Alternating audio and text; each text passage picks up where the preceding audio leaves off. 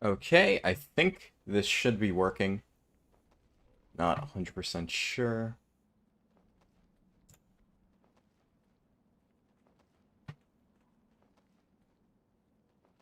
And...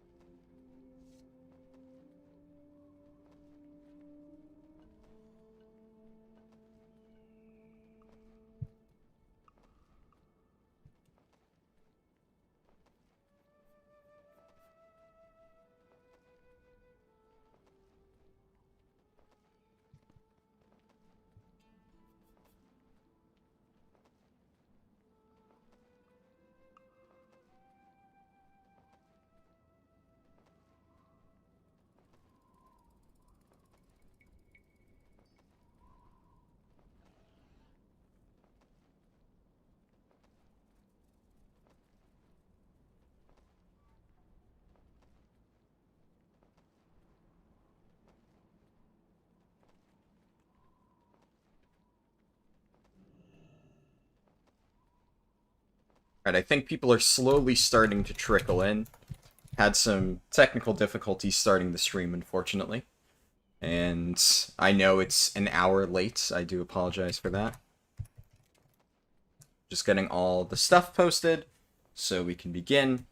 Streaming there for Blood DK Speedrun on YouTube.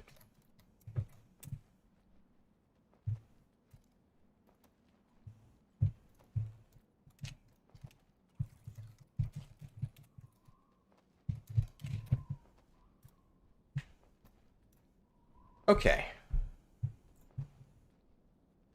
That should work. It's really tricky trying to get this all set up. It's been a really stressful morning, I guess, having to figure out first the video and then the thumbnails and all that fun stuff. Pro tip, don't oversleep when you have to return to streaming. That is, generally speaking, not a great idea. Now I can close this, and once people actually get here, we can get started. Fortunately, LiveSplit has also bugged out, so gotta close that. Awesome.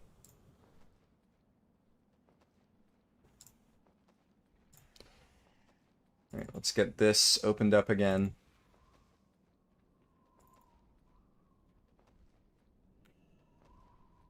And now I have to manually update this.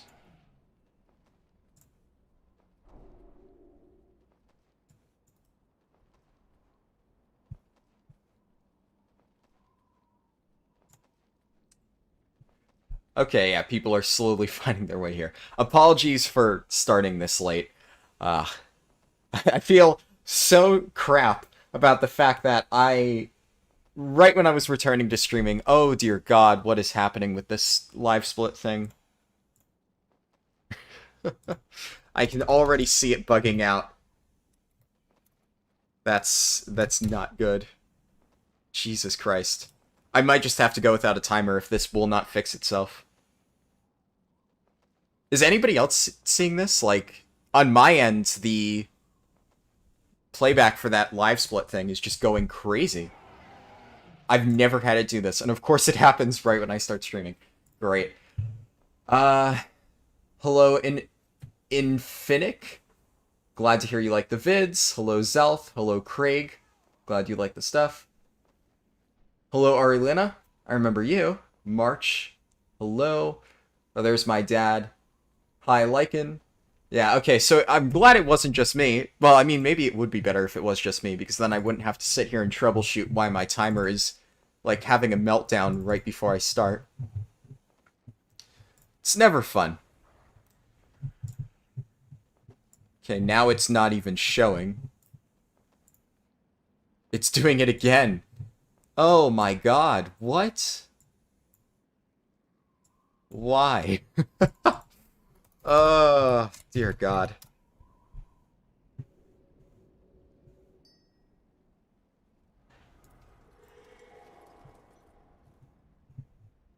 You're good, Arilena. Don't worry about it.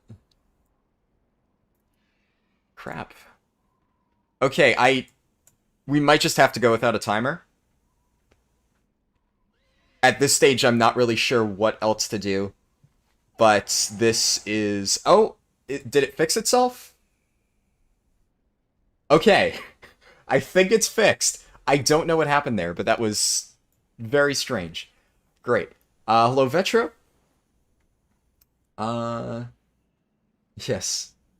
Thank you, Dad, for pointing that out. Great. Okay. So, I think I've gotten everything sorted. If you missed it, I did the actual purchasing of the consumables off stream. So I didn't want to have to worry about, like, the prices getting, you know, sniped and stuff. Figured that would just skew the results. So I've gone ahead and gotten a few gems. I have these socketed over here. I got Rune of the Fallen Crusader, because even though Elemental Force is probably better, this is free. So for a budget speedrun, it obviously works out much better. And then I have, of course, some gun shoes, some goblin gliders, some swiftness potions, you know, all that good stuff. Bear Tatar as well. Hello, Big Kirky. But yeah, pretty much all the basic stuff that you need for a budget speedrun. I'm going to be going ahead and buying flying and stuff like that once I eventually, you know, reach the requisite level to buy it. So I've mailed over 10k gold total, and basically out of the 5k that I used for the budget, I have 316 gold remaining. Just going to use that on whatever over the course of the run. But yeah, I think we can probably hop in. There's not really anything else that I need to do, at least that I'm aware of. Nothing on stream seems to be breaking yet. Timer seems to be okay now. Hopefully, if I click this, does it actually start? Does it work properly? It's a little bit delayed. Okay, great, it's working. And I'm just gonna get to leveling. So I don't know exactly how far I'm going to get today. I'm gonna try to at least get to 50. That should be doable. And maybe I'll go further. If I have time, I'd like to get this leveled up all the way to 60. If you missed it, the reason why the stream's starting a bit later than I said is because I overslept. You know, it is what it is. I basically stayed up till 6 a.m. doing editing on the video for today, and then I just kind of sat down while it was encoding, and next thing I know, it's 11 a.m. I'm like, oh, fuck, I'm supposed to be streaming right now. Oh well. What are you gonna do? So I'm gonna go ahead and get my dollar on Hearthstone. It'll just help in the long run. And then we're gonna do pretty much the standard route here. Silver Pine Forest, Hillsbrad. There's no reason to really change it up, I think. The route works. I have not, in all of my test runs, found something that is better. So I'm just gonna keep going with that. How has my day been? Well, my day just started. It's been pretty hectic so far. Basically, like I said, woke up late, had to immediately get the thumbnails ready for the stream and the video that I just recently posted. And of course, you know, being late to your first live stream isn't exactly fun. It's, very, frustrating, I guess. Definitely wasn't planning on that. Good morning, thank you. We're still getting there. You know, it's not the easiest thing to come back to streaming when I'm so used to, like, doing video editing, and now I'm streaming early. My previous streams, if you weren't there, were much later. I'm trying to get into the habit of, like, having a normal sleep schedule for the most part, and that's kind of difficult when you're used to, you know, going to bed and waking up at, like, degenerate times. Clock is 18:10 here. Oh, that's, trying to, like, in my head, do the math on that to translate it from, like, European time. Because, like, obviously in the US, we use just up to 12 hours in both ends, so I can't, like, really process that on the fly. 12 a.m. for you? You were going to bed? Oh, well, I appreciate you stopping by either way. How's the first week of college been? Ooh. Not amazing. I mean, it is obviously, you know, a bit sucky having to go back to classes, right? Nobody enjoys that necessarily. It's been... I guess it could be worse. So I'm not gonna sit here and complain about, like, oh no, like, college sucks. The main problem is just the commuting, right? Like, the classes are fine, I guess. I don't really have a big issue with most of them. Boring, admittedly, but fine. But it's specifically having to drive, like, 1 hour, and then, you know, I mentioned I live in New Jersey, and we had, like, really bad flooding a few days ago. And because of that flooding, one of the main highways that's, like, right next to where my college is was completely flooded. It was, like, blocked off by the police and stuff, and I had to take a, like, 30-minute detour. So, I mean, unfortunately, my dad's watching this, so he, you know, is going to hear. But, I mean, I was about 5 minutes late to one of my classes because I, despite leaving early, ended up having to take a massive detour. So that was fun. It's always fun when you plan ahead and you're like, oh, right, you know, I'm being responsible. I'm going to be on time this time. And then, you know, life just says, fuck you. And the entire highway's flooded. Never seen that before. It was just a fucking ocean over there. So, yeah, that part about streaming has not been the best. Wasn't it supposed to teleport me to Dalaran? Did I... Oh, I see. Wait, did I just get to Dalaran and then immediately instinctively go to the exit portal? Wow. I guess we're not getting the Dalaran Hearthstone just yet. Can I still go out and talk to the guy and... Jeez. This is my brain just going purely on autopilot here. I'm like, oh yeah, Dalaran? I always use this as like a quick TP to Orgrimmar. It's not like I'm in the middle of a speed run and came here to get my Dalaran Hearthstone or anything. Cosmo, I am on Mal'Ganis.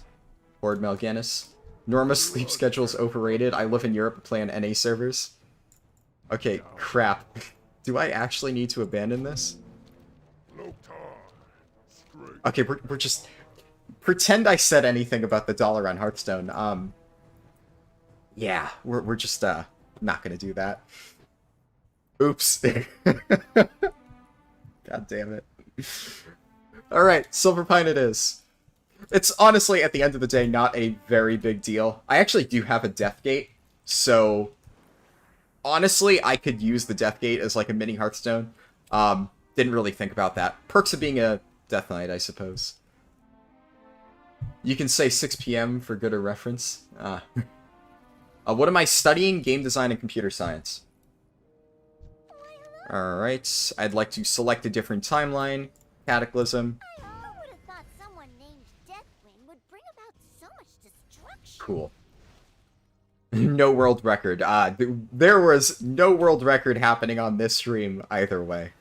I mean, either way, this character I created like a while ago, so this was never eligible for a world record in the first place. That's okay. Some people in New Jersey were literally washed away to their deaths. Holy shit. Yeah. I mean, you know, at least I drove safely, right? That's what's important.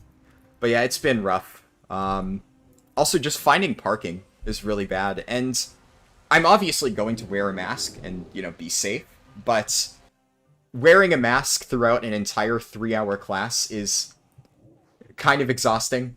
Definitely not the most enjoyable experience when you have to do it multiple days in a row. So, yeah, overall, college has been fine. It's mostly just been the commute. The worst part about the commute, though, is the fact that the last 3 times when I've gotten Dunkin' Donuts while driving, the Dunkin' Donuts near my college is just fucking up my order constantly. It's like getting a bit ridiculous at this point. Like every single time, I'm like, okay, you know, I'd like a plain bagel, and it's like a whole wheat, like multi-grain bagel, and I'm like, that's not a plain bagel. But like usually I'm at a point where I'm, you know, already barely about to get to class on time, so I'm like, well, guess I'm having a multi-grain bagel today, despite the fact that I very clearly said plain bagel. I know this is like a very basic thing to complain about, but you know, when you're really looking forward to your plain bagel from Dunkin' Donuts, it's really frustrating when they manage to fuck that up. Or sometimes they're out of plain bagels, which that one I'll never understand. It's like, of all the bagels that you might want to keep stocked, you'd think that plain would be the most important one. I don't know. Just, something to consider, Dunkin' Donuts. Because at this point, I'm looking to maybe leave a bit early and take a 5-minute detour so I can go to another Dunkin' Donuts because that one can't seem to get my order right. That's been by far the most frustrating part about going back to college. What's my favorite food? I don't know. Probably pizza, ice cream. Standard stuff. I'm not, like, very, original in that regard. Heresy, it's not Dunkin' Bagels. Yes. You're gonna run home and start playing? Awesome. Yeah, I know a few people said they were gonna try to, like, find me on stream. Now, I will say, if you manage to find me while I'm speed leveling, more props to you, because I will, generally speaking, go out of my way to not be found. It might seem like, well, just go to Silverpine, but you have to remember there's lots of different shards. I've also employed a few little tricks to keep myself hidden. Because what you have to remember is, while I would love to run into all of you guys while streaming, there's also people that like to hunt me down and gank me while I'm streaming. I've had a few streams in the past where people specifically tell me in chat, I'm on an Alliance character coming to kill you. And I'm like, oh, okay, cool. And they never find me. Generally pretty good at dodging those people. So the unfortunate fact about that is it's generally a bit more difficult to run into me because of the precautions I take. Surprised you have the nerves on these speedruns. So, I mean, this isn't necessarily a world record speedrun, right? I've said this before, but if I'm doing a really intense world record speedrun where I'm genuinely trying to, like, get the fastest time, yeah, it's kind of hard to stream that, and I've never actually streamed one of my world record speedruns. I also haven't gone for one in, like, 8 months. I've mentioned that before. I'm not sure if everybody, like, saw that video. I think I talked about it on the Mage speedrun. But I've had a bit of a difficulty with, like, the speedrun.com moderators. They're trying, I guess, so I'm not going to, give them too much shit about it. But they clearly are not doing everything that they can to make the category as good as it can be. There's some very sketchy runs that kind of, like, are borderline breaking the rules that are still up there. Not many, but there's, like, one person in particular who, I'm not going to obviously say their name, but you can find their runs on speedrun.com if you're curious. But if you watch their runs and see some of the strategies they're using, it very much falls into that category of, like, riding that fine line between what should be allowed and what isn't allowed. And I feel like when you allow runs like that, it just kind of makes the experience worse for everybody else. Because then everybody else feels like, well, I kind of need to push the envelope on these rules to actually compete in this category. And I don't want to do that. I generally like to go by what I believe is fair. What I believe is, generally good for everybody, instead of just, like, what benefits me. So that's a bit of a tricky situation. And they previously allowed grouping, and that was one of the things that people were blatantly abusing. That one I was very much against. Luckily, they have since kind of stepped back on that. They made a new category for no grouping, so if I ever do speedruns, it'll be in the no grouping category, which is what myself and many others believe is the only fair way to speedrun. Because, I mean, if you're getting boosted by your friends, is it an actual leveling speedrun, right? So that's, like, a bit of an iffy parts, I suppose, about doing those speedruns and why I haven't really gone for a world record. That and the fact that I don't really enjoy the current 50 to 60 route. I might refine it and then, push to do more fancy stuff with that eventually. At that point, maybe I will go for world record. But it's not something I'm doing right now. So I guess to answer your question, the nerves aren't really there because the, I guess, immediate, like, challenge of, oh, am I going to get world record is not there. At this point, I've gotten the muscle memory of actually speedrunning down to the point where I don't need to be super nervous about it. This is, like, very much laid back more than anything. I'm just kind of casually leveling a character. I spent a lot of time on that, sorry. I ignored other people. Vetro, thank you for stopping in. Sleep well. Cosmo, I'm a Horde player. I'm going to find you to say hi. Awesome. Streaming world record attempts in a PvP game is signing up for your own death. Yes, exactly.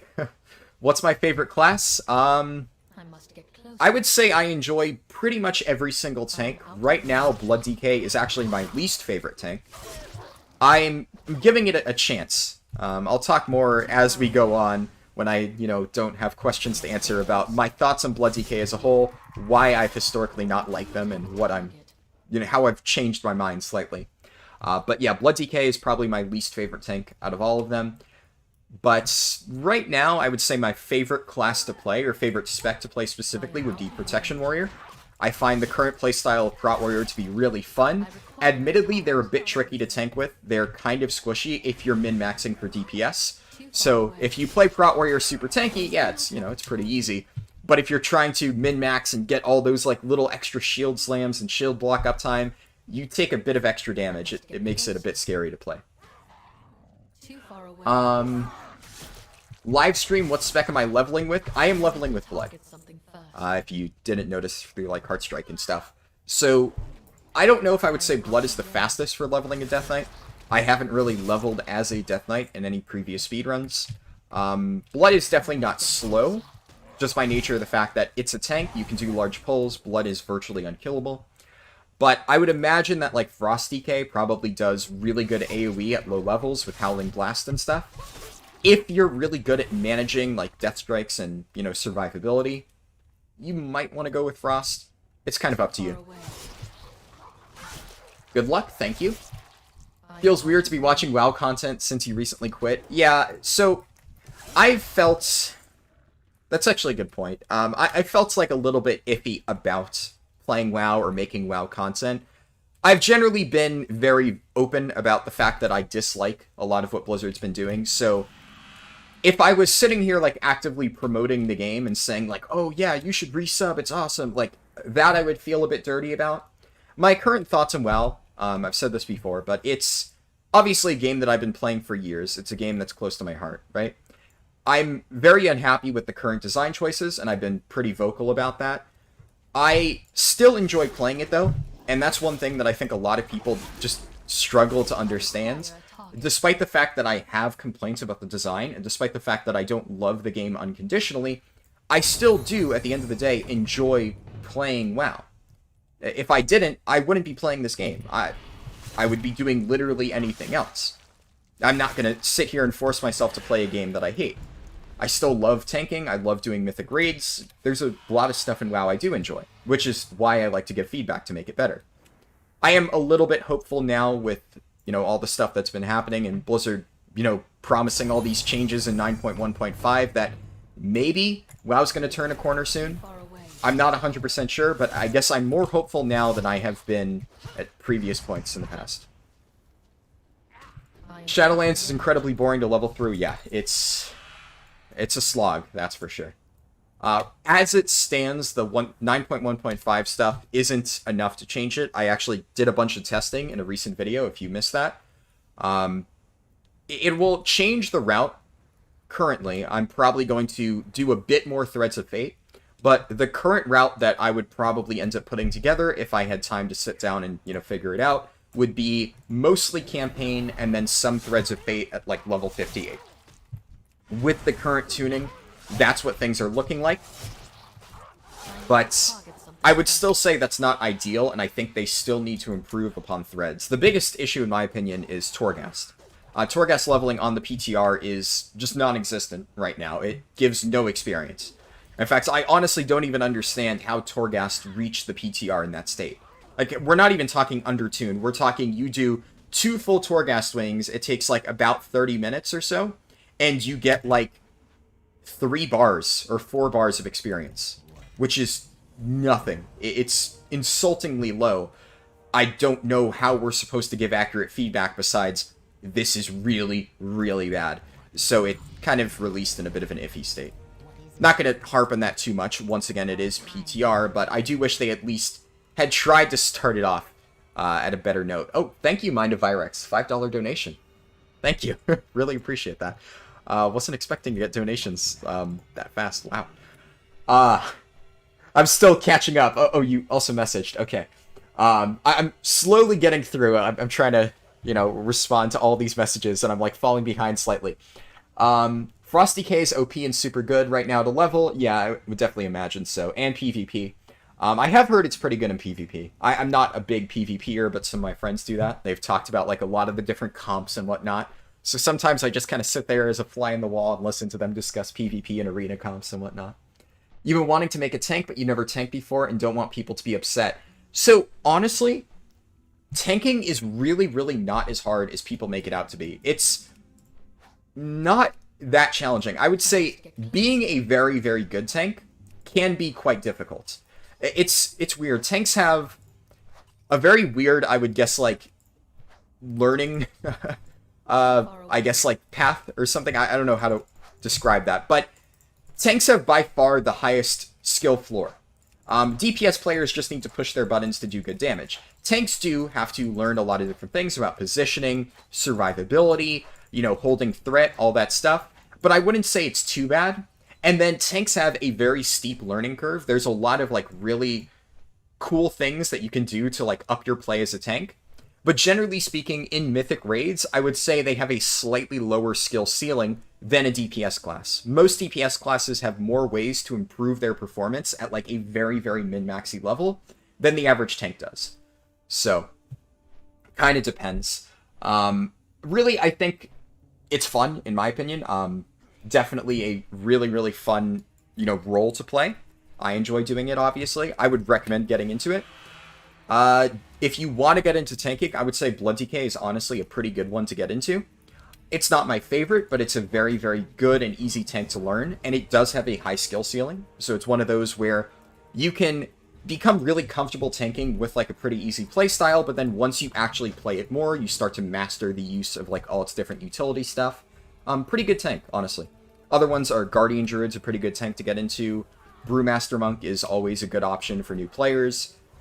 I would say those three, yeah. Prout Warrior is a bit tricky. Vengeance Demon Hunter isn't necessarily the hardest, but it's also not amazing, and there's a few different builds that you would need to get used to if you wanted to play it, so wouldn't necessarily recommend starting with Vengeance, and Protection Paladin's by far the hardest tank. Would definitely not recommend starting as that. But, I mean, they're all very fun to play. They're all really strong right now. Tank balance at the moment is ridiculously good. Alright, used to main Blood DK. Awesome. Hopefully you enjoy this. You main Blood DK as well. Great.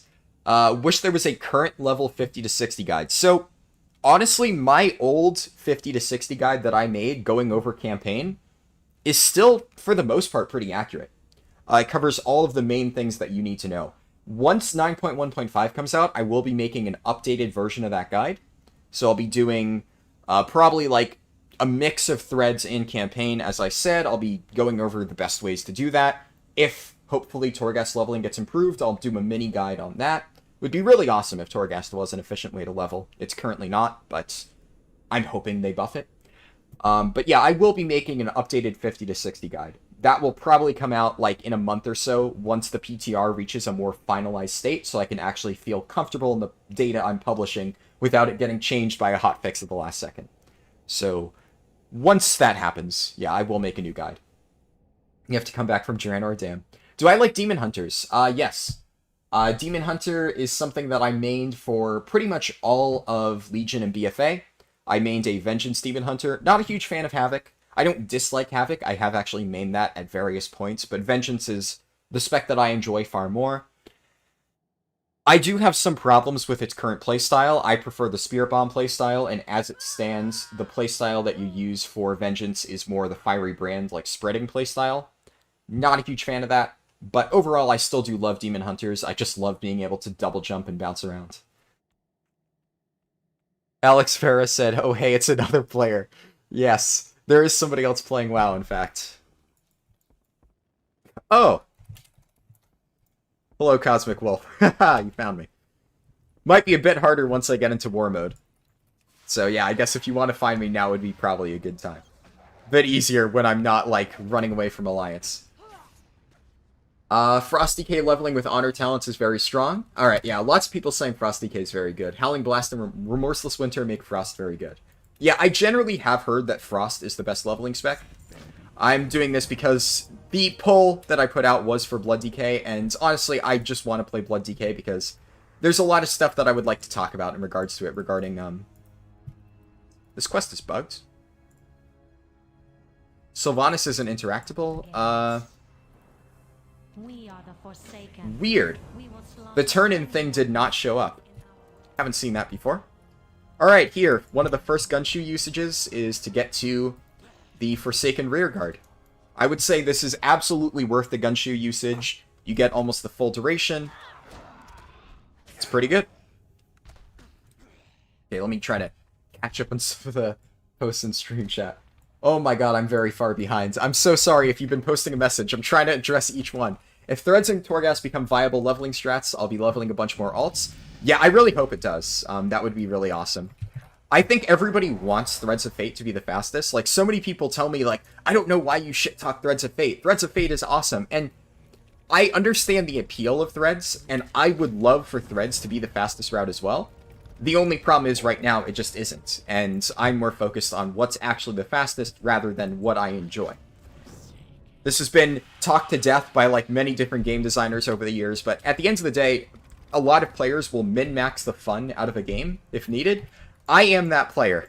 I am the type of person who will basically take something and even if it's not necessarily fun, if it's the fastest route, that's what I'm going to be doing.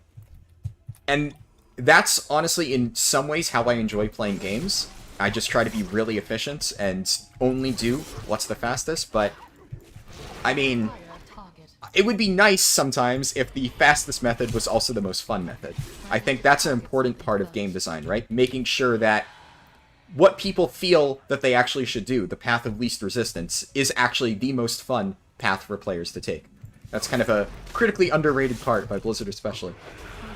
You're a good man, take your time, make sure to kill... Yes, kill rares. Yes, yes.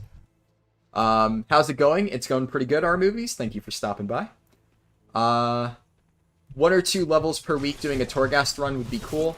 So, a lot of people enjoy leveling like that, and I think it's fine for there to be incentive for that. Like, heirlooms have rested experience attached to them. It encourages people who want to level every now and then. But I've mentioned this before, even when I'm not speedrunning, I prefer to level just in one sitting. I take my character, I start leveling, and I get it to max level in that time period. That is just the way that I prefer leveling. So, when Blizzard designs leveling systems like Torghast, expressly around the idea that you don't touch it more than once a week, and you're supposed to slowly level a character up to max over the course of like many, many weeks, I just really dislike that. I get that it appeals to some people, and there should be a benefit to doing that, but you should still be able to get good experience just by farming the thing, without any like daily or weekly quests and whatnot. Practice in heroics, keep an eye on add-on timers to use mitigation when ready. Yes, absolutely. That's definitely a good way to get into tanking. I would say even Mythic Zeros right now are generally a pretty good way. They're tuned to a point where they're not too difficult. You could absolutely learn tanking pretty comfortably in a Mythic Zero setting. Most people doing them aren't going to be like super hardcore about like, oh my god, this tank's doing bad pulls. They'll be pretty patient, in my experience at least. Do I like the Demon Hunter class? Yes. I think I already answered that one, but I guess somebody asked again. 1 or 2 levels. I read that one. Used to tank and play all Druid specs back in Legion. Watching you has made me want to get back into tanking, but you don't want to upset people. No, most people are very patient with tanks. The only time when people start to get a bit impatient with tanks, in my opinion, or in my experience, I guess, is like High Mythic Plus. And I've had people get impatient with me as a tank. So the reality is people are going to like be annoying and be like, oh, tank, pull more. You're not pulling fast enough. No matter how good of a tank you are. Like I had a situation where I was doing, I forget what dungeon it was, but it was like a plus 17. Yeah, Plaguefall. I was doing a plus 17 Plaguefall. We ended up 2-chesting that Plaguefall. Really good key. We had no wipes. Everything went clean. And the people were sitting there like, tank, pull more. Tank, pull more. Like, you're not doing this fast enough. And I literally just typed in chat, shh. Like, shut up. Don't like, tell me to pull more. I know what I'm doing. It's gonna be fine. And what do you know? We 2-chested it. Some people just get really antsy and they're like, oh my god, he's not pulling enough. I can't pad on AoE. What am I gonna do? Ah! And you just ignore them. Just keep doing the pulls that you know are good. You're always gonna get those people. It's just a matter of tuning them out. It's gonna happen at every single level of tanking, whether you're a beginner or an experienced player. It's just life, really. And if you really enjoy Druid, Bear Druids are very, very strong right now. I would say they're probably top 3 for tanks. Tanks are very, very balanced, but currently Protection Paladins and Blood DKs are, like, very, very strong. They're probably top 2. I mean, they were run in the World First race. And then Bear Druids are very close. They're, like, a super close third. And they have a lot of things that they do really well that Prop Pallies and Blood DKs do not do. So, definitely a very powerful tank if you're looking to get back into it. Get to know your class, check out dungeons and level as a tank so you can get a feel for it, absolutely. For in-game stuff, there's a lot of good guides for Mythic Plus. Yeah, there's definitely a lot of good guides. Class Discords, generally, are pretty good resources. The only class Discord that I cannot recommend is the Paladin Discord. Mentioned it before, but I am currently banned on the Hammer of Wrath Discord. If you missed the context for that, way back when I was doing the Covenant spreadsheet before Shadowlands launched, I got banned from the Hammer of Wrath Discord because they said I was spreading misinformation, despite the fact that I literally asked in the Discord, what did I get wrong? Is there any way that I can improve it? Just let me know. I'm trying to make it as accurate as possible. And then they just banned me from the Discord, despite the fact that all I did was ask for them to explain what I was doing that was misinformation. So, you know, great bunch of people over there on the Hammer of Wrath Discord. Really good moderators. Fantastic. But every other class Discord, I've had really good interactions with all the theory crafters. They're all great people. They keep up-to-date resources, and they're always trying to, like, help out and make sure that everybody understands how to play their class properly. Definitely would highly recommend checking out your respective class Discord. What do I think about the toxicity in WoW? I've been facing a lot of it recently, and it's pretty sad. So I honestly don't understand why so many people are making a big deal out of toxicity in WoW, in that it's been a problem for years. I've never noticed an increase in toxicity in recent time. WoW has always been a ridiculously toxic game, and I mean, I guess you could say that because the game's not doing super well, it's probably gotten a bit worse because everybody's just more pissy. I can generally attest to the fact that I feel more, like, personally at ease when I'm playing other games. A lot of times when I'm, like, already frustrated because of something in WoW, I'm, like, a bit more on edge. I wouldn't necessarily say that I'm toxic, but I'm saying I can understand how maybe some people who are not the nicest would be even less nice in a setting like that. But I honestly haven't really gotten the notion that toxicity in WoW is any particularly worse now, because it's always been pretty bad. I think if people sit there and tell themselves that, oh, yeah, no, toxicity in WoW, it's super bad right now, like, really? I mean, who are you kidding? Like, have you been playing this game? It's always had a very, very toxic community. Now, I'm not trying to say that people shouldn't actually make the game better. Absolutely. I'm glad that Blizzard's been, you know, improving the game and making it, like, harder to be toxic. That's just always a good thing. So, yeah, definitely glad about that. But I feel like it's just something that people have latched onto recently. Nothing in particular has happened to make players more toxic. It's just, I guess more people are taking notice, which, good. What's a good server to play on? I want to do a new server. Okay, so right now, I would say for Horde, the best servers are Mal'Ganis, the one I play on, Illidan, Tichondrius, Area 52. Probably those, yeah. Those are definitely the best servers to play on. There's other good ones, like Wormrest Accord is good, Emerald Dream is good. They're probably a bit more dead now. But the servers I mentioned, so Mal'Ganis, Illidan, Thrall, Tichondrius, Area 52, those are all very, very good servers. High pop, you'll be able to get into guilds, all that fun stuff. You found Blood DK the hardest? Blood DK, I would say, is the hardest to learn because of its mitigation style. It's a bit of a mix, actually. If you're used to the reactionary, like, defensive style of Blood DK, it's not too bad. But I would say if you're coming from another tank and trying to learn Blood DK, it's by far the hardest new tank to learn, because it has a very different mitigation style than most other tanks. So yeah, I will say that. It also has decently difficult utility at max level, but that's something completely different. Good to see ya. Been loving the videos. Never played tank before and feeling burnt out, so I was thinking of trying to main a Brewmaster. Probably Mana Starved. Brewmaster is a great option. You should have a lot of fun with that. Oh god, I'm so far behind. Okay, I got a donation. Holy shit. I'm so far behind that I only just noticed that I got a donation. Apologies if you've been messaging and I haven't been responding. I'm, like, super far behind in messages. But Just Marv, thank you for the 10 euros. Good to see you again.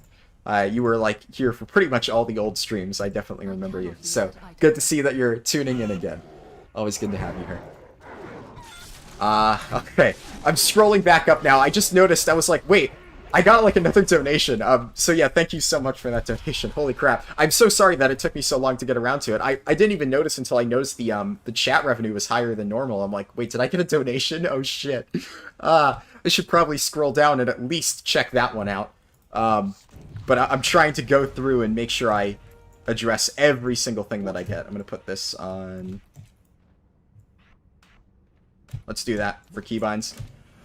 Okay, Brew is harder than Blood DK. I would agree with that statement. I would say, like I said, Blood DK could be a bit tricky because of the reactionary playstyle, but I would say that when you get to like a higher level, Brewmaster has more moving parts that you need to actually master to really do well on it, whereas once you get comfortable with using like Death Strike as a Blood DK, it's not too tricky. You know, you take a lot of damage, you press Death Strike, you're good to go. It's that simple, really. Once you get more used to it. Obviously, you need to maintain Bone Shield uptime. There's min-maxy things like, you know, managing your runes, managing your runic power, you know, keeping your Blood Plague up on the target, but that isn't too hard as long as you're using the rotation correctly. But yeah, I would agree with that statement that Brew is harder than Blood DK. The new Blood DK isn't fun for me anymore. I absolutely agree with you, and I'm going to get into this more. This is a longer rant that I'm going to get into once I've sufficiently finished answering all the questions. I mained Blood DK for all of MoP and all of WoD, and I quit it completely in Legion. This is like the first time that I've seriously played Blood DK since Legion. I cannot agree with that statement more on disliking the new Blood DK with Bone Shield and stuff. You played a Blood DK in Kata, yeah, it feels completely different to how it used to. You're absolutely correct on that. It's a bit unfortunate, really. They completely butchered Blood DK's playstyle. I've kind of grown to appreciate, in some ways, modern Blood DK. So this is weird. Agatha... Okay, Agatha spawned for me. There we go. I've gotten that bug a few times. It's unfortunate. Happens randomly. I don't know a consistent way to not get it. I don't think I have Path of Frost yet. But oh yeah, Agatha gives me water walking. Cool, and thank you, no problem. Yeah, I'll get into Blood DK stuff more, especially as I get to higher levels, and I can clearly talk about how Blood DK works and what about the new changes I dislike. I will talk in length about what I dislike about modern Blood DK compared to what it used to be. You remember that wolf guy? That's the one that kills the poor sucker we left behind when we did our video? Ah, yes. Too far away. You still wake up at nightmares for that poor soul. Yeah. My dad's being a derp. You told me that you found me. Oh, yeah, wow. So I've just gotten to the point where Cosmo found me in-game. It's been a lot of messages. I'm trying to address all of them. I apologize if I haven't gotten around to your message yet. I will get to it eventually. Kanagiri, hello from France, good luck. Thank you. Have I done a Demon Hunter speedrun? Yes, I actually did do a Demon Hunter speedrun a while ago. Is Warrior good in high-end rating? Absolutely, it's good. I would say the only spec of Warrior that's like a bit iffy right now is Fury Warrior. So I've mentioned this before, but I main Prot Warrior. Prot Warrior is absolutely good in high-end rating. In fact, I actually have the rank 1 Remnant of Ner'zhul Mythic Parse as a Prot Warrior. Hee. Was really excited about that, so I feel like I need to kind of brag about it. I was just really happy when I got it. I was like, oh yay! I got the rank 1 Parse. Always happy to see that. Absolutely. Prot Warrior is very strong. Arms Warrior is absurdly powerful right now. And Fury Warrior you can make work. I'm not going to sit here and say that Fury Warrior is unplayable, but it is definitely on the weaker side. If you're an experienced Fury Warrior, you're still going to be able to get a raid spot, but it's going to be a bit trickier than if you were on Arms, for instance. Okay, I thought Unholy was the fastest. I'm not entirely sure, but I believe that most people prefer to level as Frost. I think at low levels, the Frost AoE is better than the Unholy AoE. I think Unholy gets better the more you level up. Could be wrong in that. I'm not an expert at leveling Death Knights. But that is just what I've heard from people who do enjoy leveling DKs. Warriors are good for raid. It's an A tier right now. Yeah. Absolutely, you cannot go wrong with playing a Warrior. Both DPS or tanking. Well, like you said, Survival Hunter is fun. It absolutely is, and it just gets better the higher level you go. Survival Hunter is a blast to play. Picked up Arms Warrior, looking at Prot, quit Druid because he having to play balance. Yeah. I mean, honestly, Feral's not bad. A lot of people, you know, say that Feral's absolutely terrible right now. The problem with Feral is it's only good on, like, really, like, single target focused fights. It's not the worst for AoE, but it definitely falls off pretty hard. But Feral is ridiculously good in its single target niche, and the vast majority of raid bosses fall into that niche, so honestly, you could get by just fine playing Feral if you really enjoy it. But yeah, Arms Warrior and Prot, both really fun specs. Sup, how are you doing? I'm doing great, Spoonman. Thank you for tuning in. Heroic First One's Guardian Druid can solo the big smash. My Blood DK cannot. I believe Blood DK can solo it with AMS and IBF, right? I've definitely seen a Blood DK do it. I'm not sure how consistent it is, but I've watched a Blood DK do AMS and IBF and solo the Obliterate Heroic First Ones. What Covenant do I use for Warrior? I am Night Fae. Night Fae all the way. It is, at the moment, the best Covenant for Protection Warrior. I will die on that hill. Some people really like Kyrian. Kyrian is not that far behind. It's very, very good. But I definitely think Night Fae, at the moment, is a better Covenant for Protection Warriors. Feral's doing great now. Yeah, absolutely. Do I play Trackmania? I do not play Trackmania, but I have seen a lot of YouTube videos about it. It seems like a cool game. I never really knew about it until, like, just a few weeks ago, but I mean, I'm always looking for more things to play. Maybe I'll check it out at some point. But no, I have not played it before. Zul'jin's okay. Oh my god, how did I forget Zul'jin? Yeah, Zul'jin's another great server for Horde. I completely blanked on that. Yeah, Zul'jin. Great Horde server. Absolutely. No longer your spec as the playstyle has shifted. Oh, yeah, Blood Talons was very different. I know a lot of people who swear by Blood Talons. Second character was a Blood DK. Yeah, Blood DK is definitely very good. Just Barf said no problem. Alright. I do apologize for not getting around to your thing fast enough. Hey Harlden, your videos are great when making a chainmail. They're great to work to. Glad to hear it. The challenge is not getting one shot. Yes. Very true. Do I care to watch the MDI? Okay, MDI. So I enjoy watching the MDI from a purely, like, entertainment perspective. But one thing that I have a problem with in regards to the MDI is a lot of people don't realize that the MDI is not exactly easy to replicate in most of their Pug Mythic Plus keystones. So I have a huge problem with people always trying to go for the MDI strats whenever they join, like, a Pug Mythic Plus. And this is, like, the bane of my existence while tanking keys, because everybody wants to do these absolutely bonkers pulls that are not practical unless you have comms and really good DPS and really good coordinated CC. But people will sit there and go, Tank, why are you not doing this pull? I watched the MDI. They did this pull, the MDI. This is how you're supposed to do this dungeon. Have you not seen the MDI? And it's like, God. It is so frustrating because while it is really fun to watch, and I love seeing the strategies that people come up with, it should not be something that most people aspire to do. It's not a practical thing at all for the average player. So that is the only problem I have with the MDI. It's not necessarily a problem with the MDI itself, more how people apply the MDI strategies to regular gameplay. But I do enjoy watching the stuff. It's cool to see people doing these crazy, like, pulls and whatnot. Every class in spec is good. It's all just the player himself, except Feral. Wow. Some people are gonna really hate that. You're gonna be higher level, but you'll wait for me at Shadowlands. Yeah. I mean, I'm going pretty slow in this character. I'm not super, like, confident with Blood DK. It's been a while since I played it, so I'm definitely gonna be, you know, going a bit slow and steady. And also, I'm lacking, of course, the 10% experience potion. We'll see, though. I'll see how I go. You know Marrowrend is there for blood, but for leveling, it's 2 runes versus Heartstrike's 1 and probably the same RP gain. So the reason to use Marrowrend is because, I don't know if this works at low level. I would imagine it does. But, let me see. Does it work like that? Or is there some upgrade to Marrowrend later on? Oh, okay, so actually it's not worth using Bone Shield yet. So, when you're min-maxing Blood DK, absolutely you need to be using Marrowrend. Even though it is inefficient in terms of rune usage, you want to make sure that you stay above 5 stacks. 5 stacks will give you this benefit from Ossuary, which I didn't realize is now only at level 58. And just having Bone Shield up increases your haste, which is a massive boost. But actually, good call on that. I didn't realize that I don't actually have that benefit until level 41. So yeah, at this point I should just be using Heartstrike. I didn't realize that. Thank you for pointing that out. I probably wouldn't have noticed. I'm used to the higher level playstyle for Blood DK.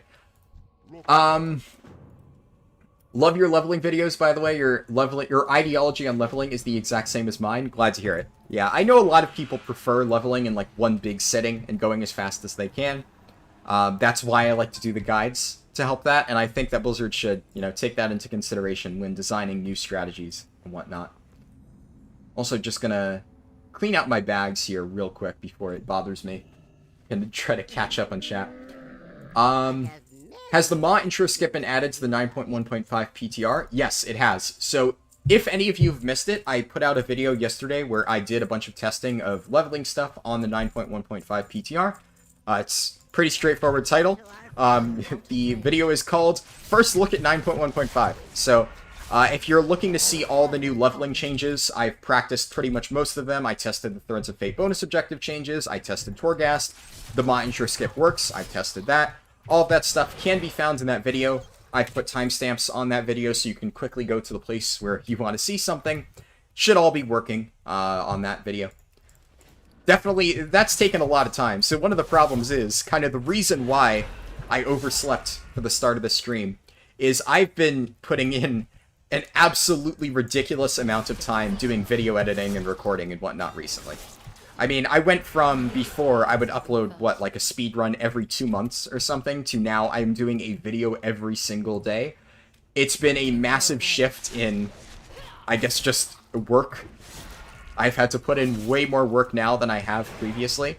And I've been happy with the results. I mean, people have been enjoying the videos. Overall, I think it's been really nice to have a lot of the clips that maybe don't get seen by the average player to be put into their own videos. Definitely good to have that, but it does require a lot of effort. So as I mentioned, I was up like pretty much until 5 a.m. 2 days ago working on that 9.1.5 thing, because basically raid ended, I hopped in the PTR, I got all that footage, I sat there for hours editing it, then I had to let it encode, then I had to drive an hour to class, and sometime in there I got like 2 hours of sleep. It was rough. And then I got home, passed out for a few hours, did a bunch of work on preparing the speedrun, did editing on that video, then passed out again, and then overslept by like 30 minutes for the start of the stream, so I had to start it a bit late. It's been a bit tricky getting all that stuff out, but I'm getting there. It'll, I'm sure, be more intuitive as I get more used to it, doing all these like regular video uploads and stuff. But I plan on continuing that because people seem to be enjoying it, right? Draenor is another Horde server. I've not heard of Draenor. Is Draenor on Europe? The servers that I mentioned are North American servers, so for good European servers, I honestly have no idea, because I have not played on European servers, and I don't really know what's good for them. But if you say that Draenor is a good European server, then I'll take your word for it. You missed the first hour, don't worry. YouTube always puts all the live streams up as a recording on my channel, so you can always go back and, watch the rest. Has it been an hour already? Oh my god, it has been an hour. Wow. I was a bit slower. I'm still using Marrow Rend. God, it's so built into my muscle memory. I'll get better at that. Need to remember to not use Marrow Rend as much. Yeah, Draenor. Okay, so for European servers, apparently, Draenor is a very good Horde server. So, awesome. I know Terran Mill is another good Horde server. That's where, I think Echo plays there? I can't remember if it's Method or Echo that plays there still. Thinkle, what's up? Nice to see you here. Gorgrond is unplayable 80% of the time. Yeah. Gorgrond is unfortunately still really broken, despite the fact that people have been submitting bug reports for it for almost a year now. It is still an unplayable, laggy mess. I am going to try to fix it over the course of this speedrun. I'll give more details on that eventually. But for now, yeah, I would not generally recommend Gorgrond unless you know the trick. But I will demonstrate the trick later on, but I'm not going to spoil it. You might know it if you watch some of my earlier speedruns, but if you're new here, maybe you don't know about it. Oh, I think that's my cousin. Eduardo, is that you? I mean, you have the same name as my cousin, so I'm assuming it's you. And I know you play Hunter, so I'm guessing it's you. What's the best Hunter spec for PvP? So I'm not a big PvPer. I have been told that Survival Hunter is very powerful in PvP. I would say, honestly, though, you can make any Hunter spec work well in PvP. I know one of my friends does arenas as Marksmanship Hunter, and he's very, very good at Marksmanship Hunter. So, you know, can't really go wrong with that, right? But Beast Mastery is obviously really good. That's always going to work out well. It's really nice because you can just keep your pets stuck on the target. But Survival, I think, has really good utility, but I've been told that Survival in PvP has a very, very high skill cap, so maybe if you're still, like, learning the game, I would say stick with BM or MM for PvP. And good to see you here. Don't know if this has been answered, but is there a technical reason for going Nightborn? So, to answer your question about customization hype, I actually planned this speedrun before the Nightborn customization even was announced. I am also extremely excited for it, though. Like, holy shit, I'm so glad we're getting Nightborn customization, and the customization is great and all. I'm really happy about that, but what I am most happy about, more than anything else, is the Datamined PTR Nightborn weapons. I have been waiting to get one of those, like, glowing Nightborn swords and shields, like, pretty much ever since Nightborn first came out. I've been so excited to get that. I really wanted to get, like, a Spellblade Alorial, like, lookalike outfit on a Nightborn warrior, and I was never able to do that, and I've been disappointed about it ever since Legion came out. So the fact that finally we get these Nightborn weapons, datamined in the PTR, I'm, like, super excited for it. So I would say I'm more excited about that than the new customization, though the new customization does look awesome. I'm definitely excited about that too. But the actual reason why I picked Nightborn is just because I've never actually leveled one before, so A, it would be good to get the Heritage Armor, and also Nightborn are pretty good for Blood DK. Their racials, this one isn't amazing, but having a AoE slow is actually pretty nice for, like, kiting on Necrotic Week, because Blood DK is not the best at having high movement speed. It's me. Good to see you, man. Glad to see you could stop it on the stream. But yeah, so, I mean, this racial is definitely solid, but that's not the reason that you run Nightborn as a Blood DK. Blood DK has a lot of magic damage, so Blood Drinker, magic damage, Blood Boil, Death and Decay, Death Coil, especially AoE for Blood DK is very magic heavy. And Nightborn have, which one is it? This racial, right here. Increases magic damage dealt by 1%. So, that's just really good. If you look at sims, currently Blood DK is one of the higher simming, or Nightborn is one of the higher simming AoE Blood DK races. So I always wanted a Nightborn, and I knew I was going to level a DK, or at least I knew that I was going to put a DK up on the poll for what I would level. So I figured, hey, fuck it. You know, I'll just pick Nightborn. It works out well. And then days after I had already selected that and put it up on the poll, I got the announcement that, oh yeah, we're doing updated Nightborn customization. So, I mean, it just worked out perfectly, right? I could not have planned that better if I tried. I am apparently a prophet. By doing the speedrun, or planning the speedrun, I predicted the Nightborn PTR changes. Have I played Risk of Rain 1 or 2? I have not. So Risk of Rain is a game that I've heard a lot about. I think my cousin actually plays it a lot. Not this cousin, different cousin. So cousin in chat is my cousin Dudu, Eduardo. The cousin that plays Risk of Rain is my other cousin Brian, which some of you, if you watch the streams like way back when, might know. He sometimes pops in. I think he's probably sleeping right now. But every once in a while he's popped in. He's a moderator in the chat. And he also raided with me for a while, so if you were in my guild back in Castle Nathria, you would probably know him. But my cousin Brian plays Risk of Rain a lot, and he's definitely told me good things about it, so I might play it at some point. I've definitely heard that it's a very good game. Got the same problem with Prop Paladin. People are toxic in Mythic Plus if you don't do MDI pulls. Yeah, it's just an unfortunate reality of tanking in Mythic Plus, right? I missed a few messages there. I just realized I, like, mentally skipped over a few. Sorry about that. At least I got around to them now. I think I've answered every question at that point. Let's see. You quite like Kazakh for Europe Horde? Lots of gold buyers? Yeah. I can't speak to that. Obviously, I don't play on European servers, but I guess people here have said that both Kazakh and Draenor are two good ones. Method plays on Twisting Nether, Echo is on Terran Mill. Okay, so those are all probably good options if you play on Europe for Horde servers. I have no idea for Alliance, though. I guess if you're an Alliance North American player, I can tell you that your best options would probably be like Kel'Thuzad. That's where I believe Asmongold plays, so it's still pretty populated. Stormrage is, I would say, the biggest server overall.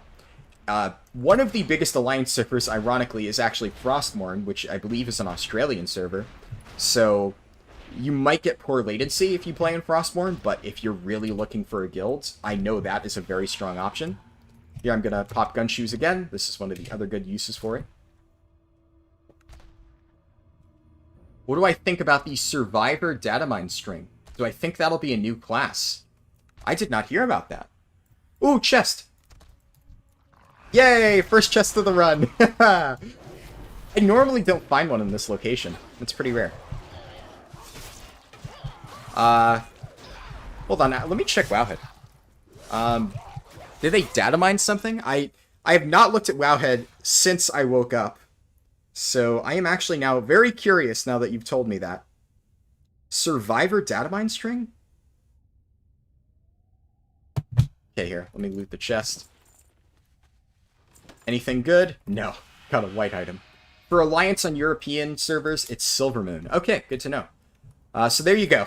If you are a European player, lots of good suggestions from people in chat. Murlocs are the worst? Yes. New chest video.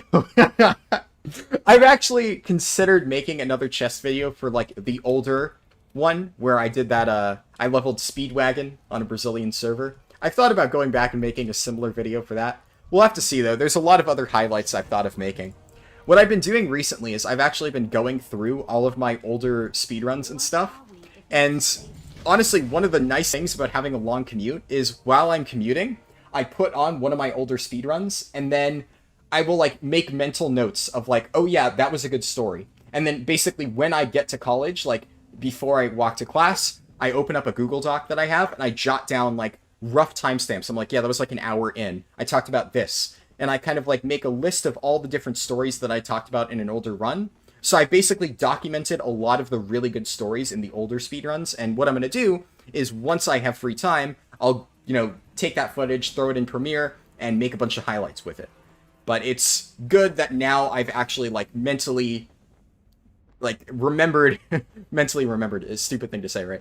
But I've remembered where all of those good stories are so I can go back and edit them and make them into highlights. There's a lot of good ones there that I'm really looking forward to turning into highlight clips. Lots of cousins. Yes, I do have lots of cousins. And all my cousins are awesome. You know, I get along really well with pretty much every single one of my cousins, so I guess I'm lucky in that regard. A lot of cousins on my dad's side are from Brazil, so Eduardo here lives in Brazil. And my cousins on my mom's side are, well, some of them live in Colorado, and then Brian, well, because like people actually know him, I'm not gonna like dox him, right? But Brian lives a bit closer. So, I mean, good luck finding my other cousins in all of Brazil, right? That's like very much a hard thing to look for. Let's see. So I'm checking Wowhead. I don't see anything about the Survivor datamine string. I'm not sure. I don't think Survivor would be the name of a new class, though. That doesn't really sound to me like what a new class would be named. And I'm going to be completely real here. I don't want Blizzard to make a new class. I would say that, if anything, Blizzard should make new specs. So, maybe add specs onto something existing. I think that Hunter should get a tank spec. I've been very vocal about this. I'm not even saying you should change Survival. I think Survival should stay as a DPS spec, but you should basically take some of the stuff that Survival currently uses and make Survival its own thing. I honestly think that they should make Survival much more of a melee ranged hybrid. It already has a lot of that stuff, but I think, honestly, its burst window should be Mongoose Bite, and that should be the limit of its melee capabilities. I think if you have Survival Hunter be mostly ranged, and you give it back, like, Explosive Shot and Black Arrow, all the fun stuff from Mists of Pandaria and whatnot, I think overall Survival Hunter would be much better for it. I think that would just be really cool. And then Survival Hunter, if it's mostly a ranged DPS, I think it would be a lot more competitive. People would be more willing to bring it. Now, don't get me wrong, I've said before, and I'm even playing one right now, I love Survival Hunter, but I just think that would be a better option for everybody, really. If Survival was more ranged focused, it would just make it more playable. I think keep the same spirit of it, but then, I've said before, I think that a Hunter tank would just work really well. Something like if you've played Heroes of the Storm in the past, Rexar, I think a Hunter tank spec that works kind of like Rexar would be really cool. I think they should add that as like a 4th spec. I think instead of looking to add brand new classes and then struggling to balance those brand new classes, they should just focus on balancing the current existing specs, because a lot of them have been neglected for years, or add like 1 or 2 new specs for things that people have been looking for. I even think you don't even need, frankly, a new spec for this, but just adding Gladiator spec back to Prot Warrior has been something that people have been asking for years. Having a shield DPS would be really awesome. That would just go over well with everybody. Stuff like that is what I think they should focus on for, like, the next expansion. So, I hope they're not making a new class. I think Blizzard struggles to do balance already, and we definitely don't need another class that's just going to make things even more difficult. It's just going to make it harder for people to actually get raid spots if they're spread out across, like, many different classes. Because then you need to make each class provide its own useful utility. Each class needs to actually be meaningfully, like, important if brought to a raid setting. And that just means that classes that are undertuned won't get seen, and that's just not great, in my opinion. But yeah, I checked Wowhead. I didn't see anything about that, so maybe they'll make a post about it. This run's going to take a while. Good luck, man. Thank you. Yeah, I'm going to be here for a while. That's just kind of how it goes with these longer leveling speedruns. Especially if I'm on stream, it's naturally going to take much longer. That's kind of how it goes, right? That's a good Horde server. It's my main server. Awesome. Glad to hear it. It's on Reddit. It looks like it might be leftover code from Exile's Reach. Yeah, that would make sense. I could see, I mean, the entire idea of Exile's Reach is like, you're surviving like a shipwreck or something, right? So, that would actually make a lot of sense with the theme of Exile's Reach. That it's like some sort of survivor buff or something like that. We need Shaman Tank. Yes! Just Marv. Absolutely Shaman Tank. That caught my eye. I would love a Shaman Tank. I think that's another thing that you could do as a 4th spec. I really want more tanks. I'm kind of biased, but I think that you need more tanks and more healers. But really, the main reason that I think that's important, right, is I don't want them to add a brand new tank class. I want them to add tank specs to existing classes. You know, if a Shaman player wants to be able to tank, that just means that they would have an easier time getting a raid spot. They might not be able to play, like, Enhancement or Ellie or whatever they prefer, but I would say for most people, they more identify with their class. They're like, oh yeah, I'm a Shaman player, rather than saying, like, oh, I am a specifically Arms Warrior player. Not saying people don't. I know a lot of people do identify. But, like, my identity in WoW is I am a tank player. I don't really care what spec it is, what class it is. I play tanks. That's what I like doing.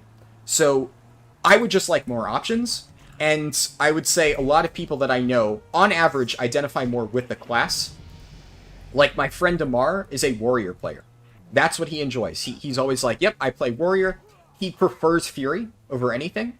But right now, he's playing Arms because it's really good. And I've seen him play Prot. He just loves warrior. That's what he plays. You know, more power to him. So I think if other classes had more options like that, if you had, like, a Shaman tank spec, right? I mean, right now you have enhancements kind of all over the place, right? But Ellie is very clearly, like, lightning focused, so, like, air elementals. You have restoration being very clearly water focused.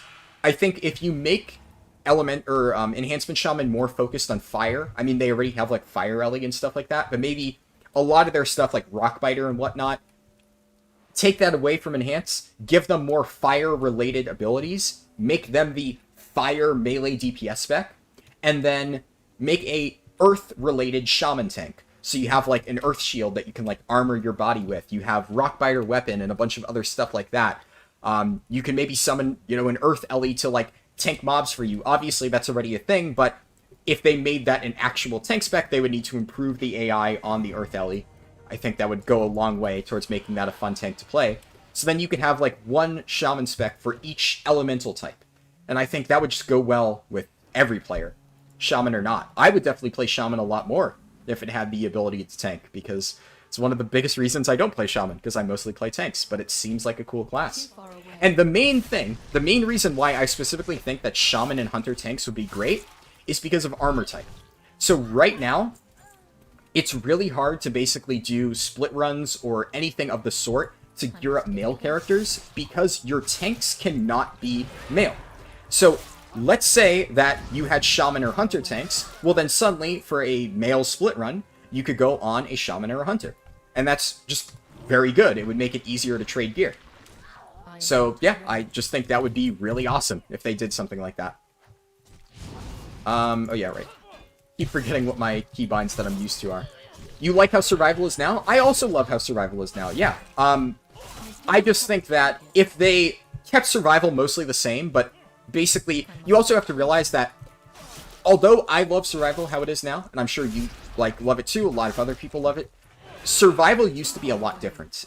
Back in MoP, it was a very different spec, and a lot of people have a lot of attachment to old Survival Hunter. So, I think that having sort of a mix between modern Survival Hunter and old Survival Hunter would just be generally more appealing for the average player. And then I think you could do cool stuff like with a Hunter tank. Just a thought. Obviously, I am not working on World of Warcraft, so I'm not saying that this is something that's going to happen. This is just kind of like my pipe dream wish list of what I would want for classes and specs. I miss Glad Stance so much, kind of like Cat or Fist Weaving, but for tanks. Absolutely, yeah. Glad Stance was awesome.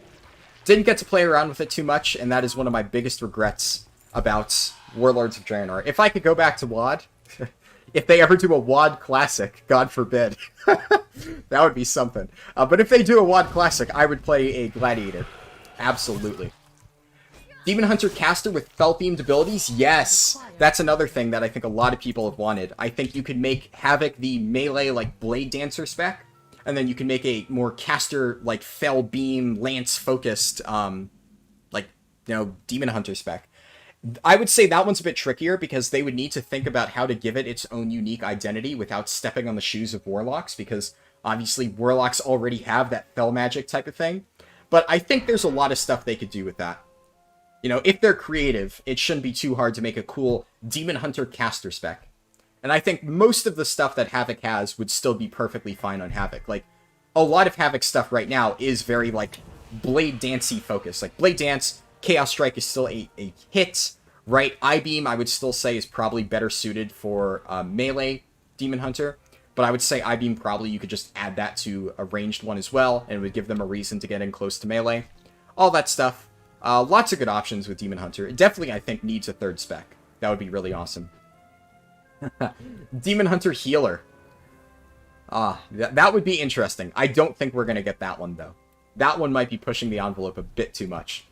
But who knows? I mean, I think it would be cool. I would just say that one they'd have to stretch a bit more in terms of, making new abilities. There's a lot of stuff that you could very easily, repurpose to make a Demon Hunter caster. A Demon Hunter Healer, you probably have to come up with, a brand new entire spec, complete new set of abilities and animations to make that one work. So that one might be tricky. Blizzard missed their chance to add Necromancer or Dark Ranger, so now why bother with a new class? Yeah, I agree. I think they should just add Necromancer stuff to DK and Dark Ranger stuff to Hunter. They kind of have in the past. I mean, they have, Sylvanas' stuff now. Sword and Shield DPS? Yeah, absolutely. If you ever played Battle Rite, Enhanced Shaman would play like Freya. I played Battle Rite a little bit. Not enough to remember it exactly, but I did mess around with it a few times. It was a fun game, but by the time that I actually got around to playing it, it was kind of dead. So I was like, wow, really wish I had played this game when it actually still had players. It's unfortunate that it didn't do super well. It seems like it would have been really fun to play.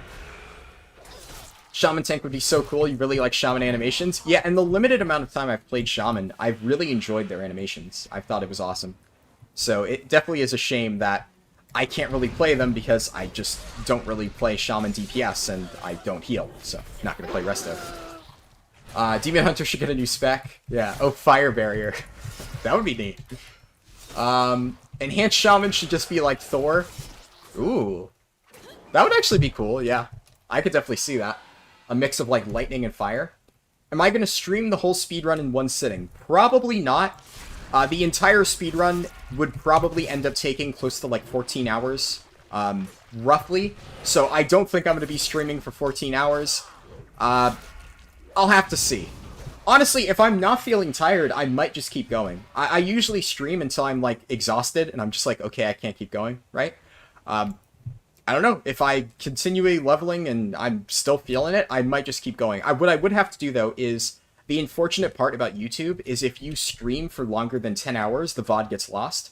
So, an unfortunate reality of a lot of my earlier streams before I knew this is they are no longer viewable. So some of the beta streams and the biggest one that I'm kind of sad about is the 24-hour Shadowlands beta, or no, Shadowlands launch leveling stream, and then I did stuff at max level. That stream is now lost to the void. I don't even have the recording because I never bothered actually having YouTube save stuff to my computer.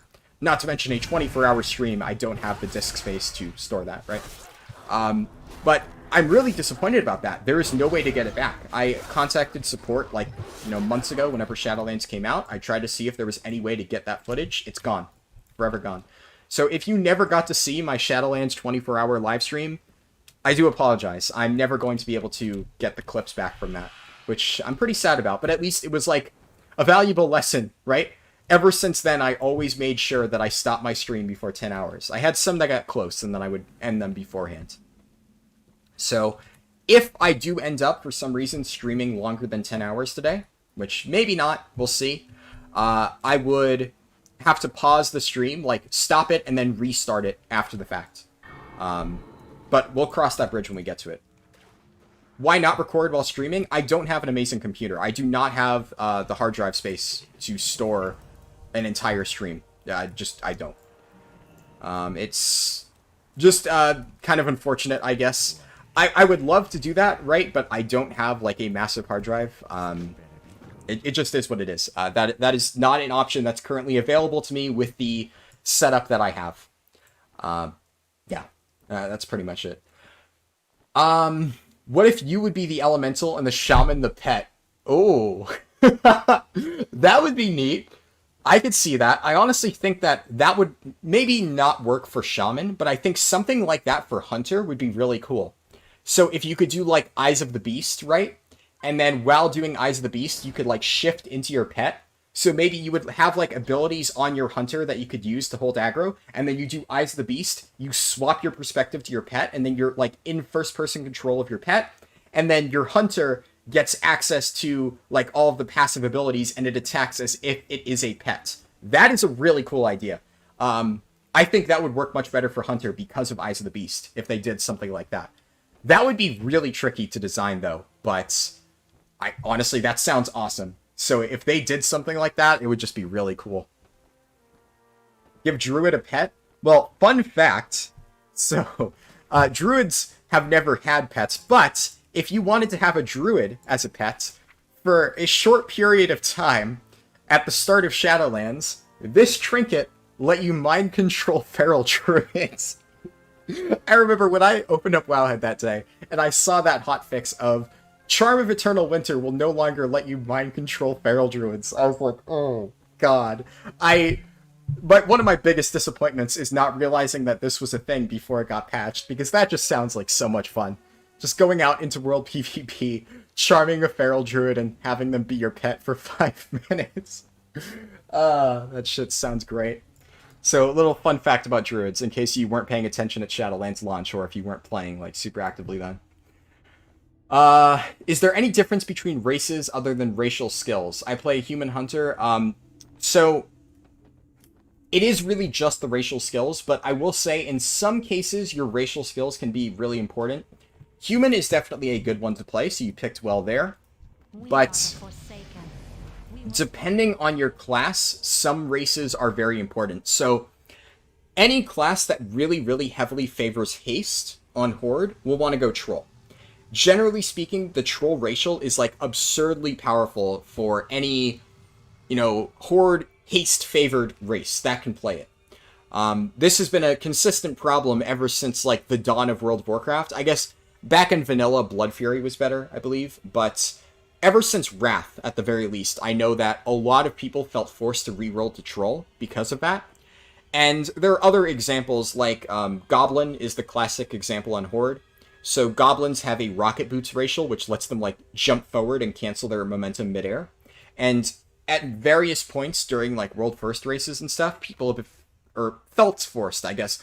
Technically, you're not forced to do this, but usually if you're doing a strategy that requires you to like jump off the side of a platform, so like Mythic Painsmith if you're not killing the balls, Kill Jaden if you're not actually using the tank ad to grip everybody back in, stuff like that.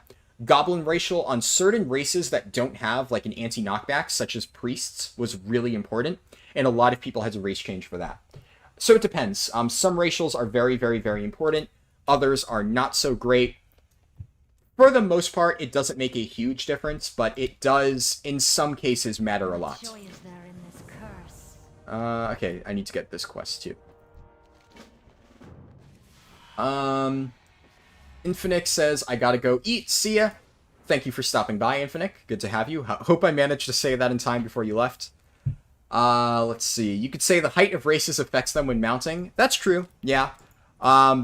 You could even say stuff like, for instance, gnomes being really small is in many ways a competitive advantage. They're a bit harder to target sometimes, so, I mean, it can kind of sometimes be an advantage if you're playing against a player who's not familiar with using, like, target macros and tab targeting and stuff.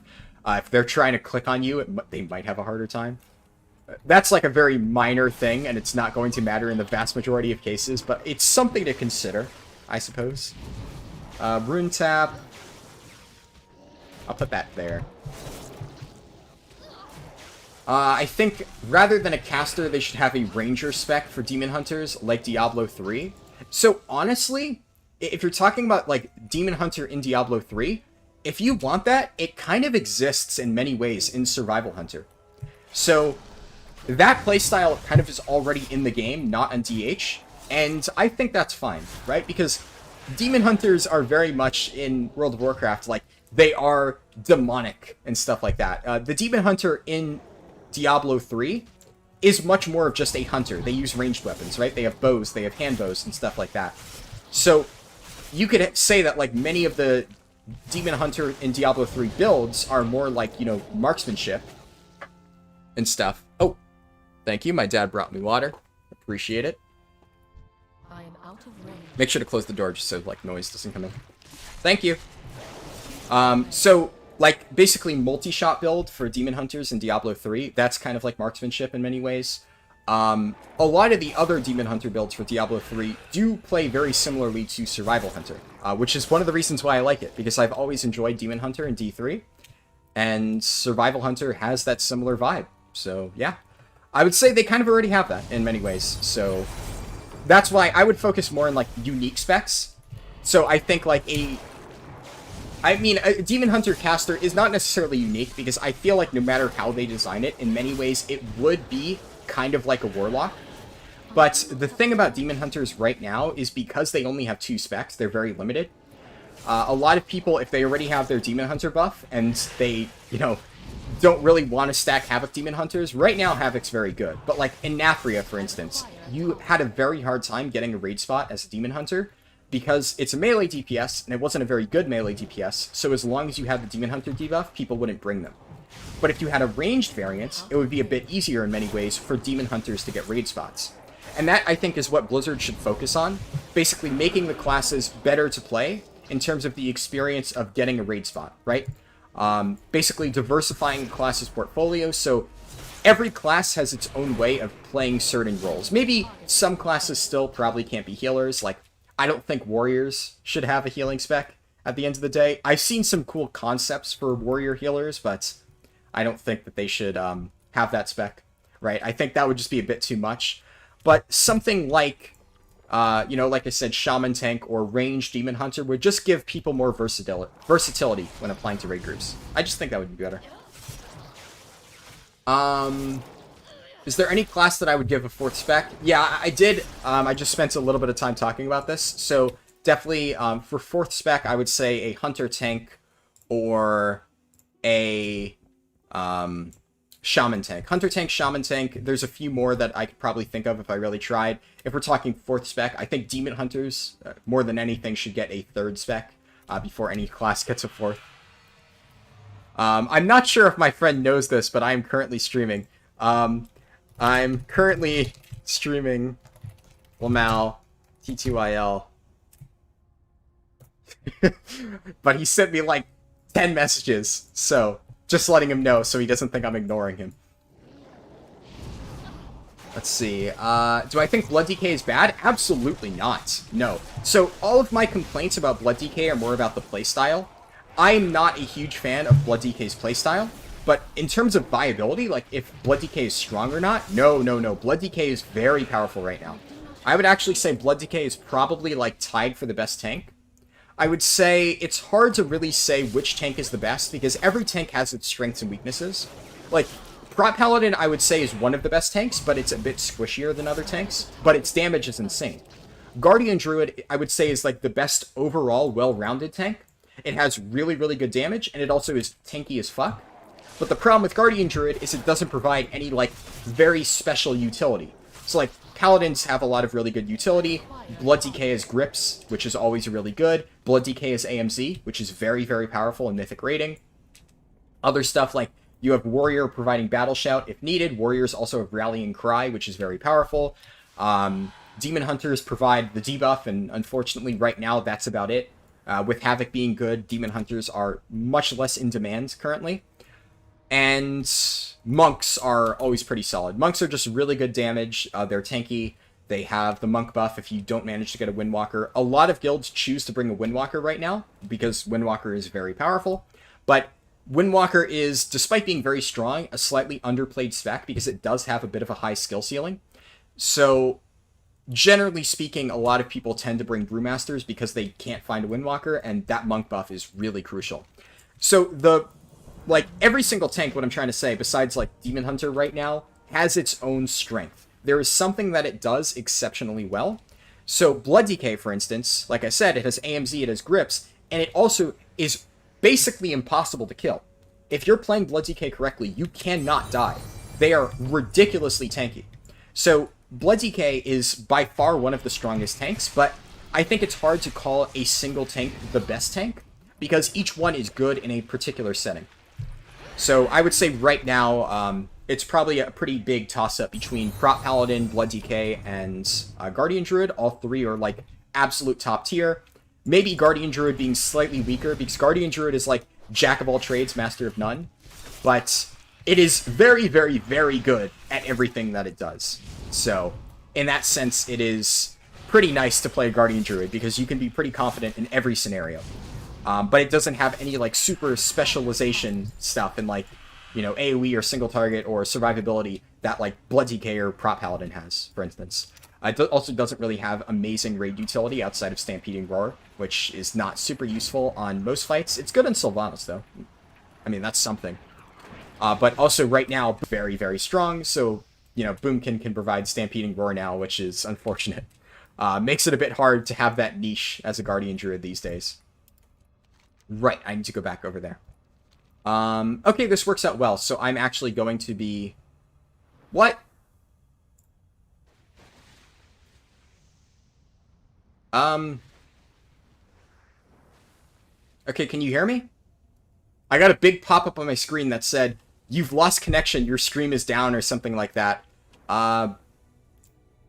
It seems to be working now.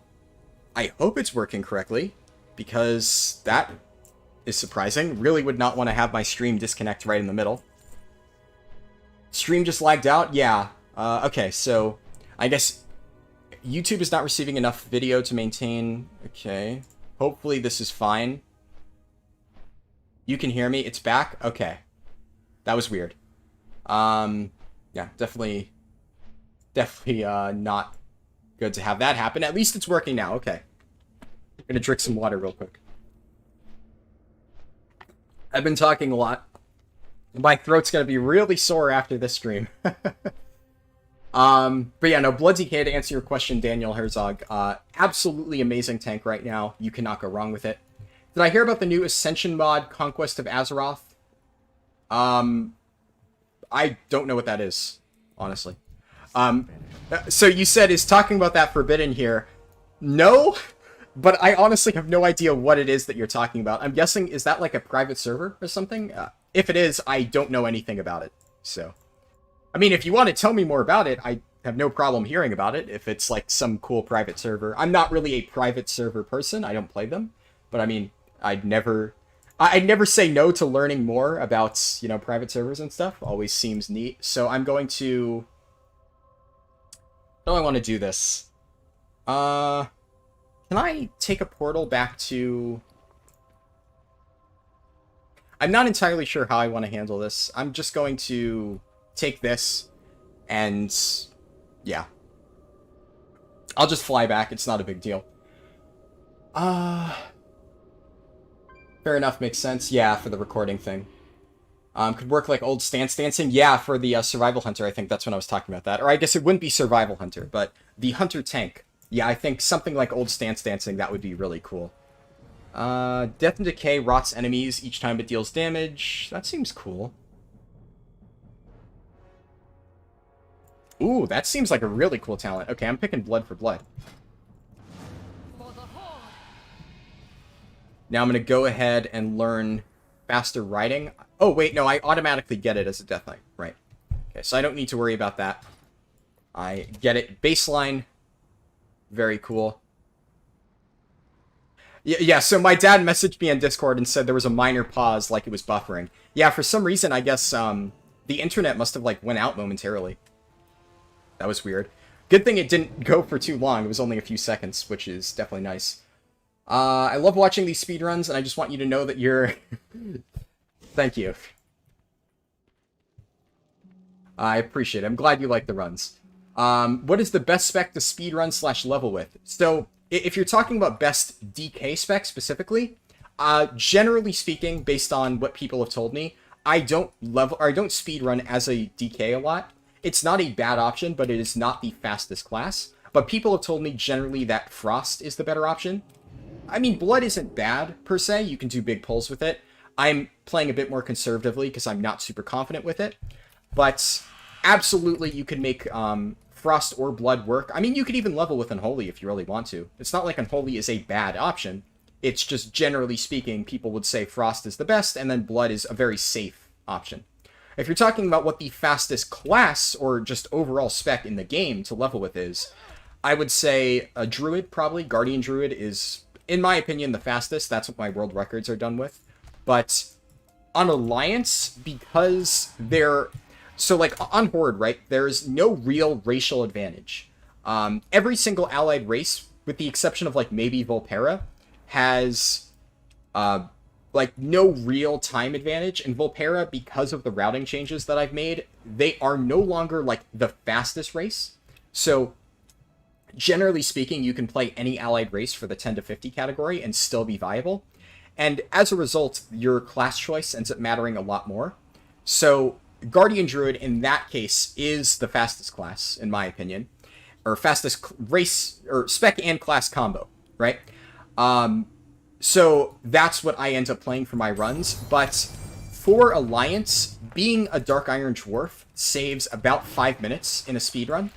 And because Dark Iron Dwarf is that fast, and it cannot be Druid, the World Record Alliance run uses a Dark Iron Dwarf Monk. So, Dark Iron Dwarf, since it can't be Druid, the next fastest would probably be Monk. So I would say, generally speaking, if you're looking for the overall fastest specs out of any class, Guardian Druid probably overall, but then specifically for Alliance, Windwalker Monk, I would say. Windwalker is obviously a bit scarier, because it is a DPS spec. You cannot do, like, massive pulls and reliably survive unless you're very good with it. But Windwalker can put out, obviously, immense AoE damage. It's very powerful. Okay, let me try to catch up with chat here. That the stream lagging put me a little bit behind. As a mage, I love our demon hunters. Yes, I'm sure. Warrior bandage spec. Yeah, I've heard a lot of people talk about something like that. I think it's a neat concept, but I don't think it would translate super well in practice. Ranged warrior, like throw barb in Diablo 2. That could be something. I think, honestly, like, sort of, like, throwing axes are maybe better off on, like, a hunter, so maybe they could give something like that to Survival Hunter. It's an option, though, but I think That's something that I just don't see Blizzard trying to design an entire spec around. Warrior is in many ways like the quintessential melee spec. So I think it would honestly be going against everything Warrior stands for to give them a ranged spec, right? Prop Heli felt super squishy in Nathria. I stopped being our guild's tank. So Prop Heli in Nathria was definitely a lot like squishier before. It's still one of these squishier tanks. And the problem with Prop Paladin is if you are min-maxing damage on it, it is very, very squishy. You need to be very, very, very comfortable with your playstyle as a Prop Paladin to min-max your damage while still being able to survive effectively. But what they did going from 9.0 to 9.1 is they nerfed Prop Heli's damage a little bit. So Prop Heli in 9.0 was insane for damage. It did absolutely bonkers numbers. They tuned its damage back a bit. It is still by far the #1 damage tank. But it is no longer as dominant in that regard. It's just slightly ahead of the other specs. In many cases, Brewmaster Monk is actually pulled ahead. So the end result of that is they lowered Prop Paladin's damage, but they buffed a lot of its mitigation. So I would say overall, Prop Paladin still feels like much better to play because you're the top damage as a tank still, but you have a lot of like more passive survivability, so you don't feel quite as squishy. But it is still a bit of a tricky spec to play if you're like going all min-maxy with it. WoW could use an additional mail-wearing class. Yeah, absolutely. I think whatever class they add next should be a mail wearer, but that's the other reason why I think a Shaman and Hunter tank would work really well. It would just give more options to play as a male user, and it would add tanking as an available role for male users, which is something that I think the game is sorely lacking at this point in time. You're such a good speaker. Keep it up, mate. Thank you. I really appreciate that. I try. What is it that you didn't like about Blood DK? I will get to that. That is a very long rant. So once the stream chat kind of slows down a little bit, we're going to be here for obviously many more hours, right? I'm going to have plenty of time to talk about my problems with Blood DK, but that is something that I will probably go on for about 30 minutes talking about, and I don't want to ignore people's questions right now. But I will get there. I will eventually talk about my problems with Blood DK. I think it would be easier to basically explain it and show some of my issues with the way Blood DK plays once I get to a higher level, so I get some of the abilities that I have a problem with. Okay, so all the people talking about stream stuff. I've had the most fun being Venthyr Guardian using Incarn and Legendary that makes you immune to CC while in Berserk. Yeah, so I've heard a varying amount of opinions for Guardian Druid in terms of, like, Venthyr or Night Fae. So, generally speaking, it seems like most Guardian Druids are running Night Fae, and I've heard that in single-target scenarios, while cat-weaving, Night Fae is still the best option for Guardian Druids. But if you are not cat-weaving, it seems like Venthyr pulls ahead. And I think for AoE scenarios where you cannot cat-weave, so like most Mythic Plus scenarios, Venthyr is better. But I think either one works perfectly fine. When I get my Guardian Druid up to 60, I'm probably going to be going Night Fae initially, but I guess once 9.1.5 hits and you can freely swap, it will be really cool to... That's a chest! Yes! Okay. Ha! I was like, wait a second. I think I see a chest over there, just peeking out from over there. Okay, cool, cool. Got another chest. Always excited for one of those. But yeah, so when 9.1.5 hits and I can freely swap Covenants, I will definitely be experimenting with Venthyr Guardian Druid. That seems like a pretty fun thing to play. Anything good? Ooh! I'm not going to replace my current weapon, but that's not bad. Got a blue item. Could probably sell it for a decent amount. Tinkerer, wearing mail and tanking with a robot. Botched that, pronunciation. But yes, that would be really fun. I think that's been one of, like, everybody's most wanted new classes, Tinkerer. So, like, kind of like an engineer, but if it was a class. That could be really cool. I mean, Guild Wars 2 basically has that, right? It actually works really well in Guild Wars 2. So I think if they took inspiration from that and made it its own thing in WoW, that would be awesome. I think a lot of people would be super excited for that. Definitely, I think that should very much be able to have a tanking spec. That would be really cool. Like a robot tank, kind of like Gallywix, right? That would definitely be awesome. Here, I'm just going to jump off the cliff, and then before I hit the ground, Goblin Glider.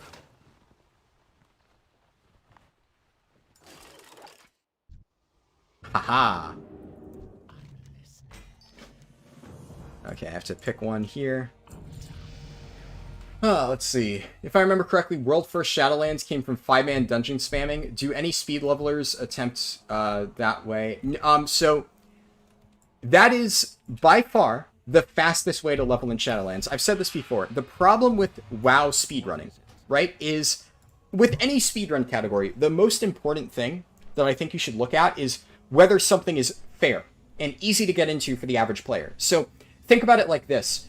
If somebody wanted to get into WoW speedrunning and they realized that the only way that they could efficiently level through Shadowlands and to get like a world record time would be to get 4 other friends who were really good at the game, who knew the route, who knew how to efficiently do all the dungeons. Like, if that was how you did it, that would just be cancer, in my opinion. That would make it really, really hard to get people into WoW speedrunning. So I think the most important thing for speedrunning in any game, including World of Warcraft, is ease of access. You know, how easy is this for somebody to just pick up and play? And the current route, I mean, you need some consumables, right? But as I've demonstrated with this, a lot of them are not that important. You can get a very, very good leveling time with only a fraction of the consumables used in my world record runs. And with that, you just pick it up, get some heirlooms. You don't even need the best heirlooms. I mean, Shadowlands heirlooms are a whole different beast, right? But right now, getting a full heirloom set isn't too hard, and you can reuse it on other characters. And you just hop in, do the leveling zones, and you're good to go. You can submit a run.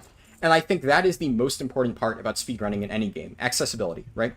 And that's why I believe that grouping should not be allowed in WoW speedrunning categories. I recently got them to add a no grouping category for 10 to 60, which is great. I'm really glad that they actually did that. I think that's just going to be better overall. So you are absolutely correct, Galaxy, that if you are going for the purely fastest time, that is the way to go. And in fact, I believe the current run on grouping has the guy just literally getting carried by 4 of his friends. And I mean, to each their own, right? But I just don't think that is a good, healthy thing to have for WoW speedrunning. I don't think that should be the meta strategy. So that's why I've been pushing to get that, not banned necessarily, but get that kind of pushed out of the meta. If you want to make it its own category, sure, that's what the moderators on speedrun.com have been wanting to do. But I think that the main category that most people run, the one that is like basically welcoming for players, should be as easy to get into as possible. And grouping kind of pushes people away from that. That's my take on it, though. It's just my opinion, right? People might have different opinions on it, but that's the reason why, personally, I don't attempt group speed leveling. I think that it sets a bad precedent.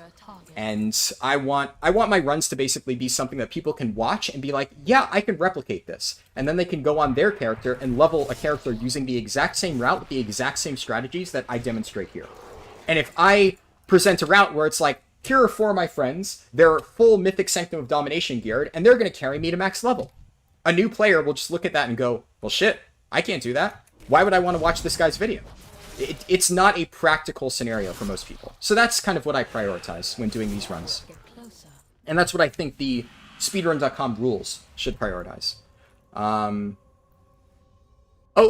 Doo-doo. My stepdaughter is attempting to play now. She's 5 years old. Is there an easier build for her? Any tips? So I'm not trying to make fun of you, Doo-doo, man. But Hunter, it is a very easy spec. So I guess you picked a good spec in that regard. You picked probably, in my opinion, the easiest spec. And I'm also not trying to make fun of any other Hunter players, right? Hunter, especially Beast Mastery, is probably the easiest spec to get into in the game. And don't worry, I'm not going to sit here and say that Hunter is like a, brain dead easy spec, right? Like, oh yeah, Hunter requires no skill. At a high level, Hunter absolutely requires skill. But in terms of skill floor, which I think is important for new players, so like Eduardo's saying here, he's trying to get his 5-year-old stepdaughter in, Hunter would absolutely be a good thing to start. And I found, like, generally speaking, younger kids probably will enjoy Hunter because you get to tame pets, right? And who doesn't like taming pets? It's always fun. I do not have a target.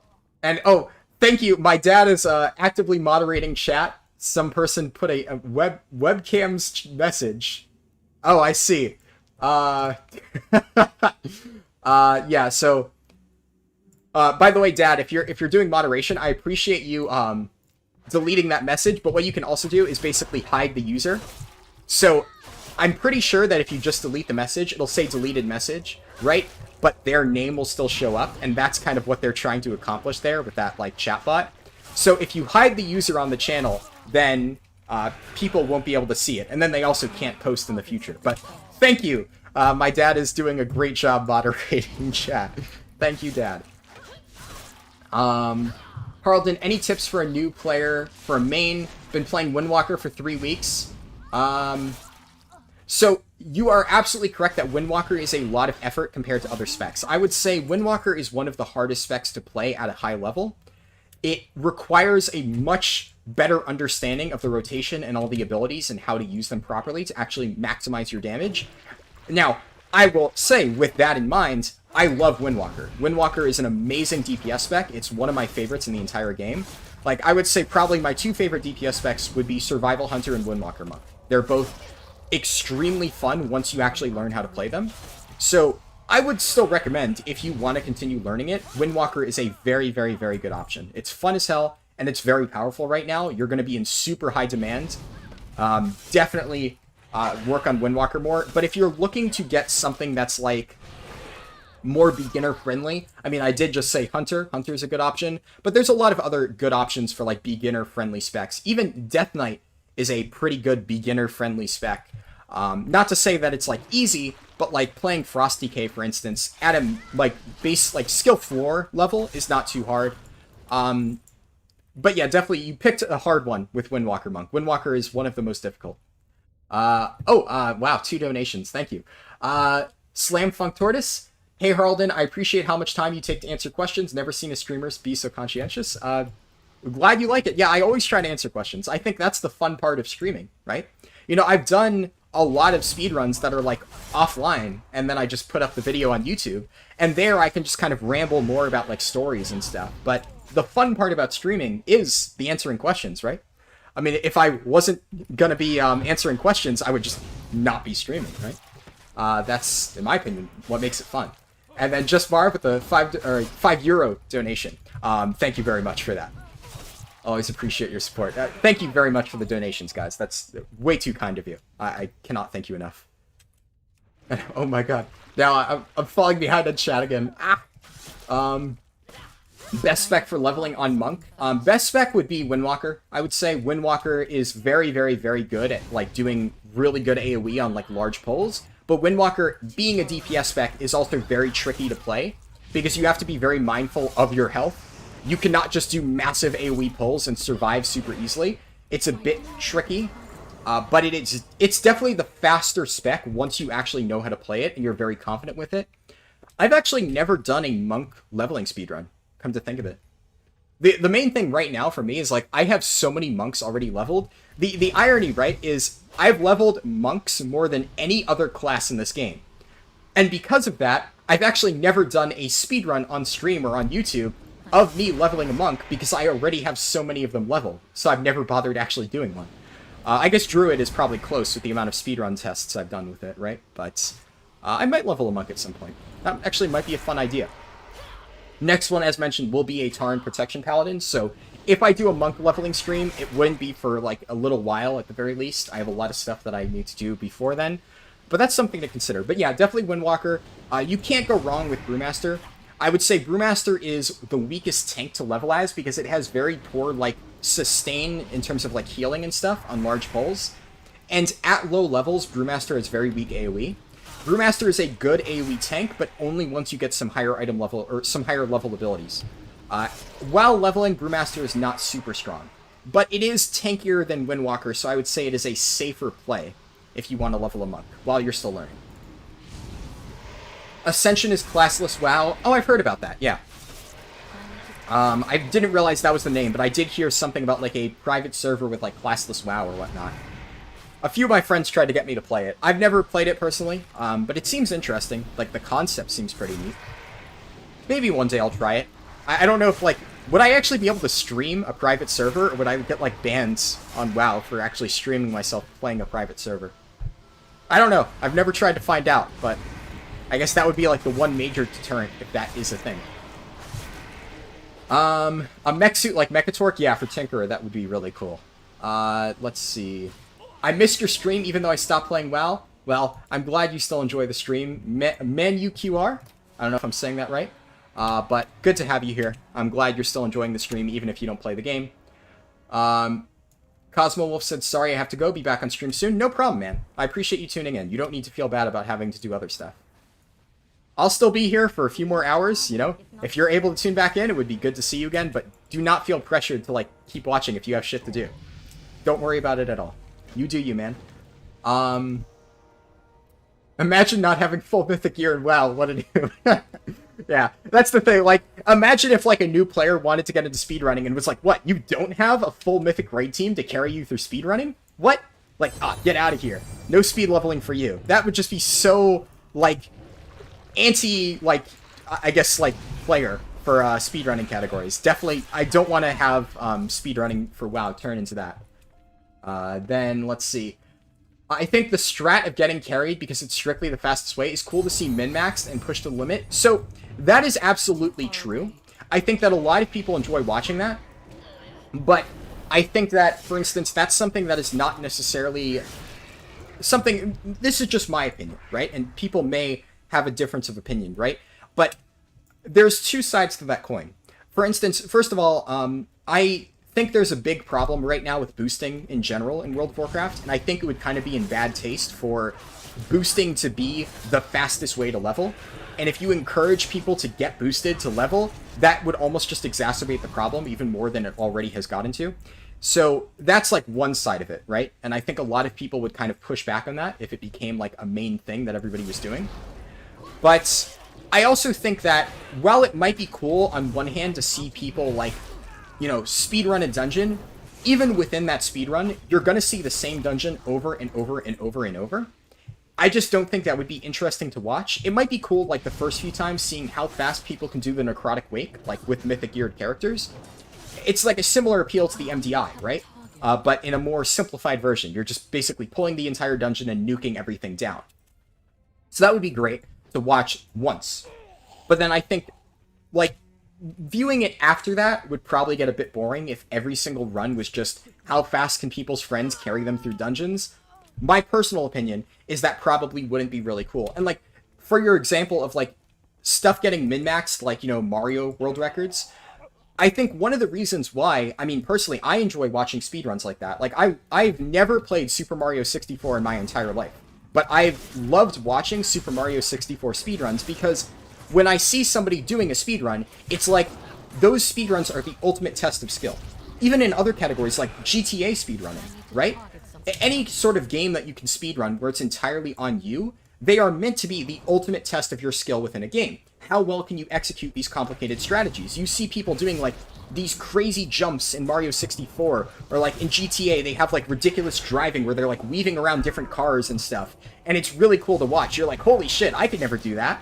And it's really, like, it's really impressive in many ways. And World of Warcraft, I guess, lacks in many ways that wow factor of speedrunning. Ironic, right? But there's nothing super flashy happening, so I think a lot of the interesting bits are the routes. Routing and doing, like, really good pulls and, you know, basically mass AoEing down mobs. And a player's ability to, like, do really good, like, consecutive pulls and pull off tricks like Goblin Gliders and Gunshoes and stuff like that is, in my opinion, what makes speedrunning it really fun and what I think is the most fun thing to watch about it. But I would say that when the entire run just becomes people AoEing through dungeons, right? Like, we already have the MDI for that. So we can already watch people run through dungeons really quickly in the MDI.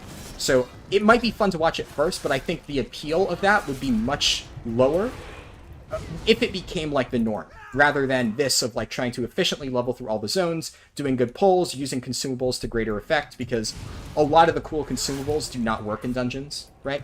So I just think this is healthier, in my opinion, for WoW speedrunning. This type of speedrun.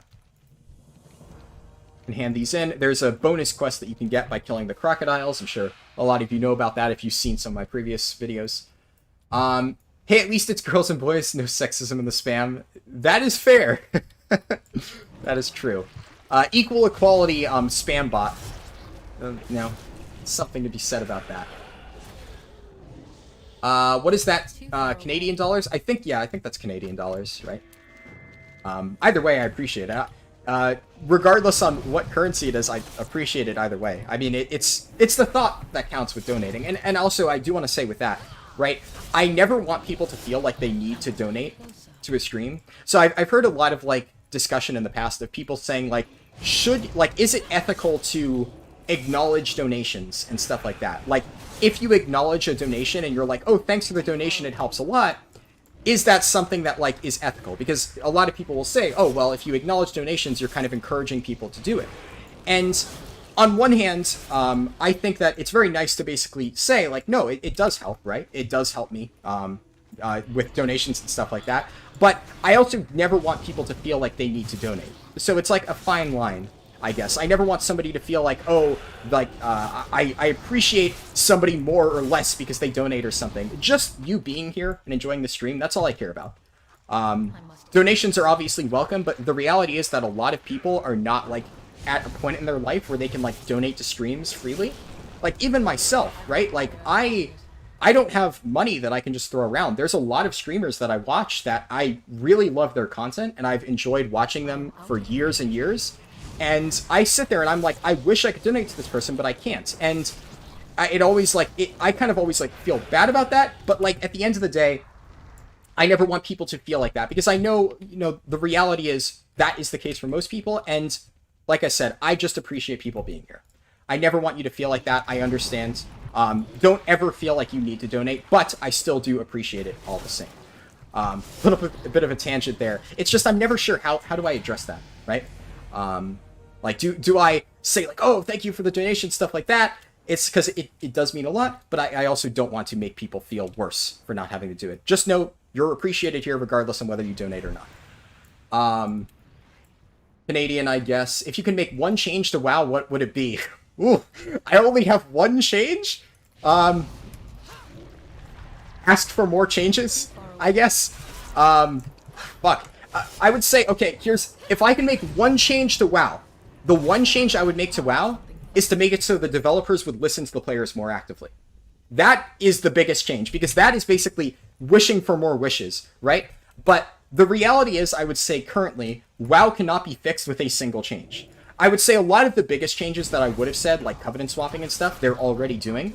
By far, the biggest benefit that WoW could have in terms of changes would be the developers listening and responding to player feedback more often. Now, they've sat here and said in their latest post that this is something they're going to do. And, I mean, if they follow through with that, if they actually do start listening to players more, that would be awesome. I would love that. Everybody would love that. But I think that is by far the single thing that could benefit WoW the most. Just the developers listening more. Canada has money. At first I was like, did I read that wrong? No, Canada, yes. I do like saying it, Canada. Canada is a fun way to say Canada. Canada has money. It's all cold hard cash up here. Thank you. I do appreciate that, though. Can't donate in dollars. Hope that exchange rate isn't that bad. Just Marv, you never need to worry about that. Like I said, for me, doesn't matter the type. It's the thought that counts, really. I appreciate it. There's a few YouTubers that do Ascension and classless WoW coverage. Interesting. I mean, maybe I'll check it out. That is definitely something that I would not be doing anytime soon, though. I have a decent amount of things I still want to do in WoW. I will eventually be doing Final Fantasy stuff. And then once Endwalker dies down later in the year, I think Guild Wars 2 will be ramping up again. And while I haven't been playing Guild Wars 2 lately, I still think it's a really fun game. So when that new expansion, End of Dragons, comes out, I will be all over that. I'm going to be playing all the new specs, doing all the new content. That game I'm really excited for. So that is kind of like my schedule going forward. And there's other stuff. Like I mentioned, I want to do Total War speedruns and whatnot. So there's a lot of stuff on my priority list. I probably wouldn't check out Ascension until quite a while from now. But it does sound interesting. What do I think is the hardest class or spec to level? Probably a toss-up between, as you said, rogues. I think leveling a rogue can be kind of tricky. Leveling a mage was quite difficult. Mages are actually decently fast if you know how to play them. Unfortunately, I don't. I am not very good at playing mages, so mages, I would say if you're not super comfortable with it, it can be a bit of a tricky spec to play, or class to play, no matter what spec you're playing. Priest, I would say. Shadow Priest is not the best leveling spec, and if you level as a healer, you're just going to have really low damage output. Probably those. Yeah. Shaman can be decently fast if you know how to play it. I would maybe put Shaman in that category. Like, Mage, Priest, Rogue, Shaman. Like, any class that is not a melee with really good AoE, or that has access to a tanking spec, is probably going to be very difficult to level. Generally speaking, rule of thumb. But it's hard to say which one is definitively the slowest to level. Like I said, I would consider Mage to be one of the hardest classes to play while leveling, but it also is one of the fastest, as people have proven time and time again. So it's really up to whether or not you're good at it. For all I know, Shadow Priest might be really fast, and nobody who plays a Shadow Priest does World of Warcraft speedrunning, so maybe one day somebody who's like really experienced with Shadow Priest will come in here and get like a ridiculously good time. You never know.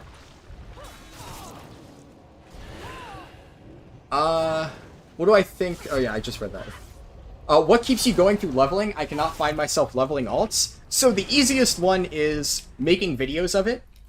I find it much easier to level characters if I can make like a video of it, because if I'm just sitting there mindlessly grinding through leveling, yeah, it's boring. But at this point, I've barely been paying attention to what I'm actually doing so far. I've just been getting my Nightborn done. Pretty much my entire like mental focus has been on stream chat, right? So interacting with stream makes this much easier to do because I get to answer questions, I get to talk to you all. That makes it a lot easier to level characters because I don't have to think about it much. But even when I'm making videos like that, like if I'm just leveling and I can sit there and tell a story or something that I know people will find entertaining, that makes it more fun to level characters. So that is the simple answer in terms of like how I personally enjoy it, but I know obviously that's not something that would apply to everybody. In terms of how I would maybe recommend leveling to enjoy it more, I usually level, as I've said, in one sitting entirely. So I'm just like, okay, today I'm leveling this character. This is what I'm going to do. And I set my mind to that. That is my goal. And I don't stop until that character is max level or pretty damn close to it. So that is another way that I motivate myself to continue leveling. It's like, hey, I started this, I might as well finish it kind of a mentality. But also, I usually don't level characters until I genuinely want to play it. So at the moment, for instance, I really, really want to play a Blood DK and a Protection Paladin at max level. The idea of like, hey, if I finish leveling, I get to have these classes as a max level tank that I can play around with, keeps me going. Because even though I'm sitting here like bored out of my mind, I'm like, okay, but later on I can like gear this character up, I can play it in Sanctum of Domination, I can, min-max it, get parses with it, and that idea of like basically fun that I can have with it later on keeps me going. But that is obviously very much a personal thing. I would say with leveling and stuff like that, you just need to find your own personal motivation. A lot of people say that the way they enjoy leveling is putting on my speedruns in the background, and it's like, oh, they get to listen to somebody else level along with them. And that's cool. I'm really glad that a lot of people enjoy that. Other people just enjoy putting up Netflix, right? Throw Netflix up there, watch a show, and you get some, like, show watching done that you've been putting off, and you can level a character while doing that. Really, it's just, you need to find your own fun when it comes to leveling. Find a way to make it enjoyable for you. Let's see. Shadowlands needs something like Freehold level boost. That was amazing for the last 10 levels.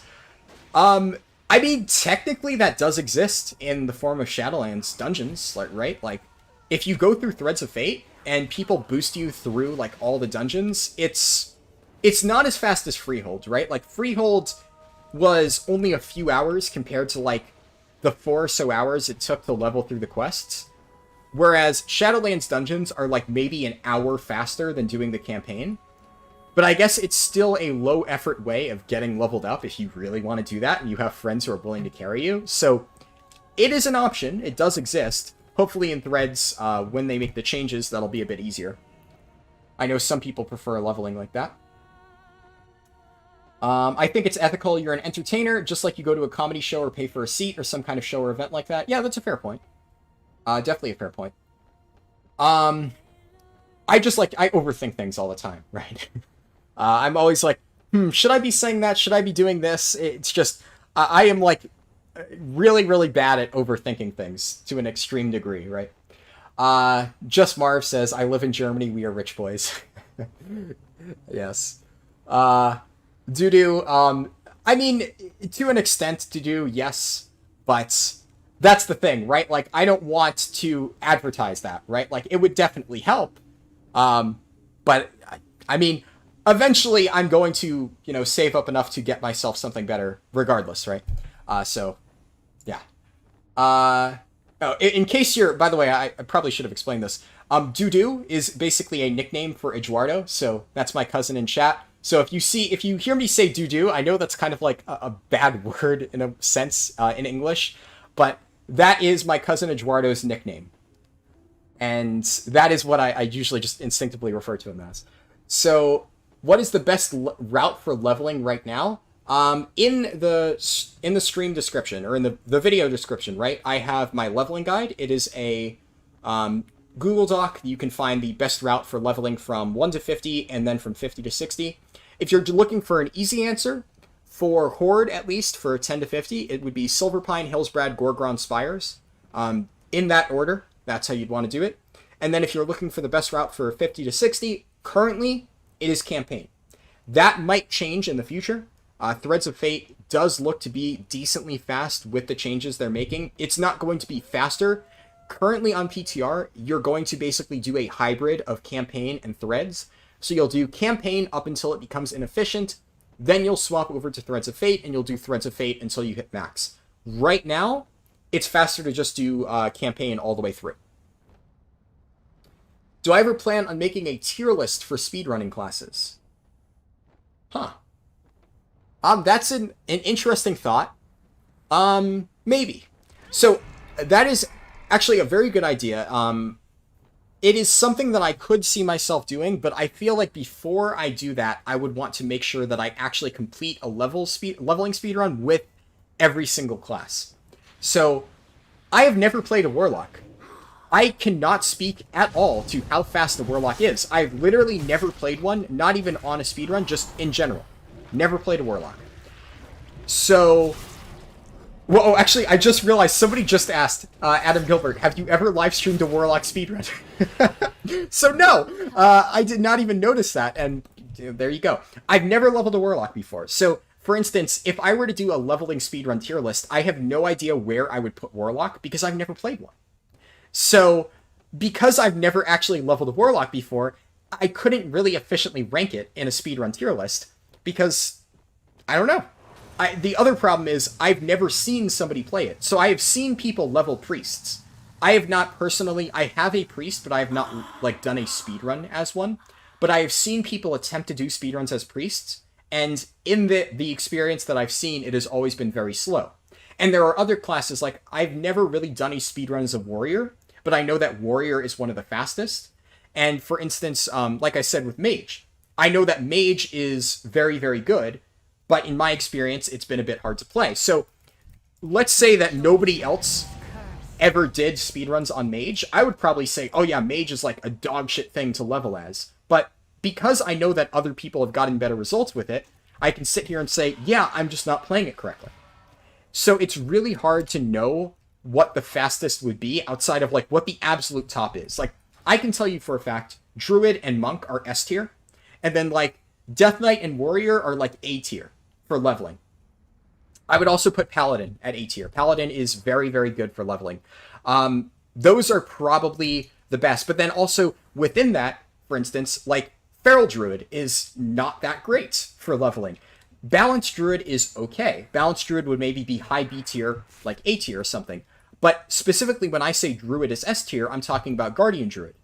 And any healers would be low. So in order to efficiently make a, you know, speed run tier list, I would probably want to rank it by specs and not classes. So in that case, I would need to expand what I've done to not just playing every single spec, or playing every class, but playing every single spec within a speed run. So maybe that is like a long-term thing. If I've done a speedrun on every class, if I do a Warlock speedrun eventually, if I do a speedrun with like Priest or something like that, I could make a tier list for that. What I would probably not do is I probably won't like do a speedrun with like Fire Mage or Frost Mage, because I think in the case of like Mage, for instance, or Rogue, Rogue and Mage specs are similar enough to the point where I don't think that you need to sit there and say, oh yeah, which one is better, right? I would probably just be like, yeah, Arcane is the best, but you can still level efficiently with both Fire and Frost. And I don't really need to test it to know that both of those specs are very viable. It's just this massive, like, really fast time save runs for Mage use Arcane. So for Mage, I would probably just put one class, just Mage, right? All of them are comparable. Rogue, same thing. Rogue, every single spec has its own, like, unique twist, but Rogue leveling as a whole is pretty similar across the 3 specs. It's kind of the same thing with, like, Warrior, right? Like, Fury Warrior and Arms Warrior. If I, like, had Warrior on that tier list, I would rank it, like, basically Fury and Arms, and then Prot. Because I would say Prot is a bit different than Fury and Arms. Prot is, like, nice in that you can do bigger pulls. Prot has, at lower levels, better AoE. But generally speaking, the consensus is that Fury is better because it has much higher single target. And once you get, like, a lot of the really good stuff while leveling, Fury can put out really good 5-target cleave pretty early on. So that's the thing. The general consensus for Warrior is Fury is the best. So I'd probably rank that there. But Arms also isn't too far behind. So what I'm trying to say is there's so many factors that would go into making a speedrun tier list that while it sounds like an amazing idea, and it's something that I definitely could see myself doing in the future, I wouldn't want to put out a video just be like, oh yeah, here's my tier list for speed leveling, and then, you know, put in a lot of misinformation there just to get clicks. If I did that, I would want to do it justice, so I would probably wait like a few months to a year before I was like very confident that I was experienced with every single class in the game, so that I would be able to make what I believe is an accurate representation of the actual tier list for leveling. But yeah, that's a great idea. I could definitely see myself doing that in the future. If you want to level a mage, play Frost Mage. I would personally say Arcane is probably the best. That's what most of the fast mages do. But that's the thing. Frost is not that far behind. Frost is good. It's just Frost doesn't get turned online until like much later. Arcane has its good AoE burst stuff very, very early on, whereas Frost has to wait until like level 30-ish to get its really good AoE. Now, once you get to level 30, there's an argument to be made for swapping to Frost. Once you get like Frozen Orb and you can put out massive burst AoE, Frost is very strong. But for like level 1 to 20 something, like late 20s, Arcane is by far the best leveling spec for Mage, without a doubt. And the problem with Fire is Fire does not have great AoE until you like really benefit from its mastery, and you can like spread the dot to multiple targets. And while leveling, you don't get a lot of mastery, you don't get a lot of stuff that synergizes with that. So while Fire is really good at higher levels for AoE, it really struggles while leveling up to efficiently do AoE damage. So I would say out of the 3 mage specs, it's probably the weakest. But it's weird because everything kind of balances out once you hit level 50, or sometimes the balance changes. Like, I would generally say that from what I've seen, for Death Knights in particular, at low levels, you're going to get more damage out of a Frost DK. But once you get to level 50, Unholy gets really, really good, and Unholy gets a lot of its really good tools. So if you're trying to do a speedrun as a Death Knight, you might want to do 10 to 50 as Frost, and then swap to Unholy once you get to 50, and then you can do really big pulls as that. But yeah, that's I guess my opinion on certain specs. I'm not going to go too into that because I still have other things that I need to catch up on in terms of chat, right? I'm leveling a Coultier and Guardian Druid for the Heritage Armor alongside this. Awesome. Glad to hear it. I'm not a huge fan of Coultier, but they do have a pretty cool Heritage Armor set. There's a lot of Heritage Armor sets that I wish I could use on like other classes because they look really cool. Coultier Armor looks really sick. I'm not a fan of like some of the Coultier models. I also don't play Alliance a lot, so I haven't really messed around with them, but maybe if I played it more, I would find a look that I really like. I am out of range. My dad said, I need to finish watching Battlestar Galactica. So I started watching Battlestar Galactica at the recommendation of my dad years ago, and I got to like season 2. It's not a bad show, it seems pretty good, but I wasn't super duper hooked on it, and I stopped watching. And it's been years now, and ever since ever since that point, my dad still is always like, oh, you need to finish Battlestar Galactica. It's like the greatest show ever made. And he's constantly harassing me about that. If I'm ever saying, oh yeah, I watched this new show, he's like, oh, but have you finished watching Battlestar Galactica? It's like, God. You know, if you think, like, I've been told many times that I should, like, advertise for Final Fantasy with the amount that I talk about it, right? Well, in that case, my dad should fucking advertise for Battlestar Galactica because he never fucking shuts up about it. He loves that show. And, yeah, he's still sitting here in chat putting messages about it. Thank you, Dad. I'll get around to it at some point. Cool, thanks, man. No problem. Glad I could help. It's clicking the wrong thing there. Have I ever live streamed a Warlock? Oh, yeah, right. So, I have not live streamed a Warlock, as I mentioned, but I might consider doing a Warlock live stream at some point, since it is one of the things that I have never actually leveled at all. Honestly, that might be pretty fun, but keep in mind, right, there's a lot of stuff that I need to do. Similar to some of the other things that I mentioned, a Warlock live stream would not be for quite a while. I have so many other things that I would need to get around to before I could do a Warlock leveling stream. One of the nice things, as I mentioned, about leveling this Nightborn Blood DK and the Tauren Protection Paladin that I'm going to do later on, is I actually want to play these characters at max level. I have nothing against Warlock, but I main tanks, and I do not generally enjoy playing casters. So if I leveled a Warlock, it would literally be more just for the experimentation of leveling it, seeing what the fastest would be. I'd probably do a bit more research into what the fastest spec is. I honestly have no idea. Like I said, I know absolutely nothing about Warlock leveling.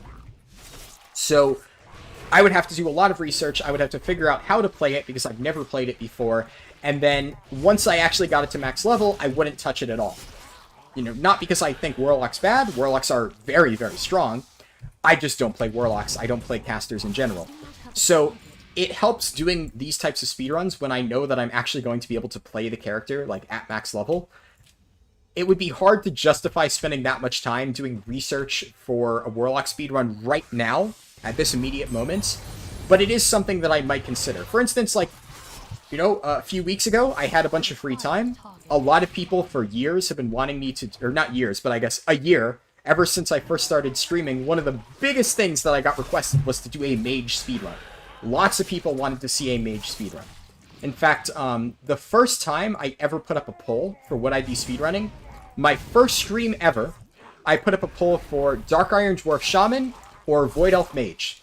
And it was really close, but Dark Iron Dwarf Shaman won. But a lot of people voted in that poll and really wanted me to play a Void Elf Mage. Now, I didn't end up leveling a Void Elf Mage. I actually did off-stream at one point, just for the Heritage Armor. But that was like months and months ago when I wasn't actively streaming. But, I mean, I did, as you can see, get around to leveling a Mage. But that was when I had literally nothing else going on. It was when I was first returning to YouTube. I was like, fuck it. I'll do something that people have been asking me to do for like a year now. So maybe, you know, give it like half a year or something. If nothing is really happening in WoW, you know, Final Fantasy hasn't had a new patch come out, all that fun stuff, and I'm sitting here with nothing else to do, I'm not super busy with college, hopefully, at that point in time, then I can be like, alright, sure, why not? You know, I'll do a Warlock speedrun. But I would need to have a lot more free time to actually do the prep work required for something like that. Warlocks are really good Voidwalker tank and AoE. That's good to know. I do know that, yeah, they have Voidwalkers, so having a tank pet, maybe like Hunter, would be pretty good. Hunter's another one that I would put in A tier. Beast Mastery Hunter, I would probably put like Survival in like B tier for leveling. I obviously did pretty well while leveling my Survival Hunter, but I would say, generally speaking, Survival Hunter leveling is not like as fast as Beast Mastery just because of the pet tanking. I did at certain points in my Survival Hunter leveling run, if you saw, I had to kite a few times because I was just like pulling way too much and taking way too much damage. It was good, but if I was Beast Mastery, I could have sat there, cast Men Pet, and I wouldn't have had to worry about it at all. So I would put like Beast Mastery Hunter at A tier and like Survival Hunter and maybe MM Hunter at like B tier, because Survival has pets, but they aren't as focused on pets. But yeah, having a Voidwalker tank sounds like it would be really useful. Warlock leveling, tab, watch and brought. I can imagine. I know Warlock is very dot heavy. That's also one of the reasons why I don't play Warlock a lot. I'm not a huge fan of like damage over time focused DPS specs. That's probably one of my biggest issues playing Survival Hunter. I like Survival, but my biggest struggle with it is remembering to keep up my Serpent Sting, remembering to like refresh my Wildfire Bomb. Any sort of dot that I have to maintain, I always struggle with it. It's so hard to keep that in mind. Like when I play a spec, I just want to press a button and watch the big damage number happen. That's how I enjoy playing this game, right? That's how I enjoy playing really any game. Damage over time, it's very powerful, and I know a lot of people love it, but it's not really my preferred playstyle, so that's the main reason why I haven't actually played a Warlock at any point. I'm leveling my Paladin for 3 months. You're already level 43. Oh, man! 3 months to do? Come on. Hurry it up. But that's good. I'm glad you're enjoying Paladin. I mean, I love Paladin. It's a really fun class to play. Can it be considered for a speedrun? Oh, yeah, Paladin's very good.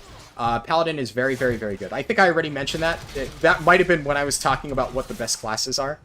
So, absolutely, Paladin's a very strong option. I've done a few speedruns on my channel. In fact, Paladin is probably, like, the class that I've played the second most on my channel for speedruns. I've done the most as Guardian Druid, of course. But I've done a lot of Protection Paladin speedruns. And I would say Protection Paladin is probably going to be your fastest spec for speedrunning. Protection Paladin, while leveling, is really hard to kill. For AoE tanking, while you have, like, Shield of the Righteous and, like, self-healing and stuff, Prot is super duper tanky, and Prot's AoE damage while leveling is just absolutely nutty. It's second to none. The only thing is, it's not quite as tanky as Guardian Druid, and Druid itself has a lot of advantages, such as, like, interacting while flying. So, in terms of, like, the most powerful thing to level as, I would honestly say Prot Pally is probably the strongest leveling spec. It's just really fucking good. It's just Druid has such a massive, massive advantage because of its ability to interact while flying, and it's just really powerful, Guardian in particular. And then Monks, while not quite as powerful in my opinion as a Prot Paladin, are really good because of their ability to get those special monk quests which give you rested experience, because that double dips into your heirlooms. So monks and druids have something about them that no other class have, and that makes them just way stronger than the rest for speed leveling. But yeah, in terms of like pure how fast can you actually go through and kill things, Prot Paladin is, in my opinion, by far the best spec. And that's why I would put Paladin in general at A tier. Retribution is also very good. The main thing about Ret is it's not as tanky, so you're going to do slightly more damage than Prot Pallies, but you might have trouble surviving, you know, as consistently. That might be a bit of an issue for some of the really aggressive pulls that I like to do in speedruns. But, I mean, you can make it work. It's not unplayable. It's just, Prot is by far the highest DPS tank in the entire game, and that is still true while leveling, so there's just no reason, in my opinion, to not level as Prot. It's just really fucking strong. Okay. I leveled up while exploring. Didn't get to use that explosion for anything useful, unfortunately. I'm gonna go with, Hemostasis, I think would be the best option. With Caster, you get ganked, yes. Unfortunately. I did get ganked a few times during my mage speedrun, if people have seen the clip. I actually have a video of it. I made it into a highlight. I made the, I got ganked while speedrunning video. And that was during my mage speedrun. So, yeah, it happens. It's unfortunate. Did I pick my talent? No, I didn't select it in time. Cool. Loving the stream. You make an amazing background audio. Also learning a ton from you since I'm new to the game. Glad to hear it. I'm glad that you enjoy the background audio, and I'm glad that I can, you know, help you learn stuff about the game. That is ultimately my main goal here. I guess my main goal is entertainment, right?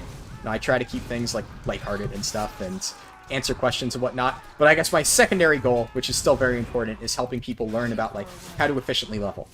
That is, at the end of the day, why I do a lot of my videos. I should start PvP. Do.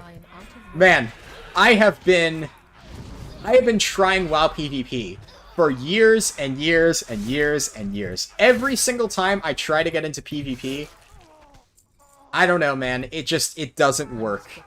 I can do random battlegrounds and stuff. I even like rated battlegrounds sometimes. If anything about PvP that I enjoy, it would be like world PvP or battlegrounds. I can never get into arenas.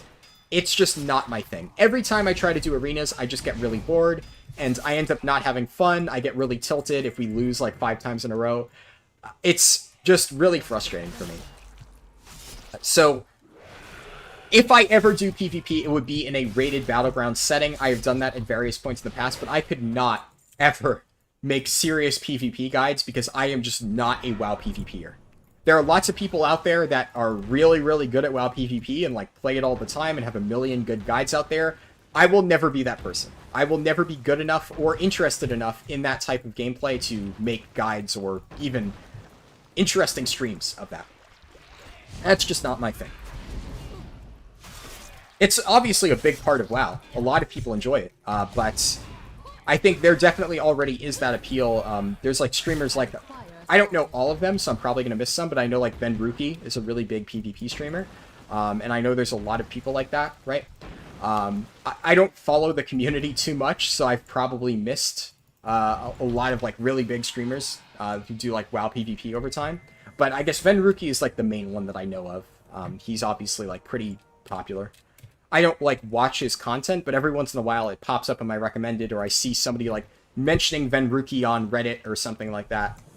So I know of him, and I know he's like a PvPer. But yeah, I don't know. WoW PvP just not my thing. I'm more focused on like raiding and dungeons. That's what I like to play. Considering I main tank, do I have any tank tips? I mean, you would have to probably be a bit more specific than that. There's obviously like a lot that goes into tanking, right? I guess it's like if you're learning a tank, like tips on learning a tank, like what you should do, which would be like dungeons and stuff, like Mythic Zeros, Heroic Dungeons, level up as a tank. Maybe if you are learning tank and you want a good way to practice it, you could actually do dungeon leveling. It may not be as efficient, but you'll learn a lot while doing it. So for learning tanks, that's probably my biggest tip. In terms of like actual tips for tanking while you're playing it at like a Mythic Plus setting, it really depends. There's so many different variables that go into tanking. I would say it really depends on the class, especially. Maybe the biggest tip I can give that's like general for all tanks would be make sure to keep a good balance between damage and mitigation. A lot of people are too focused on not dying. They're just like, okay, I'm going to build as much into survivability as possible, and I'm just going to make sure that I cannot die. And if you do that, like, you can still tank raids, but you're not going to be a good tank.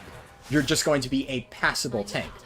A really good tank knows how much, like, prioritization he can put on damage to basically help his raid meet damage checks or something like that, or in Mythic Plus to help his group kill mobs faster. Because the reality is, the longer that you stay in combat, the more damage you're taking. So if mobs die faster, that is the best way of mitigating damage, unironically. The best defense is a good offense. Like, it's just true. So that is probably the biggest tanking tip I can give. Don't neglect your damage. Don't go all in on damage. Like, I'm a bit of a parser. I'll be the first to admit that I am a total parser. And I go really heavy into damage. And that is how I enjoy playing my tanks, but I also have like a ton of experience on tanks to the point where I can reliably build really heavily for damage without worrying about like, oh, am I going to die on this boss? If I ever think that there's like a chance that by building for damage I might die, I just don't do it. I play it safe. I don't want to be the reason that my raid or Mythic Dungeon group wipes. I don't want that to happen. So I always play it on the safe side, but you still want to make sure that you build for damage. It is very important. Hey, Harlden, love your content, man. Where do you see WoW in 5 years? It's really hard to say. Right now, I think this is like the biggest period of like turmoil for WoW. If you asked me this question like a month or two ago, I probably would have told you that I see WoW being a dead game in 5 years, unfortunately. Because Blizzard seemed so dead set on not making any of the necessary changes. Now, I'm not going to sit here and say that because they're listening for 9.1.5, that magically means that the game is magically saved and we're going to be perfectly fine for the next 5 years. There is a completely realistic chance that despite them listening now, they pull the same shit next expansion, because that's what they've been doing, and then we get another Shadowlands, and then in my opinion, at that point, the game is dead. You cannot have 3 shit expansions in a row. You can barely have 2 shit expansions in a row. Shadowlands has really dealt a massive blow to World of Warcraft. Battle for Azeroth was bad, but following it up with this garbage is really, really, really bad for their reputation. But if they have another one after this, another shit expansion, WoW is dead. I really hope that doesn't happen. I really hope they continue listening. Their recent actions have been really good. I'm really happy about that. But this can't just be a one-time thing. It can't just be them saying, hey, we listened to you guys, we made these changes that you wanted, hope you're happy now. It needs to be a, we made the changes that you want as a show of good faith, and we promise that we are listening now, and we will continue to listen and make changes in a timely manner going forward. So that is what WoW really needs if it's going to survive for another 5 years or so. I hope it does, because, I mean, I've been playing this game since I was 5 years old. I'd like to keep playing it until I'm 28. That would be awesome. Now, I think that it's also tricky, right? Because one of the other things that might have a massive impact on WoW is obviously all the Blizzard like allegation stuff. They have massively done job cuts and stuff. Lots of people got fired. I don't think that a lot of the people who have been making the decisions that have been running WoW into the ground have been fired. A lot of those people still work there. And I'm not going to go as far as to say that they should be fired.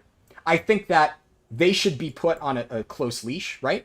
I think that they should be forced to listen to their players and make changes, and if they still refuse to do that and still run the game into the ground, at that point, yes, they should be fired. But I think if they're willing to make these changes, give them a second chance, or at this point, what is it, like a third chance? But still, this I would say is like the last chance that I would give them, if I was running the company, right? But I'm not. At the end of the day, they care about money, and I have no idea what's going to make them the most money. I am not a corporate executive over at Activision. I'm just a player of World of Warcraft. So, I think that the fact that they've cut a lot of jobs, though, and are potentially looking to hire new blood who would likely bring, like, you know, more experience and, like, a better vision to the team is probably good. They've been looking to hire an assistant game director, which means that Ian Hazzikostas won't have his claws so dug into, like, these shitty systems. I think that overall, a lot of those changes are only going to be beneficial for WoW. So I am skeptically hopeful, I guess, whatever the right way to say that is. I'm tentatively hopeful, I guess would be a better way of saying that, that a lot of the stuff that has happened, while bad overall, like, I'm not saying that it's good that all the shit that happened at Blizzard happened. It's obviously terrible to hear about. But the fallout of that, the firing of all of these employees, will hopefully shake up the company enough that they might be willing to listen more to re-earn the trust of their player base. And if that means that WoW becomes a better game, great. That would be awesome. Let's see. Dots are hard to keep up. Sometimes I forget Rend to my Arms Warrior. Yes. So, that is one of the biggest issues I have with Arms right now. It's actually Rend. Funny that you should mention that, because I love Arms Warrior. I love getting those, like, really beefy executes, the really beefy mortal strikes. It's fun. But then when I see that Rend is the, like, main talent that people pick, I'm like, oh god, no. Because I'm the same way. I always forget. I'm sitting there like, oh shit, I forgot to refresh Rend again. Oh crap, I left it down for like 5 seconds. That's a damage loss. And it's so frustrating. Every time I play Arms, I make the same mistake, and it just slips my mind. I have a really hard time, like, focusing on maintaining dots and buffs and stuff like that. It's really hard for me for some reason, probably ADD related. But despite all of my effort trying to practice that and memorize it, it's very, very, very hard for me. That is one of the biggest reasons that I'm not a huge fan of Arms right now. It's very good, but I cannot stand playing Rend. PvP isn't fun until you get a stacked character. Yeah, that's the other thing about PvP, right? It's very fun when you're steamrolling other players. It's not so fun when you're the one being steamrolled as an undergeared character. So it kind of depends. Demon Hunter tank 2 DPS trinkets. Every single tank should be running 2 DPS trinkets. Demon Hunter tanks absolutely should be running 2 DPS trinkets. There is not a single tank in this game that would benefit from having a tank trinket. The only tank trinket in Shadowlands right now that you can consider running is... what dungeon is it? This thing, Blood Spattered Scale. This is the only good tank trinket in the game right now, and it is only good for Mythic Plus. Never run this in Raid. There is no scenario in Raid where this is a good pick. This is a very, very good like Mythic Keystone pushing trinket for tanks. Other than that, you should never run a tank trinket. There are no other good tank trinkets in the game right now. Like if we look at Sanctum of Domination, classes Blood. What are the tank trinkets? This one is like okay, but it's just worse than Blood Splattered Scale in most cases, so don't run it. What else? Those are all, at the end of the day, DPS trinkets. This one is just not very good.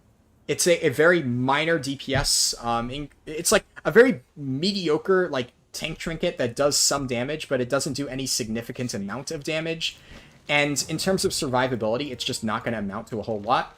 So reactive defense matrix, overrated. Probably don't run this. Cheat death trinkets are weird. Cheat death trinkets are, I would say I don't even consider them tank trinkets. I consider these like cheese trinkets, right? Nobody's going to run a cheat death trinket in a normal setting. If you're running a cheat death trinket, it is because there is a mechanic that by using that cheat death trinket, you can abuse the fuck out of that mechanic, like they did on Kel'Thuzad. That is basically the only scenario where running a cheat death trinket like that is actually efficient. And in that case, you're not really running it because it's really good for survivability. You're running it because it gives you an option to basically break the boss in half. It's just kind of different. But in terms of like actual survivability, it's not great. So Just Marv, you play the other side trinket and the cheat death trinket. I would honestly recommend in many cases just go with a damage trinket. Because one of the other things, right, is you look at, for instance, Old Warrior Soul. Old Warrior Soul is a DPS trinket. But it's also really good for survivability. Because for many classes, like I don't know what you play, Just Marv, but in most cases, right, like if I basically want to get a trinket that's good for both damage and survivability on like my Protection Warrior, I would go with a Old Warrior Soul. Because haste would really help me. It would make it so I can get more uptime on shield block, which would boost my mitigation. But it would also mean that I get more damage with the higher haste. Now, it's not a great damage trinket for Prot Warriors, but like a good example would be Protection Paladin. Protection Paladin would get a lot of like value for both survivability and damage out of Old Warrior Soul. It's one of their stronger trinkets. You play Prot Paladin. Yeah, so like Old Warrior Soul, you cannot go wrong with that. I would say overall, the haste would benefit you more because you'd get more charges of Shield of the Righteous. You would get more uptime on your heals and stuff like that. And you would just generally benefit more defensively from an Old Warrior Soul. But that Old Warrior Soul would also help you a lot in terms of survivability. Or in terms of damage, right? It's just really good for both. Yeah, haste is just amazing for gaining holy power, like you said, on a Protection Paladin. So overall, that would just be a very, very strong trinket for both, you know, survivability and damage.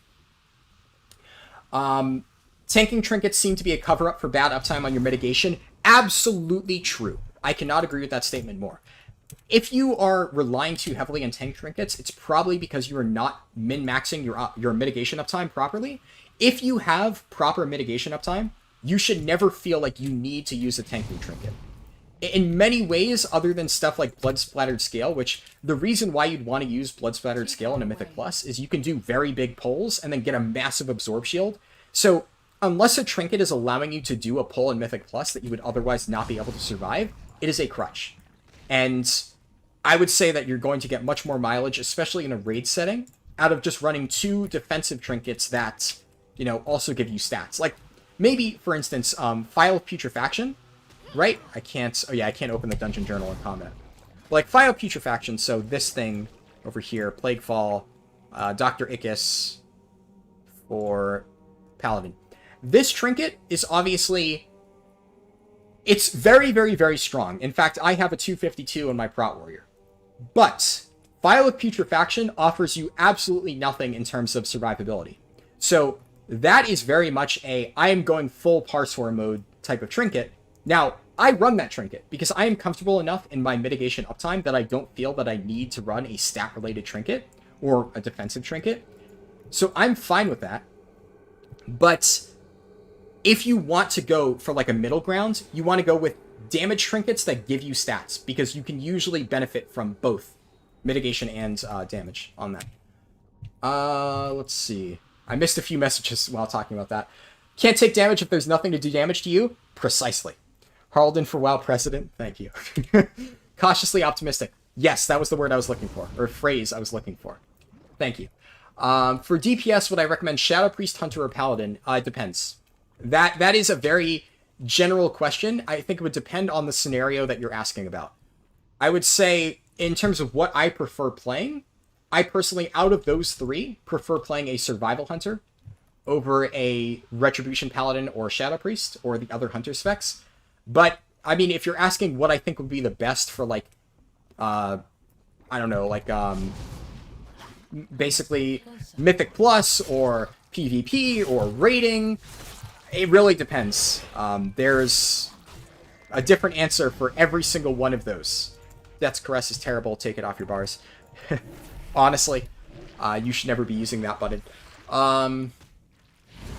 The conduit that makes Mortal Strike have a chance to hit him another time feels so good when it procs. Yeah, I love that conduit.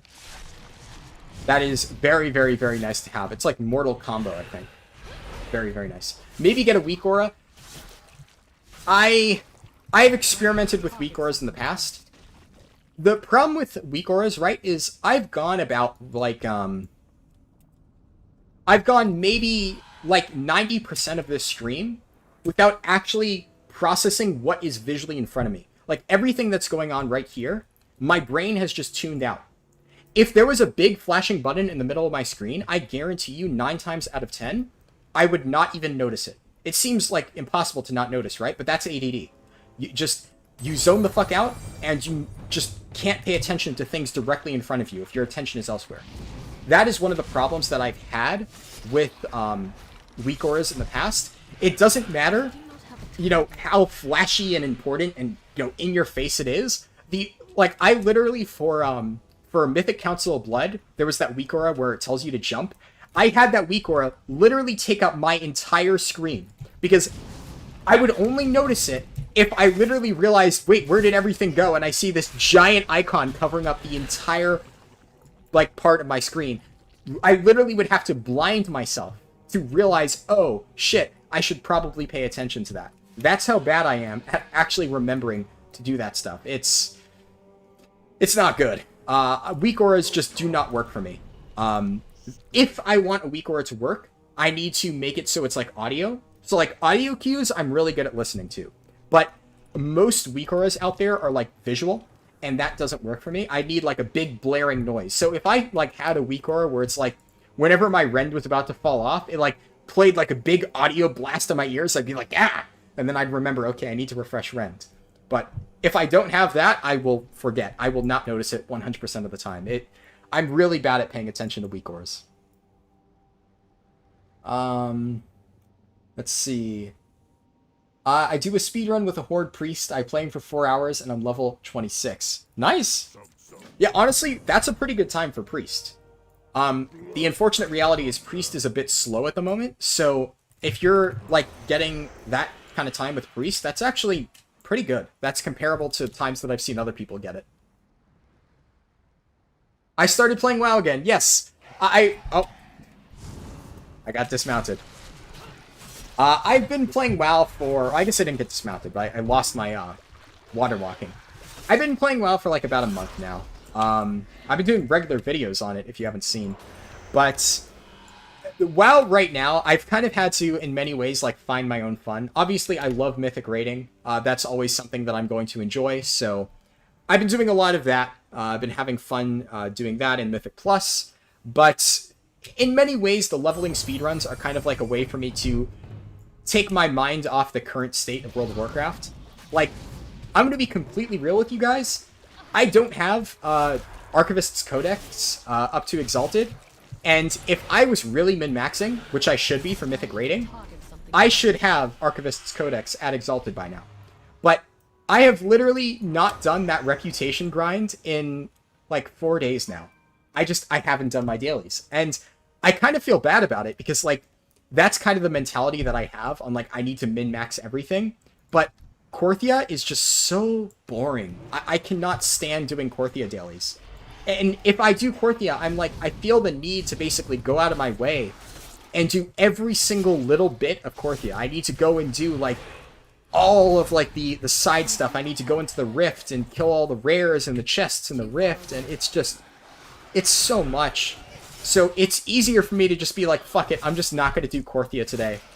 And I kind of feel bad about it, because it's like, I know I really want to get my conduits upgraded. Like, I want to get a 252 destructive reverberations on my Prot Warrior. That's so strong. It would be such a massive damage increase, but I cannot bring myself to do it. I can't do my Korthia dailies. They're just too boring.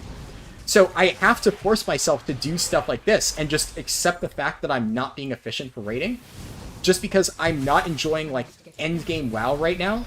So in order to enjoy WoW, I've just had to force myself to do other stuff. And I will say, because I've been doing all of these other things, right? Like, one thing that I do enjoy is I enjoy doing video editing.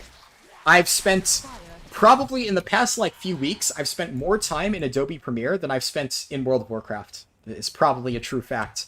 I haven't recorded the exact amount of time, but I've spent so much time doing video editing, rewatching old videos, trying to find clips, and then going and like making thumbnails. I recently went back and remade thumbnails and some titles for all of my old videos. So if you look back at some of my really old videos, you might notice they have a brand new thumbnail, which looks, in my opinion, a lot better. I've been trying to basically take a lot of like the old thumbnails that I made when I was like less experienced and revamp them, so to speak, to make them like catchier. Okay, I definitely hid that user, so that is another exactly copied spam bot, right? Wow. They're really efficient these days. Making new accounts just to spam in random stream chats. But yes, so what was I saying? Oh yeah, I've been really enjoying doing video editing and all that stuff. Thumbnail editing is really cool too. I love trying to like find the perfect screenshot for a thumbnail and then doing like the editing and stuff. Like, I spend so much time just like moving the text around and being like, where's like the perfect place to put the text? What's like the perfect size that I should make the text? So stuff like that, making videos, has honestly been really fun. And I've spent a lot of time doing that. A lot of time doing that. So basically, by focusing more on video editing and like putting out YouTube content for WoW, I've actually been enjoying it more, because I get to spend more time actually making the videos and less time playing the game, which is pretty nice.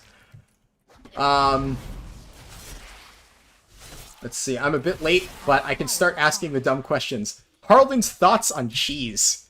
Well, so I'll ask you a follow-up question. When you say cheese, do you mean like the edible type of cheese, or the cheese of like breaking game mechanics cheese? Of like, oh, I'm gonna cheese this mechanic by like, you know, using a cheat death trinket or something? Or are you just asking for my opinion on like the food cheese? I'm guessing it's probably the food cheese. And if it is, interesting question, and I'll get around to it. But I would like a clarification on that, just so I don't spend time answering the wrong question. But good to see you, Teeden. Always good to see you here. And Lycan says, I've gotten to 30 in the time that the stream has been live from 10. Nice. Well, you're ahead of me. I'm only 28. Have been playing it a bit slow. Archivist Codex just takes so long, yeah. It's just such a slog. The main thing is, like, I mentioned this in a previous video, but I grinded Venari Exalted on 3 characters. I did the Maw every single day on 3 characters to get my, like, sockets and upgrades and whatnot. I spent so much time doing that. So, to find out that all of my effort was completely wasted and Venari is now just completely worthless and has nothing useful, I was like, okay, that's really fucking dumb. Don't really want to do that. So I have, like, basically no motivation to continue doing, like, Archivist's Codex. I'm really close now. I'm, like, 2/3 of the way through the final rank of Archivist's Codex. I will probably finish it eventually, but god, it's just so slow. And I cannot motivate myself to do it every single day. Just Marv's leveling 2. Awesome. What do I think is the most boring, unenjoyable class / spec in the game? So, that obviously is a very, like, personal question, right? What I find boring is going to be really fun for other people. It's difficult. Because, like, the reality is, I would say the least fun thing for me to play would be most healers. So I would say the least fun thing for me to play would be probably Holy Paladin. or Discipline Priest, or something like that. Huh. That's the third chest. Nice! It was right in front of me and I didn't even notice. I don't know if anybody noticed that. Oh, just saw Lycan. I'm about to go to bed. It's 5 a.m. where I am. You'll have time to catch up. Awesome. Well, when you do go to bed, I'd still appreciate you checking out the stream. Always good to have people here. But back to the question, right? So, for me, the most boring thing would probably be, like, a healer. HPAL, Disc Priest, something like that. That's not to say that I think those are bad specs. The reality is, I just don't enjoy playing healers. I know a lot of people love Holy Paladin. I'm sure it's a very fun thing to play. Also, I've never had this before. This quest will not spawn for me. It has a random chance, unfortunately, to spawn when you kill a gnoll. I've killed like 1,000,000 gnolls, and I still have not gotten the quest. I think this is the longest it has ever taken me. That is quite unlucky. I don't know why it is not working. But yeah, so most boring thing for me would just be a healer. Not because I think there's something inherently wrong with a healer. I think all of those healing specs, there we fucking go. All those healing specs are very good. They're well designed. People seem to be enjoying playing them. But I just don't. Healing is not my thing. That's not what I enjoy playing. So yeah, probably a healer spec. In terms of what I think is the most poorly designed spec, that is a much harder question to answer. I would say there are numerous design flaws in like a lot of different specs right now. But some specs might have design flaws while still not being like bad because of it. Like for instance, Storm, Earth, and Fire for Windwalker Monks is a fun ability, but it is broken in so many ways that it kind of feels bad in many ways to play Windwalker Monk with Storm, Earth, and Fire because of how buggy it can be at times. Windwalker is still extremely powerful. Storm, Earth, and Fire is still a very good cooldown, but because the ability is so buggy in so many different ways, it ends up feeling really frustrating to play when your main cooldown just gets fucked and like gets stuck or something. That can be frustrating. But that doesn't mean that I think Windwalker is a bad spec. So it's a tough question to answer, I would say. They're just going to make it a catch-up eventually anyway. I've given up on it. Yeah, that's fair. Yeah, they probably will. The reality is, though, they're not going to make it a catch-up until this patch is over, I would imagine. I mean, there's nothing on 9.1.5's PTR about catch-up for Archivist's Codex, so I would imagine that it's something we're not going to see for at least, like, the next patch. 9.2, effectively. We might see Archivist's Codex catch up. But the problem with that is they're going to make it easy to catch up in the reputation once we've already done all the stuff that we need to. Like, I'm not going to be farming Archivist's Codex in 9.2 because I'm sure they'll make it so I can't get sockets or conduit upgrades, so why would I bother farming it? They always add the catch-up systems after it's already a dead system. It's not very good. The exception is, like, Renown and stuff, but for seasonal stuff like that, like, there's a lot of really good Venari catch-ups right now, but who cares? Because it doesn't matter if there's good Venari catch-ups when Venari is no longer useful in the slightest. Doesn't matter. Any tips for a beginner to find people to play with? My experience with guilds is that they only play with their clique. I cannot give you surefire tips in that. In fact, in one of my recent videos, I talked about how I'm actually having the same problem right now. I've experienced the exact same problem with the guild I'm in being very cliquey. The one that I'm currently raiding with is very much a cliquey guild. And I've decided I'm not going to leave that guild. I'm going to stick it out, despite how I don't really have fun playing in that guild because of it. But all that to say, it's not a problem that I can give you an easy solution to, because it's one that I'm honestly still struggling with to this day. I still struggle to find a guild that I can genuinely enjoy playing with, and that I can actually find groups with. It is, at this point, my eternal struggle in this game. There is no surefire solution. I would say the biggest thing, though, is just, if you aren't having fun in a guild, if you... Oh, that, for some reason, didn't work, huh? If you're not having fun in a guild and you think that you need a change to enjoy the process more, don't be afraid to leave a guild. If you really think, like, this isn't for me, and I'd like to find people to play with, it might be a bit scary to, like, lose your security, right? Every single time I change guilds, I'm always, like, really scared, because I'm like, am I actually going to be able to do raid this week? Like, I hate having to pug a raid for a week and not being able to do Mythic, because I'm in the middle of transitioning between guilds. That's always a terrible feeling for me. And whenever I leave a guild because I'm dissatisfied with something, that's inevitably a concern. So I understand that that's something a lot of people are worried about, and I feel you there. But I would say in the long run, every single time when I've been unhappy with my guild's current situation, and I've decided to leave, I've ended up being happier after I leave. Because I'm like, yeah, I wasn't having fun in that guild. I'm going to go find somewhere where I actually can have fun. So that would probably be my biggest piece of advice. Just keep looking. Don't limit yourself to one thing. Just keep trying to find a guild that you can have fun with. Keep trying to find players that you can have fun playing with. Pretty much. Mate, you're so devoted. Thank you. Steeden says the food. Alright. I will say I just noticed so many hot boys and girls coming into chat. I assume they're from Arizona. Yes, clearly. So, the final topic that I have to answer that hasn't been, alright, I'm sure that somebody will type something else by the time that I'm finished talking about this. What are my thoughts on cheese? Great question. I mean, cheese is pretty good, right? Now, am I going to sit there and, like, eat a block of cheese? Like, just eat cheese for the sake of eating cheese? Probably not. I mean, cheese isn't something where I'm just like, I'm in the mood for some cheese right now. At least not usually. But I find that cheese is usually pretty good on other stuff. It depends on the type of cheese, right? Like, just regular cheese on a burger is always nice, but, there's cream cheese. That is technically a form of cheese. Cream cheese on a bagel is probably one of my favorite ways to eat a bagel. So, that's a good form of cheese, right? And then I would say probably the only form of, like, pure cheese that I like to eat would be cheese curds. So, in the few times when I've gone up to Wisconsin, because that's where my uncle lives, I've gone up there and I've had cheese curds from... I forget what the name of that fast food restaurant that, like, they have a lot in Wisconsin is, but that place has amazing cheese curds. They're just really, really, really fucking good.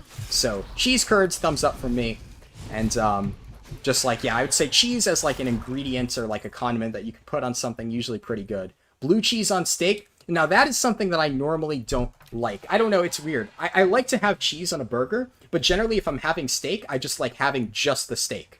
I generally don't like to put cheese on my steak. That's a bit, weird, I guess. Like, I already eat burgers with cheese. Why do I not eat steaks with cheese? But I guess that's just my personal preference, right? But I have had it before. It's definitely not bad having cheese on steak. Honestly, I mean, cheese is just something that you can put on a lot of different things, and it tastes pretty good. Definitely, I like cheese, so if that's what you're looking for, thumbs up for cheese. Pepper jack and just about anything for me. I personally like cheddar a bit more. That's probably my preferred type of cheese. But, I mean, honestly, most types of cheese are pretty good. Even, like, good old, like, Kraft singles, right? It maybe isn't the best type of cheese, but if I'm, like, making something at home, sometimes I'll just whip out a Kraft single, throw that on there. It's like, yeah, it's still good. Seasoned butter on steak. Yeah, butter on steak is also pretty good. That definitely I've had a few times. Alright. Culver's, yes. Okay, my dad coming in clutch, reminding me of the restaurant I was looking for, the fast food place I was looking for, Culver's. Yeah, we don't really have those around here, but every single time I've gone up to Wisconsin or like an area near Wisconsin, my dad and I always get Culver's. Culver's is very, very good, and especially their cheese curds are phenomenal. A&W? Yeah, I have not heard of A&W, at least. But yeah, Culver's was what I was looking for. That was the word I was looking for. I'm so glad I came up with this idea. This is going to be great just hearing you answer my stupid questions. Well, I'm glad that I could provide an entertaining answer. I mean, what can I say? I do like cheese. I'm not, like, passionate about cheese, but, like, I mean, cheese is good. I didn't like American cheese. It's so greasy there. I like to stay with my German Gouda. Yes. I mean, like, that's the thing. American cheese is definitely not my favorite type of cheese. But I can eat American cheese. Like, as you might imagine, a lot of places here use American cheese. It would, for, like, a lot of, I guess, like, fast food places, or even, like, local restaurants and stuff, if you get a burger, it's usually going to have American cheese unless you specifically ask. So if I'm usually asking for a type of cheese, I usually like to go with cheddar. But a lot of places do have American cheese, like, as the default in my area on most of their burgers. 64 slices of American cheese. I don't know if that's a reference to something. It sounds oddly specific to the point where I would imagine it's a reference to something. German Gouda's a Dutch city? I don't know. Oh no. We're getting into territory that my cheese expertise cannot carry me through. I don't know that much about cheese. I only know a few different flavors, or types. I don't know, would you call it, like, them flavors of cheese, or just types of cheese? Hard to say. I've never really heard anybody say this is my favorite flavor of cheese, I suppose. Because, like, it's not really, like... It's just, that's kind of how the cheese comes, right?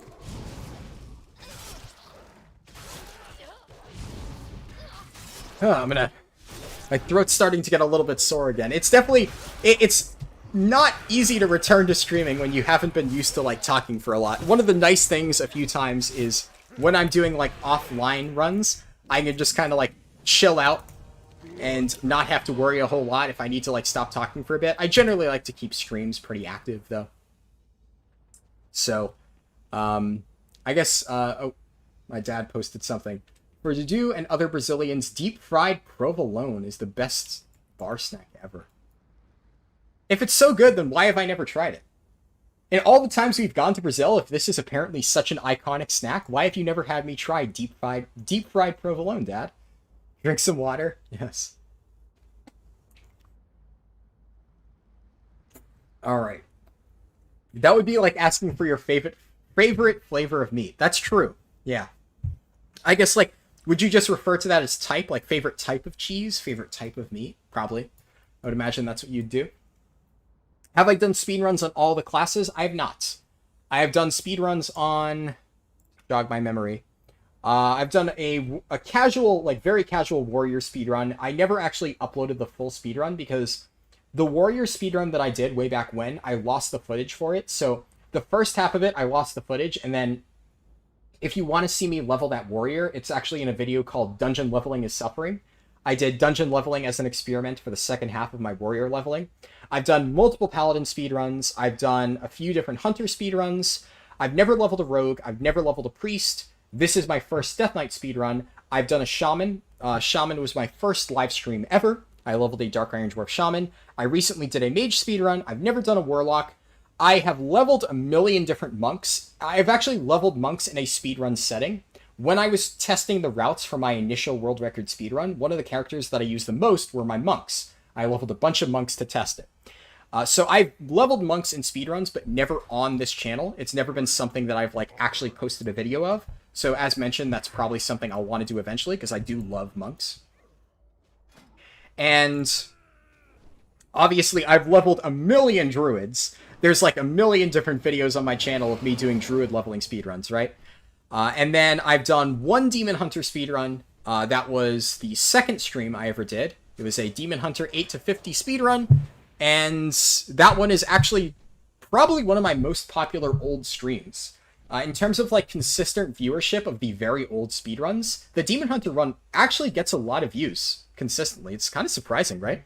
Especially because it was a live stream, so it was, like, much more laid back and casual. But I guess people really like Demon Hunter speedruns, which maybe means that I should do another speedrun in the future on Demon Hunter? Who knows? But yeah, so those are all the classes that I've done speedruns on. Dutch cheese is really good. I've never tried Dutch cheese. Maybe I should. If you like cheese, you need to try fried Cambrai. Wonderful dessert. I think I've heard of that. I don't know. I probably butchered that pronunciation. But, yeah. I mean, maybe I would like it. I've never tried it, but I've heard of it. Wow, what the fuck, bro? Is that good or bad? I don't know. I was not old enough to go to the bars. Oh, I see. So it's a snack that they have at, like, bars, is what you meant. When I read that, I thought you meant, like, they have it, like, in bars, like, in, like, candy bar forms. I was like, cheese candy bar sounds kind of weird. So you're saying that that's something that they sell at, like, alcohol beverage bars, that type of bar. Okay, I see. Well, I mean, I guess next time I go to Brazil. That's pretty crazy, yeah. I've done a lot of leveling speedruns. In fact, I've leveled a lot of the other classes that I mentioned. Like, obviously, I've leveled a priest, I've leveled a rogue, I've leveled warriors multiple times in the past, I've leveled a few shamans, I've leveled everything multiple times except for warlock. Warlock's the only thing I haven't leveled. The only thing is, like, when you say, like, in a speedrun setting, a lot of times, like, when I leveled my priest, that was a few years ago before I was, like, really into WoW speedrunning. So My priest leveling was a bit more casual. I took it a bit more slow. But I still have leveled one. It's not level 60. I think my priest is still level 45 because I haven't touched it since Legion. But yeah, I've leveled a bunch of classes. Yeah, my cousin says that apparently the deep fried provolone thing is really awesome. So, yeah. Next time I go to Brazil, you guys will have to show me that. Do I like stinky cheese like Appenzeller? I probably butchered that too. I have never tried it, so I don't know. Maybe I would, maybe I wouldn't. Now, ooh, actually, so before I do any of this, one thing I'm going to do, I've hit level 30. I need to go to Gorgrons now. So, where's the Hearthstone? I believe Hearthstone is... It's over this way, right? Okay. Simply says, I'm leveling a Warlock right now. Awesome. Yeah, a few people apparently in chat are leveling Warlocks. I mean, Warlock is a popular class. Just, not something that I personally have played a ton. But a lot of people do seem to like Warlocks. Two Shot, hello. Good to see you here. Alright, so my plan right now for the speedrun is I hit level 30. I wanted to get to somewhere where I can set my Hearthstone, so I just did that. I'm going to go around and grab all of these rare mobs because I'm going to be able to come back later and get all of these rare mob kills again. But I'm basically double dipping on experience here. So this is just really nice. These won't take me too long. They should all be up. Every rare mob has been up so far. It's so funny to hear you saying something in German. Hey, I'll try to pronounce everything, right? I may completely butcher the pronunciation, but I'll at least give it a shot. I don't speak German, right? So I do not know how to say these things, like, you know, actually correctly, but it's not going to stop me from trying. I definitely like to learn other stuff about languages, right?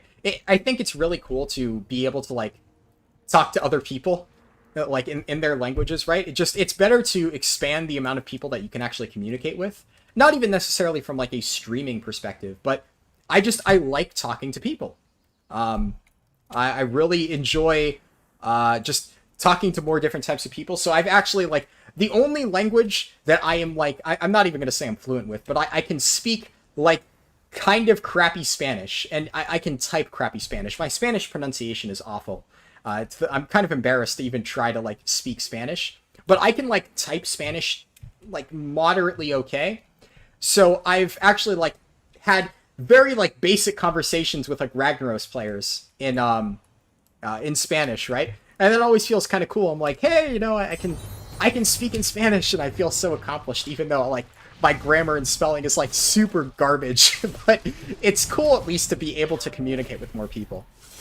And language is one of those things where I've never really made a concerted effort to learn it, but it's something that I've always been interested in. I just never have the time.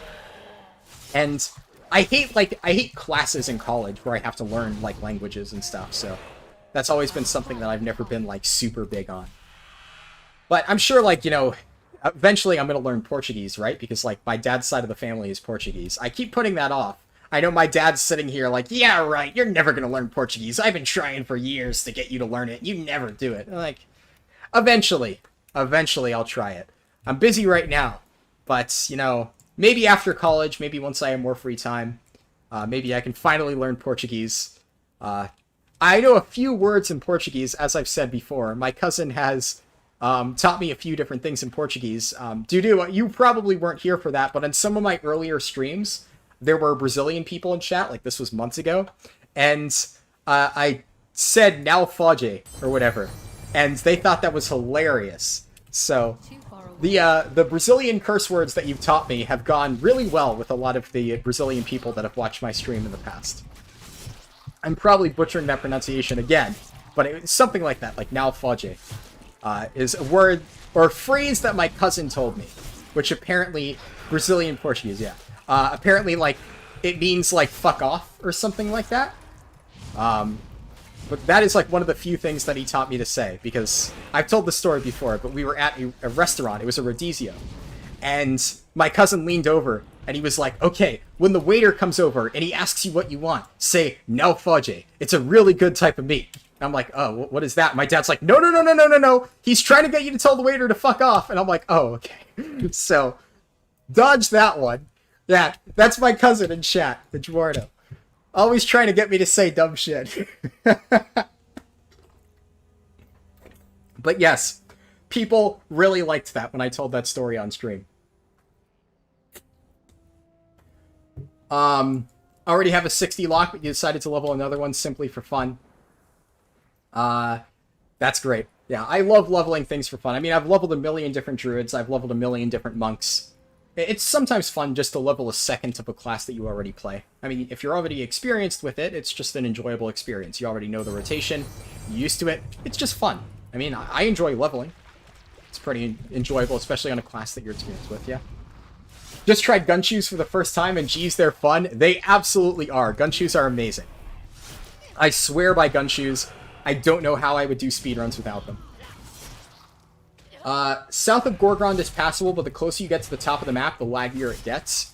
Honestly, if you check my, my mage speedrun that I did recently, when I got to Gorgrond, the moment I entered the zone, it was just laggy as fuck. Like, the entire thing was just stuttering all over the place. I was getting, like, 2 frames, or not 2 frames, but, like, basically, I got, like, 2 autos off in, like, the span of, like, 10 seconds. It was really, really bad. So even that was, like, right at the entrance of the zone, and that was pretty far to the south. So, I don't know, man. Gorgrond right now is just a fucking mess. You finally caught a Harlan speedrun live? Nice. Well, I mean, honestly, this is the first live speedrun that I've done. A lot of the other speedruns that you've probably seen on YouTube, and at least recently, were done offline. I just, I record them, I upload the footage, and that's it. So this is actually the first speedrun that I've streamed on YouTube, at least in 8 months. The last time I streamed, it was me teaching my dad how to level. So if you want to see my dad playing like an absolute chimpanzee and, you know, keyboard turning and, you know, running into walls and stuff. Oh, chest. Yes, that's like number 4. This is turning out to be a pretty good chest run, huh? But yeah, if you want to see my dad playing like, you know, an idiot, I did a stream where I taught him how to level. That one is still up on my channel. It's, if you look into live streams, you can find it there. But that was the most recent speedrun I've done. That was pretty fun. I got to, you know, make fun of my dad for being shit at WoW. Even though, for the record, my dad is the one who got me into WoW. But, you know, he got me into WoW, but he never actually bothered to get good at it. So, you know, I still get to make fun of him for that. Unspent talent points. Well, leveling, I'm just going to go with Relish and Blood. Make it easier. And Rod and Wither, sure, why not? I can see that you really like leveling new characters and speedrunning. Yeah, it's really fun. It's definitely one of my, like, more fun activities that I like to do in this game. Especially when I get to, you know, do something fun with it, right? Like, if I'm just leveling on my own, it can get kind of boring. But if I'm leveling on a stream and I get to, like, share it with other people and, you know, chat or tell stories, then it's just much more enjoyable, right? Last time I saw you streaming was February doing Mythic Plus with your DH tank. That was actually December. So I thought that I had been streaming in February. I was under the misconception as well that I had streamed in February. But upon checking my old live streams, the most recent stream that I did was the one with my dad. And that was apparently January 10th or something. I don't know why I thought I was still posting videos in February, but for a while there, I also thought I had. But no, it's been since January. Like that was the last thing that I ever did before I recently started uploading again. It was just the leveling stream with my dad. Then I took a break for a few months, and then I came back to WoW and did the Druid speedrun, which a lot of people had been asking for. The Alliance Druid speedrun. And then I just kind of disappeared for a few months. But even that Druid speedrun was not streamed. Yeah, I know. Exactly. Time does fly. It's been a while. That said, I mean... Oh, my bags are full. Like, unless something catastrophic happens, I do plan on maintaining a regular streaming schedule. So, in case anybody here missed the announcement, I will be streaming again tomorrow. Rain or shine, I will be doing another stream. And I'm going to be streaming again on Monday. So I'm doing 3 days in a row. I'll be streaming. And then, same thing pretty regularly. I'll be streaming every Saturday and Sunday. This upcoming Wednesday, I will not be streaming, but Wednesday will, going forward, be a regular streaming day for me. Because, unfortunately, those are the only days when I don't have class. So that's kind of what I got to do. I got to stream when I actually have a chance to stream. And that is pretty much just, Saturday, Sunday, and Wednesday right now. But I will be streaming regularly. I plan on making this a more common thing. I'm not necessarily going to be doing a leveling speedrun every single time. I obviously wanted to get this Death Knight ready, so I decided I was going to do this on stream because, it's a fun way to, get back into streaming, right? It's the thing that I used to always stream. But I would like to branch out and do, like, a variety of things. Maybe not necessarily, like, different games, though I might play some different games, but different stuff in WoW. So, honestly, oh wait, I accidentally vendored one of the BOEs. One of my best performing videos recently has been the Survival Hunter Challenge. So that Survival Hunter pugging to KSM and AOTC challenge has done extremely well. It's one of my best videos recently. I was really happy with it, but I didn't know it would perform so well because I'm like, well, this isn't a speed run, right? I don't think people are really going to enjoy this, but I guess people do. So that's good to know. It's good to know that I can do different types of WoW content and people still enjoy watching it. So I'll probably, because of that, experiment with different things like that. I'm obviously going to continue doing the like Survival Hunter stuff, but I might mess around with like even more variety WoW content. We'll see though. I'll eventually also start playing Final Fantasy more. I know a lot of people have said that they really want to see me playing more Final Fantasy, but unfortunately, I think that the people who want to watch me play Final Fantasy are in the minority. Most of my viewers are still like WoW viewers inherently. And while I know that a lot of you might play Final Fantasy or WoW, I can't really do as fancy stuff in Final Fantasy as WoW. I've been playing it for a few years, but I have like 18 or so years of experience on WoW. I don't have that on Final Fantasy. So I'd like to think good at the game. I can play my classes well, but I am nowhere near as knowledgeable about Final Fantasy as I am about WoW. Opinions on paper straws? I agree. They suck. I know there's like some environmental conservation thing, like reason behind paper straws, but yeah, I also hate paper straws. Just, they always feel like really yuck whenever I'm like drinking out of a paper straw. Not a fan. With you there. My PTR coverage was very good. Thank you. That was also another, I should say in that note, PTR was a brand new concept for me, doing kind of like a investigation and testing type of, not even stream, recording. I dove in, did like first impressions type of testing, messed around with a lot of the stuff, and that video has performed insanely well. Holy shit! What? Okay. That's 5, right? That's 5 chests. Wow. Oh my god. It's like a repeat of the last run. Except this time it's all in one segment, so this is like actually kind of crazy luck. Fuck yeah. Closer. Maybe I will have to make like another treasure chest noises video. At this rate, fucking hell. Awesome. I've missed a lot of messages though, so I don't worry. If I missed your message, I will get around to it. It's just sometimes if I see a really, like, a quick question, I can answer it if it just pops up. But I'm going to scroll up here. I'm going to make sure I get every single question here. So Teeden asked, next question, thoughts on celery? I'm not a fan of celery. I don't really have any strong opinions on celery. It's just not something that I enjoy eating. It's not for me. Just not a celery person. That one, I can't go on a long rant like I did about cheese. Just no strong opinion on celery. I abstain from commenting. Now I'm gonna return to Orgrimmar. Let's see. Thoughts on Australia? I mean, Australia's cool. I've never been to Australia, but I mean, in terms of... Fuck. Yeah, that's right. I changed my Hearthstone to be in Terran Mill. Not in Orgrimmar. Whoops. Okay. I guess I'm going to find something else. Some other way to get back. There's no Orgrimmar portal here, right? God damn it. How the fuck am I gonna get back? Can I... I have no idea how I'm supposed to return to Orgrimmar without just walking the whole way. Oh, fuck me. Oh, I messed that one up.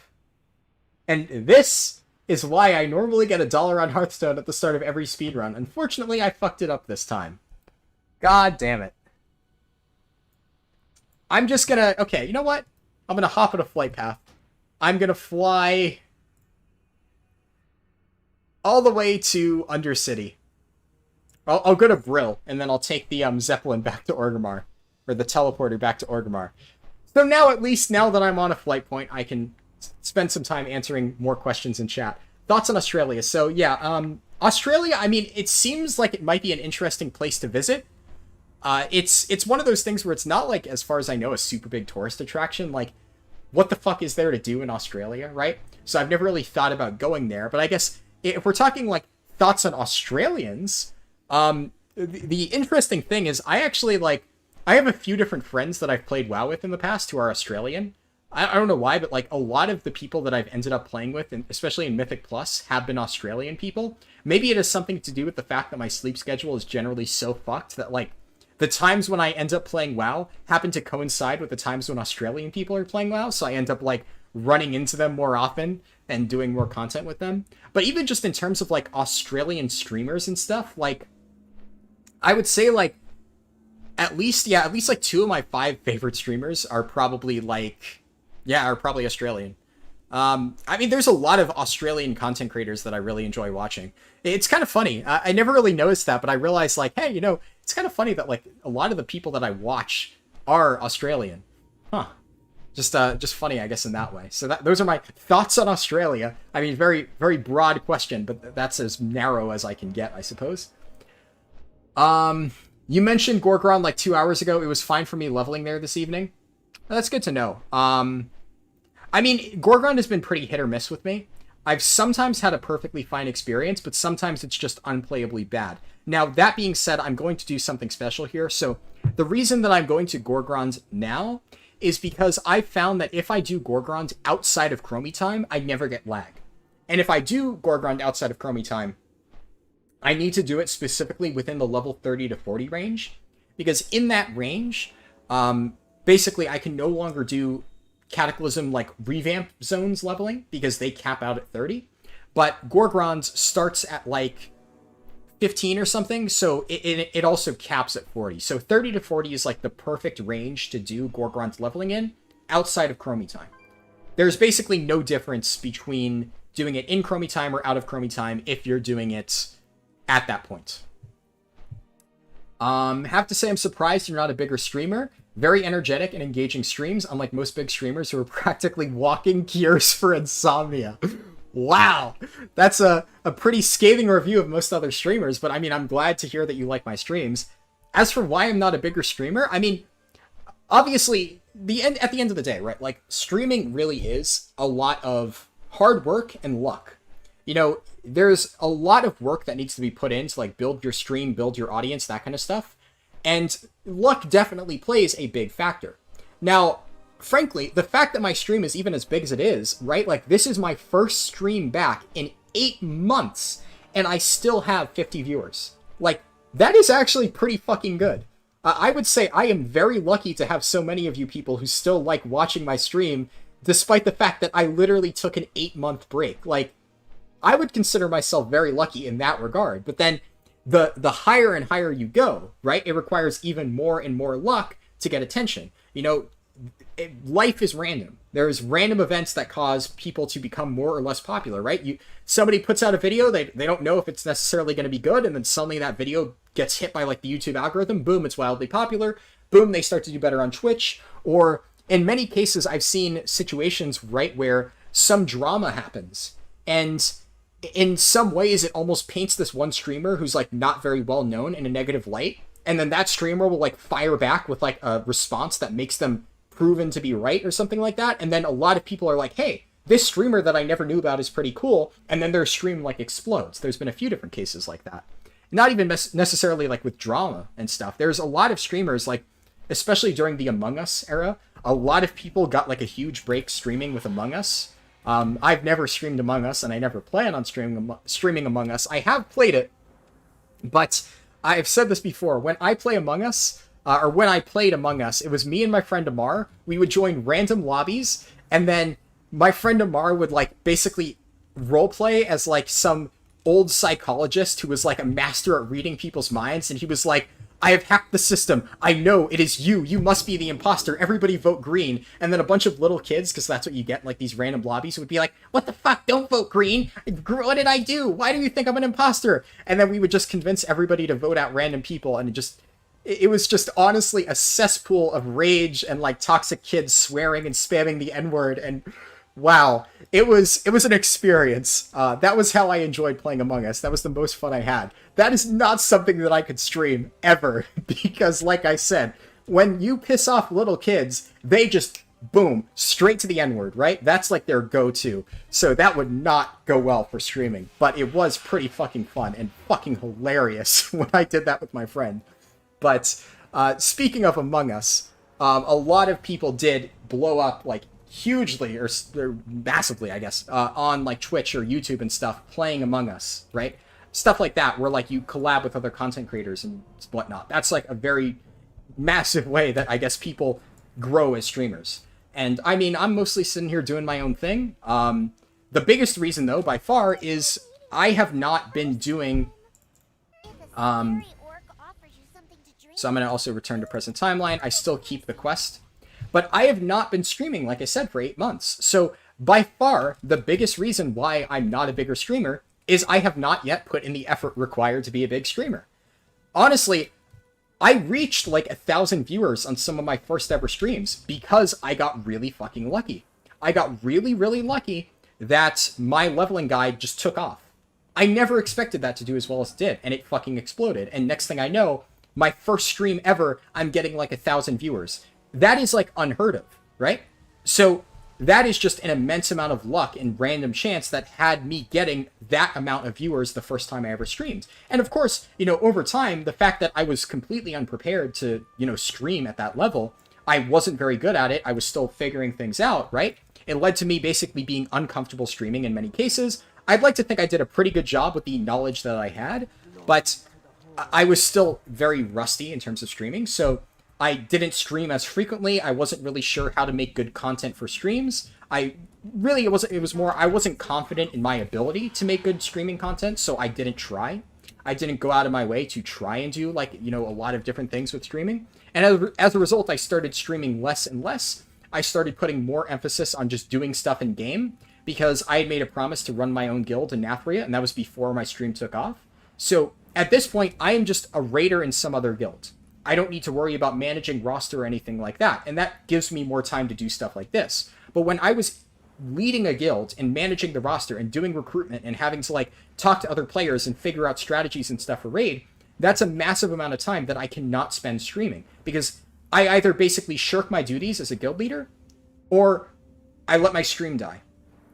And the way I saw it, it was like, in many ways, I didn't even deserve that level of popularity as is. My stream had, like, ridiculously explosive growth. That was kind of unnatural for most people. Most people had to kind of work for it a bit more than I did. And I kind of felt uncomfortable about that for a large part. And as a result, I just didn't really feel comfortable streaming as much. And I decided that, okay, I think I would be basically more comfortable with the fact that I would, you know, stick to my promise to, like, lead a guild for my friends. Like, going into Shadowlands, I told them all, I will make a guild and I will lead a guild and you guys will have a place to raid, right? And that was, to me, an important promise. I made that promise, I wanted to stick by it. And as a result, I kind of let my channel as a whole die out. And now I have the slightly challenging task of having to kind of rebuild my channel from almost scratch. Which means that, you know, my stream numbers are going to be much lower than they were in the past. My view numbers are going to be much lower than they were in the past. And a few people have asked me, like, do I regret letting my channel kind of die out for a bit there, and by a bit I mean like 8 months, just so I can focus more on the game and my guild? And it's a tough question, right? Like, you never know what's going to happen until you actually experience it. But I would say if I had to go through and do it all again, I would probably end up making the same decision. Because I wouldn't feel comfortable promising that I was going to lead this guild for my friends, and then basically leaving them high and dry, doing a shitty job as a GM, and, you know, not actually giving them a good guild to raid in. Because at the end of the day, you know, it may not have been perfect, but I think I did a pretty good job leading my guilds. We got 6 out of 10 Mythic, we almost killed Council of Blood before a lot of people got burnt out, and, I mean, it's not cutting edge, but 6 out of 10 Mythic for a guild that I literally had to lead, build, and run all on my own because all of my officers quit due to burnout, I'd say that's pretty good. I think I did a pretty fucking damn good job with running my guild. I'm happy with it, and yeah, if I had to make that same choice, I'd do it all again. So, that's in really the biggest, to answer your question, the biggest reason why I'm not a bigger streamer. I chose to focus on my guild and my friends, I guess, over being a streamer for the entire time, really, that I've been on YouTube. Now, I am choosing to focus more on streaming, and I'm going to try to build this up again and actually become a better streamer. But it takes time. It takes time, it takes effort, it takes dedication. And hopefully I can continue to put in that time, effort, and dedication, but I have not in the past. So, honestly, as it stands right now, I don't deserve to be a bigger streamer. I'm lucky to be as big of a streamer as I currently am. So thank you all for being here. I do appreciate that. I'm glad you all still enjoy watching the streams despite me not providing them for 8 months. I actually got a really large amount of nice comments from people. You know, while I wasn't streaming for those few months, of people just messaging me in Discord saying like, hey man, you know, I know you haven't been streaming, but I really missed your streams. Just wanted to let you know that they're appreciated. That kind of thing. And that was always really nice to hear. Really appreciate all of you who reached out and sent messages like that. It honestly made me feel really good. But yes, that was a very long answer to that question, to the point where I've fallen now very far behind on chat. So I apologize. I'm gonna try to like speed read chat and get caught up. Gunshoes are a blessing on classes like Locks and DKs. Absolutely. Having low mobility classes, Gunshoes are amazingly good. Yeah, there is another bot. God damn. Lots of those bots today.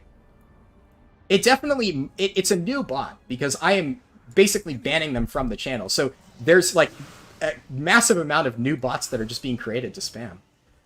Cosmo said, sorry, I'm back. Sorry it took so long. Man, you do not need to apologize at all. Glad to have you back. You do not need to apologize for having to like dip out of the stream. You know, you're welcome to come and go as you please. You don't need to watch my stream. I appreciate it. But never feel like you need to apologize for not watching. That makes sense then. I've been following you since your 1 to 50 speedruns before Shadowlands. Love the content. Glad to hear it. Yeah, before Shadowlands, I did do a few streams. I did a few streams on Shadowlands launch, and I did a few different leveling streams before Shadowlands, but it wasn't as frequent. Probably for every like stream that I did like another 2 leveling videos that were not streamed. So a lot more stuff is going to be streamed now. Because I'm going to be streaming more frequently, you can expect like a lot of the actual like content that I put out to be like done on stream. I might then, well, the thing is these automatically become like videos on YouTube after I'm done streaming. YouTube just takes it, makes it a video, right? So it'll still be there, but I might like take out snippets of it and make it into like highlights for people who missed the stream. I mean, the highlights have been doing pretty well, so I'm going to continue to make them. I think it's definitely, it helps to have daily uploads, right? It's a lot of work, it's fucking hard, but they've been doing well. A lot of people have been really enjoying the highlight videos, especially people who like aren't able to watch the entire streams or speedruns and stuff. So that helps them get to see all the best bits without having to like watch 5-hour streams, or I keep saying streams because it feels like a stream, right? I still try to talk to, you know, the camera when I'm doing the offline speedruns, but it is not a stream. But yeah, I'll still do highlights. Should still continue doing daily uploads. I mean, I did a video today when I am streaming, so I'm probably going to do daily uploads on top of the streaming. I don't think I'm going to count the streams as a video. I'm going to just make the streams extra. So that actually was one of the reasons why, like I said, I overslept. I had to sit there and work on the video for today and the thumbnail for that and the stream, and that was just way too much work for me, and I passed out and then woke up late. But yeah, I'll be continuing to do that. Every single time that I do a stream, I'll put out a video the same day at 11 o'clock a.m. That has been my consistent upload time until today. I missed it by 40 minutes. Whoops. It happens, though. And then sometimes I'll put out 2 videos, right? So what happened with the PTR video, for instance? I uploaded that around, like, 1:20 p.m. or something. And that was the video that I was intending on doing that day. But the problem was, I had to record that footage and edit it and get it, like, encoded and processed and all that stuff and upload it to YouTube and make the thumbnail, write the description, all those things I had to do in less than 12 hours if I wanted to get it up from the time when I began PTR testing to the time when I normally upload videos. And that just wasn't possible. I at that point needed to, at least 1 hour would be commuting to college. Then I had class for 2 hours, or 3 hours actually. Then I also had, I had to sleep at some point, right? So, in the middle of all of that, I had to somehow find time to record the footage, edit the footage, and then get it uploaded to YouTube. So, I managed to do that, but it took me a few hours longer than my normal upload time. So, if you noticed, I put up a small, like, short 43-second highlight clip at 11 o'clock, the normal upload time, and then I put up that video at 1:20 p.m., which is when I was finally done, putting it up on YouTube. So, I made 2 videos that day. I have a lot of, like, highlights that I've created that are, like, highlights that I keep waiting in reserve. Like, if I haven't finished the video that I planned on uploading that day, I'm like, alright, I'll put up a highlight today, and I'll continue working that video. But the PTR thing, I absolutely did want to get up as soon as possible, because I know it's, like, relevant information for a lot of people. So, I rushed that out. I made sure I did as much work as possible in the amount of time that I had.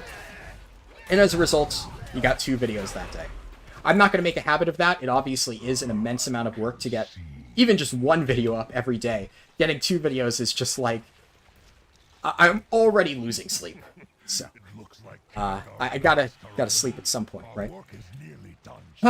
But yes, so that has been how it's been going with, like, streams and videos and stuff.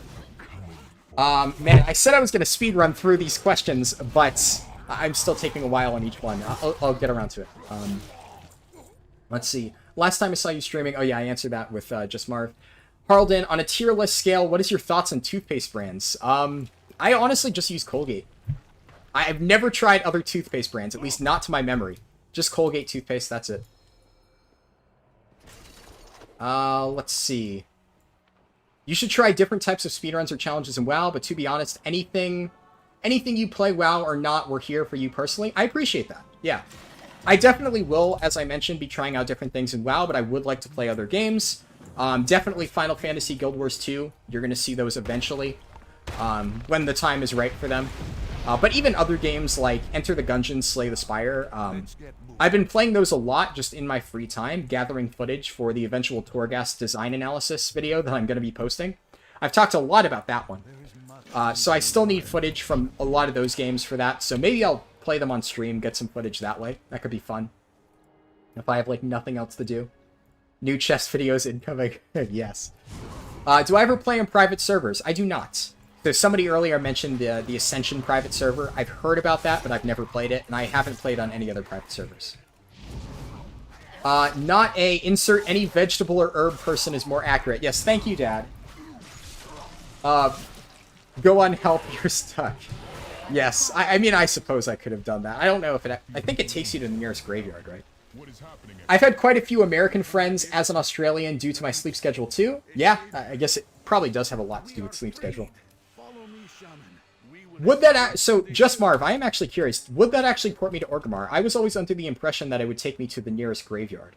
Unfortunately, I only saw this, like, 15 minutes late. I'm still trying to catch up through chat. Yeah, my dad with the sick burn. I remember watching S-Fans streaming on YouTube for 30 viewers. Yeah, you never know. Like, I mean, it would definitely be cool if my streams got bigger, but like I said, it's something that I need to get there. Nobody just turns on their stream and magically, boom, they have a shit ton of viewers, right? It is a lot of hard work and dedication. So, my cousin says that I'm his favorite streamer. Well, thank you. I appreciate it.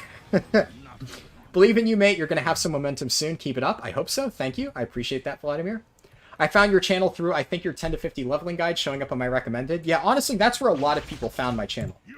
My 10 to 50 leveling guide is by far the biggest video I've ever done, both in terms of time it took to, like, create the routes and make the video itself and stuff, but also it was my biggest video in terms of like explosive popularity. It's at like 2010 or 210,000 viewers right now. It's crazy. That video is like way more popular than I ever thought it would be. I literally have a screenshot saved. It's no longer on my computer, but I uploaded it to Google Drive just to like save it in case I ever want it for nostalgia. But when my speedrun, my 10 to 50 speedrun leveling guide got 100 viewers, I was like, oh my god, no way, 100 viewers? That's awesome. My second video ever, and it gets 100 viewers. And I remember being so excited for that. I screenshotted that, I shared it with my friends, and I was like, I got 100 viewers! And I was so excited. And then, like, 2 days later, it got posted on Wowhead, and then I get, like, 1,000 viewers, then 10,000 viewers, then 50,000 viewers, and I'm just sitting here like, what the fuck? Like, this is my second video ever. How the fuck is this actually happening? It was very cool. Very interesting, I guess, being, like, mini WoW famous for, like, a week or something. I even, funny thing, I don't know if I mentioned this, but every once in a while, if I'm on one of my speedrun characters, I get recognized. So, like, a few people have recognized me when I'm playing my Volpera Hunter, but the most random one, and the funniest one where I'm like, wow, I can't believe somebody recognized me, is whenever I play a Lightforged Draenei Paladin on Alliance, it's always the same. I have a Lightforged Draenei Protection Paladin named Giliana, and I just recreate the same character on different servers. I like that name, I like the outfit I have on that character, I like playing Lightforged Draenei Protection Paladins, what can I say? So, I have like 4 different Lightforged Draenei Paladins that look exactly the same that are named Giliana on different servers. And I leveled one on Kel'Thuzad, because I was basically, I did the Alliance Kultiran Druid speedrun on Kel'Thuzad, and while preparing for that, I also leveled a Lightforged Draenei Paladin, which was, as you know, also named Giliana, and I used that to farm consumables and stuff on Kel'Thuzad, which is a server I hadn't played on before. And while I was on that character, which that character was never done in a video, I did it completely off recording stuff, somebody messaged me and they said, hey, I saw the video where you leveled that character. It's really cool to see you still playing it. And I was like, well, funny you should say that. The video that you're probably talking about is the version of this Lightforged Draenei Paladin on Nemesis, a Brazilian server. This is actually a completely different one. But it was really cool that somebody recognized me and they were like, hey, I love the video where you leveled that Paladin. I'm like, it's actually a different Paladin, but that's really cool that somebody on a completely different server recognized that Paladin. It was just a very neat moment. So yeah, I still get recognized, I guess, occasionally, which is always nice. That always makes my day. But definitely still not like WoW famous, right? Like, I mean, you know, nowhere near the levels of like some of the other people that play this game. We used to play Among Us during high school. I swear to God, it's a miracle some of us are still good friends. Yes.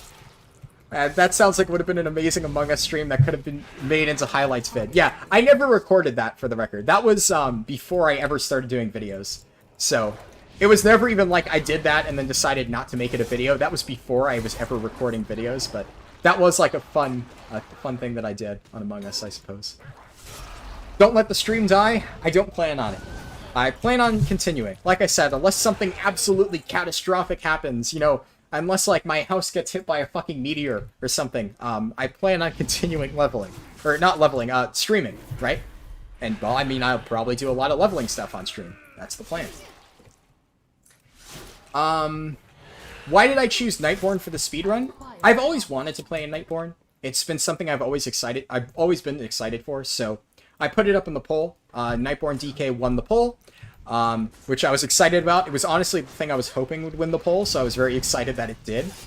And it kind of worked out well that Nightborne, if you haven't seen the 9.1.5 changes, are actually getting a lot of new customization options and like new transmog items and stuff. So I hadn't planned that initially. I did not plan for Nightborne by the time that, you know, I actually put that in the poll, but I was really excited when that got selected, and then 9.1.5, new Nightborne options. I was like, oh, fuck yeah. Well, I'm about to level a Nightborne. I'm almost caught up. I just saw a Saint's comments. I'm almost caught up. I've scrolled down all the way to the bottom, but I'm still slowly getting through there. Whew. Would love to run into you in-game, but alas, I'm in Oceania. I think I mean, there's obviously like different shards, right? But we're still on the same servers. Like Oceania is still on, I believe, North American servers, correct? I might be wrong though. But I believe that like if you're on an Australian server, for instance, you can play with people who are on North American servers. You're gonna get really bad latency. But that's why I've run into a lot of people who whatchamacallit, who play on Australian servers. Why did I go to Gorgrond and level not in Hillsbrad? Oh, so, did I? I don't think I explained that. Maybe I did, I forget. Basically, level, it's more about, like, just making sure Gorgrond doesn't bug out. Oceanic is with an A. Okay, cool. It's really just about avoiding lag in Gorgrond. So, some people have told me that they've leveled in Gorgrond just a few hours ago and they had no problems with it, and while I believe that, it's very unstable. There have been times where I'm in the middle of leveling in Gorgrond and suddenly it just, like, starts lagging randomly. It's kind of inconsistent. You never know when it's going to break. I have never had issues leveling in Gorgrond outside of Chromie time, though. So I'm going to be doing Gorgrond from 30 to 40 outside of Chromie time, and that way I can completely avoid any chance that there's, like, massive lag or something like that. And then I will eventually go back to Hillsbrad. So after I hit level 40, I will be returning to Orgrimmar. I'll be, whatchamacallit? Words, come to me. Yes, I'll be returning to Hillsbrad. I'll be finishing leveling there and all that fun stuff. So don't worry, I will do that. You do get real bad latency. Used to raid with a guild, or friends guild on Moonguard. Ah, yes. Yeah, occasionally I've got into a group of people on, like, Oceania servers, and I just can feel the spell delay, and it's, like, painful. Usually I'm the one who, if I play with Australians, I lead the group, so they have to deal with the spell delay, unfortunately. But I guess it can go both ways, depending on who's leading the group.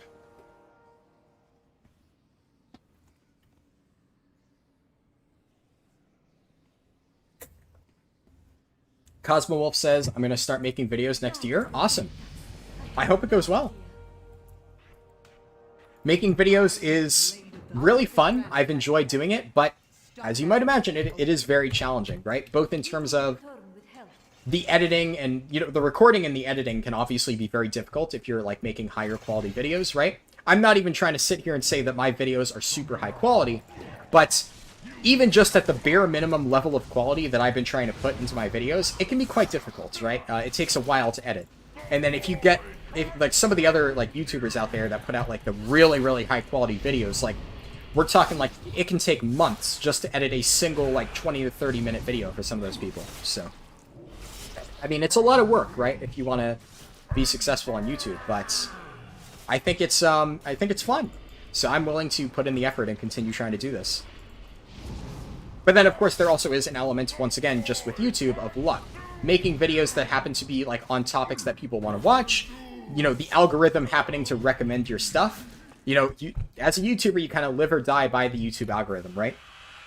I've seen videos that I post where I'm like, yeah, I think this is a really good video, and then it gets, like, fuck all for views. And then I've seen videos where I'm like, yeah, this probably isn't going to do super well, and then it does really well. You never know. It really just depends.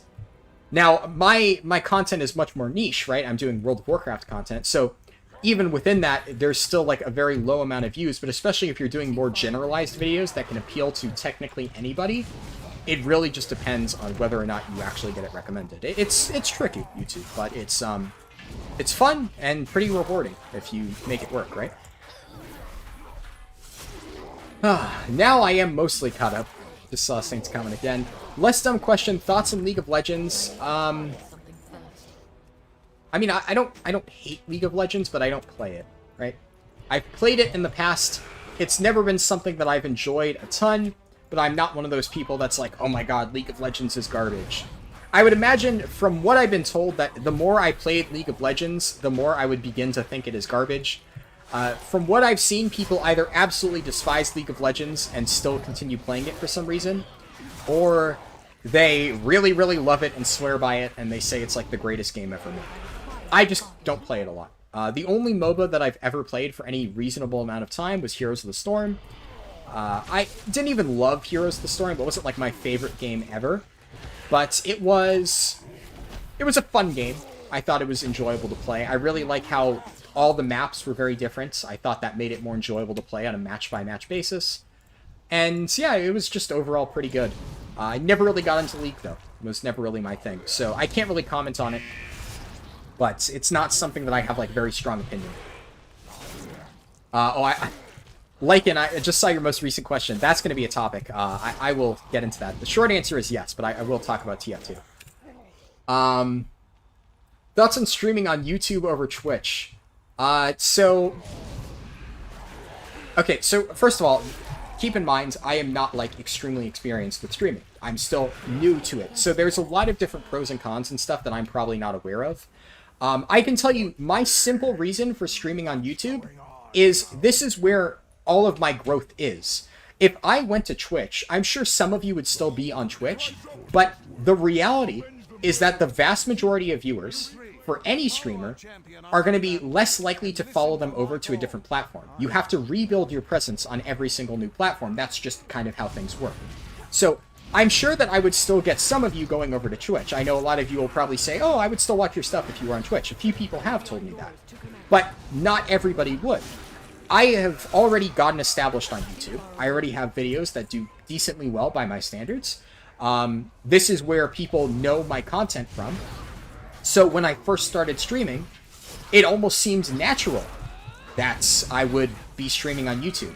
And the other thing is, a lot of people swear by Twitch because Twitch in past years has been extremely dominant in the streaming game. But, I mean, some people, you know, really shit-talk YouTube. I honestly don't think it's bad. I really think that YouTube streaming these days is much better in terms of, like, a competitive alternative to Twitch than it used to be.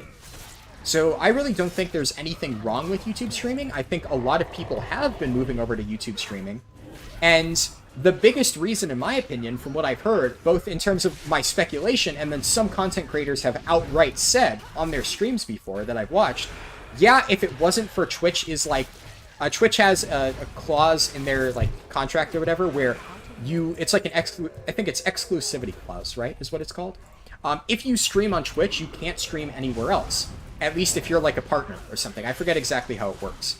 So a lot of streamers that I watch on Twitch have outright said, if Twitch did not have that exclusivity clause, I would be streaming on YouTube, 100%. Some of them have even said they are considering, regardless, moving to YouTube, because a lot of times they get more traction on YouTube in terms of videos and stuff, and they're pretty sure if they streamed on YouTube, they do even better. So honestly, I think YouTube streaming at this point, within the next year or two, it's going to overtake Twitch. Maybe not a year, but like 2 years, 3 years. Twitch, unless they actually start making changes, they're going to get overtaken, 100%. They have not been making the necessary changes to keep up with YouTube in terms of streaming. And Twitch, at this point, is very pigeonholed into just having streaming. You know, for YouTube, YouTube basically has a monopoly on, like, video content. There's no other viable alternative to YouTube, which is kind of a problem, right? I don't hate YouTube, but I recently watched a video by Hugbees. If some of you people know him, he mostly does, like, you know, fun videos like how it's actually made parodies and stuff. But I saw a video that he made about YouTube and how they basically are completely fucking him over and just not giving him ad revenue. And if he wasn't part of, like, a channel network or something, then he would literally be making no money on YouTube because they're incompetent and have not been, like, paying him properly. And that's where, like, yeah, it is kind of a problem in many ways that YouTube has effectively a monopoly over video making. So in terms of that, their customer service is honestly pretty shit. And the few times when I've had issues with my videos in terms of, like, the processing not working, there's been a few times where either the HD processing has been stuck for days, when normally it does not take even remotely that long, and they've basically just given me copy-paste answers that don't help me whatsoever. It's really, really insulting. It's usually like a very patronizing person who gives me a copy-paste answer, and when I tell them that this does not help me at all, I need actual help with the situation, you clearly don't understand what I'm trying to explain to you, they just give me this very patronizing answer of, well, sir, I'm sorry that we can't help you with your problem. And it's annoying, right? I wish that YouTube had a better competitor in terms of video making, but they don't. So they've cornered the market on that. And they're improving their streaming pretty consistently to the point where I don't know if Twitch will be able to keep up unless they start making changes now. Now, at this point, I think getting into YouTube streaming for many people is a very good option. And the fact of the matter is, I started doing videos on YouTube right when this was actually becoming a bigger thing. So it worked out well there. I just saw Teeden. See you, Harlden. I'm going to go for a bit. Thank you for stopping by. Glad to have you here. And yeah, if you're able to stop in at the end, that would be great. But you don't need to feel pressured to do so. But yeah, so I think that basically, unless Twitch makes some changes, they're going to be overtaken by YouTube. And I think generally speaking, YouTube is at this point in time a better platform in terms of growth for streamers. It may not be strictly better in terms of all the features that it has access to, but I would say it's easier to grow on YouTube now than it is to grow on Twitch. And YouTube is updating their stuff, like their like video quality or streaming video quality and like chat features and stuff like that more frequently than Twitch is. So like I said, I think they'll overtake them. That's why I'm streaming on YouTube. I honestly at this point think it is the better place to be. But mostly for me, it is because that's where I already have videos. That's where most people know me from. Why would I try to branch off onto another platform that is objectively going to be inferior within a few years? That's my mindset on it. Okay, you do get real bad latency. Oh yeah, I read that comment from Lycan, right. Let's see, what else have I missed? I just did Old War time walking with some friends. I'm going to do Old War time walking, not on stream, but I'm going to do it as part of the Survival Hunter challenge. Unfortunately, as much as I would love to do Survival Hunter stuff on stream, I'm not going to be doing that. Specifically because of the fact that the point of it being a pug challenge, I don't want people to actively try to help me while I'm streaming. I want to do that at times when basically people are unlikely to realize that I'm looking for groups, and they won't like go out of their way to invite me to stuff because they know that I'm doing this challenge. I want to keep it like on the down low. The unfortunate thing is my hunter does have my channel name, so it is easier for people to recognize me, but I'm not going to stream it because I don't want to draw attention to it. So I am going to be doing Old War time walking, but that will be in the hunter video of like the Keystone Master AOTC challenge. A Saint, I'll be off to 4 a.m. where I live. Sleep schedule's not looking too good. I feel that. Good luck with the stream. Thank you. I appreciate you stopping. What else? So I've missed the start of the stream. What did you spend your budget on? Can you do the crazy Gorgon pulls? So actually, if you want to see what I spent my budget on, I did the purchasing of the items in a separate YouTube video, which went up live before the stream. So the problem with buying stuff on a stream is I felt like people would probably try to snipe the items out from under me. So I actually did all of the purchasing, all of the items in a YouTube video that's already out. So if you want to watch that, you can just put it up simultaneously, watch what I buy. The short answer is I bought Bear Tartar, I bought some gems from my Garrosh heirloom, I bought 10 gun shoes, 20 Goblin Glider kits, and 40 Swiftness potions and bags. But I also spend a lot of that time going into my reasoning on why I would buy one item over another, why I chose not to buy certain things. So if you're curious in that, it is already up on a YouTube video. You don't even need to go back in the stream time. YouTube video has all of that stuff. So you can check that out if you're curious. Can you do the crazy Gorgon pulls without crafty gear? Yes, absolutely. It's going to be a bit trickier. So some of the crazy pulls that I do in Gorgrond, I'm able to just melt the mobs really fast because I have really good crafty gear. But I would say that as long as I properly manage my mitigation and my damage and stuff, I can definitely do those pulls without having to use crafty gear. I might need to kite a little bit. I might need to wait for resource regeneration to get another death strike in. But it's definitely doable. Any tank, if you know how to play it, can do pretty much like any sort of massive pull. You just got to pull around it. You got to be very creative with your pulls and your mitigation and all that fun stuff. Like even here, I'm taking a lot of damage here, but I know that I still haven't refreshed Bone Shield, so I'm going to do that because I know I am taking a lot of damage. I'm going to use my Nightborn Racial. I can kite if I need to, that kind of thing.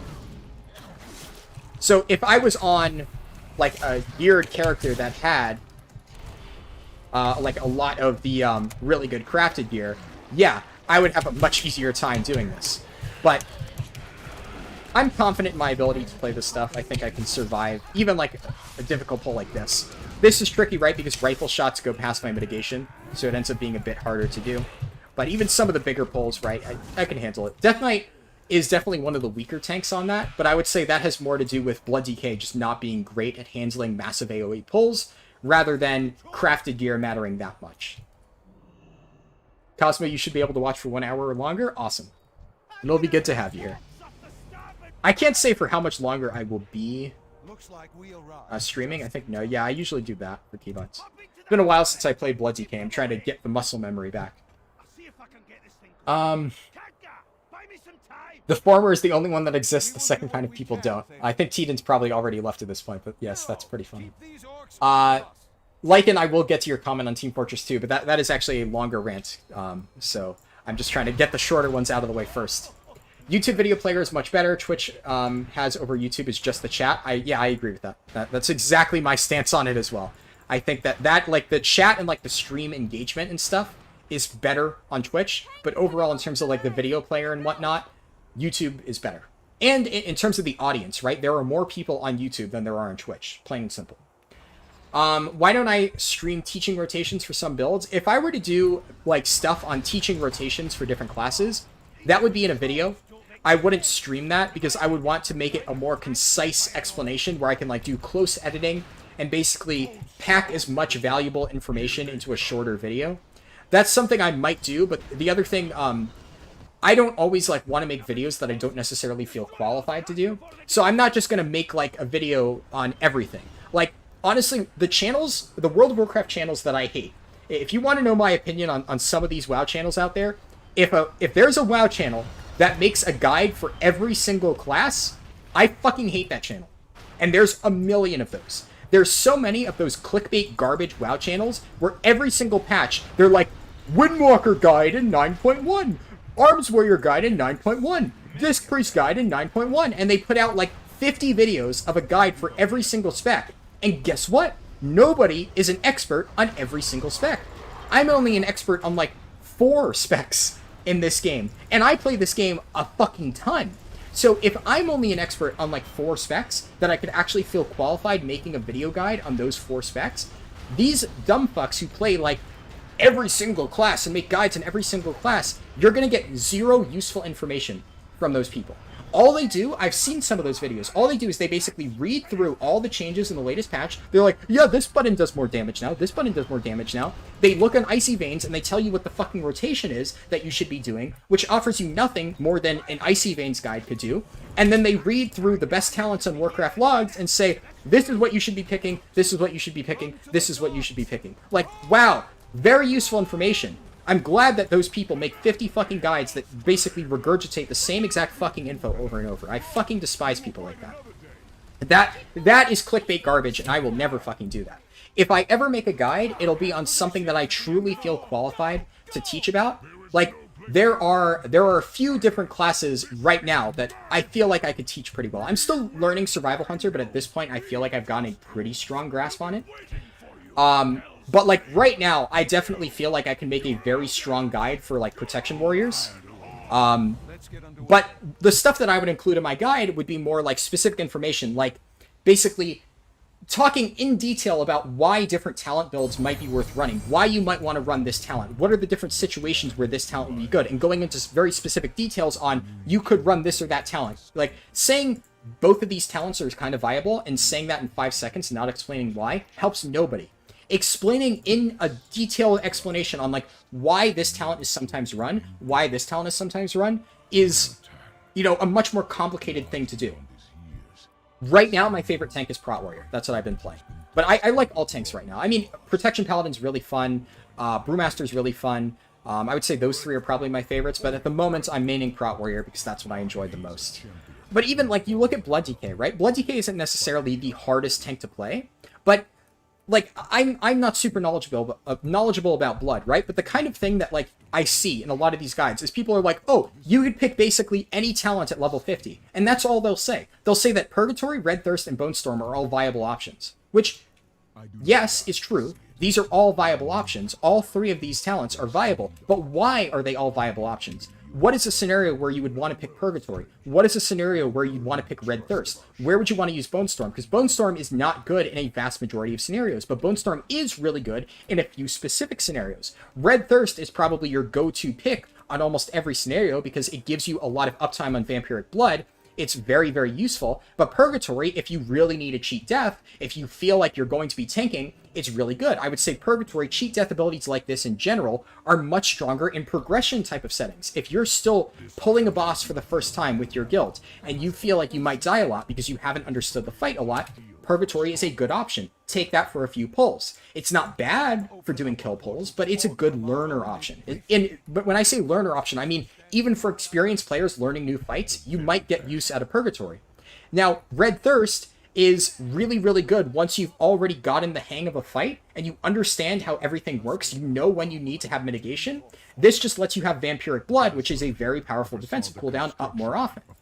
And this is me explaining it at a very basic level because I don't play Blood DK. Simply donated €1. Thank you for the donation. I appreciate it. But like, if I were to play Prot Warrior, or if I were to make a guide on Prot Warrior, there's a million different things that I could explain on Prot Warrior. Like, for instance, Prot Warrior, there's like 2 different builds that you can run. There's like an AoE build and a single target build. And on AoE, you can run Best Served Cold, or you could run Booming Voice. And now a lot of people will say that Booming Voice is generally a bit better in most cases because it's better on single target, and it's much better on single target. And generally speaking, for burst AoE, Booming Voice is still the best option.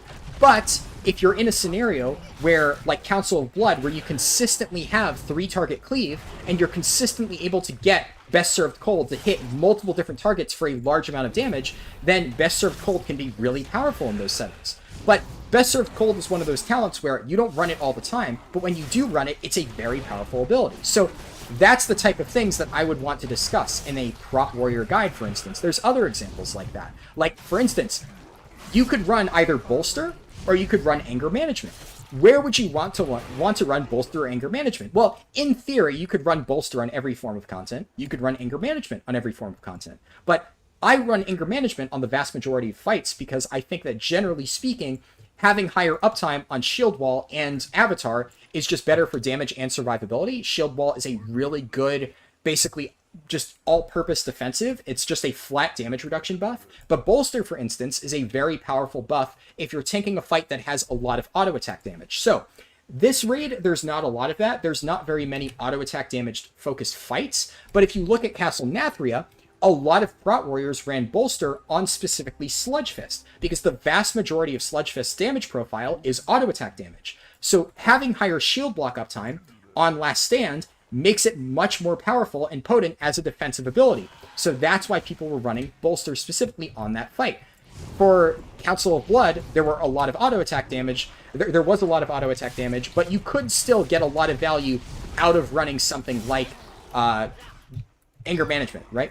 So there was a pretty even split. And these are the kind of things that you don't get by watching one of those guides that tells you, oh, these are the best talents, this is what you should pick in these scenarios, this is what you run for Mythic Plus, this is what you run for raids. It's not that simple.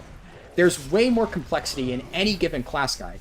So I don't understand why these guides exist. I don't know why people make these guides. More importantly, I don't know why people watch these guides. Because if somebody claims to be an expert on every single class in the game, they're just a fucking liar. They're not going to be able to make a good, well-researched guide that has hours and hours of practice behind it if they're doing one for every single class. There is not enough time in a day, or in a year, fucking, to make a guide for every single WoW class.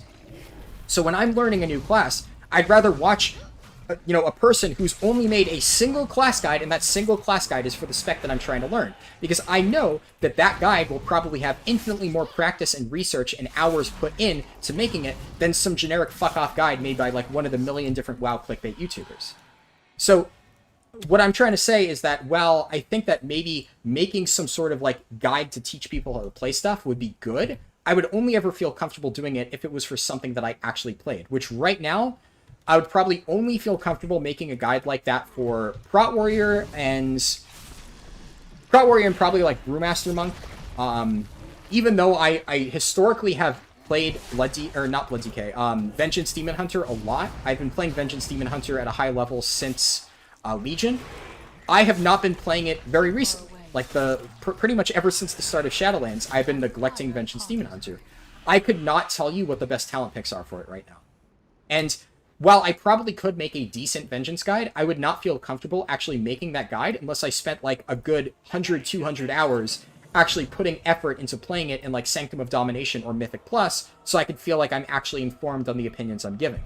Whereas right now, I feel like I could probably do that with both Brewmaster and Protection Warrior. And maybe in a few weeks, I might feel confident being able to do that with Survival Hunter as well, because I've been getting consistently better and better the more I play Survival Hunter, to the point where I feel like I'm pretty confident in how to play it properly, and I feel like if I were to make a Survival Hunter guide, I could actually do it justice. In fact, I actually probably will make a Survival Hunter guide, at least for PvE. There's a lot of really good Survival Hunter PvP guides out there, as people have pointed out to me, but I am not a PvPer. I have no intention of doing PvP. I think there's a lot of people that still would enjoy playing Survival Hunter in a PvE setting, and I found that a lot of the guides that I've looked into for Survival Hunter in Raids and Mythic Plus have not been super accurate. A lot of them still say that Kyrian is the best Covenant, when in fact it is not. Kyrian is currently only still run by Survival Hunters in like some Mythic Plus settings, but also like Soul Render Dormazane. All of the top Survival Hunters have now made the jump to Venthyr. It is pulled ahead in pretty much every setting. And yet, every single guide out there still says you're going to want to go Kyrian for Survival Hunter. Some of them, the ones that are even more poorly researched, will even say that you should go Night Fae on Survival Hunter, which is just not even close to the truth. So, yeah, I would want to make sure that by the time I actually put out a Survival Hunter guide, I had done thorough research on every single talent build, every single playstyle, every single potential option that you could pick, so that I would not be misinforming anybody. That was a long rant. But that is one of my biggest pet peeves with like WoW YouTubers, the ones that just basically put out shit tons of like shitty guides that are like poorly researched. People do this with leveling too. So I would say one of the other reasons why this is a big pet peeve for me is I put a lot of effort into doing hours and hours and hours. When I mean hours, I mean hundreds of hours into researching the leveling routes, testing things, figuring out what was the fastest. I spent days editing that video, getting all the proper footage, doing speedruns, getting the world record for Horde. I spent a shit ton of time doing all of that. And then you have these people who make like 10-minute guides on the fastest way to level to 50, and they basically just regurgitate info that I spent the hard effort putting in my fucking guide, but they explain it poorly. They usually just say, oh yeah, Warlords of Draenor is better. I've seen so many guides, because I've gone around and I've watched a lot of these shitty leveling guides. So many of them will say something like, there are some other routes out there that do fancy stuff, like using Chromie time with different expansions. And those routes can be kind of complicated, but I recommend that you just level in WoD, because I read an article on Wowhead that said that WoD's really fast, so it's probably the best route. And that's my leveling guide. Make sure to hit that like button and subscribe, and, ring the notification bell so you can get updates, blah, blah, blah. And that, holy shit, when I hear people make leveling guides and offhandedly refer to the route that I created that is the fastest as some complicated leveling route that uses Threads of Fate, or not Threads of Fate, Chromie time, I'm sitting there fucking seething. Because it's not complicated. All you need to fucking do is go and talk to Chromie, and it's infinitely faster than going through WoD. I spent tons of time researching this shit, and I found the fastest route. And then these fuckers think they can just say, yeah, just level through WoD. Here's like 10 minutes of uncut footage of me leveling through Gorgrond for the 20th fucking time. Don't you guys get lots of information out of this? Isn't this informative? And I fucking hate it. Whew. Okay.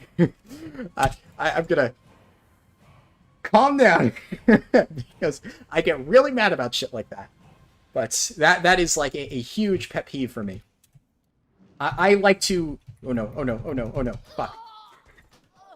I forgot that you can't use Goblin Fighters from that point. But yeah, it's a huge pet peeve for me, because when I do videos like that, when I put out guides, I do a shit ton of research. I want to make sure it's as informative as possible. I want to make sure it's as good of a video as it can possibly be. So seeing so many people just clickbait bullshit and do absolutely no research on their own and just regurgitate Wowhead's information, and Wowhead, for the record, is regurgitating info already. I'm not the biggest fan of Wowhead. I'm a fan of Wowhead as a news resource. The information that they do in terms of like PTR data mining is really useful, but Wowhead as a guide resource is fucking garbage. I should pick up flying. You're absolutely correct. I don't know why I haven't picked up flying yet. Gotten a bit distracted. In fact, I'm actually going to I'm going to do Ashran Appearance and just take the portal there.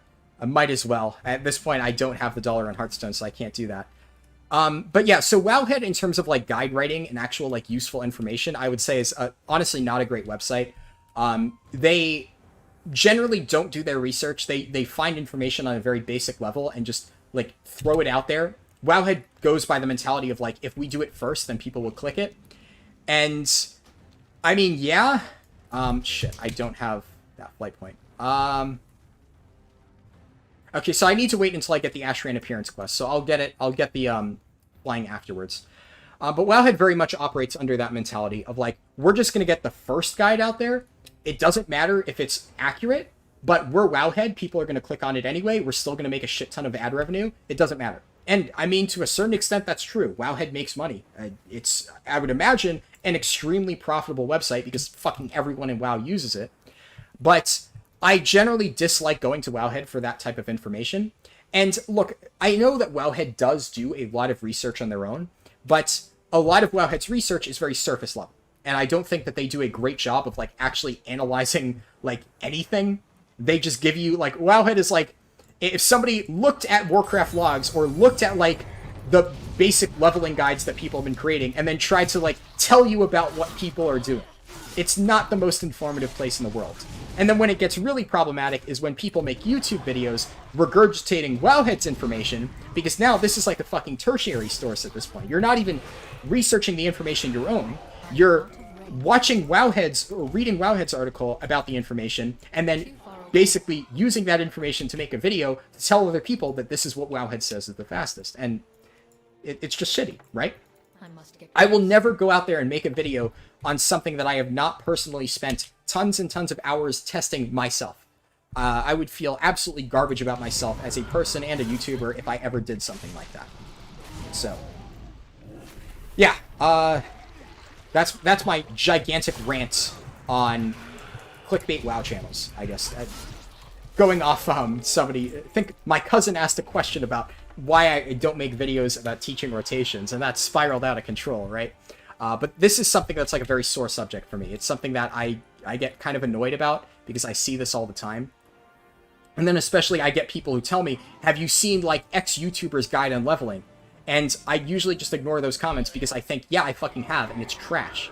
And I don't know how you can even utter this other person's content in the same like sentence as the guide that I put out for leveling, which was very well researched. There's a million of these, so I'm not even like calling anybody out by name because there's fucking tons of these channels out there. If you want like good channels, I mean, honestly, there's a lot of like smaller WoW YouTubers out there that put out good guides. Like I said, some people just make a survival hunter guide or a holy paladin guide or something like that. No, I don't necessarily watch a lot of them. A lot of the research that I do is usually not done through video guides. I usually research through Discords or through personal testing or through Warcraft logs, something like that.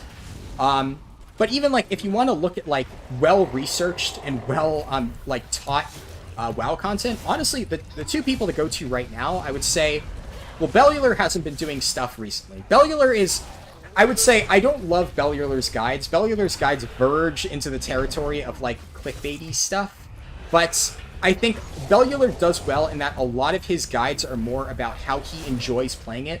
So he'll say, I played this class and I enjoyed it. And these are my thoughts on what I had the most fun playing with. And that is like, okay, right? You know, Bellular is not trying to, like, I've never seen Bellular make a melee DPS in 9.1 tier list, right? That's the shit that I hate. People who are misinformed making tier lists about shit that they know nothing about. Bellular just puts out occasionally videos on him trying out this spec and seeing how it is. And, you know, that's perfectly fine, right? And obviously, I mean, that's not even like Bellular's main thing, right? His main thing is news. And he does a damn good job at covering the WoW news. So, I mean, I respect Bellular more for that type of content. And if he wants to put out a video on like him messing around with like Windwalker Monk and how does it feel to play kind of in a new patch, yeah, okay, sure, right? It's the people that basically make their channel solely on the shitty guides that I really don't respect. But I would say, like, Bellular, obviously, for news and stuff, is probably the main WoW YouTuber I go to these days. I love his takes on pretty much, like, everything that's, like, been happening recently. But I would say in terms of, like, informative, like, rating and Mythic Plus, maybe not Mythic Plus, per se, content, but rating content, Limit Max, obviously. He's only been doing videos, like, just recently. But if you have not already seen Limit Max's channel, goddamn, go check it out. Because he puts out some really fucking good content. like his explanations on like the meta and like what classes are viable in different tiers, you're literally getting information from like the highest possible source, right? So in terms of like well-researched, like well-knowledgeable, like information, I guess, you cannot get any better than Limit Max. But honestly, it's like even just the stuff that he does in terms of like other things where like he'll basically do like a boss guide or something like that. They're really good. I love the way that he explains bosses. I love how he's able to like explain it in a way where he cuts straight through the bullshit. He just gives you like, this is the important stuff that you need to know about this boss. Like I have the jailer or the 9 or something like that. And he doesn't sit there and like read the dungeon journal. He's like, yeah, if you're a good mythic raider, you should know how to do this. I'm not going to sit here and teach you how to do this basic mechanic that you should already know how to do. But all of the tricky overlaps and like the healing CDs and the composition and stuff, that's what Limit Max will cover in his guides, and I love it. I think it's extremely, extremely well made. His videos are really high quality in my opinion. Would highly recommend checking them out if you're interested in getting better at raiding and stuff. At this point, he mostly does like boss guides and stuff, but it's still really good. I guess for other stuff, a lot of the WoW YouTubers I used to watch don't play anymore, unfortunately. It is what it is, right? The game's kind of died. Like, before, I would say, I've said this before, but one of my favorite WoW content creators was Preach, right? Preach did an amazing job. Oh, my dad brought me coffee. Thank you. Scared the shit out of me. The door just, like, busted open. Zeratul said, like, so you like to say the word like. Yes. When I'm talking really fast, I do say the word like a lot. Apologies. It is a bad habit. It's just, you know, when people are trying to talk really fast and you don't have like a pre-recorded script or something like that, yes, I defer to and like a lot of times when I'm trying to talk really fast and collect my thoughts. I could probably talk slower. I should probably talk slower, but sometimes I just get really excited about a topic and I talk like this, kind of like this. Yeah, sorry. I've been trying to get better at that, but it's not perfect. I do say the word like a lot. How come I've bound Control Y but not Control C? I don't know. I've I've had these keybinds for years. I guess these are just the keybinds I've been using. But I'm trying to think, what other WoW content creators have I been watching? Yeah, I don't know. Preach is... Without Preach, I'm kind of like lost. I watched him for like a lot of, you know, actual useful WoW information. I don't fault him at all for, you know, quitting WoW. I think he did the right thing. I mean, only C? I mean, C is what I use to open my character panel, right? So, like, that is actually a keybind that I use for other stuff. So, like, I use Y for, you know, an ability, but I use C to open my character panel. That's something I actually do.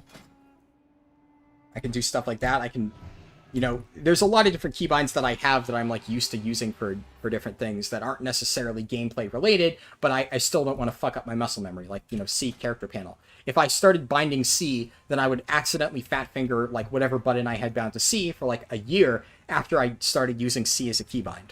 It's really, I mean, keybinds in general, your UI, your keybinds, your setup is all personal preference. It's just what works for you. I've seen people saying that, like, oh, you need a really important UI. You need to have your UI be super well built to be a good raider, and I need to see screenshots of your UI if you're applying to a new guild or something like that. It's bullshit, man. Like, every single person gets more or less mileage depending on their UI. Like, different things work for different people. What do I think of private servers? I have no problem with them, but I have not played many private servers. Just not something that I've done a whole lot, honestly. I've fallen really far behind, unfortunately, on messages. But just to, I guess, quickly finish, like, with WoW YouTubers. There's like, a WoW YouTuber that I watch a lot that is, like, on the tip of my tongue in terms of, like, remembering what their name is. Oh, yes, right, Dratnos and Tettles. I guess, 2 WoW content creators. So for rating information, go to Limit Max. Really good Mythic Plus information. I'm sure a lot of you probably already know about them, but Dratnos and Tettles, I would say, are probably the 2 best resources out there. I mean, I say both of them because they do very similar content, and 99% of their content, they're both in the same video together, right? So Dratnos and Tettles, they're technically 2 separate channels, but they're both fantastic resources for like Mythic Plus or sometimes rating information, but they do a lot more Mythic Plus stuff. So if I ever want to know something about Mythic Plus, I go to Dratnos and Tettles. If I want to know something about rating, I go to Limit Max. I have seen Eason Hart for Mythic and Raid info. The only thing I know about Eason Hart is he made a really fucking garbage video calling out Bellular on Bellular's recent video. That's all I know about. I don't know anything else about him. I don't know about the quality of the rest of his videos. All I know is I watched Bellular's video addressing Eason Hart calling him out, and my honest take from that is Eason Hart sounds like a fucking idiot, right? Bellular's video that he put out, I watched it. It was very well researched. I thought the information in it was very good. I think calling somebody out for something like that and providing no actual data, no actual realistic counterpoints to back it up was terrible. I think that was a dumb fuck move on Eason Hart's part. That's the only thing I know about his channel, unfortunately. So I can't speak to the quality outside of that, but all I can say is I don't have a very good impression of the guy because the first time I've ever heard about him was him doing that shit and calling out Bellular. And I liked Bellular's video. I thought it was good. And I thought Bellular just absolutely slammed the dude in his response video. So, yeah, it didn't go too well for him. But yeah, that's pretty much it for, I guess, WoW YouTubers that I really like to watch. There's some other good ones, but I'm probably forgetting about them. Harlden, they're free, right? An official server, you have to pay a fee. Yes, they're free, but you have to remember that the difference between, you know, a private server and an actual, like, updated MMO, a lot of times is the player base, right? You're paying money, you're paying a subscription fee. Now, the ethics of whether or not you should continue to charge a subscription fee for an MMO, which like some don't, like Guild Wars 2 doesn't charge a sub fee. But there is a very clear advantage to playing on live servers because of the fact that you have more people to play with. And that is a big advantage, right? Like if you're playing on a private server that doesn't have many people, your options are going to be limited. In World of Warcraft, despite the fact that the game is like way lower in terms of players right now than it has historically been, there are still tons of guilds out there that I can, you know, join if I want to do content. I'm not limited in my options. You know, on a private server, there's usually only a handful of guilds, or so I've heard, that you can join. So you really don't have much in the way of options. So that's the main issue I have with private servers. Okay, let me scroll up, get some of them. Was away, have you talked about why you hate Blood DK so much? So I will say, just to be clear, I don't hate Blood DK. I dislike it. I dislike the playstyle. I don't hate it. I think it's very strong. I will get into that more. There's still obviously a lot of stuff that I need to cover. But let's see here. I'm watching people maining 1 or 2 classes, not all classes. Yeah, agreed, just Marv. I obviously went a lot into that. Lycan says Prot Warrior Guide would be very cool. I might make that at some point. I do really enjoy Prot Warrior. I will say, I have a different playstyle for Prot Warrior than most people do. That's the only thing. So, I am honestly a little concerned that if I make a Prot Warrior guide, despite the fact that I think it will be accurate, and I think it'll be well-researched and practiced, I have a feeling that some of the other Prot Warriors in the community are going to call me, like, a fucking hack, and say, like, this guy has no idea what he's talking about. Because at the end of the day, the way I play it is a little bit different. I play it way more focused on damage. I press Ignore Pain a lot less than most other Prot Warriors. And I stand by that. I think that Ignore Pain is not an efficient use of Rage. I think that it's better for me to rely a little bit more on healers. Obviously, there's a limit, right? You should never be at the point where you're dying. If you are dying, then you need to press Ignore Pain more. So for a lot of mechanics, I do press Ignore Pain. I do make sure I save enough Rage to get Ignore Pain. But there are Prot Warriors out there that literally just mash Ignore Pain on every single type of damage that they take. And it's just an inefficient use of your Rage, in my opinion at least. So I think a lot of people out there who play Prot Warrior like that, who are like, oh, I'm just going to sit here and, you know, put up my shield block and, you know, spam Ignore Pain, are going to be really mad if I put out a guide basically saying that they're bad for playing like that, because that's what my guide would be doing. I play way more aggressively on Prot Warrior. I have, like I've said, the rank 1 damage parse on Mythic Remnant of Ner'zhul. I have, like, top 5 parses on every single other boss that I've killed, both on Hero... Well, I've only killed Mythic Remnant now. I'm taking very, very casual Mythic Prog this tier. I started a month late, and then I've joined just a very casual guild just so I can have fun doing that while I focus more on YouTube, right? But I haven't killed anything past Remnant of Ner'zhul and Mythic, but on the bosses I have killed, I have, like, top 5 parses, right? and rank 1 on Remnant. So I know what I'm doing for Prot Warrior damage. And on Heroic, it's the same thing. I have a lot of experience. I have 99 on every single boss, and a lot of those are rank 2 parses. I was just shy of a rank 1. So I know how to min-max Prot Warrior for damage. But the way that I play Prot Warrior for damage is very different than the way that a lot of people play Prot Warrior. And that's why I'm almost a little bit worried about making a Prot Warrior guide, because I feel like there'd be a bit of pushback from people who play it differently than I do. Even though I believe that my way of playing it is superior. That is just my 2 cents on that, at least. Where's my Garrison Heartsmith? Over there. Cool. Put Bear Tartar over there. Nice. And then return to my Garrison.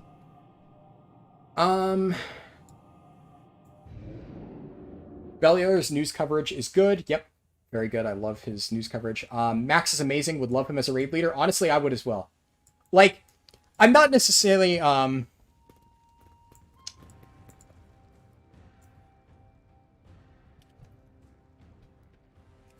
somebody just asked me if I wanted to join their guild. If that's one of you guys, I'm sorry. I, at this point in time, am still technically currently in a guild. I just didn't bother to get an invite on this character before starting the stream. I meant to do that, but I forgot. So if you happen to be in the stream chat and you're the person who just asked me if I could join your guild, I do apologize, but I do already have a guild. If not, then yeah, somebody just messaged me asking to join their guild. But let's see, what else? Yeah, like, I'm not saying that I necessarily want to raid and limit. I think I could not raid and limit, right? At this point in time in my life, I could not. I'm still in college. I like to think that I am a very good player, or like a very good tank, right? I can even play a lot of DPS specs pretty well. I'm not gonna, like, toot my own horn. I do think I'm not as good as the players in Limit, but I think if I really set my mind to it, I am fairly confident that I could play in one of those top guilds. But it would require a lot more time. I would need to invest a lot more time and a lot more effort. The amount of practice and effort that the people in Limit and other top guilds put in is just ridiculous. They're really fucking good at the game. I currently do not put in that amount of time. I would like to think that for the classes that I play, I am very, very, very, very good and knowledgeable about those classes. And when it comes to, like, progging on a raid boss, I can usually figure out a mythic raid boss like that. You know, it only takes me a few pulls to understand all the mechanics, and I'm like, boom, I get this. I figure it out. I don't need to sit there for, like, hundreds of pulls to figure out a boss. So, I have progged at a top 100 level before, but doing, like, maybe not, like, raiding in Limit, but raiding in, like, a top 20 setting is something that has always interested in me. It's been something that I've always been interested in. The issue with that really is just the time commitment. The difference between raiding in a, like, top 100 guild and raiding in a top 20 guild is massive. You're going from raiding, like, just doing a good job. Like, a lot of the top 100 guilds only raid 2 days. There are top 100 guilds that raid 2 days. But they are really good players. They raid for those 2 days, and they make the most out of every single one of those hours for those 2 days. And I've played around that level before, and it's still very demanding. You still are forced to do a lot of stuff outside of raid to stay viable. For instance, I've said this before, but I farmed before Nashatar, or before the raid in Nashatar even came out, I had farmed about 750 mana pearls. That's the amount of grinding outside of raid I did when I was trying to raid more seriously during BFA. And same thing in Legion with, like, Broken Shore, right? I raided super duper, like, hard in, like, Tomb of Sargeras, for instance. That was a shit ton of work outside of raid. You also, generally speaking, need to maintain multiple characters. As it stands, despite the fact that I have pretty much all tanks, like, at max level, the only one that I haven't finished at max level is this Blood DK.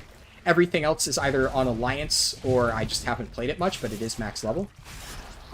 You generally need to keep them raid ready. Like, I have a Brewmaster, I have a Vengeance Demon Hunter, I have a Prot Paladin, but I have not been keeping them raid ready because at this stage I don't need to. I've been keeping my Prot Warrior up to date, I show up to raid, I do a good job on my Prot Warrior, and that's about it. But if I'm raiding in a really high level setting, I need to maintain multiple different tanks, if not every single tank. So that is a ton of additional effort that you have to put in. And the biggest one really is just the time commitment. I mean, you look at the amount of time, just in terms of hours, that those people raid, and it's insane. At this point, with my current schedule with college, I could not physically do that. I would not have the time to go to class and raid on one of those schedules. It would just be impossible. But, I mean, who knows? Maybe after college, if I find myself at a time in my life where I have a lot more free time, and my hours for, like, whatever job I'm working aren't super restrictive, that is something that I've always been interested in doing. But at this stage, I would not be able to do that. But yeah, I honestly think it would be really cool to raid with, like, someone like Limit Max, if not Limit Max himself, as my raid leader. In that kind of setting. That would be pretty cool. I would love to do that as well. Let me see, making sure I don't miss any messages. I always hated guilds that want to see your UI. Like, who cares as long as I perform? I absolutely agree. Whenever I've led guilds or recruited for raid teams, I never make that a requirement. It doesn't matter. You know, if you are a raid leader and you're sitting there on your, like, application, which, first of all, people who put applications for your guild, if you're not a top 100 guild or even, like, top 200, 300 guild, and you're going to make me fill out an application to apply for your guild, get the fuck out of here. Like, I am not going to fill out a large application for a 4 out of 10 mythic guild. You're fucking off your rocker. That is just ridiculous. And yet so many guilds do that. I don't know if it's because they actually have this, like, inflated sense of importance, like they think they're a bigger guild than they actually are, but you're not. You're a 4 out of 10 mythic guild. There's nothing wrong with being a 4 out of 10 mythic guild, but if you're a 4 out of 10 mythic guild, treat it like you're in a 4 out of 10 mythic guild. If you're doing that, you need to speak to every single one of your recruits personally. You're not going to get a lot of recruits. There's a lot of competition at that level. You need to make sure you treat every single recruit with the care that it deserves. You know, you can't just take recruits for granted at that level. So putting some big fuck-off recruitment, like, application on your 4 out of 10 mythic guilds page is just going to make me go, yeah, okay, I'm going to look for a better guild, right? That tells me that they don't actually have any personal investment in recruiting for their raid team. If they're not actually willing to take the time to speak to people who are trying to join their guilds. Like, when I was looking for guilds, I talked to this, there was one guild in particular that I remember where they actually put their battle tag on there, and they were like, if you have questions, feel free to contact us. So I reached out, and he responded, and he was like, oh, have you filled out our application? I'm like, yeah, I filled out your application, but I wanted to ask you some questions directly to understand what your current tanking situation is, why you're recruiting a tank, what you're looking for, what is your current other tank play, so I know what the composition would be like. You know, I just have a few questions that I would like to ask you, the guild and raid leader, so I understand what it is that I'm applying to. And he was like, well, you need to wait for us to read your application.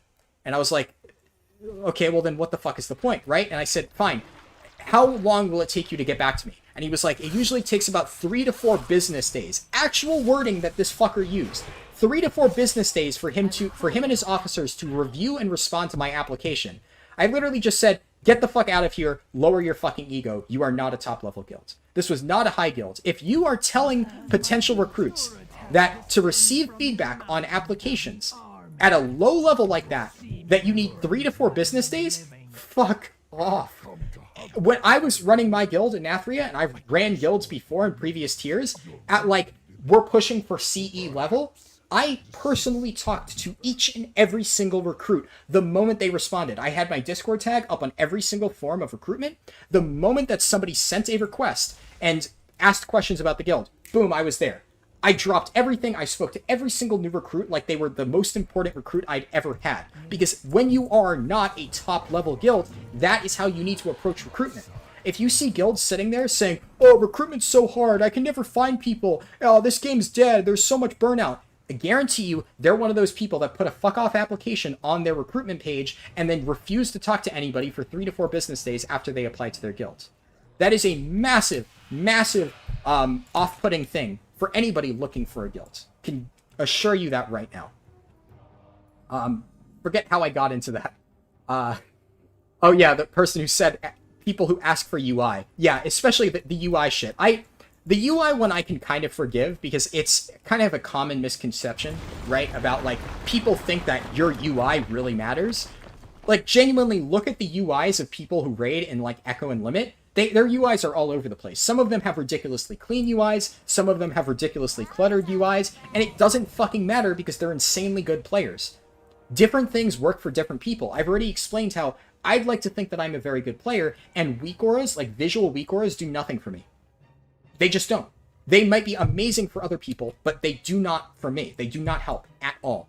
So everybody just has the UI setup, the stuff that works best for them. So if you're sitting there expecting people to have like the perfect UI that you think works for you on their UI, you're just doing it wrong as a recruitment officer. That's just not how people play this game.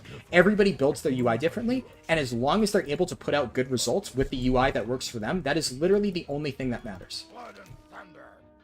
Okay, let me catch up. There's some really creative private servers out there, not only recreating experience from 8 years ago, but adding meaningful content. Yeah, no, I am familiar with private servers. In fact, one of my friends, Chris, I used to raid with him. I don't think he's ever actually been on my stream, but I raided with him in Nathria specifically, and I've raided with him for years and years. I don't even know if he still plays the game, but he actually runs or at least he was, I don't know if it's published yet, but he was working on like a really, really big Wrath of the Lich King private server. And he would show me like stuff that he was doing for development of his private server. He would be like, oh yeah, these are like the new models and stuff that I designed for the Wrath private server. Like he was making like custom models. He was importing stuff over from like future expansions to like recode it to work in Wrath of the Lich King. He was putting in a lot of effort into his Wrath private server. I have no idea if he actually ended up publishing that or not, but no, I am well aware that a lot of people put a ton of effort into those private servers, and it goes beyond just recreating the experience. It's just not something that I have ever personally played. That's just me. Let me just make sure I can do this properly. I want to make sure I make the most out of this cooldown. Find most of modern WoW YouTube about as fun as prying out fingernails, but at least it isn't WoW Twitter. So, in terms of WoW Twitter, I'm not going to go into detail on this, but all I will say, if you care, is this character, Rossiliana, is the name of a Death Knight that I had a long, long time ago. Like WoD and Legion. And before I swapped to using Haraldin as my battle tag, I used Rossiliana.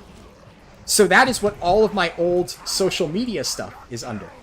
So all I'm saying is if you search this character's name on Twitter, you might find some old stuff from, you know, I think it was like Legion, where I had a Emerald Dream Twitter, which is a thing that a lot of people did.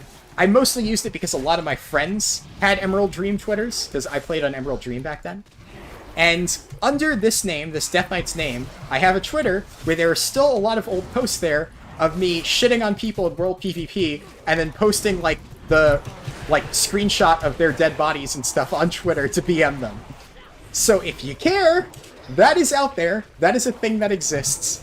If you look it up, you can find it. I'm not going to publicize that because I wouldn't say it's cringe. It's a little bit cringe. But the entire point was, even back then, for it to be kind of cringe.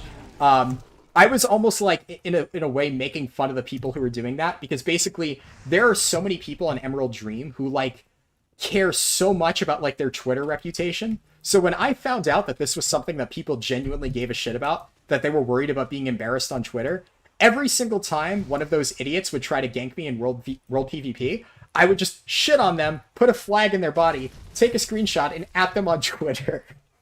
And they would get so fucking pissed about it. So I love doing that just because all of like the super duper tryhard PvPers in Emerald Dream who would like basically upload like these kill compilations and whatnot would get so mad if you just absolutely dumpstered them in a fair one-on-one fight. Because these people would get like world buffs and dumb shit like that. And then they would try to like put out like a kill compilation or whatnot and act like they're hot shit.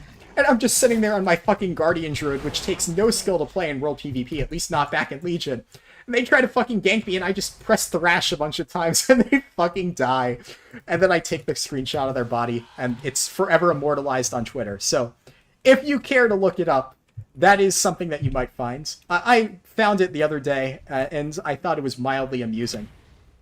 You'll also see, I guess, if you want proof that it's me, right?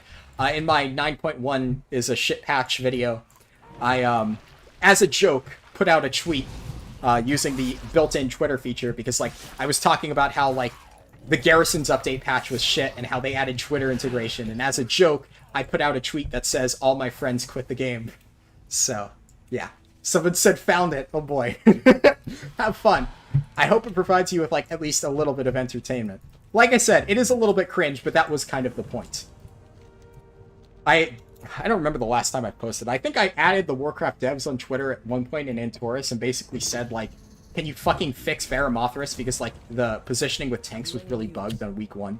I was getting super tilted with it. So, yeah. That's my old Twitter. Now, I will say a lot of people have asked me to make a Twitter and stuff. So I can, like, post, you know, when I'm going live or whatnot. That's something a lot of people requested. You nailed the cringe? Yeah. Hey, that was, like, 4 years ago, right? I think it's okay. And that's why I'm not going to publicly advertise it. But, you know, if you like looking at shitty, like, World PvP cringe stuff, it's there. That's all I'll say. You can find it. No, Twitter integration is very much still in the game. If I go to interface, right? Where is it? Social. Yep, here.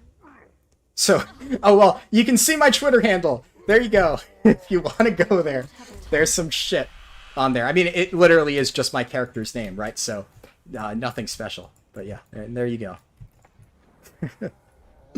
Emerald Dream Twitter was something.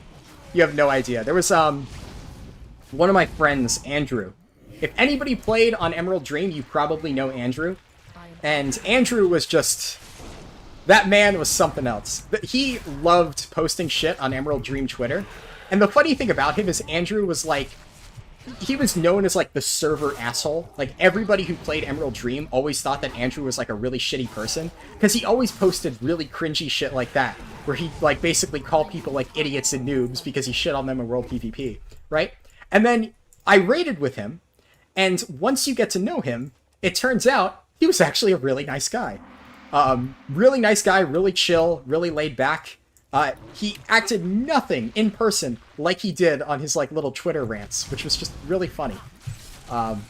Emerald Dream was just a very interesting experience. I would never want to go back there. It was kind of awful. Especially if you really dig deep into my old Twitter, you'll find a lot of guild drama, which, whoa, that was fun. Lots of guild drama that happened, that was publicly aired out over Twitter, right? You know, really, really dumb shit. But, it was an experience. I can look back, like, fondly in terms of, like, it was a fun, interesting experience, but I would never want to play an Emerald Dream ever again just because, God, some of the stuff on that server was so cancer. And when I was there, I embraced it. I rolled with it. I had fun with it. But it's just too much, man. All the Twitter stuff got way too much, especially because, like, I was doing it for fun, right? Like, once I realized this was something people were doing, like, I would make those posts for fun. And just, like, because I thought it was, like, all an in-joke, right? But some people got really serious about it. And then I started getting people, like, harassing me in-game because of something I posted on Twitter. And I'm just like, yikes. This is a bit much. But yeah, those guilds in ED, if you want to just, like, walk into a world of weird shit, go look at Emerald Dream Twitter. Fucking crazy. Especially the guilds, like, Division 7. God, Division 7 at the time had, like, this huge thing where they were always trying to promote their World PvP raids. And Division 7 was a guild, I think they're still going to this day. But their World PvP raids were literally them camping a flight path in Stormheim. Or they would camp the flight path in Suramar. And then they would post these, like, heroic, for the Alliance posts on Twitter. We're the best guild ever. And I'm like, bro, you're camping a flight point. You're killing players that are AFK as they land with a group of 40 people. Like, what? How is this something that you're proud of? Man, it was just so fucking weird. That was something else. But yeah, that's something. Okay, I'll stop talking about that. I basically talked about it to death. But it's an interesting aspect of World of Warcraft that I think a lot of people aren't aware of, because you would never know about it unless you played on Emerald Dream. Let's see. No pain, no gain, yeah. By the way, generally speaking, when you're leveling your character, shouldn't you go DPS so that the time for 10 to 60 would be a lot shorter? Yes and no. There's a reason why I believe that, generally speaking, most people prefer to play Frost DK over Blood DK while leveling. I said that I put it up in the poll, I was going to level a Blood DK. The entire point of this was Blood, because I've talked in the past about how I don't enjoy Blood. So it was more just me leveling a Blood DK so people can see me play a class that I've historically said I dislike, so I can, you know, talk about that a little in the future, right? But I would actually say that the fastest leveling specs are tanks. Protection Paladin is, in my opinion, faster than Retribution because it does really good damage. I would say Guardian Druid is faster than any of the other specs because it does insane damage while leveling with, like, Moonfire on multiple targets. And I would say the one exception to that rule is for Monk. Monk is really fast, but Windwalker is faster than Brewmaster just because Brewmaster at low levels doesn't have amazing damage. What tank do you think is the most immersive in Mythic Plus? Apologies that it took me a while to get to this message, because I would have asked what you mean by immersive. When I think immersive, I usually think like story, right? So I don't know what that would mean in terms of Mythic Plus. If by immersive you mean like most fun to play, definitely not Prot Warrior. I love Prot Warrior, it's my favorite tank right now, but I will admit that it's a little bit tricky to play in Mythic Plus currently. It's not bad. I mean, I've gotten Keystone Master and I've pushed decently high keys with it and had no problems, but historically speaking, I've had more fun doing, like, dungeons as Vengeance Demon Hunter, probably. So Vengeance Demon Hunter, Guardian Druid, I would say are probably the two that, if I was specifically going for Mythic Plus, I would probably play them a bit more. Those are probably two good classes to look into. But I guess it depends on what you mean by immersive, right? I've never heard immersive used in the context of, like, what is immersive in Mythic Plus. Generally speaking... Oh, yeah, I read that one. My bad. Did Sylvanas Heroic and got the trinket from her, what you mentioned? Oh, awesome, yeah. So now you can play with that. That trinket is very, very, very good. Definitely it's going to be a nice thing to have.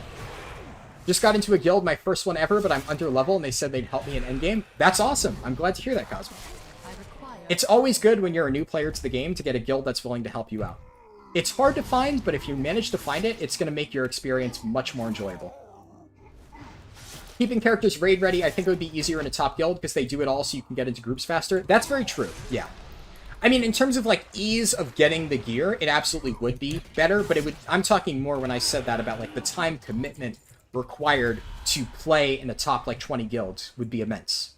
Just because of the time that you would need to spend getting all those characters geared up. Even if they provided you with access to raids and stuff to do so, it would still take a lot of time.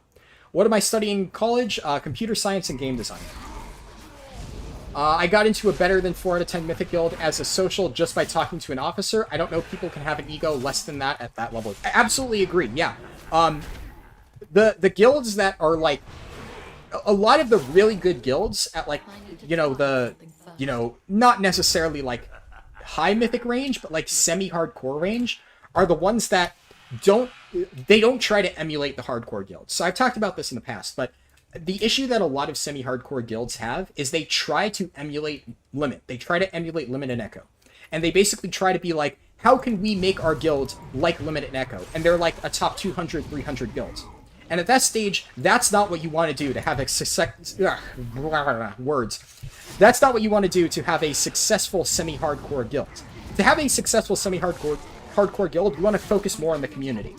You want to make sure that you're still recruiting good players and making your guild a good guild that you can progress well in. But you want to focus more on talking to people, getting, you know, active players in there, building an environment outside of raid. Because then people are more likely to join and stay instead of just going there purely for progression, and then the moment progression, like, slows down a little bit, they leave. If you're a semi-hardcore guild, the biggest advantage that you have to keep players in your guild is to be a good guild, a fun guild to just exist in, so that people might want to stick around and have fun doing non-mythic progression stuff with you. And that's absolutely how every semi-hardcore guild should handle it. The unfortunate reality is that the vast majority of them don't. Those type of guilds are very, very good, and that's why they are very, very rare. But if you manage to find one, I mean, it's definitely, you know, It exists. I've been in guilds like that before. But finding one can be a bit tricky. Sometimes you just gotta, experiment. You gotta join a guild, see if it fits. Sometimes you find they're very clicky. Leave, find a new guild. That's how it goes. I should equip some of this gear that I've been getting. I have been using the same exact stuff for a lot of these slots ever since I started. Do I have any boots? I don't think I've gotten any boots yet. Hold on. Alright. I want to grab that Tazavesh mount and the Keystone Master one, but I've got to gear and catch up first. Yeah, the Tazavesh mount is really cool. I love this gear glider. This one that I have is actually the one that's like a rare drop off the final boss. I got pretty lucky. I've only cleared Tazavesh 3 times. And on my 3rd time clearing Tazavesh, I managed to get the mount. So that was cool. I got it on my Survival Hunter. On my Survival Hunter, I managed to get the Tazavesh mount, which was awesome. But the one for clearing it on hard mode is also really cool. I'm sure a lot of people would probably enjoy getting that one. It's not too hard, I would say. You can put in a decent amount of effort and get it before too long. Now, what else? Okay, finally caught up. Whew. That took a while. Legion Guardian was so good.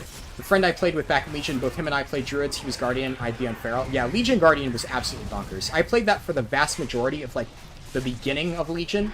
And then once cat weaving fell out of favor and things became more on just, like, spamming Thrash over and over, I stopped having fun with it.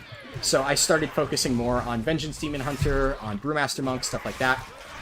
That's what I mostly played for the rest of Legion. But Guardian Druid was very powerful. In terms of just viable tanks, it was by far the strongest for pretty much the entirety of Legion. Very, very, very good.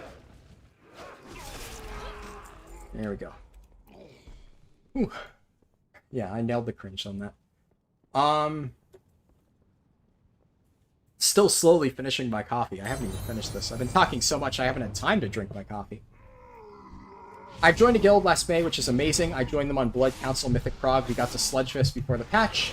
After that, we had a lot of roster issues and 4 people leaving. Yeah. Nathria was very bad for people leaving. I ran into the same issue, right? Like I mentioned before that I leaved. God, my pronunciation is... My brain is getting fried right now. I've been talking so much. I left... I ended up leaving off at a... my brain is... Okay, hold on. I gotta recompile my thoughts and figure out what I was trying to say. So, I ended up leaving off Castle Nathria at 6 out of 10 Mythic because my guild got burnt out, and I was leading that guild. And I had a massive problem recruiting players in Nathria. It was really difficult towards the end. A lot of people stopped playing. 9.0.5 renewed some people's interest in the game, but overall it was not enough to really solve the problems that Shadowlands had. I think if anything, now with 9.1.5, we're probably going to see a decent bit of a resurgence because they are fixing a lot of the really big problems that the game has. So I think a lot of people that mostly just enjoy Mythic raiding and quit because they felt like they couldn't actually do what they enjoy, but still, enjoy the raiding aspect of it and are willing to sift through some of the iffy parts of Shadowlands, will enjoy this patch and find it a lot more bearable, probably. So that should help with recruitment a little bit.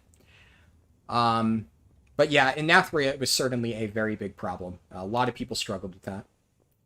And then you said, last week we started Mythic and killed the first 3 bosses with 19 players. Yeah, that's really good. It is kind of funny, though. The first 3 bosses this tier are, like, kind of undertuned.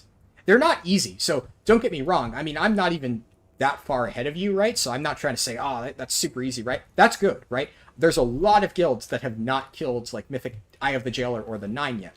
They're not necessarily, like, brain-dead easy bosses, but they are, in my opinion, surprisingly easy compared to, like, Nathria, for instance. Like, Altamore was not necessarily a hard boss, right? But it required a bit more coordination than I think Eye of the Jailer does.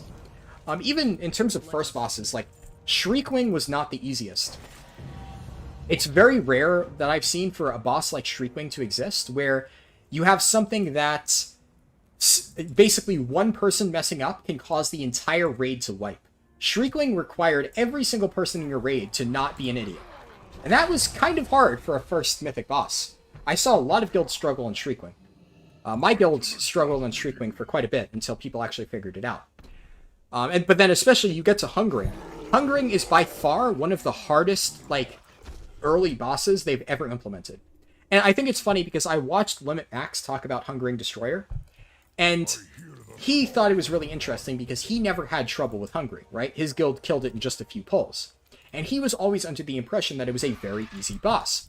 But the reality is Hungering was a boss that was so communication-based, you really needed people to actually listen to callouts and be personally responsible with, like, soaking stacks and stuff. So it ended up being a really difficult boss for an average Mythic guild that had a lot of players that didn't really know what they were doing and were just getting carried. So for a lot of guilds, because everybody needed to know what was going on, they struggled.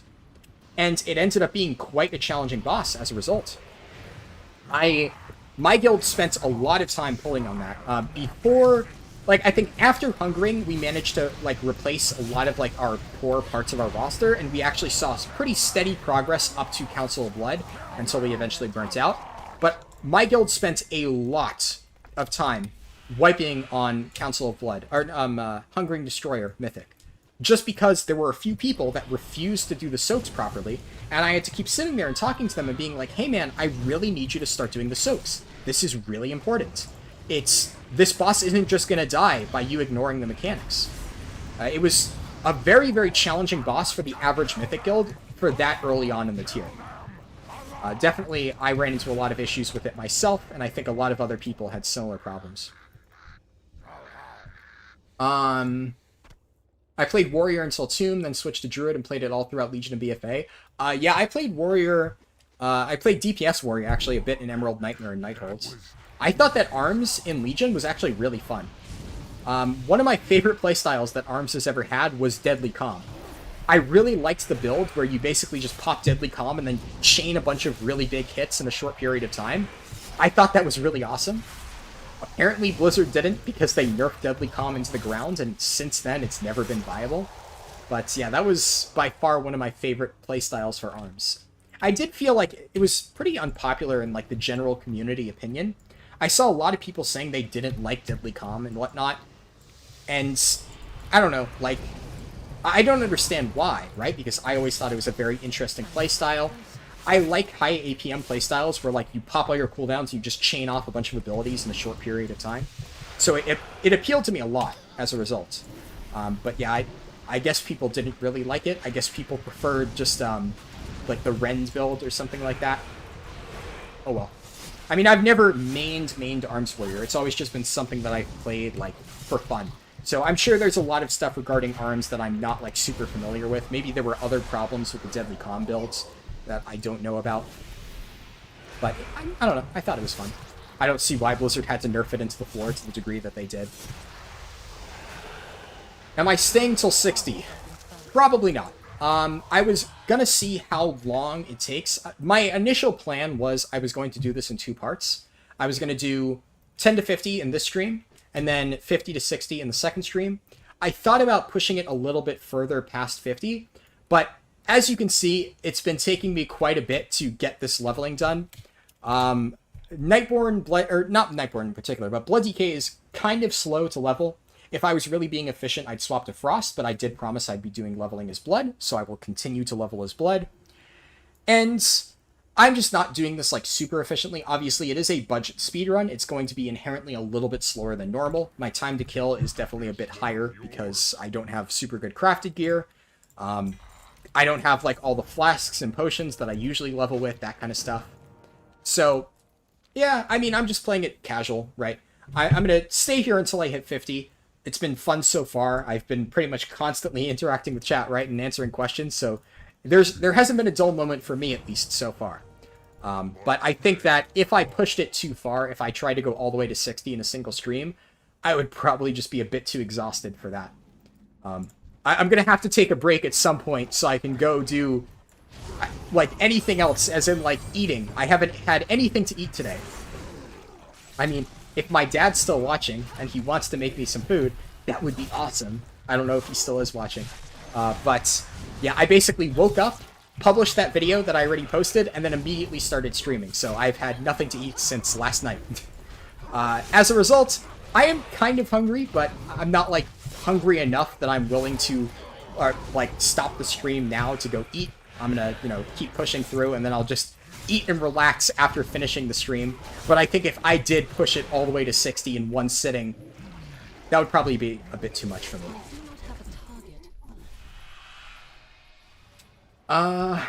Let's see. Thing keeping me there is the guildies. They're great to play with. Absolutely, yeah.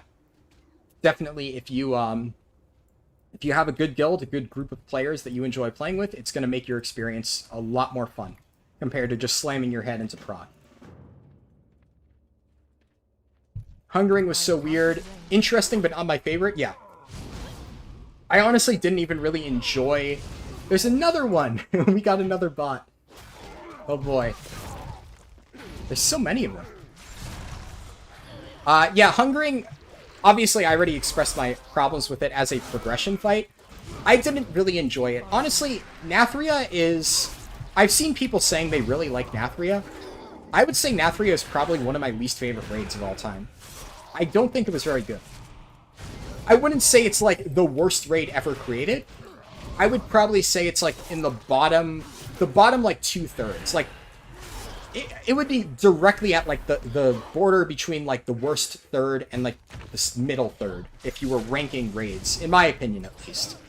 I just thought Nathria, it wasn't the worst thing ever created, but it also wasn't very good. It had some bosses that I thought were good. I know people like Limit Max absolutely love Sludgefist and swear by it. I am generally not a fan of patchwork-style fights, because what you have to understand is, like, those fights for Limit Max, for instance, are really fun. And for people in Limit in general, they're really fun because those people are all absolute experts at min-maxing their damage. And they can go into those fights with the mindset of, I'm going to perfect my damage rotation on this boss until this boss dies. And that is kind of how they end up progressing on Sludgefist. But the average guild progressing on Sludgefist is, this dumb fuck broke chains again, and now we have to wipe because this idiot, after 50 pulls, doesn't know how to do the fucking mechanic. And that's most people's experience with Sludgefist. So, a lot of people, on average, probably won't like Sludgefist as a boss, because that was their experience playing through it. That was my experience on Sludgefist. And because of that, despite the fact that I can enjoy Sludgefist as a boss, and I think it is a well-designed boss encounter, I absolutely hated Sludgefist because of that. Because of how goddamn annoying it was to do prog on, even in Heroic. We're talking, like, even back in fucking Heroic, you had people doing shit like that, and just eating shit because they just disengage out of their chain and one-shot another player. And then now suddenly you have 2 people dead, and you only have 1 B-res, and the damage check is already pretty fucking tight, and then Dipshit McGee does it on the next pull too, and it's just so frustrating, man. That is, like, the most frustrating part about doing Mythic Prog. When you already have figured out the fight, and you already know exactly what to do, but it's a boss where one person can completely fuck you, and they continue to do it pull after pull after pull, that will make anybody hate a particular boss, if that's something that can happen. So, that's the reason why when I did Shriekwing, I did the Lanterns as a tank. I don't really think that tanks were the best option for doing Lanterns. I know some people suggested doing it like that, but I think a lot of guilds had one of their, like, ranged DPS players do it, or maybe one of their healers do it. I don't think that tank was a great option, but I still did the Lantern as a tank, because I'm like, you know what? If I pick this fucking Lantern up, I know that I will not fuck this mechanic up. I am confident that I can do this without eating shit and wiping the raid. And so that's what I did. I took that mechanic into my own hands.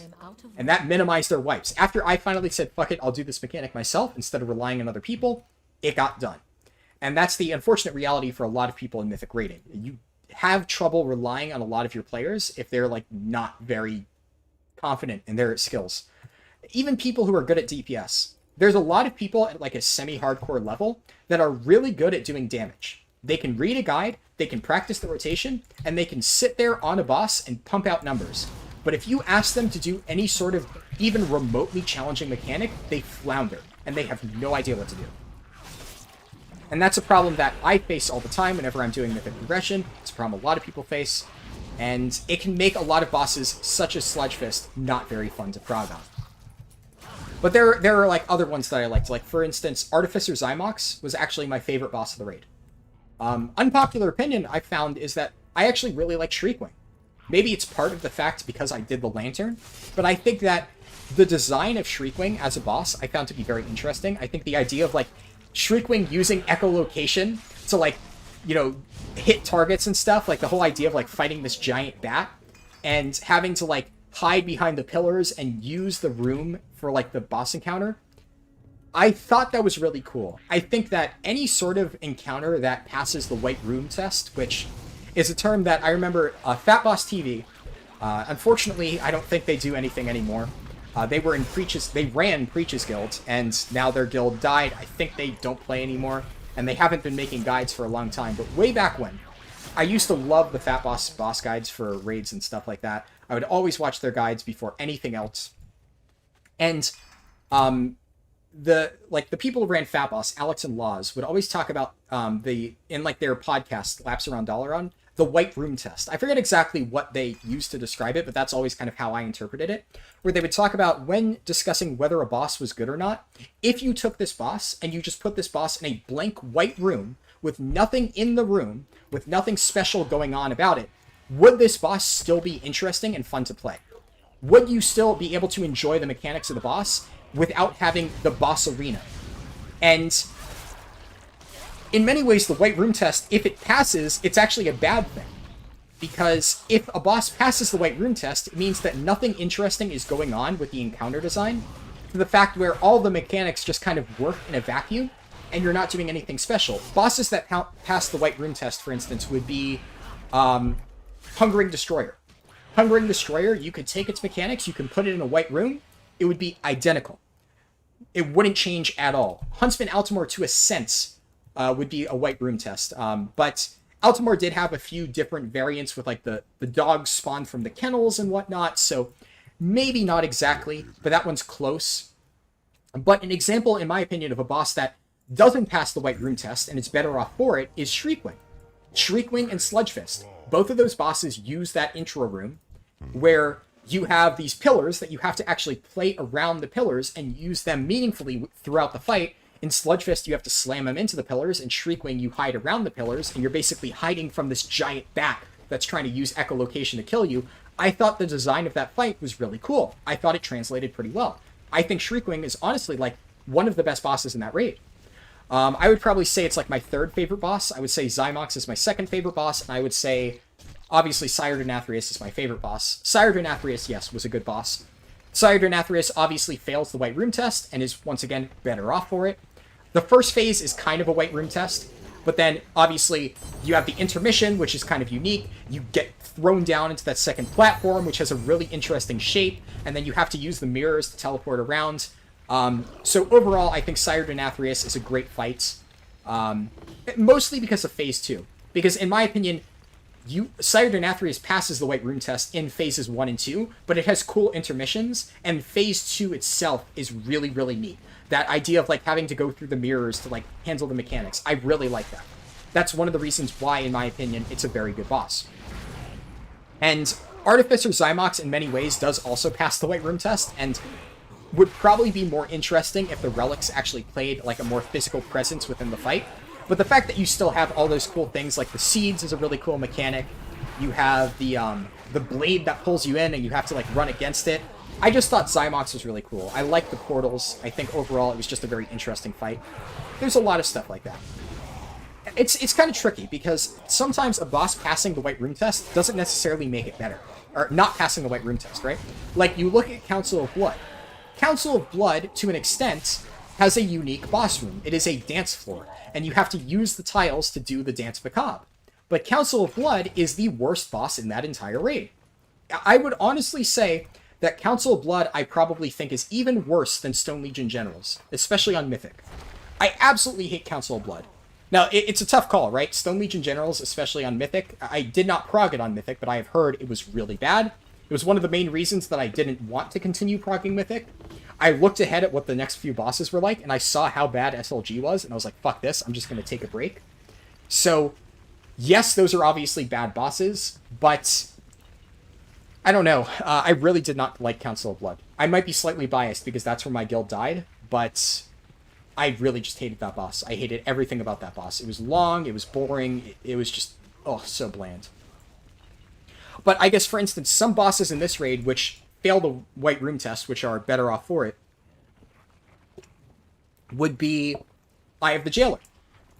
I think Eye of the Jailer, while not the most creative boss fight ever, is kind of nice because it has that little unique room design where it has like the little like parts that stick out and you can like grapple across. It's very simple, but the fights that stick in your memory, at least for me, are the fights with stuff like that. The fights with like very unique mechanics like that, where like you have a unique room design and you have to like grapple across platforms. I think that's really cool. And I've seen mixed opinions on Sylvanas, right? I've seen a lot of people say Sylvanas is an amazing fight. That is my opinion on it. I've also seen a lot of people say they hate Sylvanas and they think it's a terrible fight. I don't understand that. I really don't. Because Sylvanas fails the White Room test in basically every way that you want to fail the White Room test. Like, Phase 1, yeah, that's a White Room test, right? But Phase 2, I think is really cool. That is, like, really unique. You're running across these gigantic chains. You're crossing these bridges from chain to chain.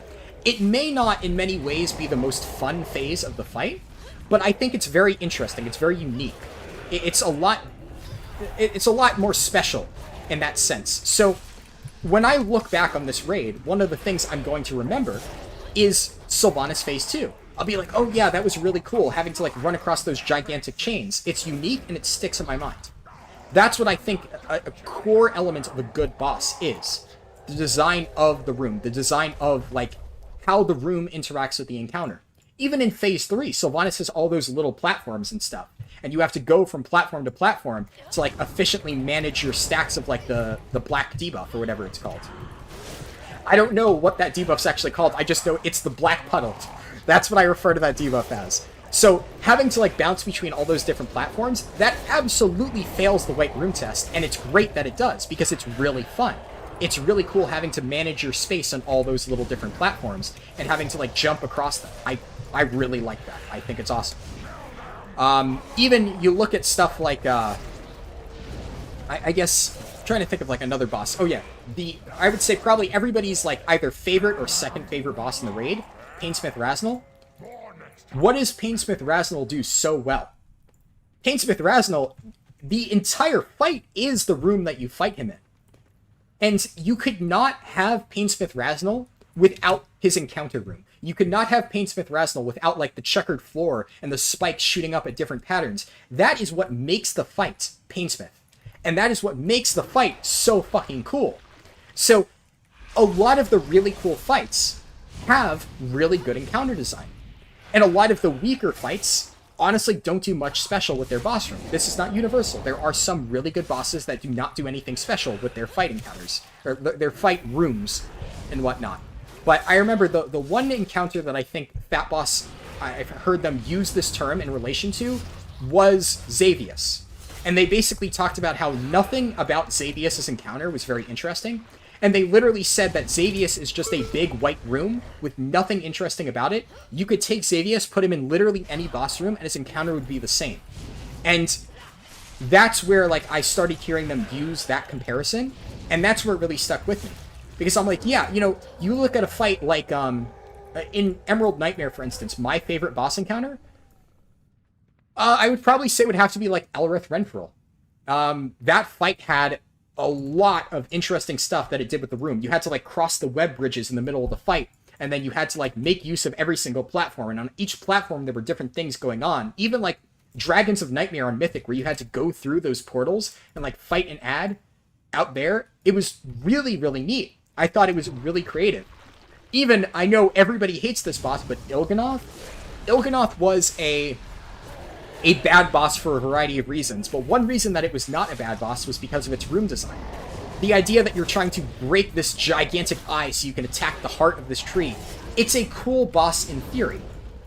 And I think that that's why some of those bosses worked where the others failed. Now, I could sit here and give a million examples, but I'm sure if you think about it, a lot of the really cool bosses historically are ones that use their room in creative ways. Another one that, the last one I'll use, because it's one that just popped to mind, is Croesus in the Nighthold. Croesus, you're literally fighting him on a bridge, and he's periodically shattering parts of the bridge. And it's like the most, like, real way of demonstrating an enrage timer.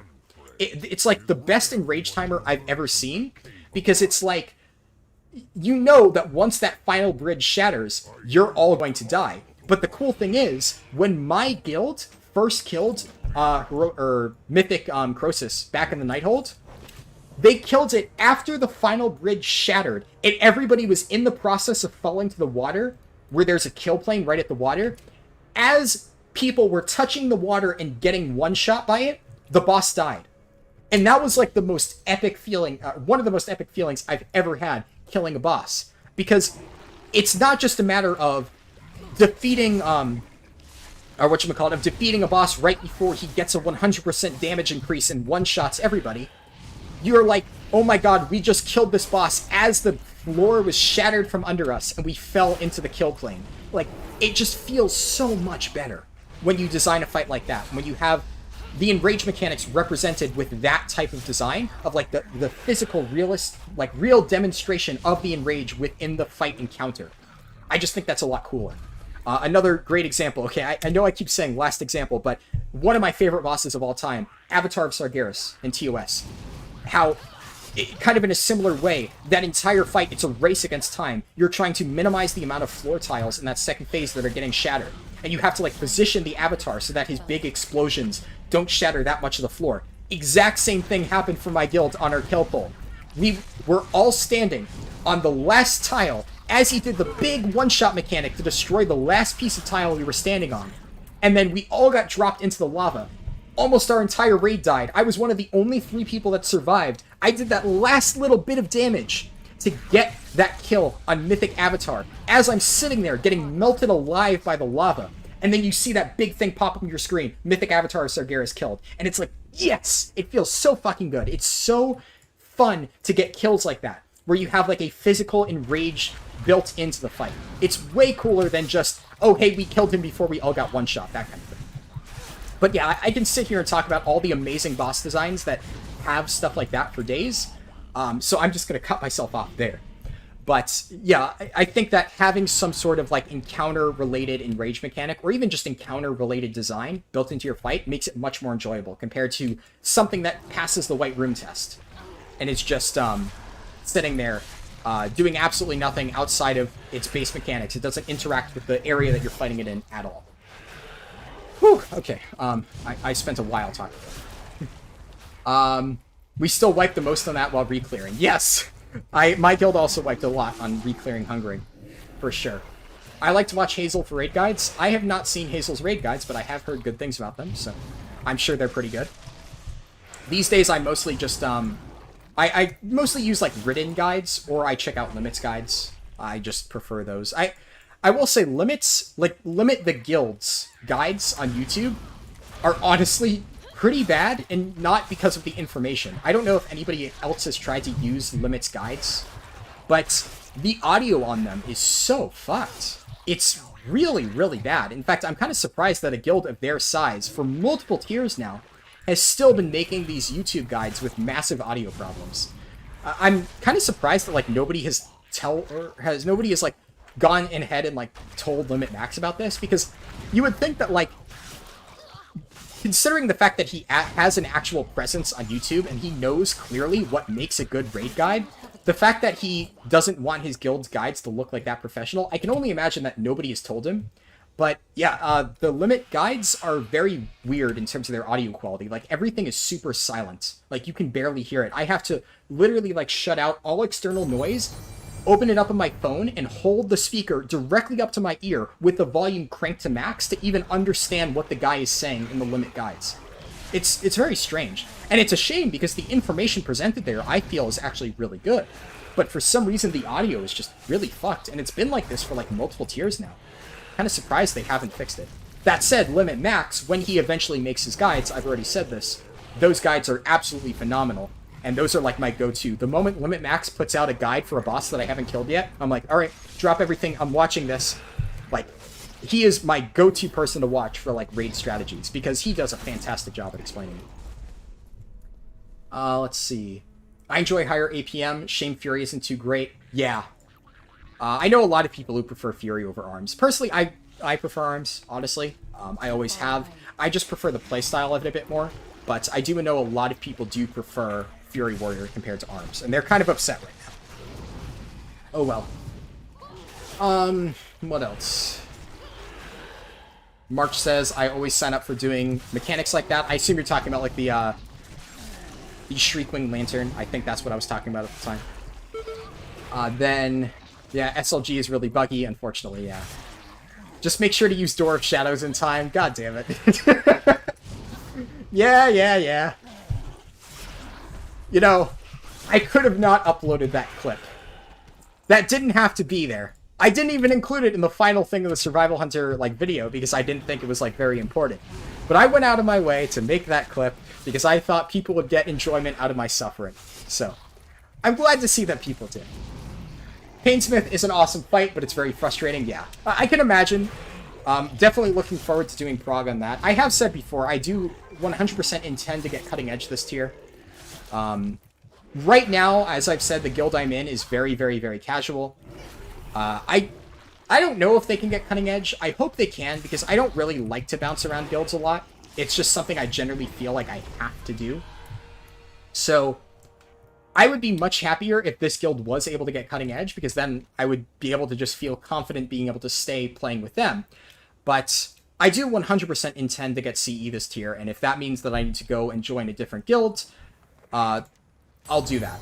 That said, I would very much like to actually have the experience of doing the full progression on Painsmith.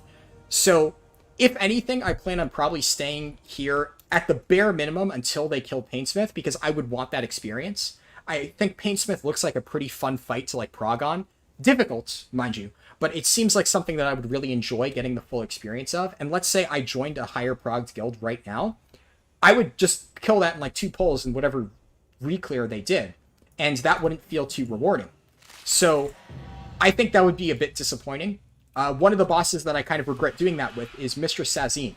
So Mistress Sazine in Tomb of Sargeras, I heard, was extremely difficult, and I heard a lot of people took a while to prog on that, but I joined a guild that had killed Mistress Sazine. It was doing Maiden of Vigilance prog, and as a result, I never got to actually prog Mistress Sazine. I only got to do, like, reclear prog on it, which, still a fun fight. I really like doing that fight, but I heard so many people say, oh my god, it was really challenging, and unfortunately, I never got that experience. So, generally speaking, in the future, I've tried to avoid doing that to myself, where I can, if there's a fight I see that looks really cool, I try to get the experience of progging on that, and then, like, right now, I can tell that I'm not really going to enjoy pugging Guardian or pugging Fate Scribe a lot. Fate Scribe looks like a fun boss if you're not tanking it. As a tank, Fate Scribe is ridiculously boring. You have, like, fuck all to do. So, if I kill Painsmith, and this guild is, like, still going really slowly, we'll see. Maybe I might find something new. This is all, like, about a month in the future, though. I have no idea. Maybe they do really step it up in terms of progress, but I would be probably okay with, like, joining a guild that's on Kel'Thuzad or something, and skipping Guardian and Fate Scribe prog, if that's what I had to do. But I definitely want to get the experience of doing Painsmith. That's one thing I'm really looking forward to. My dad said, since I did that whole thing over cheese, I'll be happy to hear that we're getting Cheesecake Factory tonight. Awesome. Well, I love Cheesecake Factory, so glad to hear that. You obviously know what my order from there is, so I'm sure I don't need to tell you. Same thing as usual. Vetro says, my sleep is over, good morning. Good to have you back, Vetro. I'm still going, and unfortunately, I'm still only level 39, so we're gonna be here for a little while. At this point, this is probably gonna take me close to 8 hours. I'm probably still gonna be here bare minimum, at least like another 2.5 hours. That's my guess at the moment. I love Fury, but Arms is a better way to play for me. Yeah. I find Arms to be more, like, intuitive for me, personally. I enjoy it more. That is, once again, my personal opinion. There's obviously a lot of, like, I don't know, personal opinion on, like, Fury versus Arms. I don't want to get involved in that, or I'm, like, you know, have, like, some Fury Warrior hitmen, like, dropping by my house because I decided to speak bad on their favorite spec. Misha, get her I prefer Fury over Arms and actively play Fury.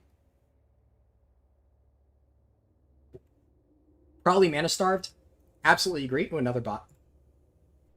Ah, I get to ban another one. I'm kind of happy, though, because I haven't had to ban anybody this stream. In some of my Shadowlands beta streams, I had, like, a lot of trolls in chat.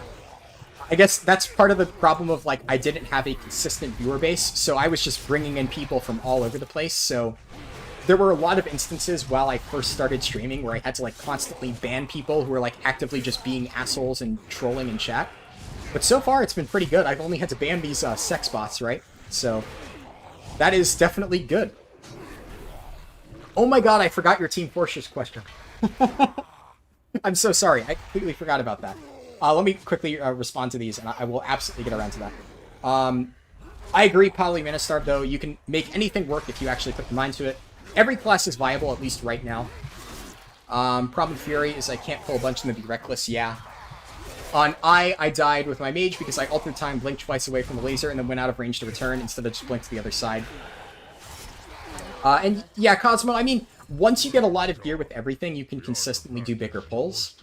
But I would say that Fury especially is a bit harder to, like, survive big pulls with. Arms is, like, die by the sword, which is very good. But yeah, you'll surely have a better time with anything once you get more gear. Alright, Team Fortress 2. So I'm so sorry I missed that question, by the way, because I kept saying, oh yeah, I'll get back to it, but I wanted to do it justice, and Team Fortress 2, oh boy. I played a ton of TF2 for pretty much my entire high school experience, right?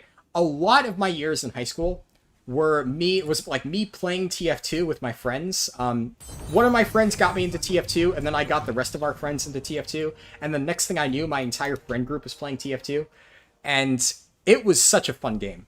I love that game. I mean, it still has a special place in my heart. I've tried to play it every now and then.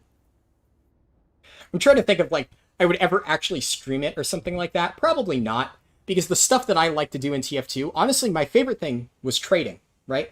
I know a lot of people love to describe TF2 as like a hat simulator, right? And that is, in many ways, what I enjoy doing in TF2. I made not a ton of money off it, but you just tuned into TF2 talk. Yeah, I just started, so you didn't miss anything either way. But yeah, I played enough and traded enough to make, I think I made about like $150. Obviously, this is like $150 in terms of like my Steam wallet stuff.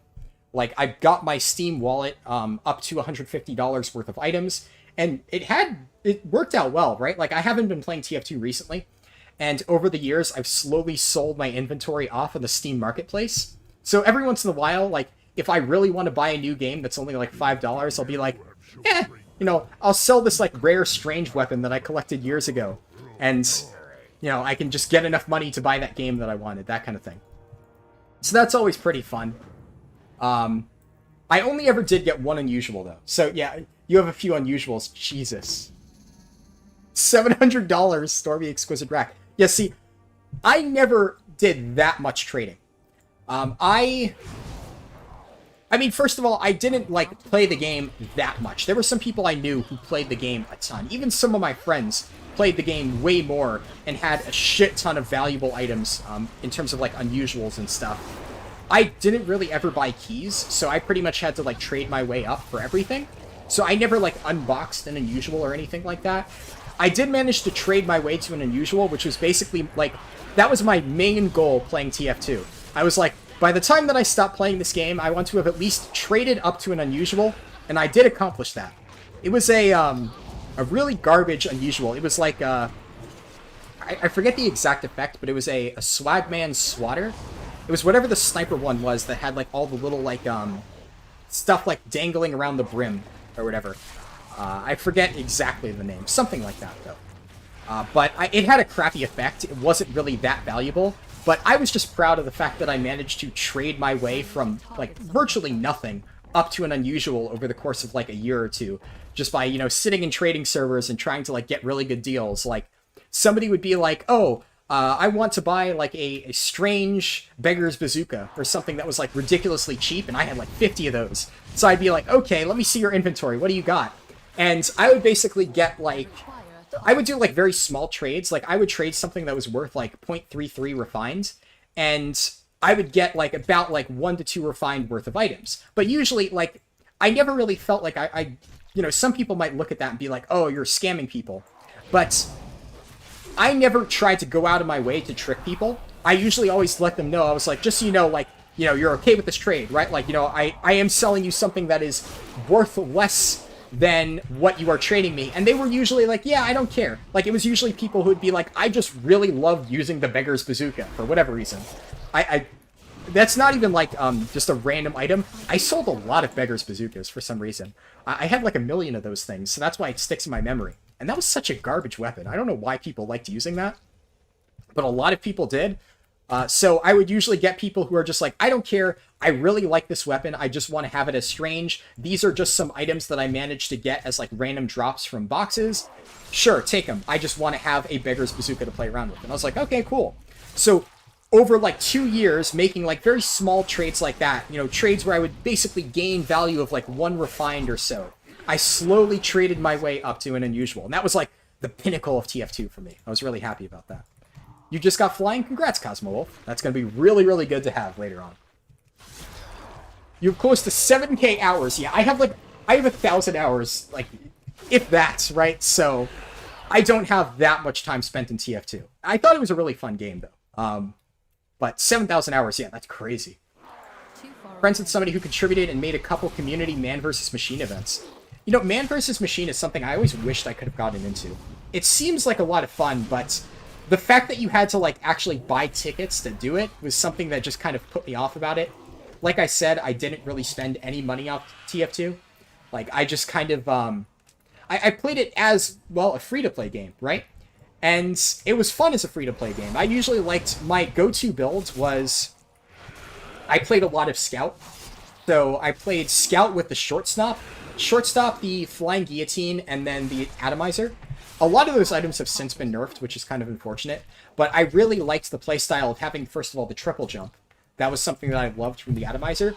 But then I would try to get, like, Flying Guillotine wasn't, like, a good secondary, but it was really fun to use. I really loved whenever I would combo people by landing, like, a really good Flying Guillotine hit, and then blasting them with the Shortstop at close range.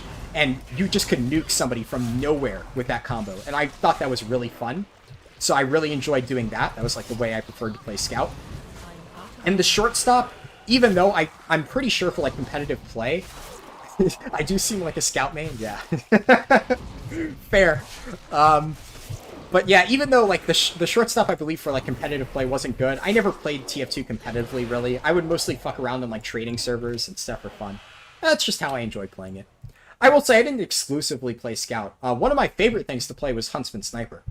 So I was like the TF2 version of a Hanzo main, right?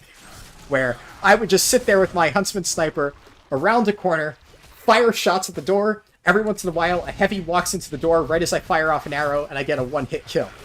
And that was just fun.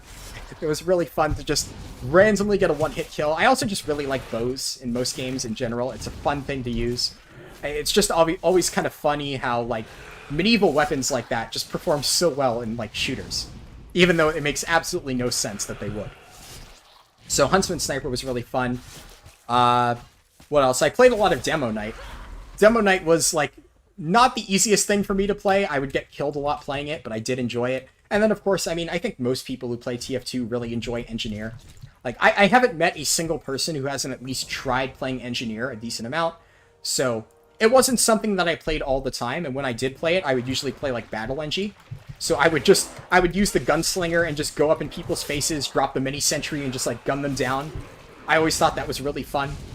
But every once in a while, you know, one of my favorite things to do nowadays on TF2 is I hop on TF2, I open up like a random 2-fort map, and I sit there with my sentry in the, like, capture the flag room, just doing fuck all.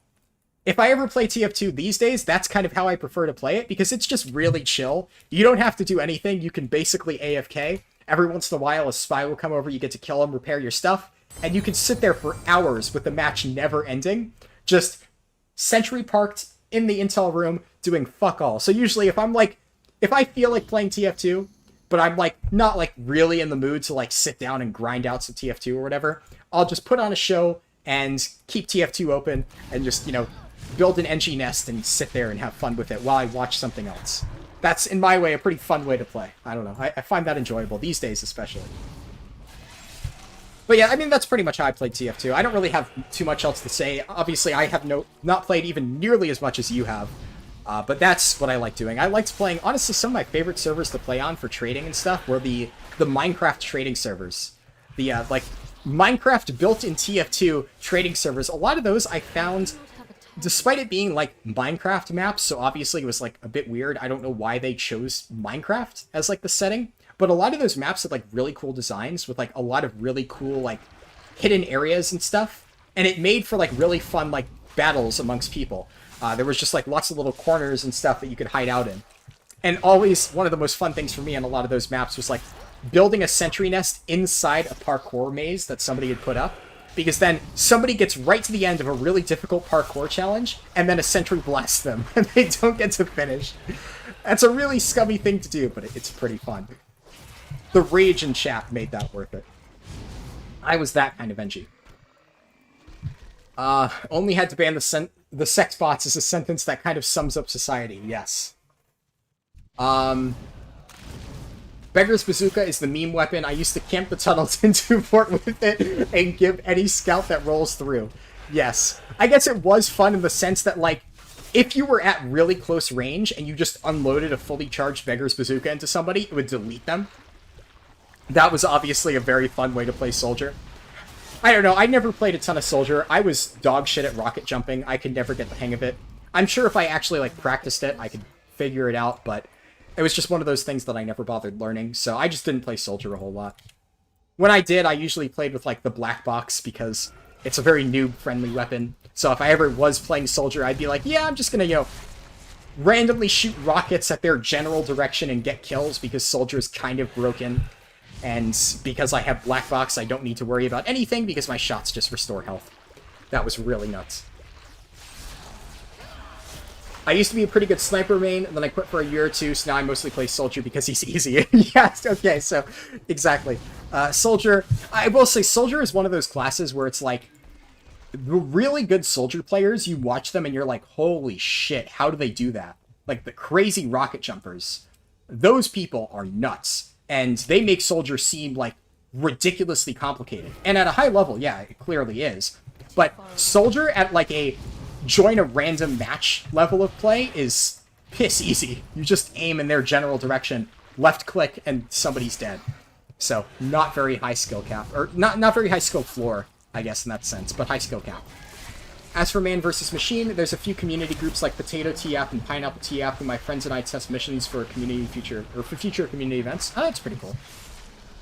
I guess if I ever got back into TF2, at this point I feel like Valve is keeping it on life support, but if they ever do decide to, like, pay more attention to it, I would probably try it out again, because it does hold, like, a special place in my heart. And if I ever did, I'd probably pay more attention to Man vs. Machine and, like, see what that's all about. Oh, level 40. Yay. Wraithwalk, yes. Right. That's what I had that key down to. And I can pick a new PvP talent, so I'm going to go ahead and pick Last Dance.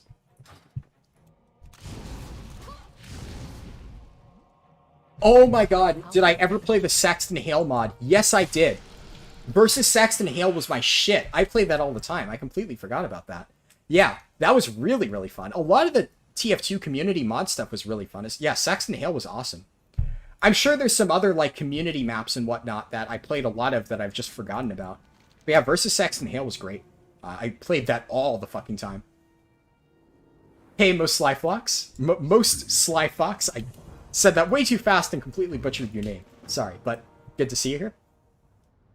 Try out Freak Fortress. What is that? I have not heard of that. I mean, I assume it's different than Scream Fortress, which is like the Halloween stuff. Their Halloween stuff's always really good. Like, if I ever play TF2, it's usually during Halloween, because the Halloween event in TF2 is like probably the best time that TF2 is ever, right? Like those maps and just those gameplay modes are really fun, at least in my opinion. Yeah, that's usually when I re-download TF2. Greek Fortress is Saxton Hale mod with other bosses. I might have played that. I remember at least seeing... I played at least one map that I vaguely remember where it was like the Horseless Headless Horseman instead of Saxton Hale. So maybe it was that. But I mostly just played the regular ones. Like, I mostly just played the regular Saxton Hale maps. But I do remember one that had the Horseless Headless Horseman. A ton of custom bosses, Mario to Shovel Knight to even Arthas. Okay, that I definitely did not play. That sounds interesting, though. It is really crazy how much, like, people manage to mod Team Fortress 2. Also, oh, I missed one message. Do I think Blood is in a good place? Yes. In terms of balance, right now, I think Blood is in a fantastic place. I would say Blood DK is one of the best tanks currently. That said, in terms of play, I would say Blood is not amazing. There are some problems that Blood DK kind of has in terms of its playstyle, at least in my opinion, that I do hope Blizzard fixes. Maybe I'll make a video about that. I'm not entirely sure. I would only make that video if I actually played Blood DK a lot more, to the point where I felt qualified to speak on that. Even though I still feel qualified to talk about what I think made Blood DK good in the past, I'd want to basically play Blood DK more to analyze specifically where its design kind of like flounders and how Blizzard can improve it by taking lessons from Blood DK in the past, such as with like WoD and MOP's Blood DK design. But yeah, in terms of balance, Blood DK is like fantastic right now. It's a very strong tank. Can't go wrong with it. DISCFF has a great dev team that add onto it and tweak them all the time. Sounds pretty cool. I mean, I will say, so all of the stuff I've been talking about with TF2, I have not played TF2 actively for a few years now. So, while that is something that maybe I would check out in the future, it's been quite a few years since I've actively played it. I've every once in a while, like, popped over to TF2, like I said, usually around Halloween, just to play it for a few days, to, like, you know, go on a nostalgia trip, in a sense. But I guess if I ever do check it out, that's something that I might look into. That does sound pretty fun. I always did like versus Saxton Hale. So if there's like an expanded version of it, then, I mean, that seems pretty cool. Super cool to hear that you played TF2, though. The game is very special to a lot of people. Yeah, it's absolutely very special to me as well. I played that, like, all the time in high school. And even though I didn't have a lot of hours on it, I also wasn't really playing a lot of games in high school. I mean, I was, right? I know if my dad's still watching, he's going to sit there and be like, oh, what do you mean you didn't play games in high school? You played all the time. But the reality is that I spent a lot more time doing schoolwork back in high school when, first of all, every single day, right, you have to go to school, compared to college where it's like I only have, like, you know, a 2-hour class, like, no, that's it for a day. So I drive there, take a 2-hour class, then drive home, right? It's much shorter than, like, the average day of high school. So I think everybody had less time to play games back when they were in high school, usually. Unless you count, like, studying. Some people, their major requires a lot of studying time. I have found that my major, usually I don't have to study that much. I usually just crunch and, like, work on whatever game or program I have to do for my class. And if I sit there and, like, spend a few dedicated days of working on it and making it good, then it's good enough to, you know, get a good grade, right? But I'm not in, like, a major where I need to sit there and, like, read textbooks for hours and hours and hours, and there's, like, tons of outside work. I'm usually pretty good at stuff like that, so I don't have to spend a ton of time on it. So high school was much more time-consuming for me than college. So even though I haven't played a lot of TF2 in terms of, like, hours, pretty much, like, every single day when I got home from school back in high school, it was like I would do my homework, and then for, like, a few hours before I went to sleep, I would play TF2 with my friends. I would, like, do a bit of trading, play a few games with them, and then the next day at lunch, we would all talk about, like, you know, that game that we played in TF2 last night. We're like, oh, we should, you know, do this tonight or something like that. Or, you know, my friend would tell me about some really cool item that he managed to trade for in TF2. It was, like, the main thing that I did for years back in high school. So even though, like, I didn't spend a ton of hours on it, there was, like, a long period of my life, like a good, like, year or two, where I played a ton of TF2, like, in my free time. With my friends. So it definitely holds a special place in my heart as a result. TF2 and WoW carried me through middle and high school. I still did play WoW all throughout that time, right? That's one of the reasons why I didn't put a lot of time into TF2. I still played WoW a ton at that point in time. So every single time when I was playing TF2, I was also playing WoW. So usually I would still put a decent amount of hours into WoW every single day. And then in my free time after that, after I had played WoW and done my homework, I'd play TF2 with my friends. But yeah, those are the two games that I played pretty much primarily throughout high school. Still friends with some of the folks I met on community servers back in the day. Just wish Valve gave it more love. Absolutely. I will say I didn't meet too many people through TF2. I guess that's largely because I had my own group of friends from high school that I played with. So because of that, I never like went out of my way to meet new people because I was usually already playing with people. But I really do wish Valve would give it more love. It's almost crazy to me because TF2 seems like such a big moneymaker, or like potential to make a lot of money. Like, it's such a large game despite receiving basically no support from its company. So imagine how big it could grow if they actually put a lot of resources towards expanding TF2. I just can't understand why they wouldn't want to invest money in that. TF2 is admittedly in a very bad spot. A lot of cheaters, yeah. I played TF2 around Halloween last year, and there were just a ridiculous amount of aimbots. They also did this weird thing I noticed where they would, like, copy people's names. And, like, there was an aimbot that was using my name, and then I was, like, so confused. I'm like, wait, why does this guy have my name? And somebody told me that apparently it's because they basically have a bot that changes their name constantly so that it tricks people into banning the wrong person. So if they change their name to, for instance, Harlden, then when people are trying to ban the aimbot that's named Harlden, they might accidentally ban me, who is doing nothing wrong. So they try to constantly change their name to the name of other users to kind of like trick the system. And I played like a bit of casual TF2 like back in October last year, and it was honestly kind of miserable because of that. Because there were so many cheaters, and every single casual match that I tried to join, it was just a million aimbots. You would walk out of the like spawn point and boom, you're immediately headshot from across the map. And you're like, okay, that's cool.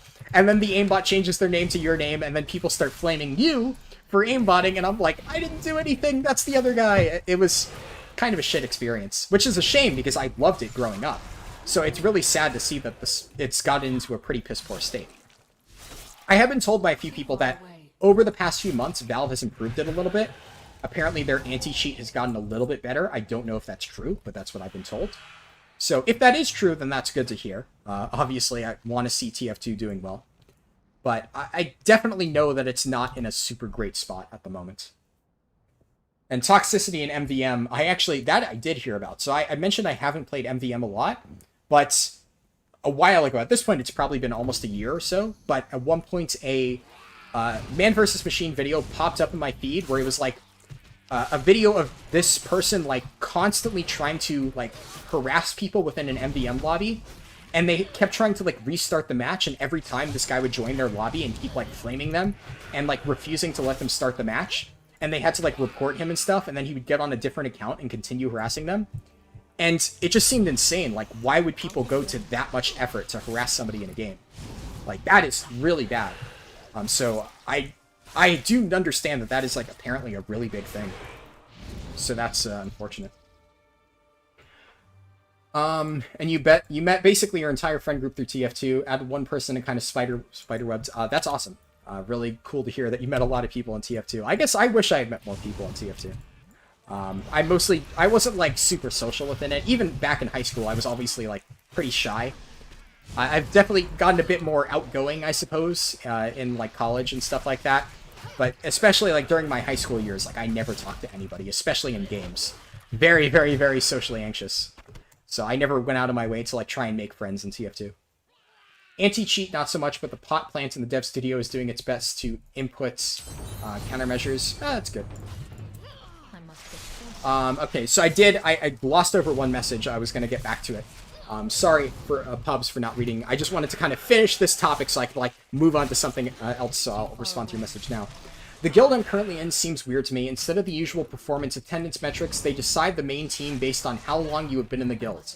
We have better players benched than in the main team. What is your opinion? Any similar experience? Absolutely. That is something that I see all the time. It's a very common thing in a lot of guilds, and it's terrible. It is absolutely terrible. Every single time when I see that happening in a guild, I tell them, fix this shit or I'm quitting. This guild hasn't been doing that, so I've said that I have a few problems with the guild I'm currently in. This guild does not do that. They very much decide their spots, as far as I can tell, based on who is the best player, so that's good. But absolutely, I can 100% relate to that. I have seen in millions of guilds in the past situations like that where, like, they let their friends just kind of coast along in the raid, performing really poorly, and never actually trying to make them perform better. And it just ends up in the situation where it's just a vicious cycle. You get new players, the new players get frustrated because these veteran players are not playing well. The new players, despite playing better, get benched, and the worst players get kept in the raid. And this just benefits nobody. It's going to drive away new players, and it's going to put your, like, veteran players in a situation where they're like, well, no matter what I do, I'm just going to keep my raid spot. So why would that person ever try to improve, other than, like, their own personal motivation, if they're just going to keep getting invited? So at various points, I have had to sit people that I am good friends with. One of my stream moderators, who isn't here now, but he was really active before, who was my friend for basically all of Legion and stuff. He played a warrior back in Nighthold, and he loves to tell the story of how I benched him back in Nighthold when I was raid leading. So, like, when I first started raiding with him, one of the first things I ever did was I benched him. My now really good friend, who even, like, used to moderate my stream when he was around, I had to bench him back in Nighthold because he just wasn't performing super well. And he is a very good player. Having known him for years now, I can assure you that he is a fantastic player. He is really good. And the thing is, he just wasn't playing super well. He was struggling to learn the new spec. I think he had just gotten into Arms Warrior, and he wasn't really playing Arms Warrior super well. He was having a tough time learning it, so he wasn't really used to it. He was struggling a bit, and as a result, he was one of the bottom DPS, and I had to sit him. But here's the thing. Like I said, he was a really good player. So what did he do? He said, okay, I got sacked for a justified reason. I understand that there's no hard feelings here. So he went ahead, he learned, I think, Havoc Demon Hunter. He got really fucking good at Havoc Demon Hunter, and then he got his raid spot back. And since that point, I mean, I didn't really know him too well at that point, but once he started raiding with us more often, I became really good friends with him, and I'm still friends with him to this day. In fact, if you go to some of my my YouTube videos and you look at the comments, there's somebody named Dick Cheney who keeps leaving these really stupid comments on my videos, and that's this friend that I'm talking about. For some reason, he changed his YouTube account name to Dick Cheney, and he just leaves these really dumb comments on my videos. Obviously, it's all good fun. Like, I know that he's just fucking with me, right? But like, I'm still good friends with him to this day. And that's the thing. You know, if a player truly cares about their performance and they truly care about not holding the raid team back, they will improve. This guy was a good player. He was just struggling a bit, and he did not get upset about being benched. He took that opportunity to learn a new spec and perform super well on it and earn his raid spot back. He understood that raid spots were earned. And that's one of the reasons why I'm friends with him. That's one of the reasons why I respect him a lot, both as a player and as a friend. Because I understand that, like, if we're ever doing something and I need to give him, like, constructive criticism, he will take that and he will actually use that to improve instead of, like, being mad at me for, like, shit-talking him or something. Because obviously that's not what I'm trying to do. I'm just trying to give accurate feedback.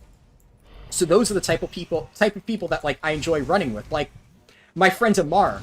My friend Amar lately has been honestly playing like shit. In fact, the funny thing is, so on a little preview of the second part of the Survival Hunter Keystone Master and AOTC thing, I decided to let my friend Amar join the group. I formed a group. I full cleared normal Sanctum. And even though the challenge is, technically speaking, you're not supposed to, like, I'm not supposed to, like, run with a group or run with friends and stuff like that, my friend Amar basically messaged me. He was like, hey, can I come to your normal Sanctum group? Because I still need to kill Sylvanas for my Dom Shard. I was like, fine. Because he was on a character that wasn't, like, super geared, right? So I knew that it wasn't like he was going to be carrying me or anything like that. And then, he's a really good player, don't get me wrong. But on Sylvanas Phase 2, while I was recording, he charged Sylvanas and then walked right off the chain and fell to his death. And as a result, despite having like 20 item levels on me, I out DPS'd him on my Survival Hunter because he died on Sylvanas Phase 2. And that will be forever immortalized once I post the part 2 of that Survival Hunter challenge. And, I mean, he knew he fucked up, right? He played like absolute dog shit on that Sylvanas kill. But I'm not going to sit there and be like, God, Amar, you suck. You're such a bad player. Like, I can generally, like, after the fact I messaged him, I'm like, man, you're a fucking idiot. And he said, I know. He understood. He was like, I fucked up. So I can, like, joke around with him on that and be like, how the fuck did you fall off the chain? How did you fuck that up? And he's like, oh, man, I just charged. I wasn't paying attention. I went off, right? And if you're raiding with good players who actually care about their performance, who are actually trying to genuinely benefit the team instead of getting carried, that's what they'll do. If they fuck up, they'll be like, yeah, man, I fucked up. Whoops, it happens. Everybody will laugh. You'll move on.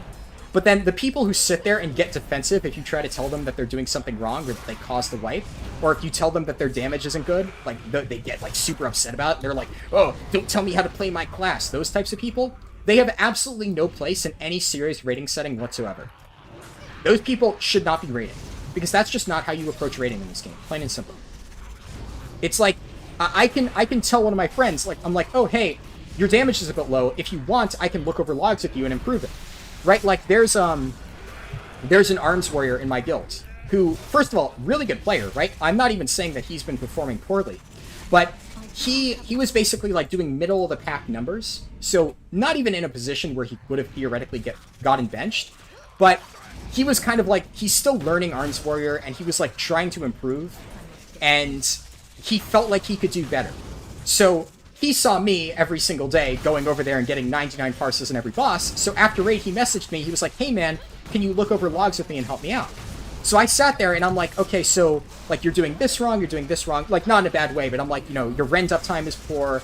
I think, whatchamacallit, like maybe you should be saving your cooldowns to line it up on like this particular thing. So like on Soul Render, he was popping all his cooldowns on pull.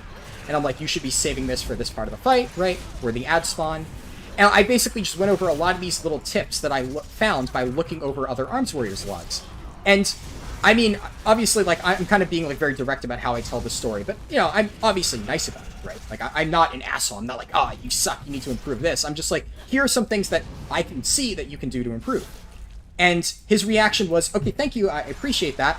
You know, I'll do better in the next raid, right? And you know what? Next raid, he shows up, and he's, like, fucking top DPS in every pull. The dude kicked ass on our last raid. Absolutely destroyed the meters. And that was really cool to see. It was really cool to see him, like, after struggling a little bit initially, just go in there and completely demolish the damage meters on his arms warriors. On his arms warrior. That was really awesome. So, that was awesome. Oh, wait. I just realized I'm level 41. I need to go turn on Chromium again. Technically, if you do this at level 40, it's still efficient in terms of experience, but now I'm going to be losing a little bit in terms of XP efficiency. So I'm going to go hand in all of these quests, and then I'm going to go to Hillsbrad. And then after I go to Hillsbrad, I will finish up, probably in Gorgrond and Spires. So, whoops, got a bit too carried away, forgot that I had already passed the level that I needed to be at. But yeah, I think to answer your question, Pubs, I hope you're still here. If you're not, I'm sorry that I didn't answer your question in time, in case you ever do see this. But that is unfortunately a problem that a lot of people face. It's a problem that I've faced for years, joining random guilds. There's a lot of guilds that do that. And the short answer is, fuck that guild. If they're willing to prioritize like the feelings of their friends over the feelings of their entire raid team, they don't deserve to have you. Like, go find a better guild. If you're joining a guild and you're getting benched, or better players are getting benched in favor of somebody's friend who's constantly at the bottom of the meters, that guild does not deserve you. Go find a better guild. Because a real guild that actually cares will put the well-being and, like, you know, happiness of their overall raiders and stuff above just the happiness of their friends. And honestly, I think that your friends are going to be happy if you don't lie to them, right? I've generally been of the opinion that if one of my friends is performing a bit poorly, I'm not going to be like, hey man, you suck. But I'll reach out to him and be like, hey, your damage was a bit low. Can I help you? And I'll do everything in my power to help them, right? I had to do this with my cousin. my cousin will, like, you know, meme on me, be like, ah, you know, you benched your own cousin back in Castle Nathria. Like, how could you do that? You're a traitor, that kind of thing. But at the end of the day, my cousin understands that I wasn't, like, trying to... can I do... let me try Just Marv's suggestion. So if I do this and I go, like, character is stuck, can I actually teleport back to Orgrimmar? I am curious. If not, I'll have to head to Warsphere. Can I do just stuck? No? I don't know how to do this anymore. And the support window is like garbage now. Whatever. I'm just going to fly to Warsphere. It'll give me more time to catch up on all the messages that I've missed, because there's been a lot of them. Whew. But yeah, so like my cousin, who also has done, he's also a moderator in the chat. He's not here right now, of course, but he's helped me out a lot with, like, you know, moderating the stream and whatnot. My cousin has also been, like, one of my biggest, like, video critics, right? Like, whenever I make a new video, I send it to him. And I'm like, what do you think? Like, give me feedback on the title and thumbnail. Like, would you click this? And sometimes he's like, yeah, the title isn't good enough. Like, workshop that. He'll be like, yeah, it's not catchy enough. Like, if that popped up in my recommended, I wouldn't click it. And I'll try to, like, think of, like, okay, how can I make, like, a better title? And then I'll post something. He'll be like, yeah, that's a good title. Go with that one. That kind of thing. So a lot of times, you know, he helps me out with stuff like that. And that's the kind of thing, like, I expect if I, like, send something to my friends, if I say to my friends, like, is this YouTube thumbnail good? I don't want them to tell me, like, yeah, that's, like, the best thumbnail I've ever seen. I want them to give me honest feedback about, like, I think that maybe, like, the lighting is a bit off, maybe, like, make it a bit brighter, more legible. Like, my cousin talked about a lot about, like, how he thinks that a lot of times, like, my older thumbnails were in many ways too honest. I would literally just be like, this is what the video is about, and because of that, like, nobody would click it, right? So he was like, you know, it's okay to basically, you know, go on that, like, line of, you know, honest clickbait, right? Obviously, I'm sure a lot of people have seen the Veritasium video. A few people have actually linked in the YouTube comments the Veritasium video and told me, like, hey, Harlden, you should check this out. It's really useful for people trying to, like, grow on YouTube. I have seen it. My cousin saw it, and he always, like, talks about that. He's always like, how do you bridge the curiosity gap or something? He loves using those terms. So he's given me a lot of good feedback on stuff like that, and that's kind of what I'm looking for. I like how he gives me, like, brutally honest feedback on, like, you know, a new YouTube video. And he'll tell me, like, yeah, you should probably do a video series on this. I think that is something a lot of people would be interested in. Or if I tell him, like, a video idea, he's like, that sounds like shit. Don't do that. That said, most of the time, my cousin, who has been playing Final Fantasy, has just been spending a lot of time talking about how much he loves Minfilia's butt. That has been, like, his main focus in most of our conversations. You know, taking screenshots, talking about how, like, obsessed he is. And then, you know, if you haven't played Final Fantasy, I basically was like, oh, you like Minfilia? Interesting.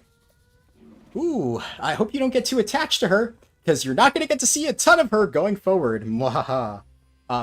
Not really a spoiler. That is not what you think it is, right? So I'm like half joking. If you haven't finished Final Fantasy, don't read too much into that.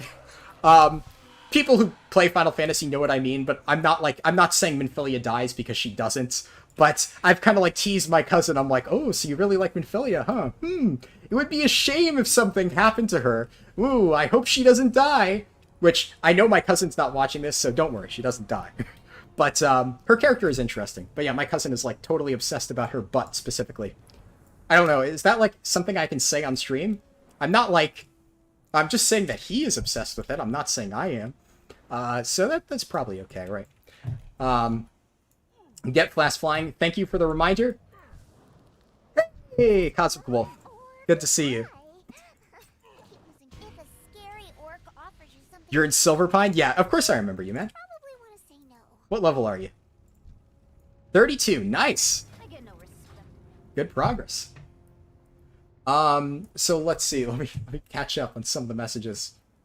Lycan, you recently joined a guild. You're hoping to get into raiding a Mythic Plus. Not a lot of people, though, because 9.1 has turned off so many people. Hearing all your stories and your content has kind of inspired you to want to get your fire back and try to get into this stuff. Yeah. I mean, honestly, I really enjoy Mythic raiding and Mythic Plus. That is, like, the main reason that I play this game. So, would absolutely recommend getting into it again. It's, in my opinion, the most fun thing to do in the game right now. What can I do Alright, and now I'm just gonna pop over back to Hillsbrad. What timeline do you choose? So, for regular, like, quests like Silverpine and stuff, you choose Cataclysm. So Silverpine and Hillsbrad falls under the Cataclysm category. So if you haven't done Hillsbrad yet, I would say pick Cataclysm, go over there, do Hillsbrad.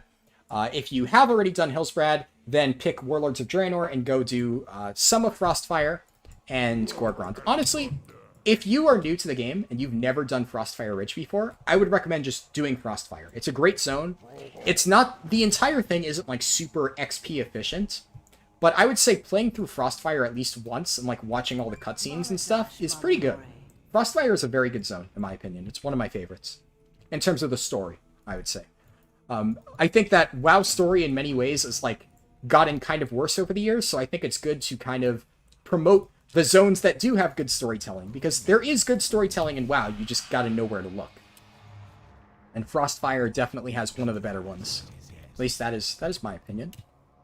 Not everybody will agree, but that is okay. Let's see. You're Australian based? Yeah.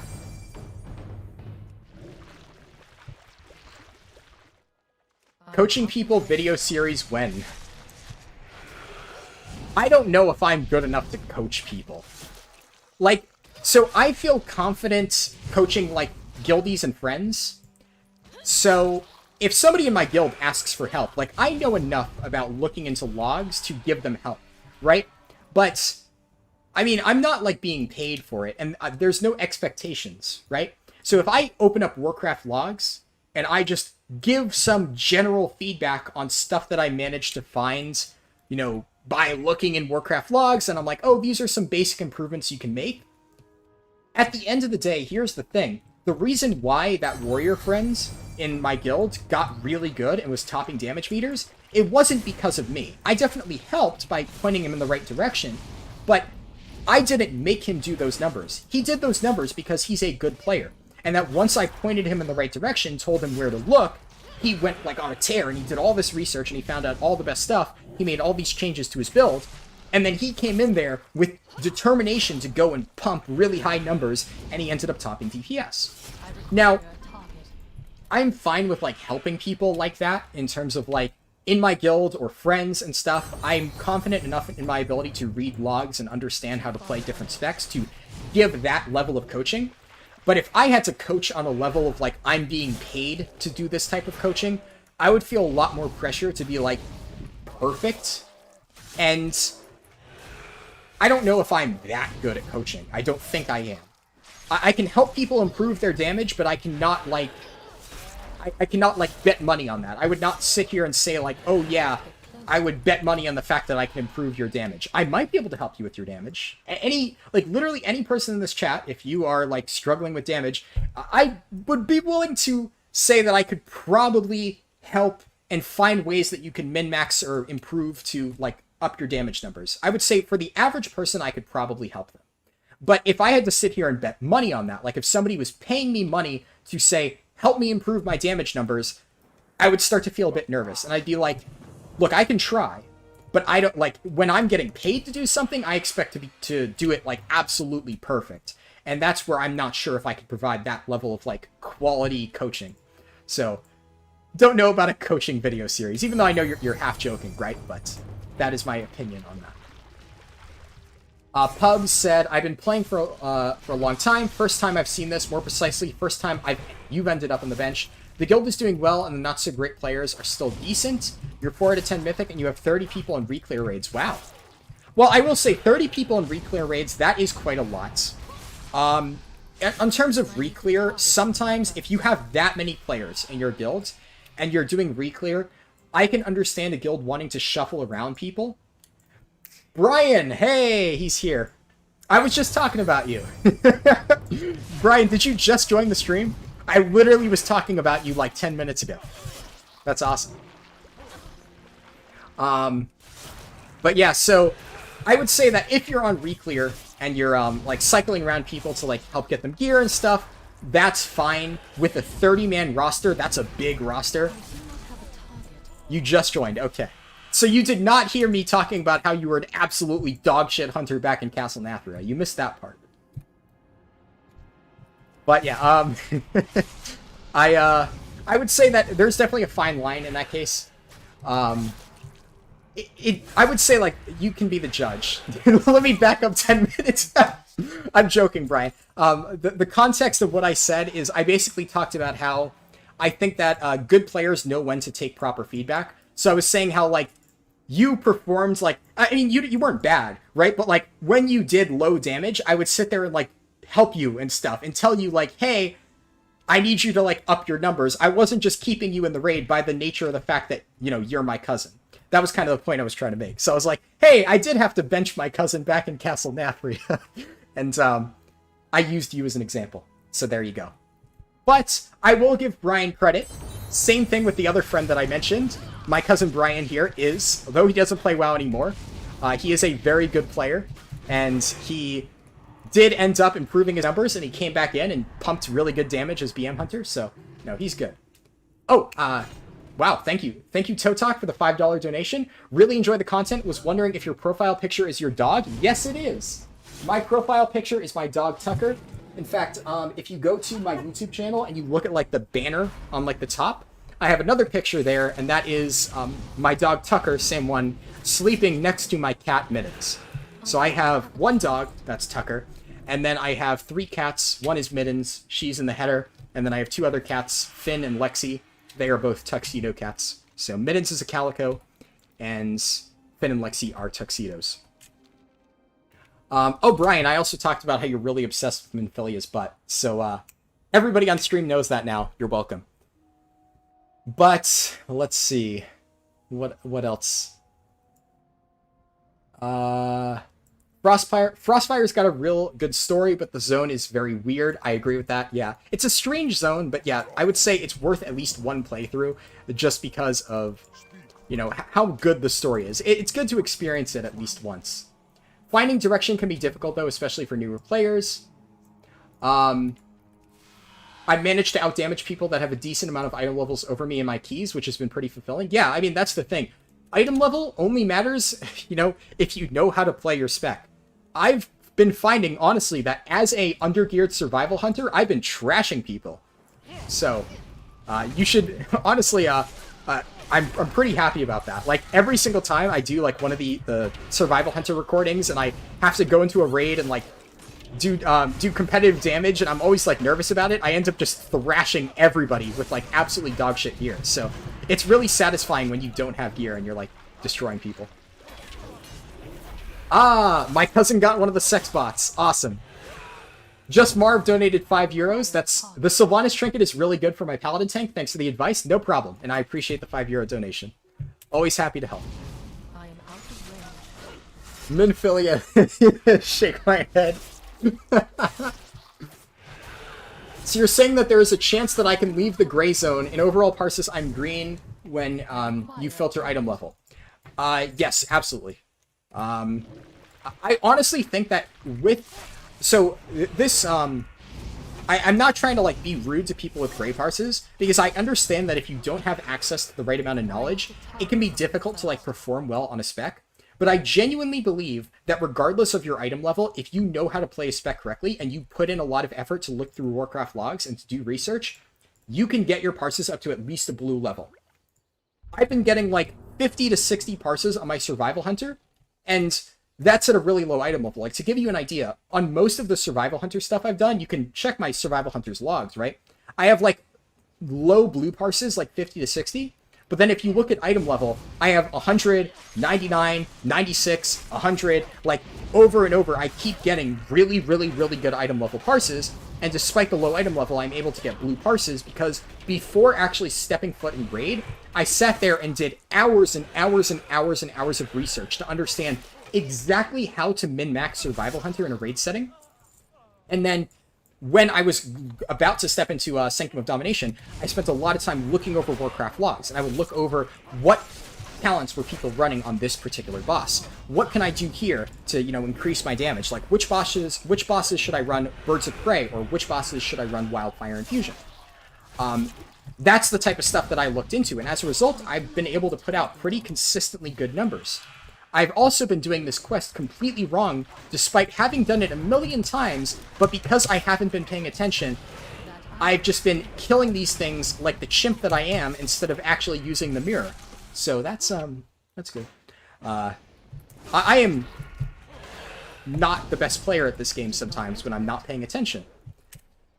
See, this is why, if you ever want a complete, perfect example of why I will never stream a world record attempt, it's this. It's because I zone the fuck out. I like to pay attention to chat when I'm streaming. So if I'm paying attention to chat and I lose like 5 minutes because I do something colossally dumb like this, then I would just get really tilted.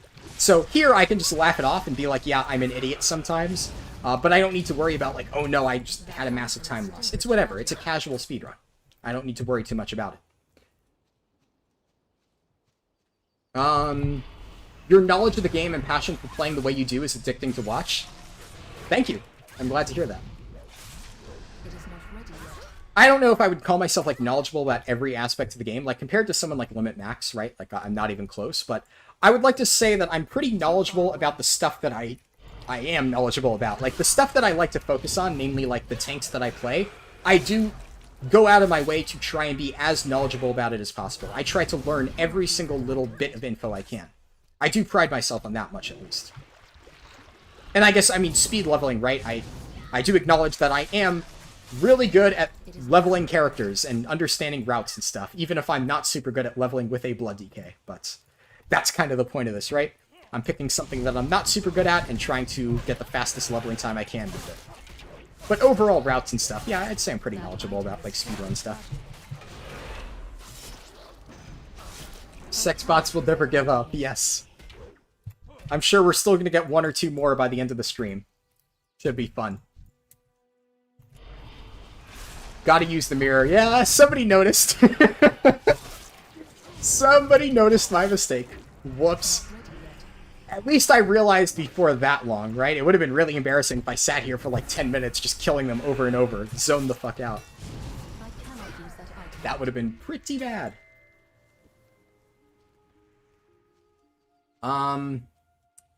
Having really tight DPS races with one of your party members is super exhilarating. Absolutely. That's definitely one of the most fun parts about being a DPS. Like, competing to be the top. Do I stream to level 50 or 60? This stream will be stopping when I hit level 50. So, I've mentioned this before. I will be streaming today, tomorrow, and Monday. So, the plan is this stream is going to go until I hit level 50. Tomorrow, I will be streaming the 50 to 60 process. And then Monday, I'm going to be doing some week...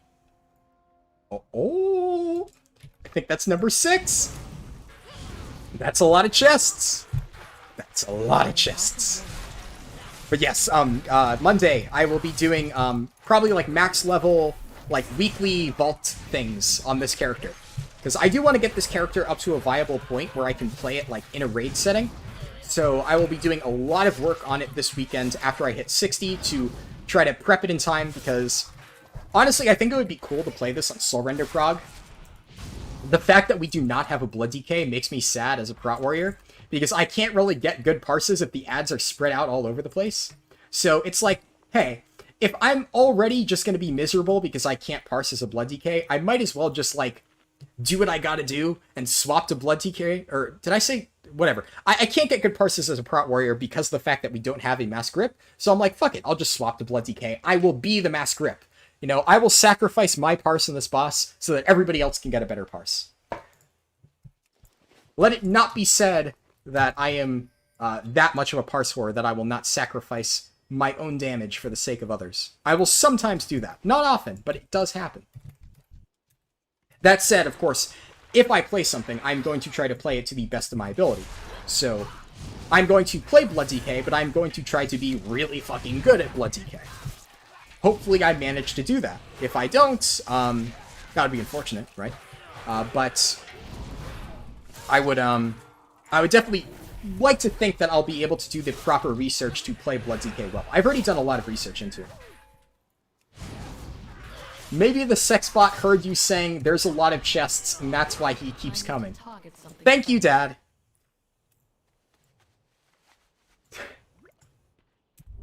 Appreciate your inputs. Yes, I'm sure that is the reason why the sex bots keep tuning into the stream. Too far away. Definitely the reason why. God damn it. Okay, I'm only 212 item level at the moment, but this character I got to max fairly recently. I mean, I would say with 212 item level, you could probably start, like, I would at least full clear LFR every week if you don't have a group of people to help you. So at 212, you would still get upgrades from Mythic 0, so definitely do that. LFR would still give decent upgrades, especially if you have like no domination socket pieces. LFR will really help you there because at least in raids, domination sockets are a massive DPS increase. So even getting an LFR piece would be really good. But then also like low keys, I would say at that item level, probably hover in like the 5 to 7 range. I wouldn't push it too much. Even on my survival hunter, I haven't pushed it too much. But you could still get decent gear. And then my tip would be to pug normal Sanctum of Domination. Either form your own group, which is what I do, or try to get into one, or maybe like, you know, form one with your friends or something like that. And once you do that, you should slowly be able to work your way up to getting like heroic pugs. And then once you've gotten a few heroic bosses killed, I would say look for a heroic guild. Even if you don't plan on playing like this character super seriously, it can be nice to at least, let's say you know that you're already going to be doing heroic in any given week. Just join a guild that plans on clearing heroic, and there, you have a guaranteed heroic clear each week. All you have to do is show up and perform. And as long as you're confident in your ability to do that, it just saves you time, right? You don't have to spend time pugging. You could just show up and do it in a guild run. And just because you join a guild for a heroic pug doesn't necessarily mean you need to stick it out in the long run. There have been a lot of guilds where I've like played a character and I've kind of been upfront with them. I'm like, I'm not sure how long I'm going to play this character. This is an alt for me. But I'll join them for like 1 or 2 weeks on heroic. I'll get my heroic clear for those 2 weeks. I'll show up for all the days that they raid. I'll tank for them. And at the end of the 2 weeks, if I'm, you know, if I need to like move on to something better, I'll be like, hey, you know, thanks for having me, but I'm obviously going to move on to like a Mythic Raid guild. And as long as you're honest about that, I think most guilds are fine. Because the reality is, a lot of guilds will like struggle to find tanks, especially. Now, I know you play DPS, but like from my perspective, right? A lot of guilds struggle to find tanks, especially at like a lower heroic level. So if you're upfront with them and you're like, yeah, I can tank for you for like a few weeks, then for like a raid leader perspective, you're like, okay, that gives me like 2 more weeks to find a consistent tank for my guild. So then they can begin to focus on other important things, like getting their DPS or healing roster sorted out. And it gives them like a bit of a grace period to have to actually recruit a permanent tank. It sucks if you don't tell them. So if you join a guild and you're like, yeah, I'm here all the way, and then you just bail on them, that is kind of shitty, because then that's going to leave them high and dry. But as long, like, I'm usually upfront with that. I'm like, yeah, you know, I raid Mythic on my main. I'm just trying to get this character some more gear. I'd be willing to help you out for a few weeks. Usually people are pretty receptive to that. I would say the average guild is usually kind of okay with that.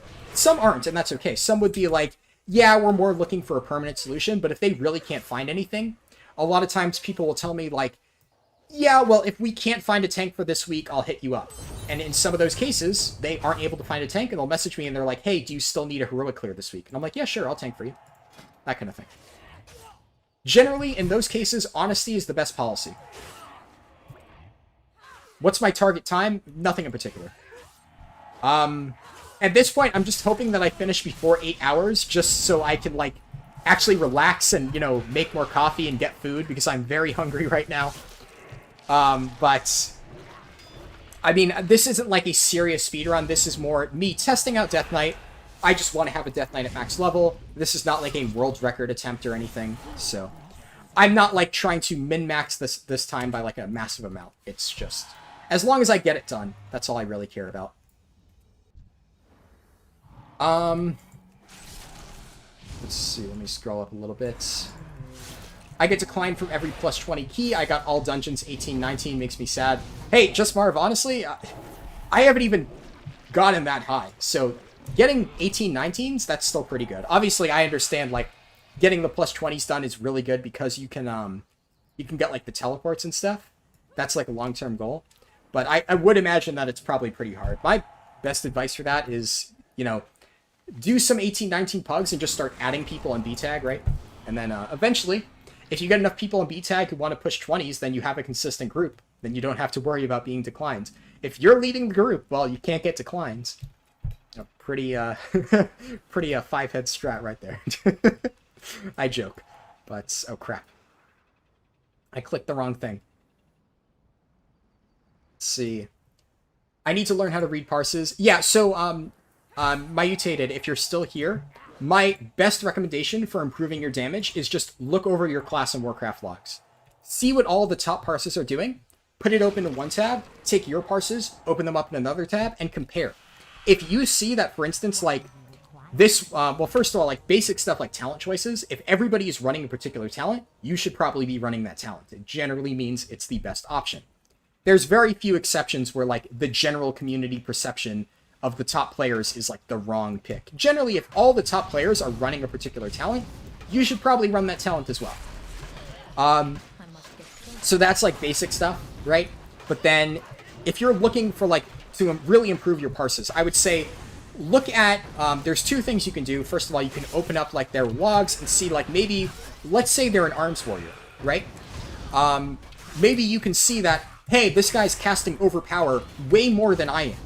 Like, maybe you've been sitting on your overpower charges a bit too much, and you've been trying to be a bit more conservative, and you realize that a lot of the top warriors are just constantly using their overpower to make sure it never overcaps. That's maybe something where you could be like, oh yeah, I should probably do that more. Or something like I said, Ren's uptime. So a lot of warriors may find that their Ren's uptime is slipping. And you can see that, hey, this top arms warrior has like 100% uptime on Ren's, and mine is only like 50%. I should work on keeping Ren's up more. And if you just focus on little things like that and keep practicing, over time, you will see a noticeable increase in your parses. It's honestly that simple. Just understand what the top players are doing, try to mimic that, and over time, you'll get a better feel for the spec, you'll learn how to adapt to difficult situations, and you will see an increase in your damage. That's really all it takes. If you want to really be specific on it, there's a feature on Warcraft logs where you can replay a fight from a person's perspective. So if you go to like the top parse and you click the replay tab and then you select their character, it'll tell you exactly which spells that person cast in any particular order. So you can figure out the exact rotation of abilities that the top parse used, exactly where they were positioned at any given time, exactly when they used their cooldowns, their trinkets, etc. It's an amazing feature. It's really good. It'll help you learn classes very quickly. I absolutely love doing that. Would highly recommend doing that if you're struggling keeping your damage up. My cousin... yeah, my dad is very suspicious. I should definitely time him out. Keep an eye on him, Brian. If he gets a bit too crazy, feel free to time my dad out. He's a bit of a shifty character, that one. I would say that Tazavesh and Time Walking Ulduar is a really good catch-up right now. Yes, actually, that's a good point. Time Walking is an amazing way to catch up on gear. Getting your weekly done for the normal Sanctum of Domination box is a very good option. And Time Walking Ulduar right now is a great, great choice. It gives 226 gear, so normal Sanctum. So that's very, very good. Good point. Thank you for pointing that out. How relevant are Shadow Priests in raids? Very relevant. Shadow Priests are absolutely a viable option in raids. They are a strong DPS pick. You cannot go wrong with them. They're not, like, absolutely top tier. Like, I wouldn't say you should spam them. Oh, dear God. Oh, dear God. Oh, no. This is bad. Oh, no. Please explode and do not kill me. Yes! I need to target something first. I'm alive? Okay. Well, I got no credit for killing these stags, but at least I didn't die from the explosion. I didn't know there was such an option. Thanks for the advice. No problem. Yeah, that replay option is by far the best tool that you can use to get better at the game. Just literally being able to see the exact process of movement and actions that like a top player takes, it's such a useful tool. It's really underrated. A lot of people don't know about it. But yeah, I use that all the time when I'm learning a new spec. Would highly recommend using it. I'm gonna stop that so I don't get blown up.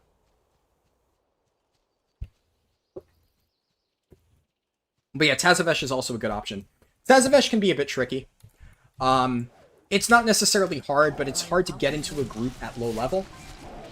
And even on non-hard mode, bosses like Soazmi and Solia can be pretty tricky. Like, I actually, I didn't include it in the final footage, but I did Tazavesh on my Survival Hunter, like, when I first started. And I ended up being, like, the top DPS in Solia. And people had no fucking clue how to do those mechanics. So I had to sit there and teach a group of people that were already in heroic Sanctum of Domination gear how to do Solia. And how to do, like, the orb mechanic, because it was just nuking us. So, Tazavesh it's good. It gives good gear, don't get me wrong. But I wouldn't necessarily say that it's the best option if you're, like, trying to get into a group at a low item level. It's not exactly easy to pug if people aren't super knowledgeable about it. What else? I do want to get into tanking, but there is more anxiety surrounding that. I feel that, yeah. I would say, like, tanking is one of those things where it gets easier the more time you put into it. If you just sit there and you practice tanking for, like, you know, hours and hours and hours, or in my case, years and years and years, eventually you get to a point where you just aren't concerned about it. And, like, you're still, as a tank, one thing that you do need to be aware of as a tank, no matter how good you are, you're going to get people flaming you.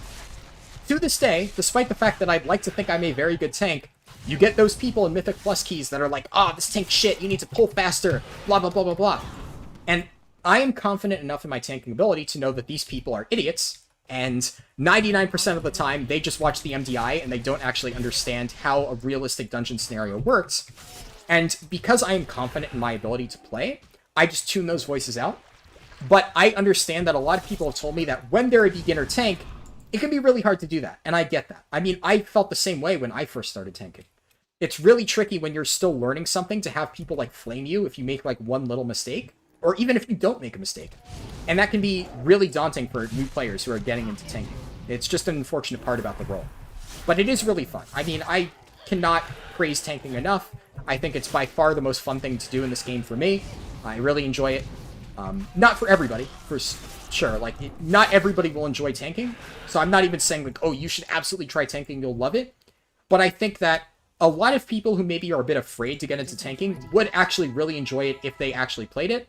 It's just, it's such a massive deterrent. Like, the toxicity in most Mythic Plus groups is a massive deterrent to people to actually get into tanking. Which is unfortunate, because I think it's really fun. If I find a chest, I'll tell you. Thank you, Cosmo Wolf. You can, if you find chests, it's, like, always, like, a really fun experience. Oh, no, somebody's killing the big guy. I can get the tag. Yes.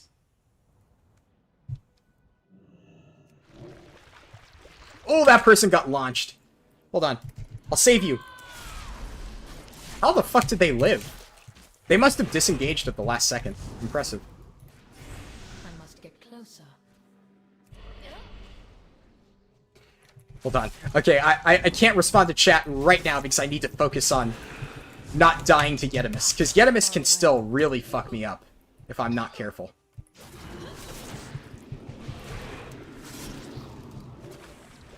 Nice, the hunter pets. I am out of range. Yay! Holy shit, yeah. Not having a way to, like, really easily cancel fall damage makes Yetimus a brutal boss to fight. Okay, let's see. On lower keys, it's so easy to get into a group with your tank, but on 20+, they only want people who've already played 20+. You did the VTech thing, you got 2 good DPS, but they don't play anymore. Yeah, I feel that. And that can be kind of tricky these days. A lot of people are, you know, getting burnt out and quitting. Honestly, that's the thing. I can't really give you good advice on that because I've run into the same issue. I've also been struggling to pug higher keys. You know, I'd like to think I'm good, but it's really hard to get an invite. So I know how you feel, right? It's the same issue that I've been running into. Definitely no easy solution for that, unfortunately. Pugs are just generally really, really picky, and, you know, they'll look over you even if you're a good player, just because you, like you said, haven't already done +20s. That's just an unfortunate reality of the pug world. If you're doing non-single session leveling, just going for playtime, is a Pandaren Monk the best pick due to all the rested experience? Probably, yeah. So, I've said this before, but by far the best pick, one of the best picks in general is a Monk, just in general. Monk, obviously, you have the rested experience stuff, and you can benefit from that whether you're doing it in a single session or not. So that's obviously very good. And yeah, I would say rested experience is obviously a very good thing to do over the course of like a long period of time. Do keep in mind, of course, that benefiting from rested experience to that degree, to the point where like it would really save you a lot of time, you would have to create that character months in advance and park it like in a main city and do nothing on it at all. Now, if you have characters that have just been sitting around, then, you know, you probably have a lot of rested experience accumulated. But in the case that you're asking, you're saying, like, would going for a Pandaren monk be the best option? Because then you could accumulate a ton of rested experience over time. Technically, yeah, right? But I would say in order to make Pandaren monk the fastest, like, multi-session leveling thing, you would pretty much need to do months of AFK. You would need to create the character, leave for months, and then come back months later and benefit from all that accumulated rested experience. Like, if by multi-session leveling you're talking about leveling over the course of a few days, it wouldn't be bad. I would say Monk would be the better part of that. Panda would honestly be pretty unimportant, right? But the amount of rested experience you get over like a few days wouldn't really be that impactful. It wouldn't be bad, though. It would be solid. It just wouldn't be that good. You would have to sit there for months and months to accumulate enough rested experience to, you know, matter. For instance, like, Dark Iron Dwarves, just by nature of them being a Dark Iron Dwarf, they save a massive amount of time with their mole machine. So, something like that, where, like, just by being a Dark Iron Dwarf, you are saving 5 minutes flat, no matter what you do, single session or multi-session. You would basically have to get enough rested experience on a Panda for it to be theoretically faster than a 5-minute time save on a Dark Iron Dwarf. So I guess that's kind of what you'd be going up against in that sense. But in the long run, yes, technically speaking, Pandaren Monk would be the fastest. Wait, you have friends that play WoW? I mean, so I know a lot of people that play or have played WoW. Right now, I would say the vast majority of the friends that I have that have played WoW have quit, unfortunately. But I still do know a few people who play WoW. Like, my friend Amar, which has made an appearance in a few of my videos, recently at least. He still plays, obviously. He's helped me out a lot. So I still do know a few people that play. But a lot of the people that I know that have historically played WoW have quit recently.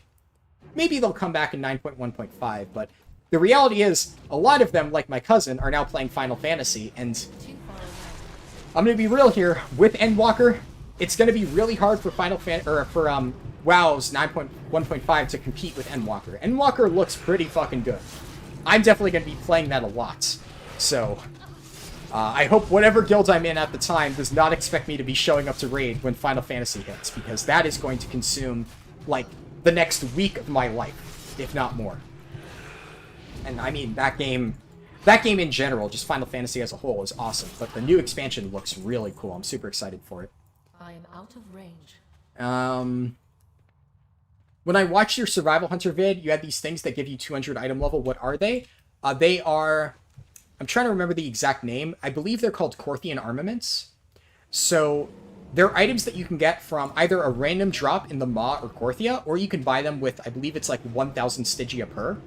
And they're bind on account, you can mail them to your alts, and, I mean, yeah, they give you a 200 item level piece.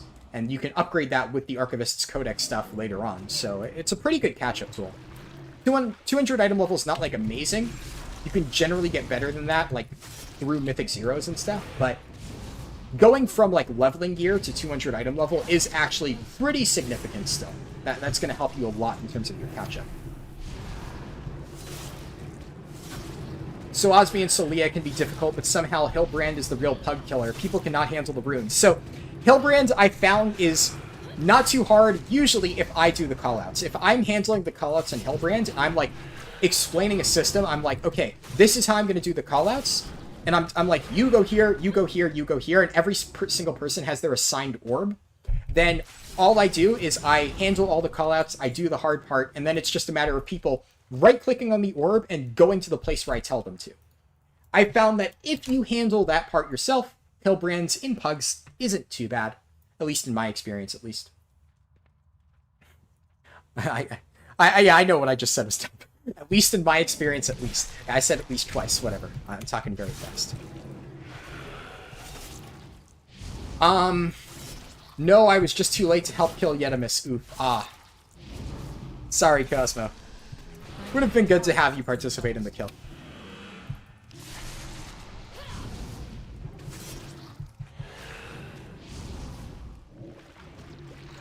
Where is Yetimus? I require a target.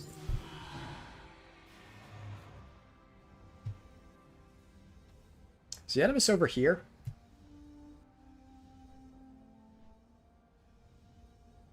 Here. I'll tank it for you. I can't promise that I'll be able to survive. This might kick my ass, especially because I will take a lot of fall damage, but I will try. Just keep rezzing your pets and then you should be fine.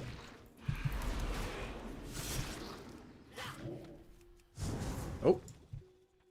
Okay, so if I tank him right here, this should work out. I can tank him here, he'll punt me onto the little hill, and then I won't take fall damage. Okay, that actually works out really well. This is a good place to fight him. I've never tried this before. I am out of range.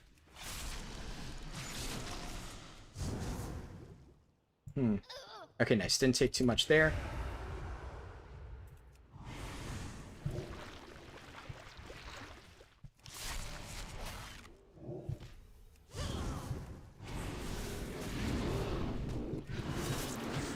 Oh, if I go up right against this tree, he should knock me into the tree.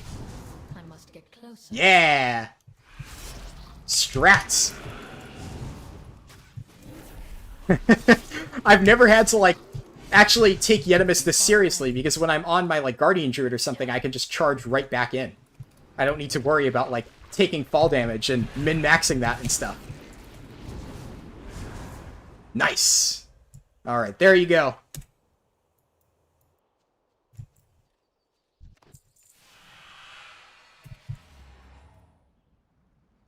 This quest elite is harder than the Terror Crew. Yes, absolutely. I can agree with that statement. It definitely is harder than the Terror Crew. No problem, Cosmo. Glad I could help.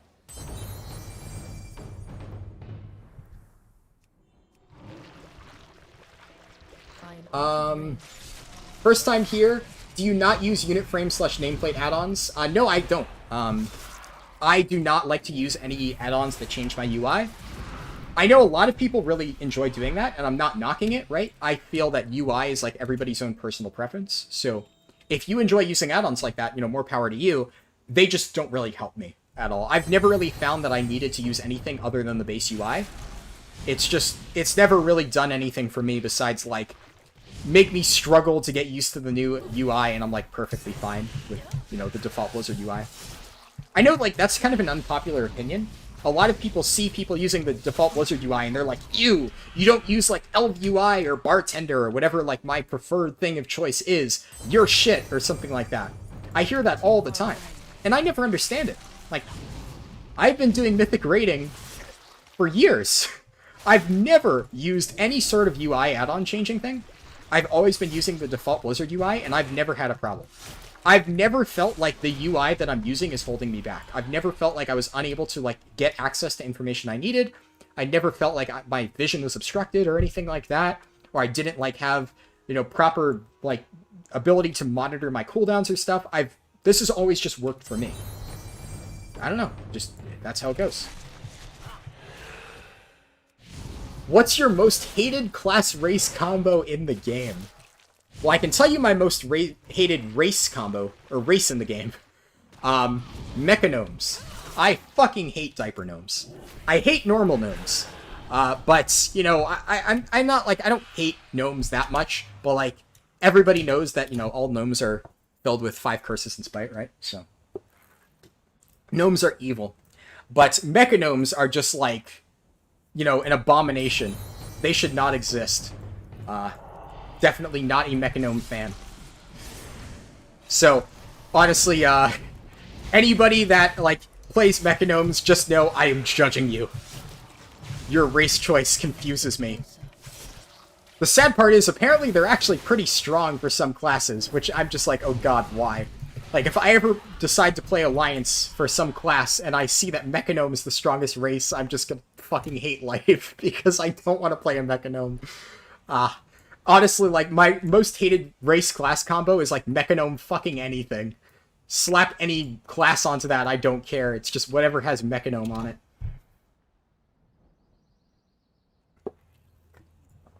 Still haven't finished my coffee. I'm just, like, every once in a while just taking a sip. I'm getting there. Alright, my friends that I used to play with, one has quit indefinitely, and the other left my friend group following drama that they incited. That's unfortunate. I've definitely had that happen in the past in terms of drama and stuff. I have had my fair share of guild and friend group drama in this game over the years. I'm not gonna, act like I am a perfect person. I would like to say that for the most part, I tend not to start drama. But in many cases, in, like, guilds and friend groups, I'm that person that, like, I know everybody. So, if there's, like, drama going on between, like, people in a friend group, I usually get involved. Either people drag me in, or I choose to get involved because I don't like to see my friends fighting, that kind of thing. So, I found myself embroiled in many a guild drama because I always end up being that person that, like, tries to step in and be like, hey, let's all calm the fuck down. And then I get dragged into it, and then I'm trying to, like, resolve shit, and it's, like, a whole fucking mess. That's one of the reasons why I have so many stories of guild drama. Because I end up doing that a lot.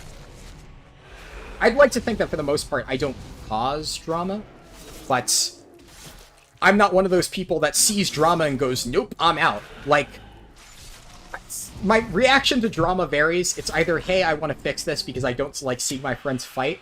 But if I have, like, no investment in the drama, like, if I'm just in a guild but drama's going on, my reaction is usually like, ooh, this seems spicy. I want to see what's going on. And sometimes I'll get involved that way. And then it's just pretty fun. Like, I had absolutely no stake in that guild I was in where, the officer was cheating on his wife with that hunter in our guilds, right?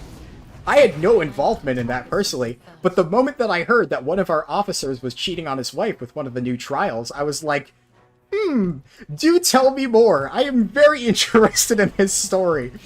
And, yeah, I mean, I didn't necessarily try to cause any further problems, but I definitely did listen with great interest as they talked about how much of a fucking dumpster fire things got. Holy shit, it got bad. But I've already gone into that story. That will make it into a highlight clip eventually. That was a very interesting guild. But, whew, sometimes shit that happens in guilds can be quite interesting. I am out of range. I think, I forget which character that was. I think it's, if you're curious about that story, because that is a classic, that was probably the craziest guild drama I've ever, like, not necessarily been a part of, but the craziest guild drama I've ever witnessed with the officer cheating on his wife. And for the record, the wife of this officer was also a member of the guild, so he was cheating on one member of the guild with another member of the guild as an officer, and then he asked the raid team to cover it up for him. That was fucking wild. If you're curious about that story, I tell the full thing in one of my older videos, Speedrunning Alliance and Telling Stories. I forget exactly where it is. Like I said, if you don't feel like digging up and finding it, it will eventually make it to a highlight clip. That one is absolutely something that is like highlight material. That story was fucking amazing. So, you can expect that at some point. I'm getting pretty bad world lag. That's unfortunate. Don't know why that's happening.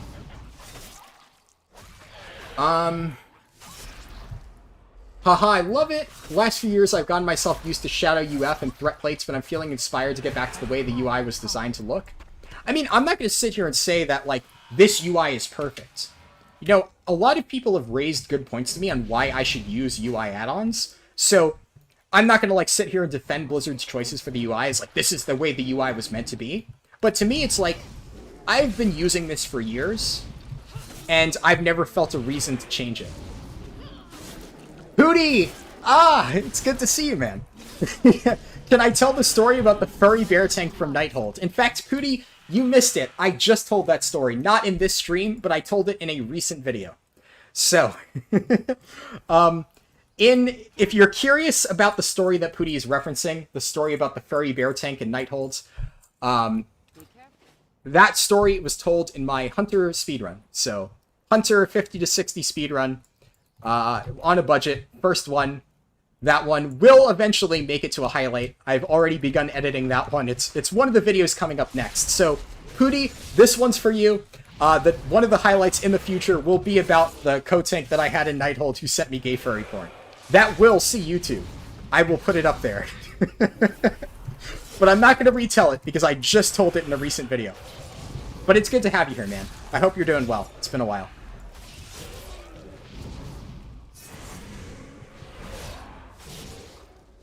Just look who's close second, problem solved. Yeah. Worst class race combo without the new races. Hard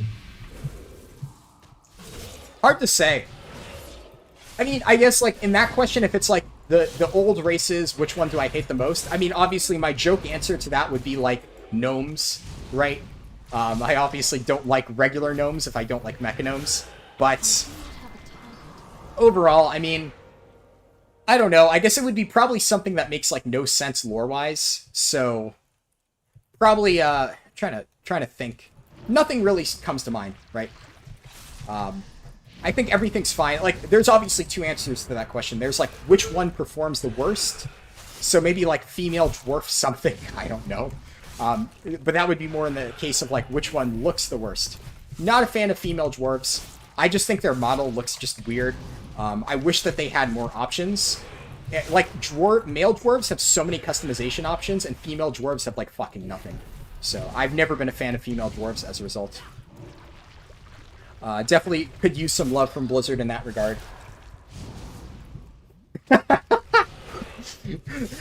There's another one. That's 7. Alright. Let's fucking go. I'm gonna stun this. I can't wait to open this chest. I'm worried that somebody's gonna come and, like, snipe it or something. Too far away. Nice, another blue item. Been getting pretty lucky with chests this run. Cannot complain.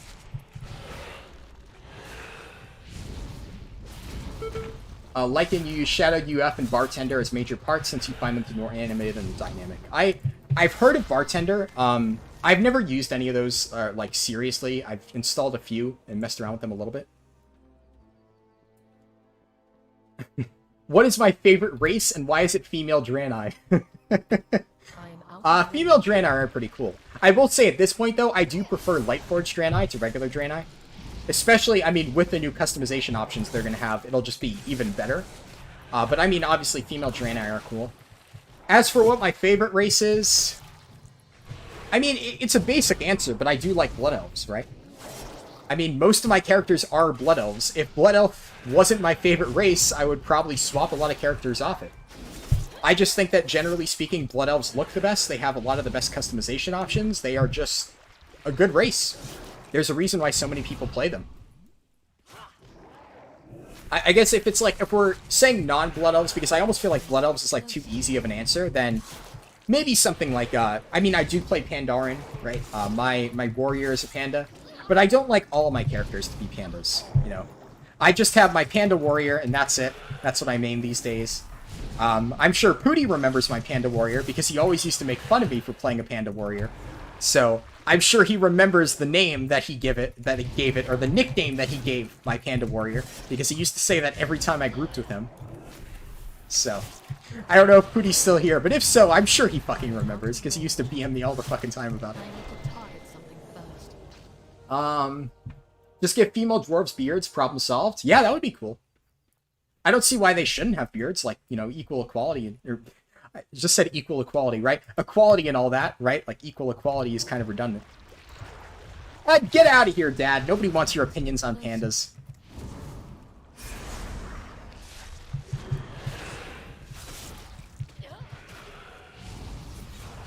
What's the best class combo for a male dwarf?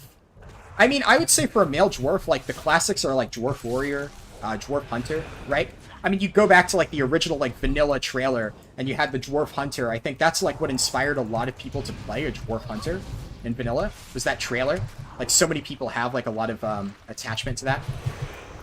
So I would say those are, in my opinion, like, the two iconic classes for a male dwarf. Hunter or Warrior.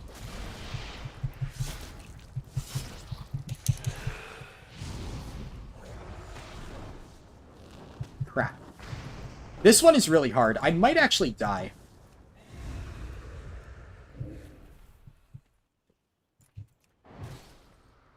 I'm going to kite a little bit and use Blood Drinker to restore some health. I'm going to wait for Dancing Rune Weapon. Crap. Okay, I got stunned, but I can pop my Dancing Rune Weapon and immediately refresh my Bone Shield. So I can do this, then drop this, heal up a little bit with Death Strike. Okay, I'm stunned again. Ow, this hurts.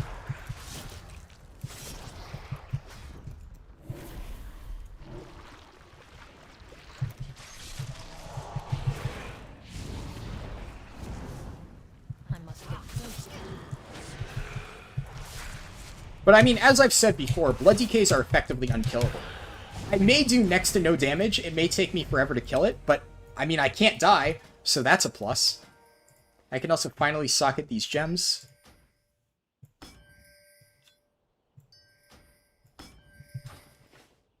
Alright. Gherkin Ali says, play whatever you like, nobody cares what you play as a race if you're not in limit. I agree with that statement, yeah. I wasn't necessarily saying, like, these are the races that you have to play.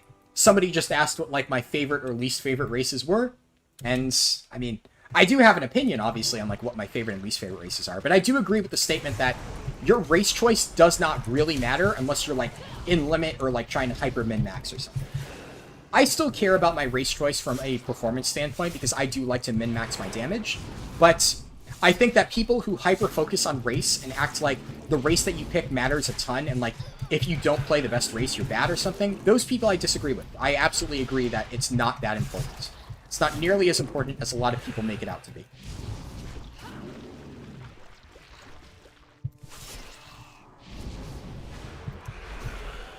I only wish belts weren't so big on Pandaren. I agree.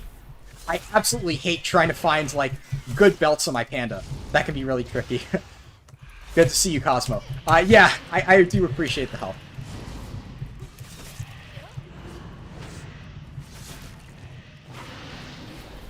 Appreciate it, man. Your warrior is also a Pandaren? Awesome. Pandaren warriors represent. Your guild just got a flawless run of Layer 12 Torghast? Nice. I still at some point need to do a, I've mentioned that I want to try this. I appreciate the help, by the way, Cosmo. Good to see you again. But at some point, I really need to do a no anima power run of Layer 12 Torghast flawless. So it's absolutely possible to complete Layer 12 with no anima powers, but what I want to try to do is get a flawless run with no anima powers. I don't know if it's possible. I would imagine that it's in theory possible if I play perfectly, but it seems like something that would actually be quite a bit of a challenge. I would need to actually put a few attempts into doing. So that's something that I want to do eventually. I think it should be pretty fun. I would like to try to do that, but I just need to find time on my schedule to eventually do that. It might only take 20 minutes if I get it first try, but I don't think I'll get it first try, so I'd imagine I'd have to spend, like, you know, a few more hours actually putting in attempts. A significant amount of your characters are Night Elves? Yeah. Honestly, I love Night Elves. If I played Alliance more, I'd have way more Night Elves. The only problem is I don't play Alliance a lot. Pretty much the only things I've played on Alliance are Lightforged because I just play a lot of Protection Paladin on Alliance. And I just really like Lightforged Draenei. But if I played a lot of other races on Alliance, I would mostly have Night Elves and then some Lightforged. It's probably what I'd be playing. Too far away. Panda Gang, let's go. I'm female Panda Shaman. I love her with all my being. Yeah, man. Yeah, I use my Panda in quite a few different videos. A lot of, like, the background footage of videos where, like, if I'm talking about a topic that, like, there's no footage to really go along with it, I'll usually just do something to, do something fun on my Panda, like I'll record Mythic Prog or something like that, or I'll like, go and do a Mythic Plus and record the footage with my Panda, because that is my main, and then I'll just put that up as background footage, so. My Panda has made quite a lot of appearances in both, video stuff and thumbnails. So yeah, I do love my female panda warrior. What race class combo doesn't exist but should? Night Elf Paladin. Hands down, Night Elf Paladin. Like I said, I don't even play Night Elves a lot, but Night Elf Paladins already exist in the lore, and I think that having a Night Elf Paladin would be so cool. I've already said I play Paladins a lot on Alliance side, so if Night Elves could be Paladins, I would play that a lot more compared to, like, Lightforged. I love Lightforged Paladins, but I don't see why Night Elves can't be Paladins when they're already something that exists in the lore. There already are, canonically, Night Elf Paladins, and yet players do not have access to it.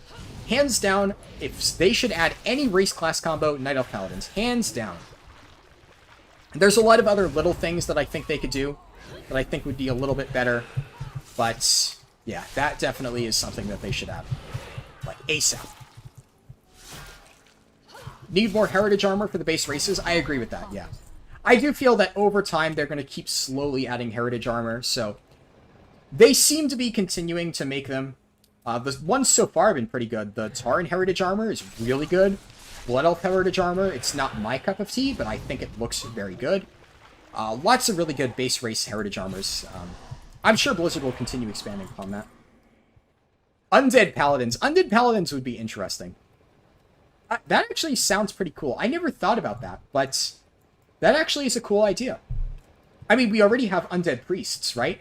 So, I think for, like, role players, right, Undead Paladins would be really cool, because they technically do exist. It seems counterintuitive in many ways, but they do exist in the lore, I'll give you that.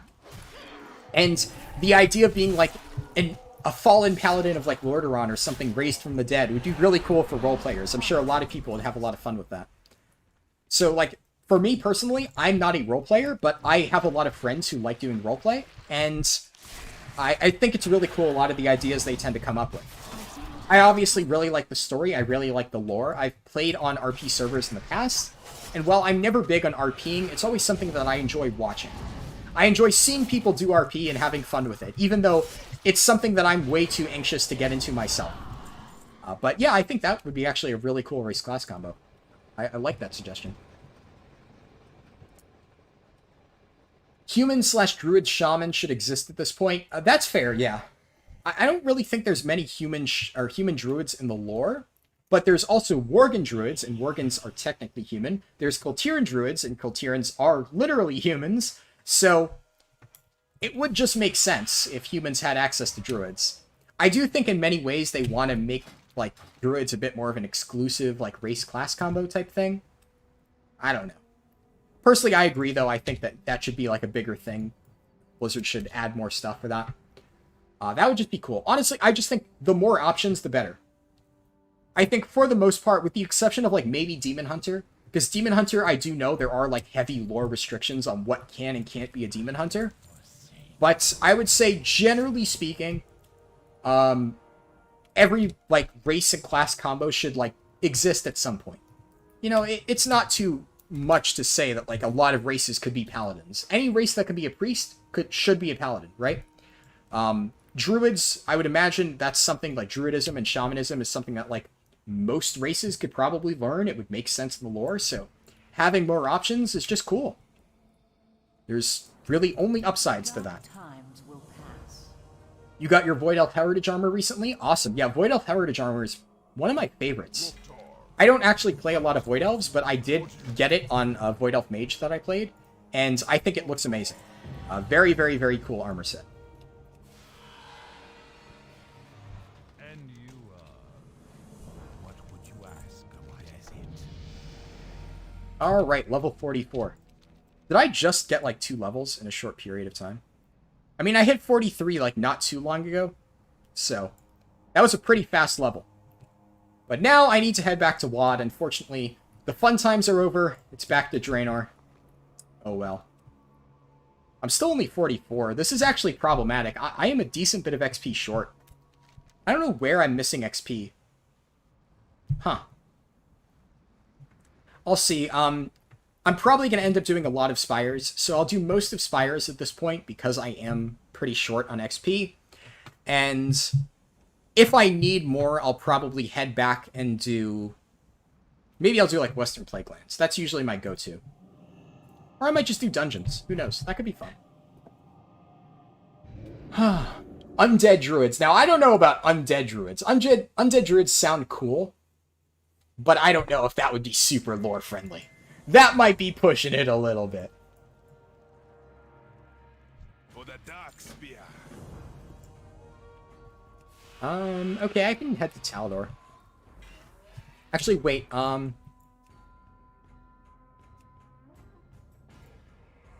yeah, I still haven't done any of these bonus objectives in Gorgrond. I should do these. They're pretty good. This is definitely worth my time. So I'll head over there. I'll do those.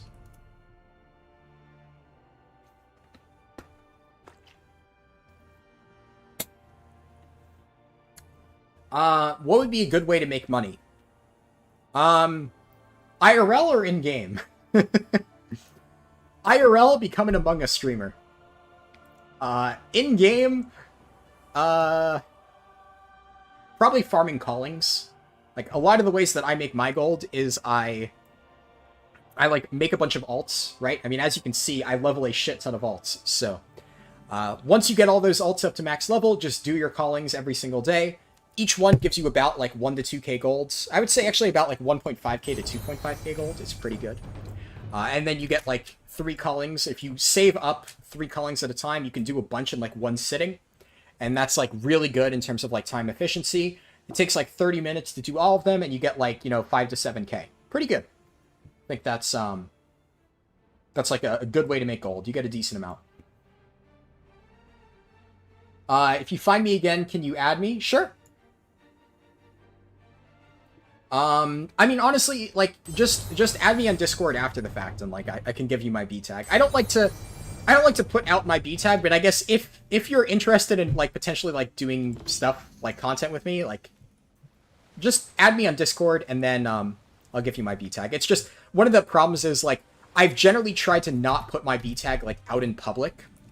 Technically, you can find it, right? Like, if you look through some of my older, like, not even older videos, every once in a while, I throw out my friends list by accident, and I'm like, oh shit, my B tag's there.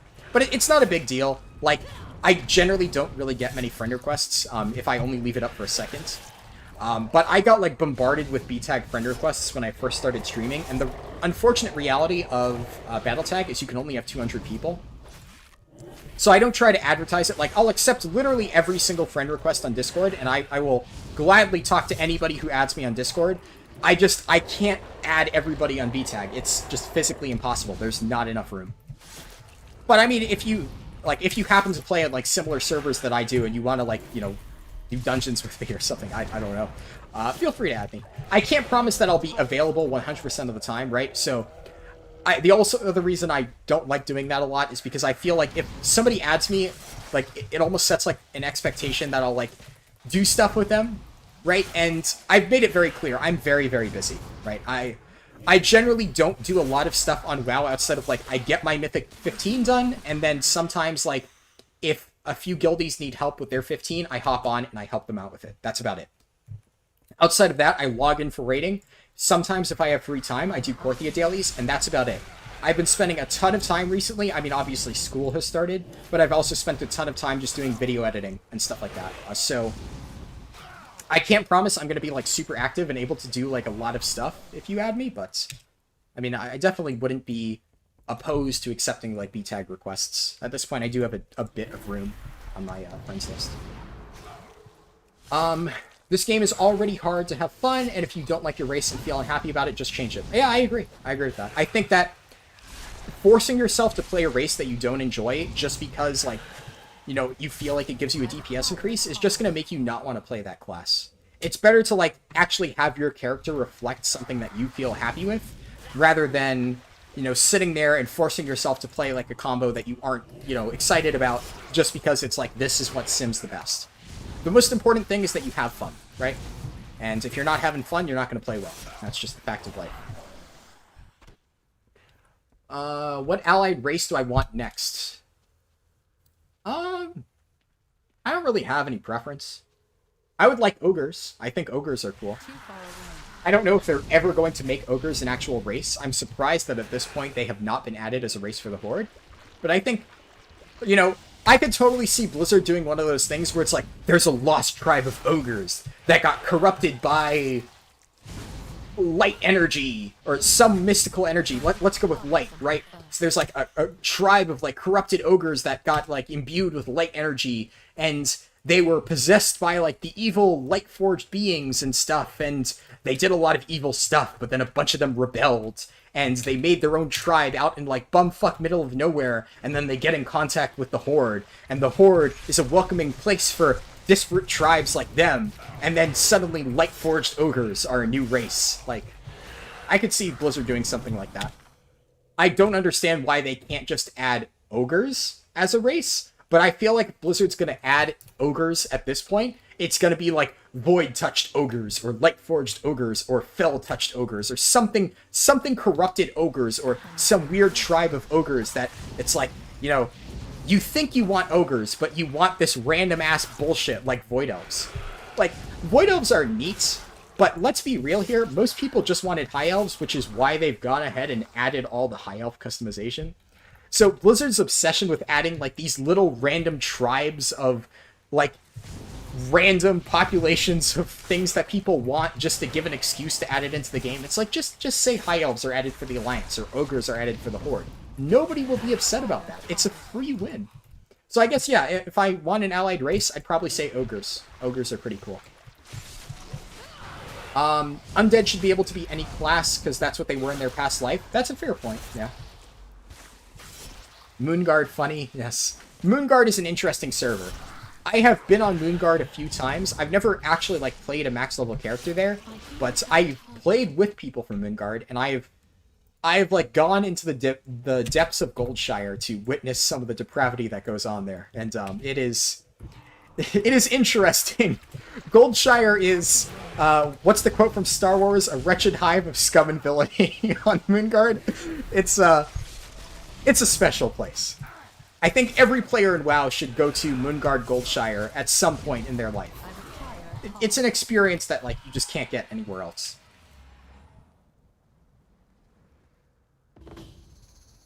Imagine, yo, Panda Druid would be a cool concept.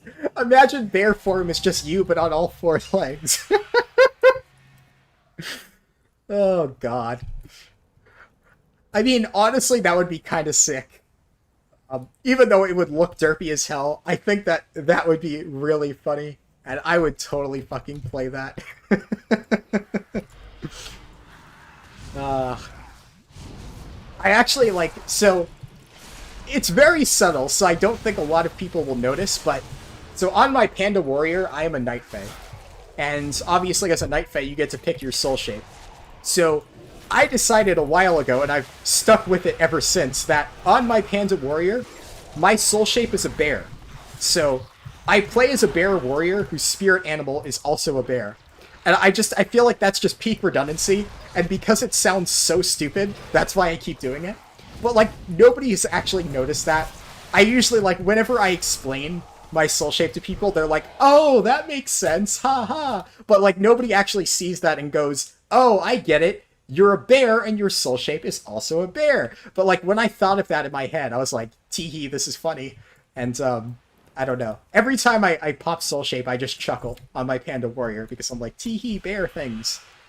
So... yeah, I support that opinion of a Panda Druid just going down on all fours. That sounds great. Worgen and Goblin Monk. Yes, oh yeah, Worgen and Goblin Monk. That's a really good one. I don't know why they haven't added it at this point. It seems like they really should. But yeah, yeah, well, I agree with that. Absolutely, that's something we should have.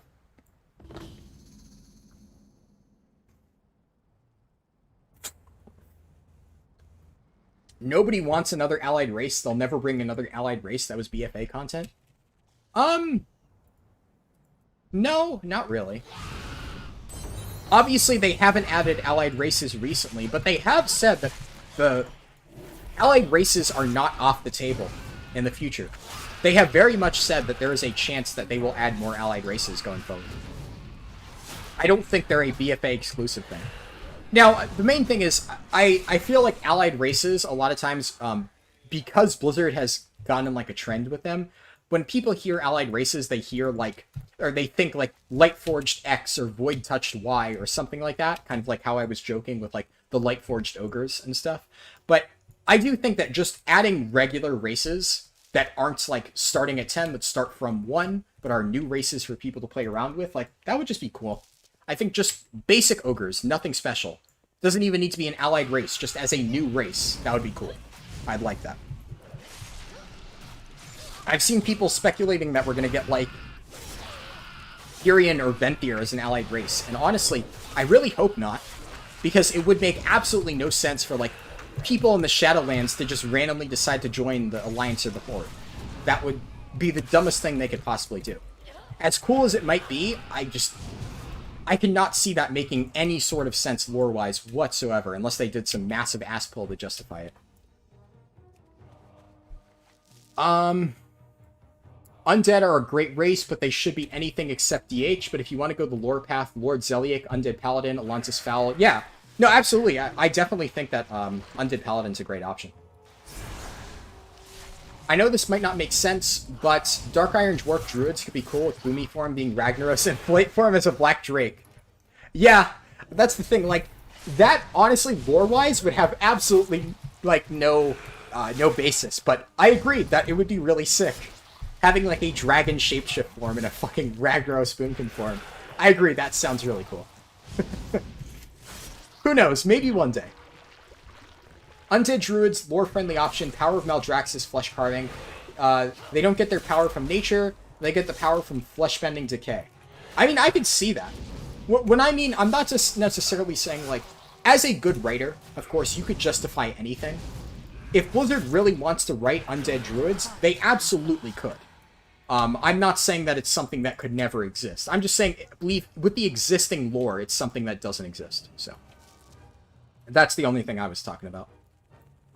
What else? Still constantly catching up with chat, but it's great.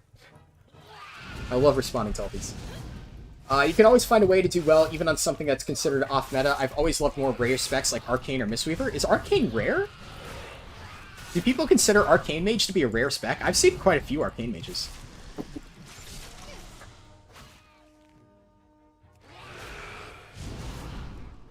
do not have a target.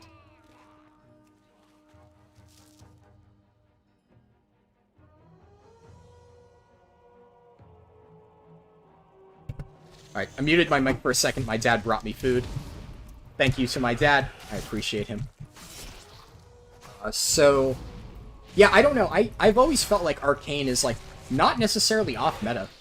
I mean, I looked into it, and Arcane was very strong, at least this tier. I know Arcane has never been, like, the always, like, default go-to pick, but even in Nathria, I saw people playing it. Like, I saw people getting nutty Sludgefest parses as Arcane back in Nathria. So, I don't know if I'd consider Arcane to be off-meta. It's definitely not common, but I've definitely seen people playing it. It is fun, though. I mean, I like Arcane. I've messed around with it a lot. But I do agree, Mistweaver, yeah, Mistweaver is absolutely off-meta. People who can play Mistweaver well, I really respect those people who are willing to stick it out, even though Mistweaver, yeah, is not considered to be super strong at the moment. But I still think it's good overall. Whoa. Bit of a lag spike there. That's problematic.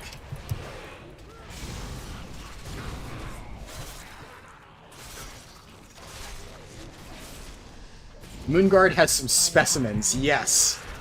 That's a good way to put it. Specimens.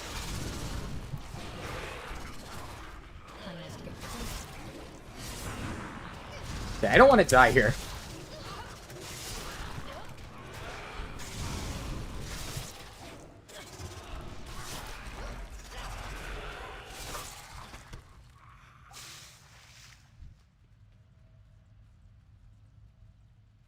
Okay. My heart stopped. I'm like, oh my god, I just survived that big pull, and I just see an Alliance player walking right up to me. I'm like, oh, I'm dead. I'm fucking dead. So, thank you, Saitia. I know you, there's no way they're actually watching the stream, right? But in the off chance that maybe, like, you know, maybe a few years later, they ever stumble across this in their YouTube recommended, and they see that they were the one who spared me and let me live. You know, I appreciate you, Cytia Stormrage. You're a good person. Whew. That scared the hell out of me. I was like, oh fuck, I'm dead. God damn it. There is like a decent bit of lag in Gorgrons right now. It's not as bad as it has been in the past, but it is definitely not amazing. Like, yeah, even this mage. This mage is arcane. I don't know, I've seen a lot of them. Maybe it's just me. But I've run into quite a few arcane mages, personally at least. Here,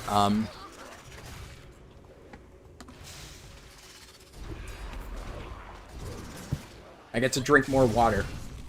My dad brought me a fresh bottle of, like, really cold water. And I'll be the first to admit, my throat is starting to feel quite a bit more sore.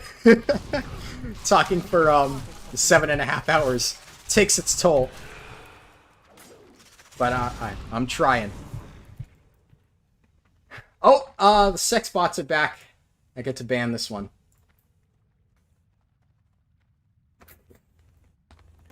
Okay. Now, I'm not going to eat my burger just yet, but I can start working on my french fries.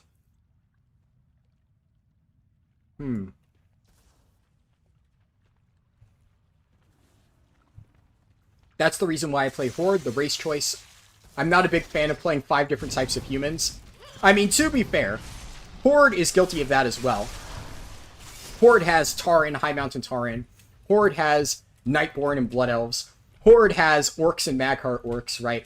I mean, obviously Alliance has the same thing, but I don't think it's just an Alliance problem of having, like, multiple different types of humans or elves or anything. Horde has a lot of that, too. Let's be fair here. Don't get me wrong, I love Horde, but it absolutely is a Horde thing as well. They keep reskinning races.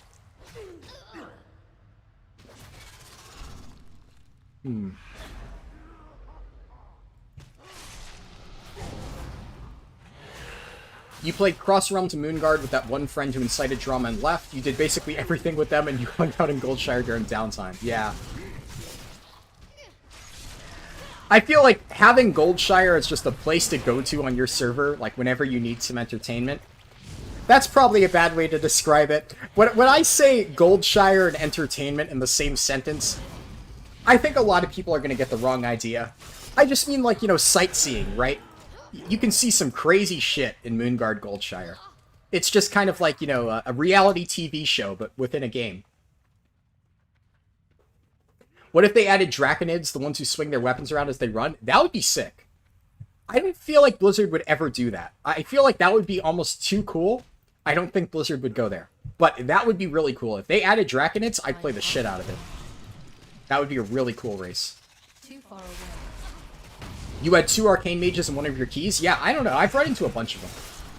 Maybe I've just gotten really lucky, but I do feel like they're pretty common now. Especially this patch. Arcane is much more popular this patch than it was, I guess, in years past. You had a key with 3 warriors. Yeah, I actually, I had a key, like, not like just recently, but like maybe a month ago or so when I first got back into 9.1. And it was like 1 priest, me on a Prout Warrior tank, and then 3 DPS warriors. And then, you know, of course, the entire time, every warrior was like, ho, ho, ho. Oh, we have a lot of warriors, huh? Oh, ho, ho. We should get a warrior for Battle Shout. Tee-hee. And, you know, I mean, I don't know. A lot of people like to joke about stuff like that. I was just like, alright, I get it. We're all warriors. Yes, it's very funny. Tee-hee. But, yeah, I've had keys like that, too. Especially because Prot Warrior is not super common, so I get to be that bonus 4th warrior. It's the rare thing that you don't find super often. Weird, I know Arcane is considered good right now, but I rarely see them. People tend to gravitate towards Fire or Frost. Now, I will admit, I haven't seen many Fire Mages. Fire Mage, I know it's good, still. I have a Fire Mage in my guild, and he's pretty good. So, I am not saying that Fire Mage is bad, but I think the community perception of Fire Mage is that it's not very good right now. And because of that community perception, I've noticed a dramatic decrease in the amount of people playing Fire. So, that is something I have actually noticed. But Frost, I will admit, I've seen a lot more people playing Frost as of late than Arcane. But I still feel like Arcane, in my opinion, isn't like super underrepresented. I don't know.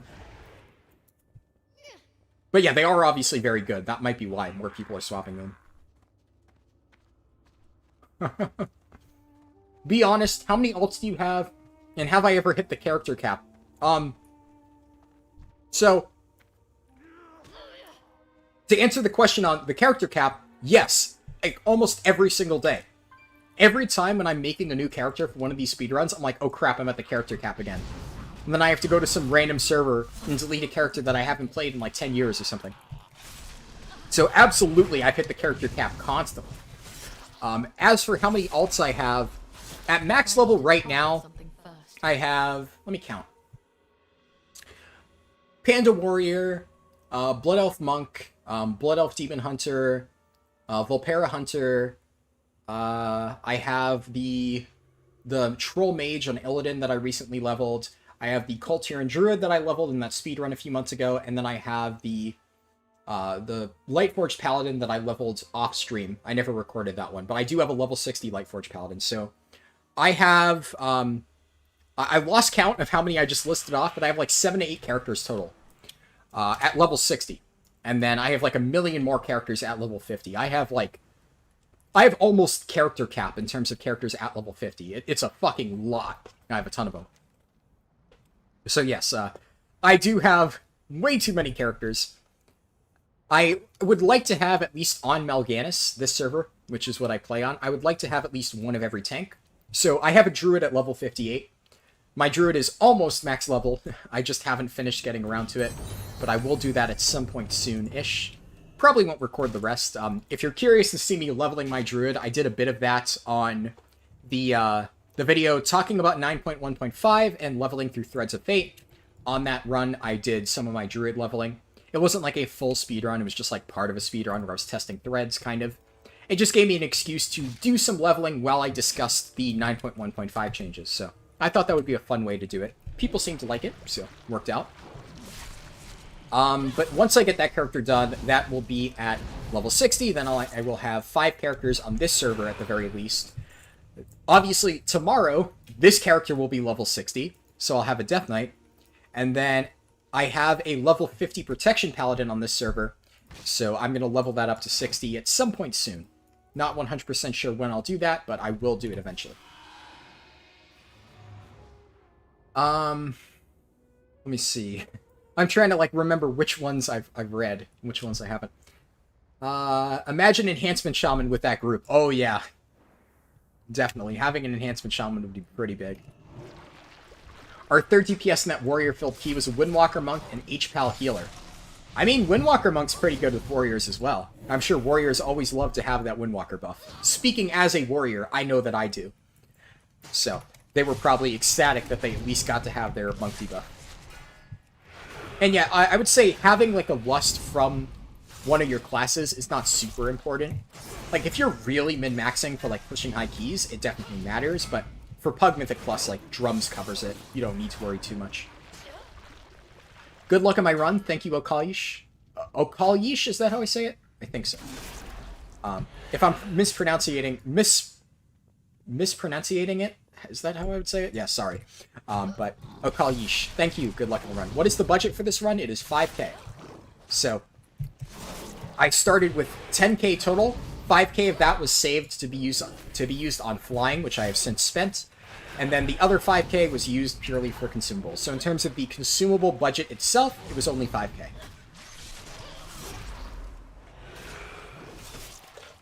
Darkin Ali said, I didn't return to the game because Fire Mage got nerfed. Fire Mage was one of the only good specs Blizzard has made so far. Yeah, I know a lot of people who aren't happy with the current state of Fire. Now, I will say, Fire Mage got nerfed. Pronunciation is close enough? Alright. I mean, if you want to, like, put it out phonetically for me, I can try to get it right. But if you say it's close enough, I mean, I'll take that much at least. Fire Mage is definitely, it's been nerfed, right? So I'm not going to say that it's, like, perfectly fine. But I would say that it's still good. It hasn't been nerfed to the Affliction Warlock level. Yeah, like, Fire is fine. I wouldn't say Fire is, like, amazing. Like, fire used to be really, really, really overpowered.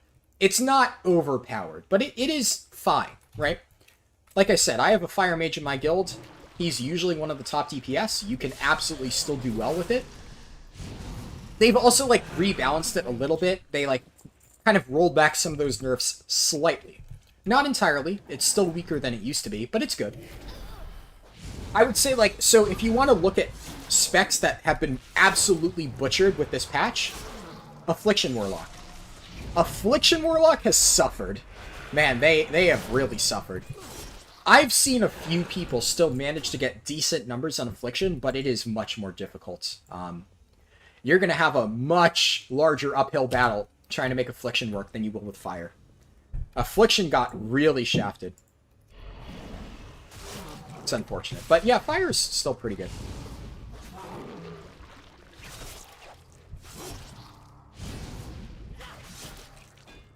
Okay, I will say, I have a burger sitting right next to me.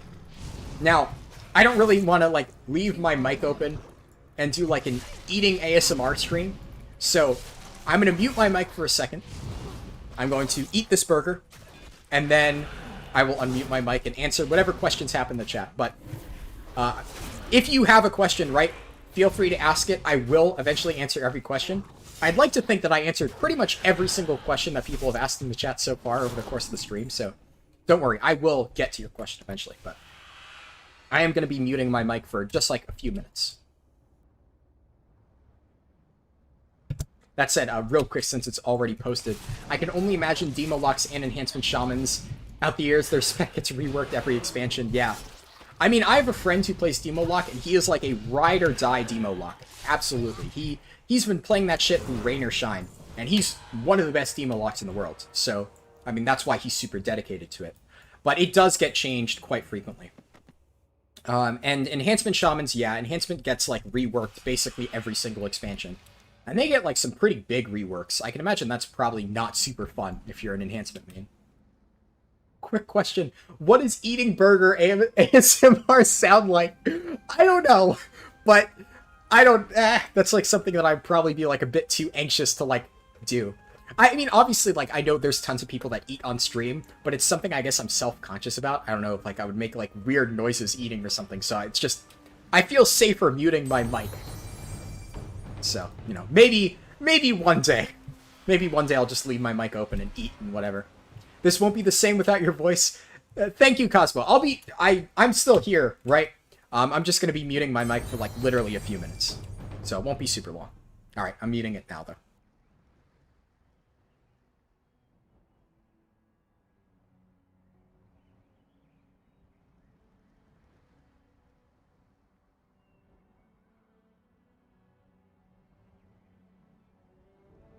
That said, my dad forgot to bring me ketchup, so I actually need to run upstairs real quick and grab the ketchup so I can use that.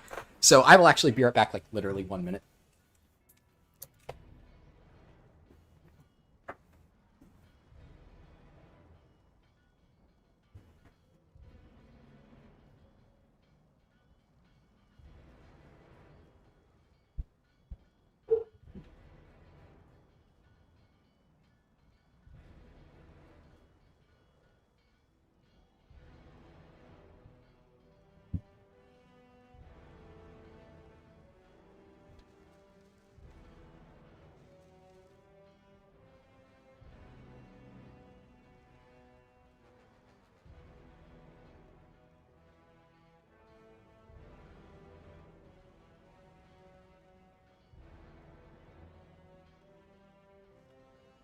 All right, I got the ketchup.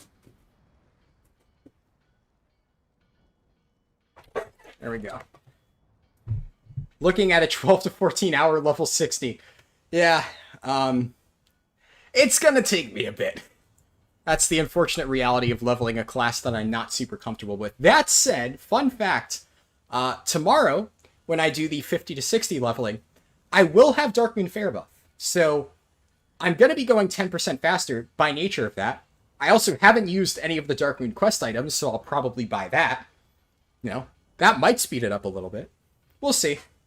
It will take a while, though. Let me just answer this question before I actually mute my mic now that I have my ketchup. Okay. I quit the game when I first got to the +5 dungeon in Legion BFA, and when they release it, I don't know why people enjoy doing so much everything again and again. My mentality on that is I just enjoy a lot of times playing my class. So I will admit that doing the same exact content over and over can get a bit tiring. But if I just enjoy the moment-to-moment gameplay of like, I enjoy playing my Prot Warrior, I enjoy trying to min-max my damage on my Prot Warrior, it doesn't really matter what content I'm doing. As long as I have some challenging content to have fun in, I don't really care because I just enjoy playing my class. So that's pretty much it for me. I feel like a lot of people have the same mentality on that. All right, now I'm finally going to eat my food, so muting my mic.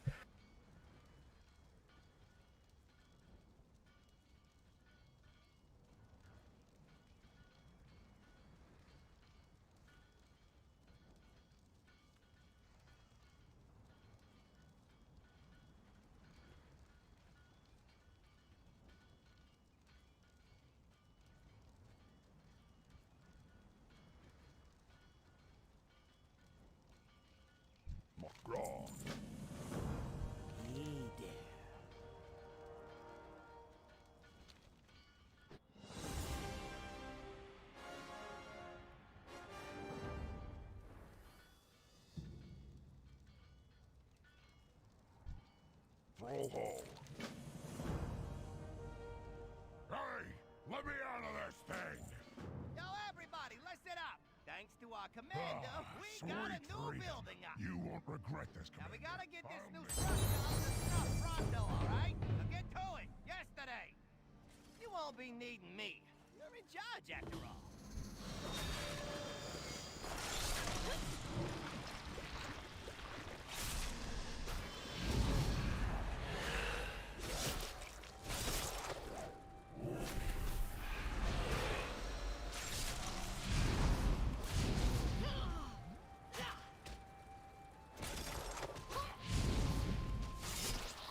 I require a target.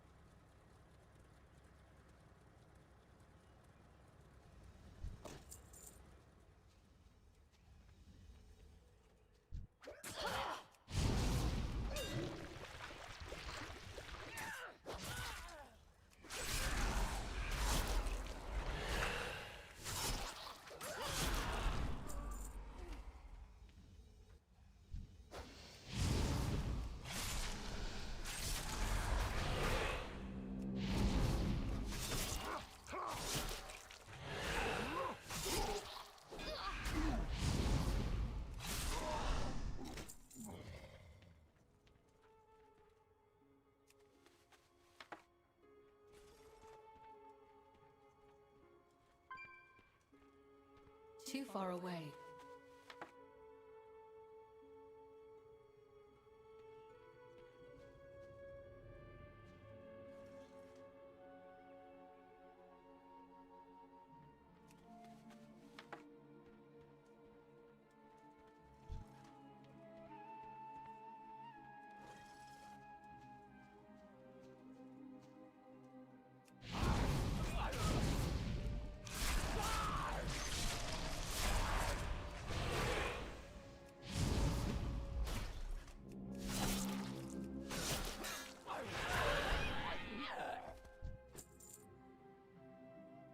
Okay.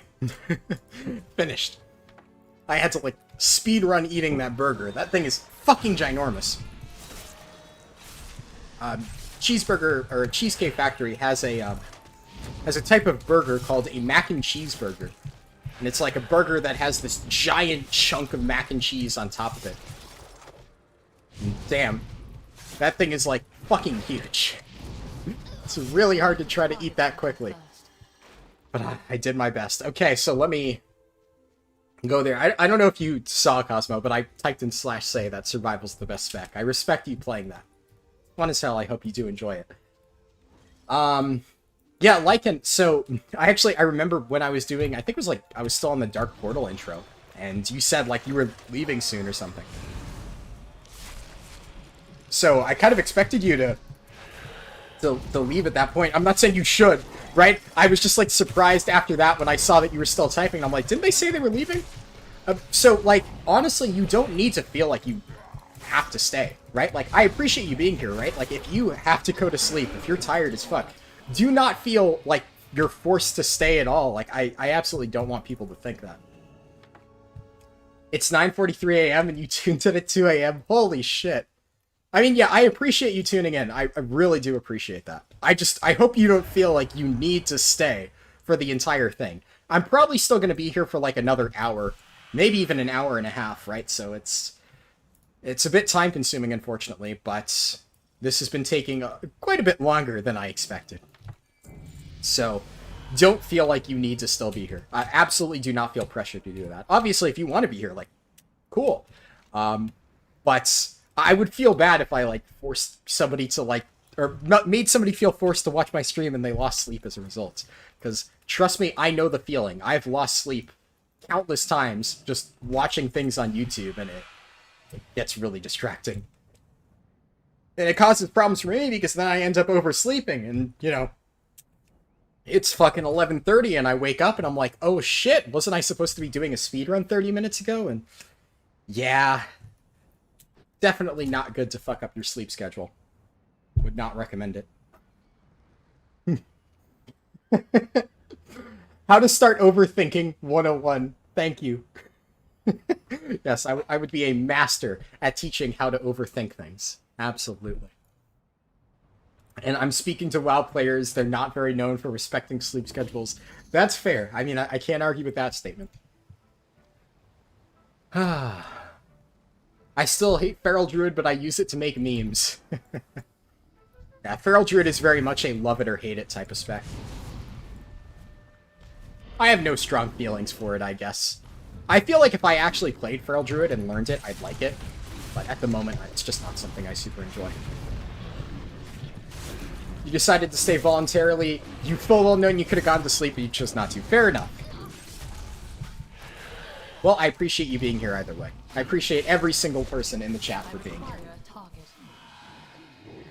I've talked about this before, right? But, like, one of the biggest, I guess, fears of returning to streaming when you haven't streamed in 8 months is worrying that, like, hey, are people actually going to watch this? Because I've said this before, when I'm doing, like, the offline speedruns, I don't have to feel very worried about filling the air constantly, because if I feel like telling a story, I can just tell a story. And it's not a big deal. But I feel like if I were to stream, and nobody watched it, I would just feel kind of awkward trying to, like, fill the air, just in case somebody were to actually tune in. So the fact that, like, this many people actually tuned back in for, like, the first stream back in 8 months really surprised me. And I'm really happy that so many of you came to watch. I was, like, very worried that, like, nobody would actually want to watch it. And, it's good to know that's not the case, right? It's definitely been really fun doing this. And I mean, I'm looking forward to doing it more often in the future. Like tomorrow, as I've said before. You want to stay? It's 5 p.m.? Well, thank you, Cosmo. It's also good to play WoW and watch WoW. Yeah, that's fair. A lot of times it can be really fun to watch somebody play a game that you're also playing at the same time. I do the same thing with, like, Total War. So whenever I'm playing a Total War game, like, you know, whatchamacallit, like Warhammer 2, while I'm playing it, I sometimes keep Legend of Total War stream open in the background. I love Legend of Total War. He's, like, probably one of the YouTubers I watch the most, but I would imagine a lot of people don't know him unless you actually follow Total War stuff, because that's, like, literally all he ever plays. But he is a damn good Total War player, and I love watching his stream, so. Definitely one of the content creators I watch the most. And he is Australian, so I think, Lycan, you were one of the people who asked earlier my thoughts on Australia. So I did mention that a lot of the content creators I watch are Australian, and he is one of them. But he is not a WoW content creator, so. No need to recommend it, I do it regardless. It's 2 a.m. and the... Oh, Jesus. Yeah, I guess it is getting kind of late for European folks. One of the main reasons I moved my stream schedule to be earlier is I'm aware that a lot of people that watch my stream, or a lot of people that, like, used to watch my stream, are European. Or Australian, right? I get a lot of, like, European, Australian viewers and stuff, and it's kind of cool because, like, it's surprising, I guess, in a sense, right? Because, like, I mean, I don't play on European servers, so it's interesting that there's so many people from Europe that actually enjoy watching my stream. But a lot of them told me, like, with my old streaming schedule, that they weren't able to tune into the entire stream because it, like, basically coincided with the time when they were usually sleeping. So I've tried to revise it a little bit. Now, I will say that's not the entire reason, so it's not like I completely changed my streaming schedule just because people said they wanted to watch it, right? Like, I don't want people to feel bad about, like, oh, no, I didn't want you to, like, change it just for me or something like that. But I honestly felt like having later streams sometimes was problematic because if things ran on a bit too long, it would kind of conflict with raid times, so I would have to, like, plan out the amount of time that I was going to spend on my stream, like, more closely, so I like doing it at 11 a.m., or in this case 12 a.m. because I was late, but going forward the streams will be at 11 a.m. I will do my best to actually wake up on time, and once I get used to that and I can start streaming at 11 a.m., that will be pretty cool. I think that'll give me a lot of time to do, like, the longer streams without worrying about, like, it conflicting with people's schedules too much.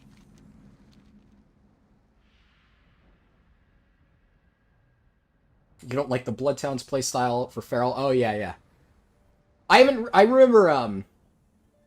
remember people saying that Blood Talons was, like, a really weird playstyle.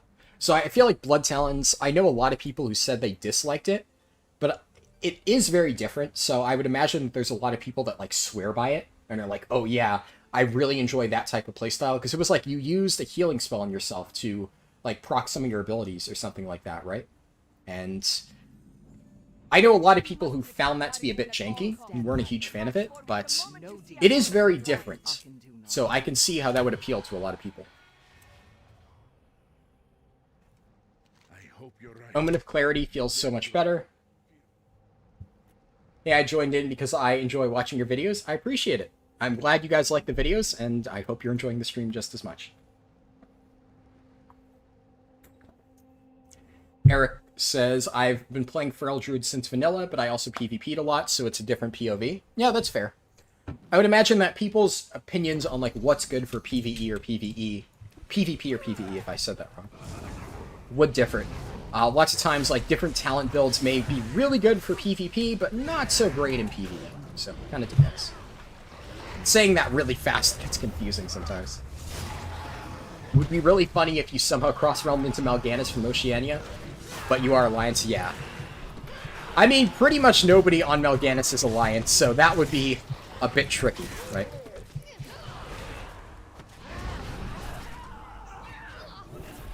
I have thought about playing Alliance at some point. I do know, like, because especially, you know, even though Horde is popular, there's a lot of people that watch my guides and play Alliance, and one of the main issues with being so focused on Horde is I get comments like, yeah, that's great, but you still haven't updated the Alliance route a lot. So, if I seriously start doing, like, the speedrun guides, like, much more often, which, I mean, I would like to do, I would probably have to play Alliance a bit more. Right now, I only have, like, 1 or 2 characters, and I just do kind of, like, a for-fun speedrun every now and then. But the lack of any, like, real characters that I play in Alliance makes it hard to set up, like, actual speedrun tests. And I would want to make sure that my routes going forward cover both factions, because if they're just Horde, then I'm outright alienating a large percentage of the player base, and I, well, wouldn't want to do that. Ah. Can't use that while moving. Weird.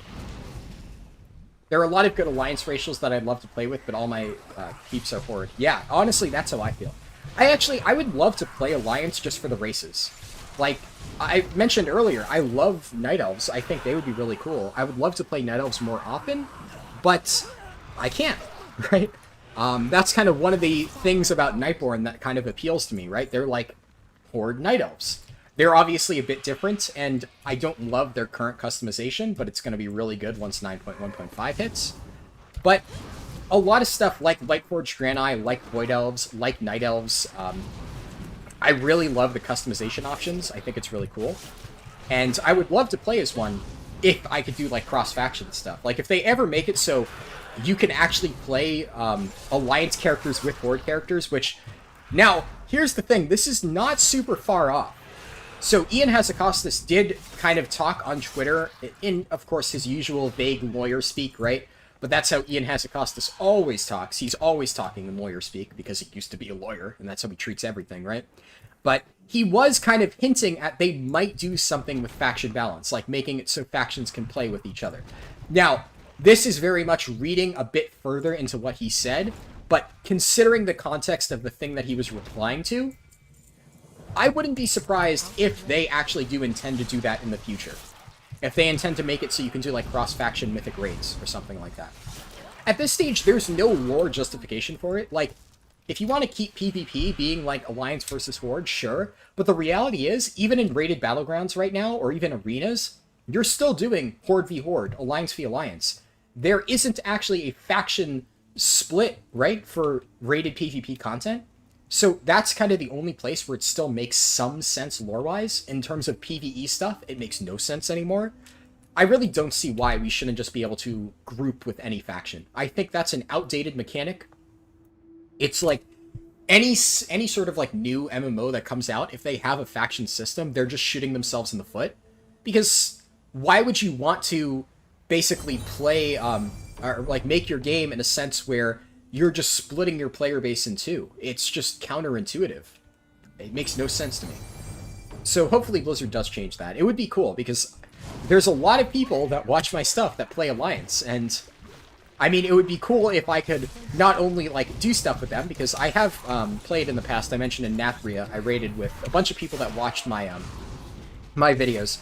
A lot of people joined from YouTube and stuff like that, so it'd be cool to be able to, like, actually... oh no, lag. That was bad. Ah, hold on. I don't want to die. But yeah, it would be cool to do, like, more stuff with Alliance players who watch my videos, right? And it would also be better if I could make more thorough Alliance route. Wow. I thought I was doing pretty okay, and then out of nowhere I just took a massive chunk of damage that shot me to 0. Well, gotta die at some point, I suppose. I'm surprised it took me this long. Well, actually, I did die by falling earlier, so... You know, technically this is my second death of the run.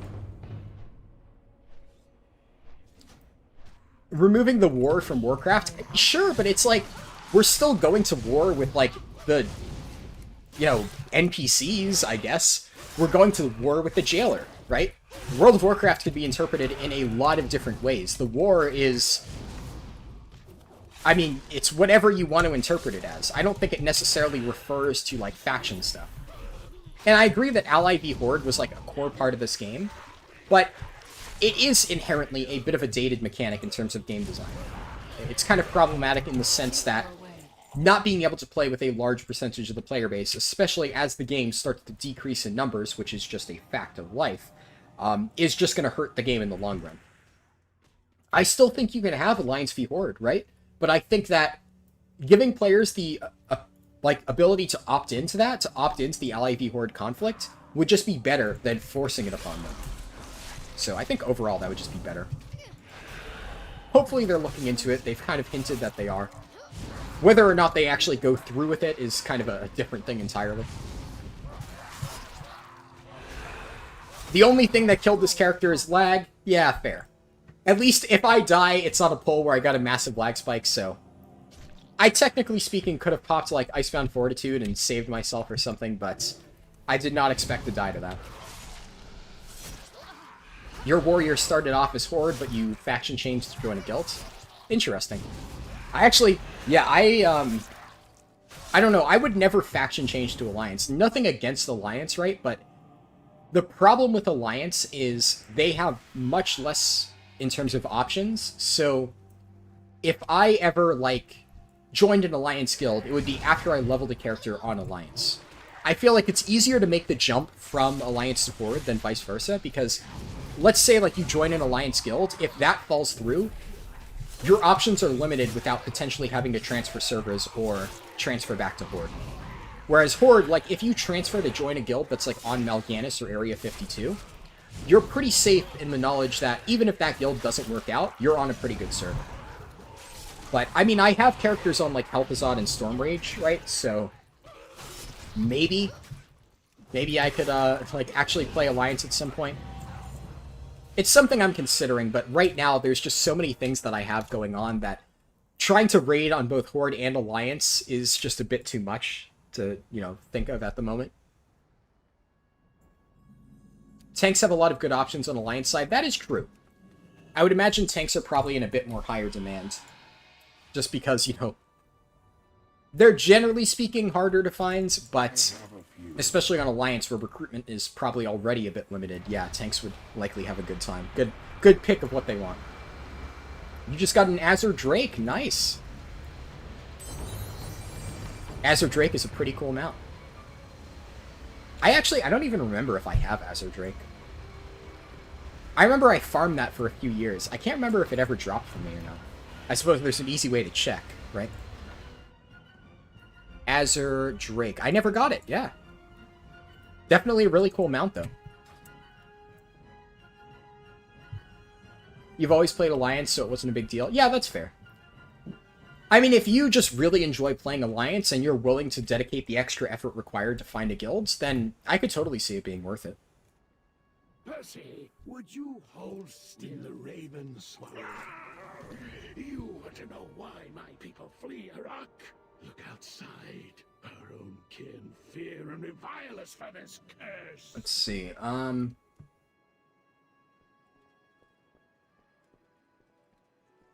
You stream whenever I'll watch. When I can't, don't feel bad. I think you're great, and I never feel forced to watch the stream. Thank you, Cosmo. I appreciate it. Arilena says, I dislike Blood Talon because feral energy regeneration is bad, and trying to mash 4 different moves is such a pain. Yeah. I've definitely heard mixed opinions on Blood Talon. Some people like it, some people hate it. I should try feral at some point. It's always like, yeah, I've said that a few times this stream, but apparently a lot of people in the chat play feral. It's always something I've considered playing, but I never have. It's interesting, though, because I'm playing Survival now. And I would say, right now, Survival and Feral Druid are probably, like, the 2 least played specs in the game, so if I'm already playing Survival, I might as well play Feral.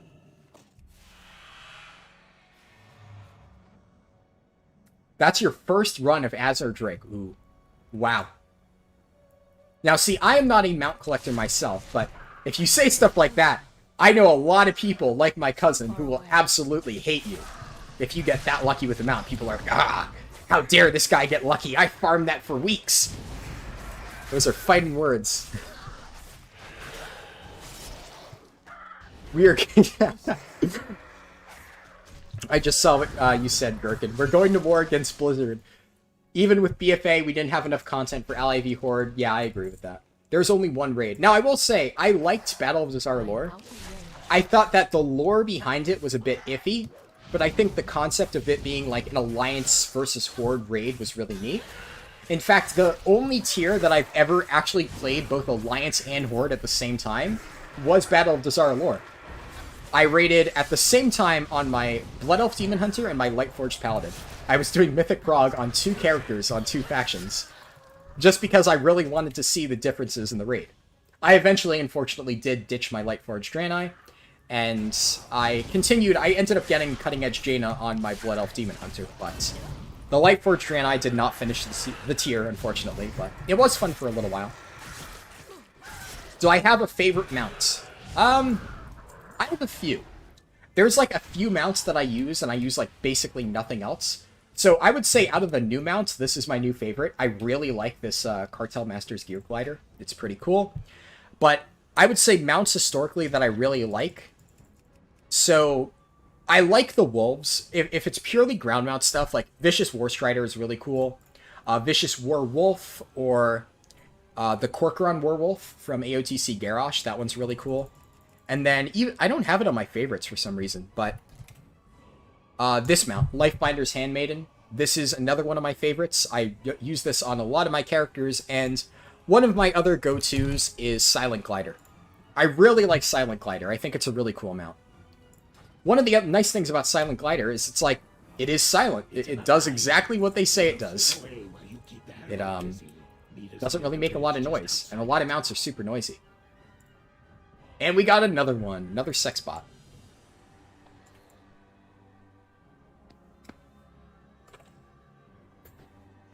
Do I plan on doing this in one try with no sleep?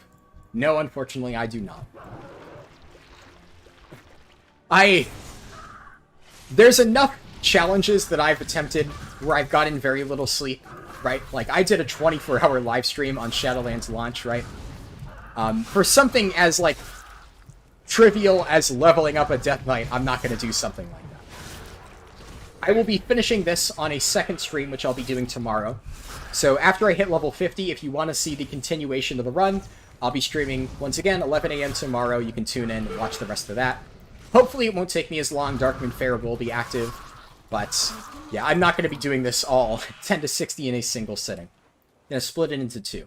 10 to 50, and then 50 to 60. I think that'll work out well. Let me tell you a story. We're almost there. Get in there. Damn, that glider is cool. It would match my Mog on my main too. Yeah. Admittedly, that mount is very hard to get. A lot of people get really mad when I tell them I have Silent Glider. It's, especially, this is my chance to piss off the mount collectors in chat. I got Silent Glider on my 3rd ever Soundless kill. Only took me 3. Now, mind you, I have killed Soundless like a million times, right?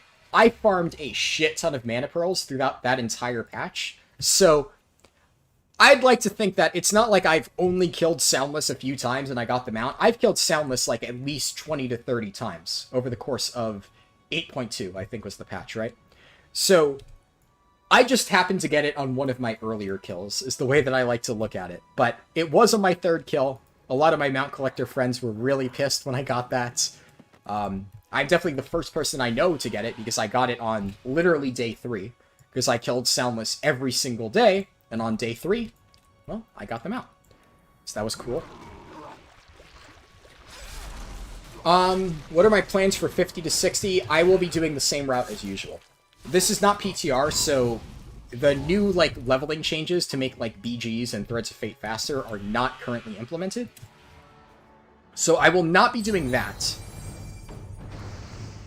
But I will be, I'll just be doing basically the same campaign route. Oh no, fuck.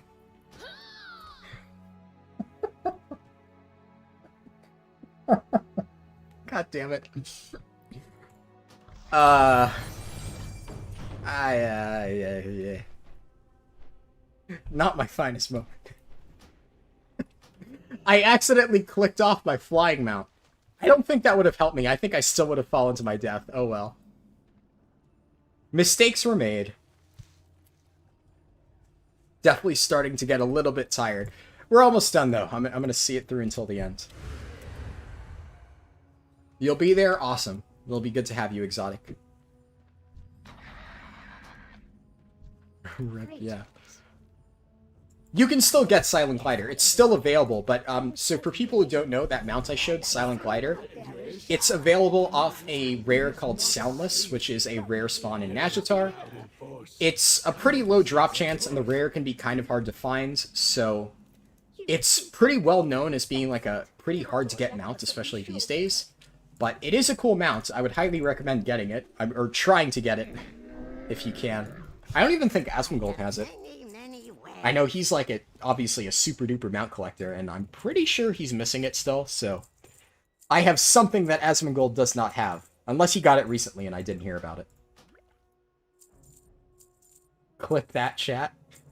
Yeah. I think YouTube does have its own clips feature now.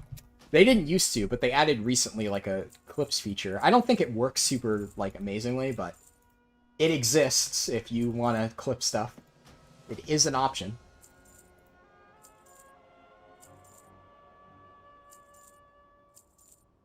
Just cleaning up my bags because otherwise I'm going to go insane. I hate having messy bags. It's like just a massive pet peeve. Alright. Farewell, friend of the Brummels.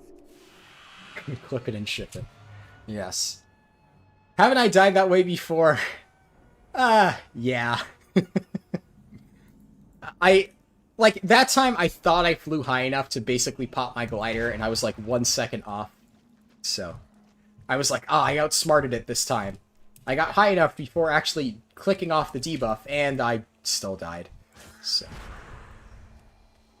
It's still possible for me to make mistakes, even though I've done these quests like 5 million times, or done this route 5 million times. It happens.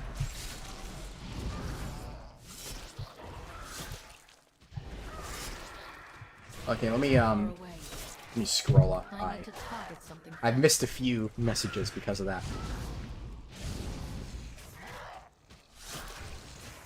My Mutated said, I could see myself playing Worgen if the opportunity shows. Yeah, Worgen's also a pretty cool race. I've always enjoyed playing them. I feel like I would only enjoy playing them on like certain combos, like Worgen Druid is really cool. I really like that. It really depends though. But Worgen is definitely one of the cooler races in my opinion. Would agree with you there.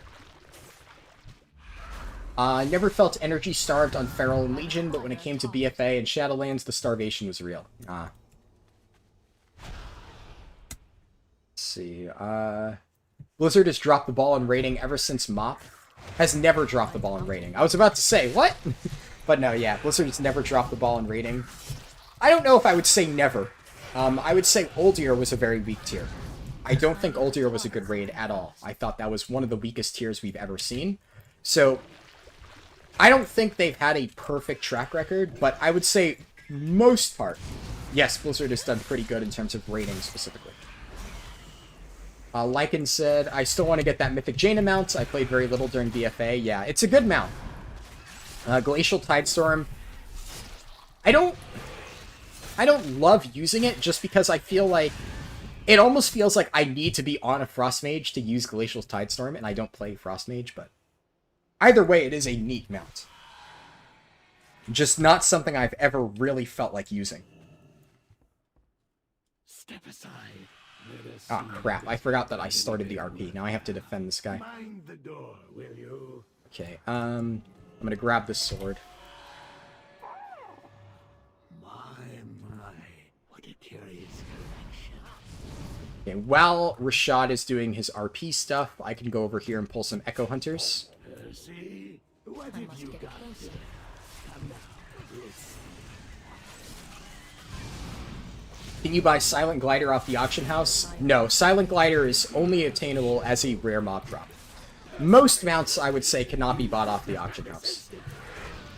A lot of the really hard to get ones are only available off, like, raid drops, or, like, raid dungeon drops, or, like, out in the world's rare mob drops, that kind of stuff.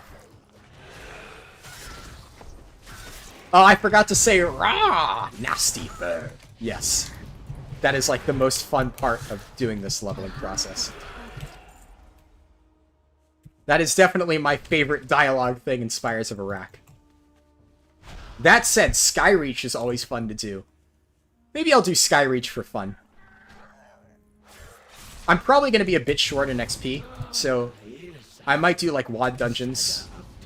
That could be cool. And he's written notes inside. Here, have a look. Let's see, what else have I missed?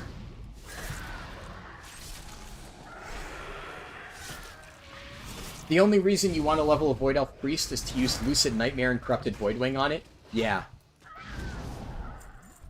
I don't think I have Corrupted Voidwing. That's the one that spawns from, like, the portals in WoD, right?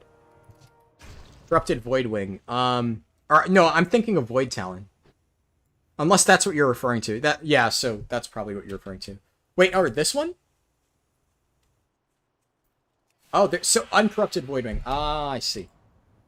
So I'm guessing that's what you're referring to. So that is... Was that the AOTC Nyalotha mount? I think that's what it was. And Lucid Nightmare. Lucid Nightmare was the puzzle mount, right? Lucid Nightmare. Yeah, that was like the Legion puzzle mount. That one was really cool. I actually loved doing that one. Where you had like the endless maze and you had to like navigate through the endless maze and stuff. I really enjoyed doing that.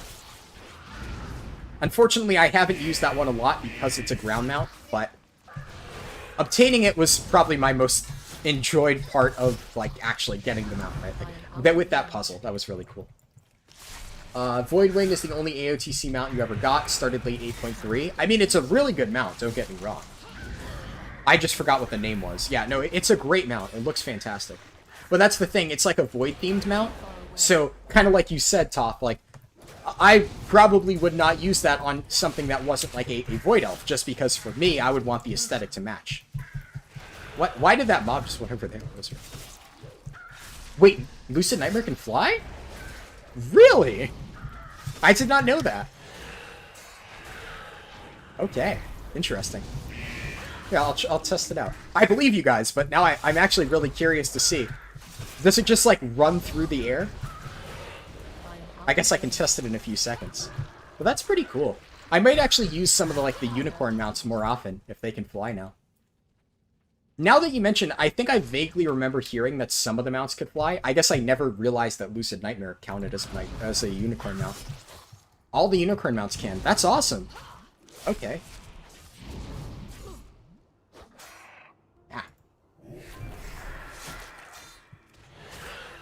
Would I recommend Warlord of Draenor for 10 to 50? So if you're curious what my recommended leveling route is, I have my world record speedrun leveling route in the description.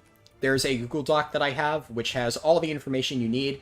Basically, the TLDR of it is it's a combination of like the revamped Catazones, so Silverpine Forest, Hillsbrad Foothills, and Warlords of Draenor. I figured out a route that uses all the best stuff from both of those expansions, so that is 100% what I'd recommend. I currently hold the Horde world record with it, and the Alliance world record uses similar stuff from WoD, but for zones, obviously, because it's different on Alliance, they use like Red Ridge, Duskwood, and Loch Modah. I do include information on the Alliance leveling route in there. I did help create it, but I do not hold the Alliance world record. I can only claim to hold the Horde world record. I do not play Alliance enough to try and get that.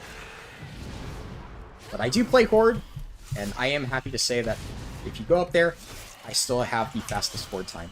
Alliance has an inherently faster time because they have a better war mode buff. So they get just a flat 10 to 20% increased experience compared to Horde, so it's kind of skewed.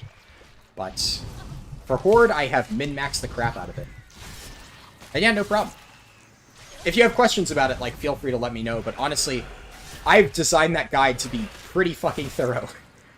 Every single thing that you should need to know is probably in that guide. But I wouldn't be surprised if maybe, like, some new information makes one of my things that I put there slightly outdated. I haven't really updated the guide a ton recently. I've, like, reviewed it, like, skimmed it just to be sure, like, yeah, all this works. And, of course, I've done multiple leveling routes, leveling tests with that same exact route ever since. I mean, that's what I've been doing in this run. So I can confirm that it is still the fastest, but there's probably a few, like, new strategies that I've forgotten to update within the doc, but they're probably very, very minor. Like, it would really only matter if you're doing an actual speed run. For speed leveling, it's really as simple as just do the quest lines in those zones. There's some, like, little information that you could find there. It's pretty detailed, I'd like to say. But that should tell you everything you need to know. Alright, so let's see here. Lucid Nightmare.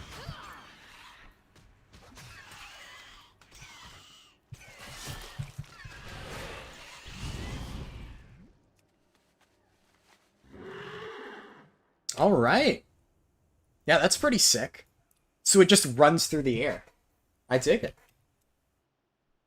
Yeah, that's pretty cool. When did they change that? Was that like a recent thing? Let me tell you a I story. feel like somebody told me about that, and I'm probably just like completely forgetting that I already knew this. But now I'm like, was this a Shadowlands change? Because I feel like this wasn't recent. Because I feel like they couldn't fly for a while. But maybe I'm just crazy. Maybe this has been a thing for a very long time. Last AOTC mount you got was Argus. Yeah. What was the Argus AOTC mount? I forgot about that. Or Antorus, right? That would be what I'm looking for. No, not that one. I forget what the... Oh, wait. No, that was the Void... the Dalaran one. So that was the Lay... How do you say that one? Whatever, it's the Arcane Phoenix thing. That's what I'm thinking of, right? I believe it was recent. I don't like to play with LVUI? No. It's personal preference, right? There's nothing wrong with LVUI, it's just not something I personally prefer. Violet Spellwing. Yes. Yeah, that one's really cool. That one would go really well with an Arcane Mage. I actually kind of want to start using that on my Arcane Mage. I forgot about that mount. Level 46 already? I've been going pretty slow, to be fair. If you want to see real fast times, look at my world record run.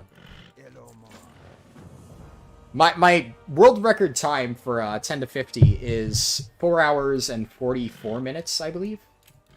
So, this is like getting close to being double the amount of time that I spent on my world record. It's been pretty slow going. But, I mean, I'm having fun with it. I'm playing it a bit more casually, right? Lucid Nightmare could look cool with Nightborn. Yeah, actually, I could see that. I don't have a really good Mog to match it at this point in time, but I could see this working pretty well. I'm going to go Hearthfire Tavern. That gives you an XP buff. You know you've watched them? Ah, cool. Yeah. Well, then you know, yeah, this is definitely, by my standards, a little bit slower. But it's okay. I think all that matters is that I'm having fun with it. And, well, I'm having fun with it, so.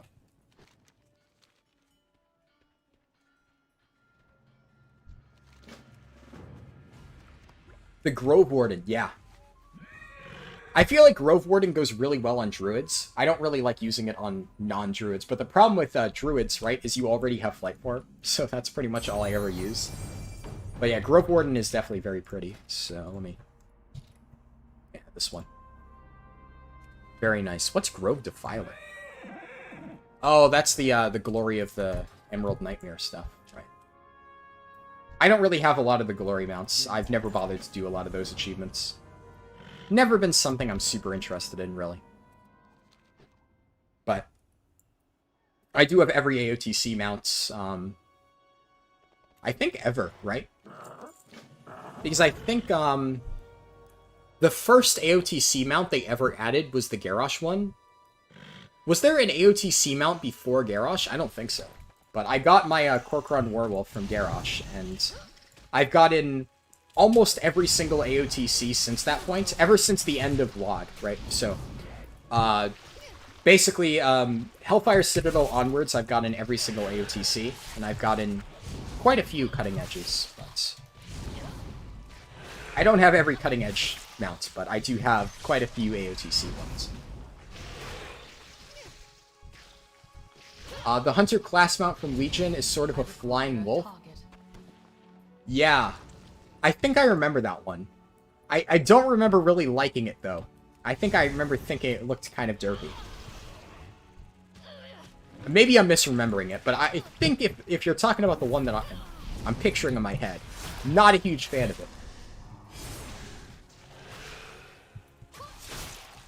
I guess, I mean, technically speaking, right, like, you have the Wilderlings, the wildling mounts. Is that what they're called?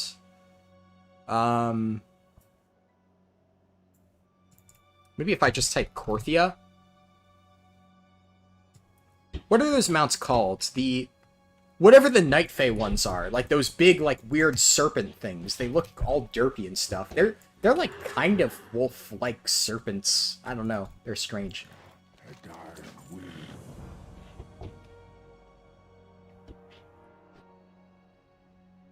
What is the difference between a speed level and a speed run? As it so happens, I have a video on my channel literally called The Difference Between Speed Leveling and Speed Running. But, I mean, to answer your question, the main difference really is just the amount of effort that goes into it, right? First of all, speed running, you're obviously doing it all in one sitting. Speed leveling you can do across, like, multiple different sessions. But if you're submitting a run to speedrun.com, obviously you need to do it all in one sitting. So you can't really benefit from things like rest of experience as much. The main difference, though, is the consumables. Like, I would say speed leveling, you absolutely do not need to invest in all the stuff that I do for speed running, which is what I'm trying to prove with this series. I hope that with this, like, budget speedrun series, I can show that you can still get pretty decent leveling times without actually relying super heavily on consumables. Like, those are very much a speed run thing, not important for speed leveling. The only class mount you're missing is the monk one. I'm missing a lot of the class mounts, personally.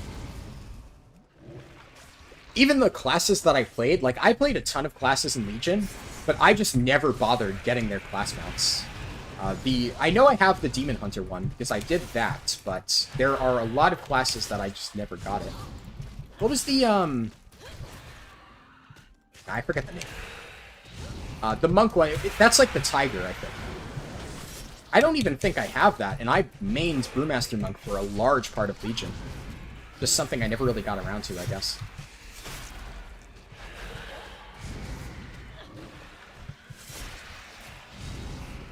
I need to target someone first. I play Shami, but it's good to know there's such a thing. Yeah. I think, yeah, unfortunately, the wolf mount in question is definitely only available to hunters, because it is their class mount. I must get I just remembered I wanted to ask you something. Is that Lightforged Racial Demon's Bane something you can utilize in a route, or it's not that significant?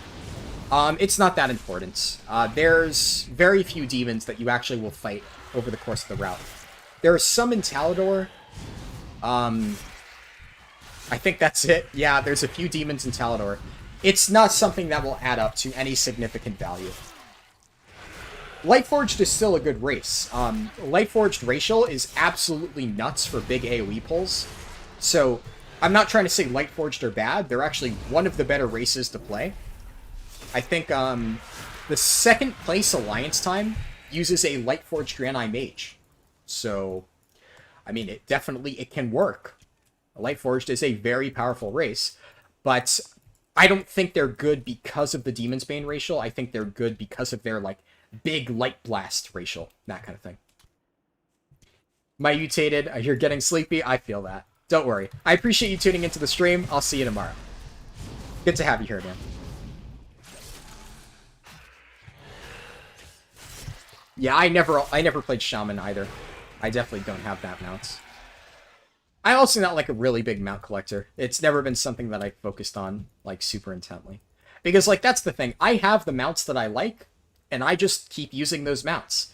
I've never understood the mentality of like, I want to have every single mount in the game, because it's like, well, I'm not going to use the vast majority of them.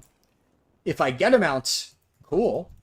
I might use it eventually, but I'm not going to go out of my way to sit there and farm it just to have it like as another thing in my collection. I know some people enjoy that. I'm not knocking it. It's just that's not my approach to the game. What are we without the sky?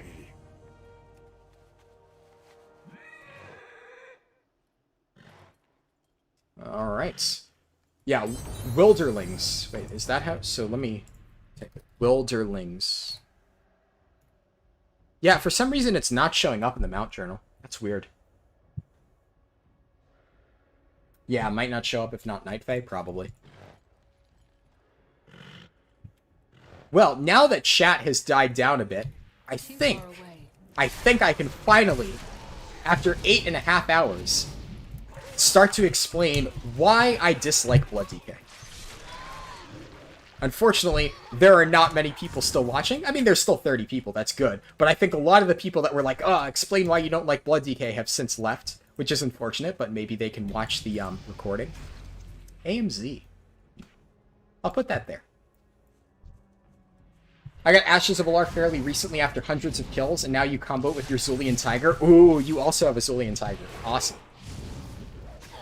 Yeah, I'm like the only person I actually know who has a Zulian Tiger. I guess now, if you also have one, you are the second person I've met that actually has a Zulian Tiger besides myself. I mean, I guess you're the first person I've met that has a Zulian Tiger, because I didn't really meet myself. I can't really meet myself, but I also have a Zulian Tiger. Honestly, the funny thing about the Zulian Tiger, right, is I like never use it. It's one of the rarest mounts in the game, and yet I don't actually use it because it's kind of old, right? It doesn't really match with anything. So it's just not something that I enjoy using a whole lot. But every single time somebody's sitting there flexing their mounts, and they're like, oh yeah, I have all these cool rare mounts, I just hop on my Zulian Tiger and I sit there and say nothing. And I just wait for them to notice. And eventually they're like, wait, what? You have the Zulian Tiger? Oh! And they get like all excited. They're like, oh, how'd you get that? And I'm like, oh, I got it after like my 3rd kill. So then they always get pretty jealous. That's actually, I mean, I usually joke and say that I got it in like my 1st kill or something. I actually did farm Zulian Tiger quite a bit. It was one of the few mounts that I ever went out of my way to farm. And I did Zul'Gurub like, I don't know, I think I did it like at least like 20 times. I had a group of people that I ran with pretty consistently. The first time it dropped, I won the roll. I won a 100. I rolled a 100 and won the roll with that. I was like, ah, it was meant to be. I really wanted that mount, and I was really excited that I finally got it. But over the years, I've stopped using it. Like, I don't know. I prefer to ride mounts that I guess match my current MOG. I do bust it out, though, to flex every so often. But it's not the kind of thing that I just ride around for fun, I guess. But yes, so, Blood DK. Now, a lot of people, I mean, over the course of this run have been asking me why I dislike Blood DK, what it is about Blood DK that I dislike, is it good? And Blood DK is a very strong tank in terms of both utility and survivability, not damage though, which is, I would say, the biggest reason on why I dislike it. So, if you've listened to me talk about what I enjoy doing on my tanks, the primary thing you can probably tell is that I really enjoy doing damage. I really, really, really like min-maxing damage on my tanks. So, as a result, not being able to really put out high numbers as a Blood DK is a little bit frustrating for me. That's the main thing I enjoy doing, so that's kind of a huge downside for me on Blood DK. That's the main reason I dislike it. But also, I really hate how slow the playstyle is. The biggest thing for me is this, the rune system. The rune system and Bone Shield. I feel like Bone Shield is just a garbage mechanic and should not exist. The idea that I just need to constantly keep this buff active to, you know, maintain the haste buff and keep Ossuary active just so I can get these passive benefits, and it contributes basically nothing in terms of slight auto attack reduction, is really frustrating. I don't think it's a fun mechanic, and I think it ruins Blood DK compared to what it used to be. And the biggest one, though, is the runes. I feel like Blood DK generally has a much lower APM than other tanks because of the fact that you are constantly rune-starved, and you can't just keep hitting buttons. When I'm playing Prot Warrior, I am always pressing stuff. I am constantly hitting different buttons, going Shield Slam, Thunderclap, Revenge, Shield Slam, Thunderclap, Revenge. I always have something that I can press that feels very satisfying to press. When I play Blood DK, half the time I'm sitting there just waiting on a rune to recharge. And that does not feel good. That never has felt good for me. I've never really enjoyed it. It's just very frustrating. His curse has not broken. So that is honestly the main reason I like Blood DK. It's not even, or dislike Blood DK, right? It's not really like a whole big thing. I don't have a laundry list of reasons. I would say, honestly, another important reason is I used to main Blood DK. I mained Blood DK for years and years. I played it through all of MOP. I played it through all of WoD. And if anybody played Blood DK at that point in time, you understand why I dislike the current state of Blood DK. Blood DK back in the day was like one of the most fun tanks. You had so many cool things about it. You had Breath of Sindragosa. You had just... You basically healed for a percentage of the damage you dealt with Death Strike. I'm butchering my talking.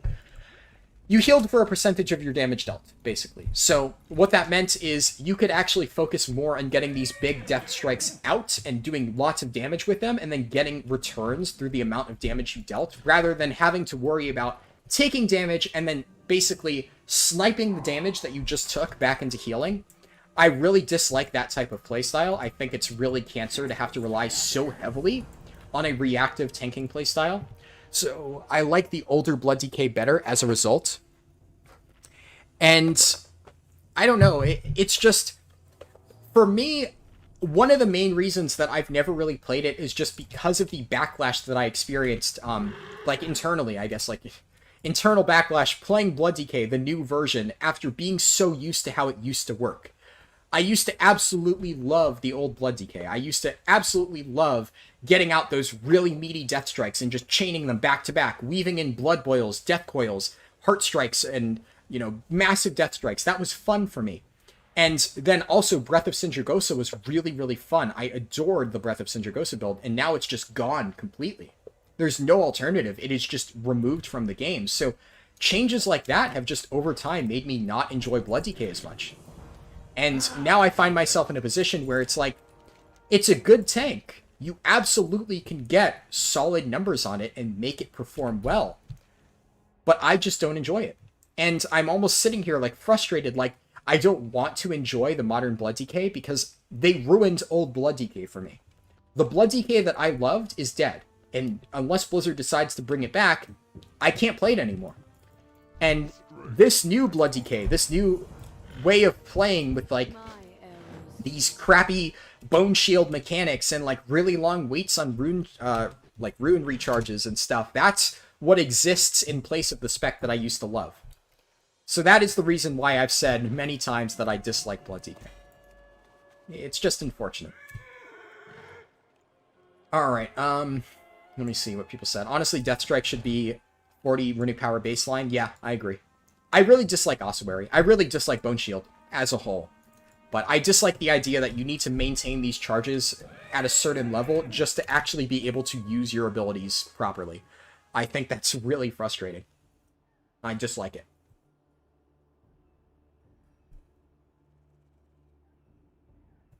You dislike the waiting on rune system as a whole? Partly why you quit Unholy back in 9.0? Yeah. Just the whole, like, having to sit there and auto-attack for a few GCDs while your runes recharge is something that I've never found fun. It's always frustrated me. The game is... Oh, internet.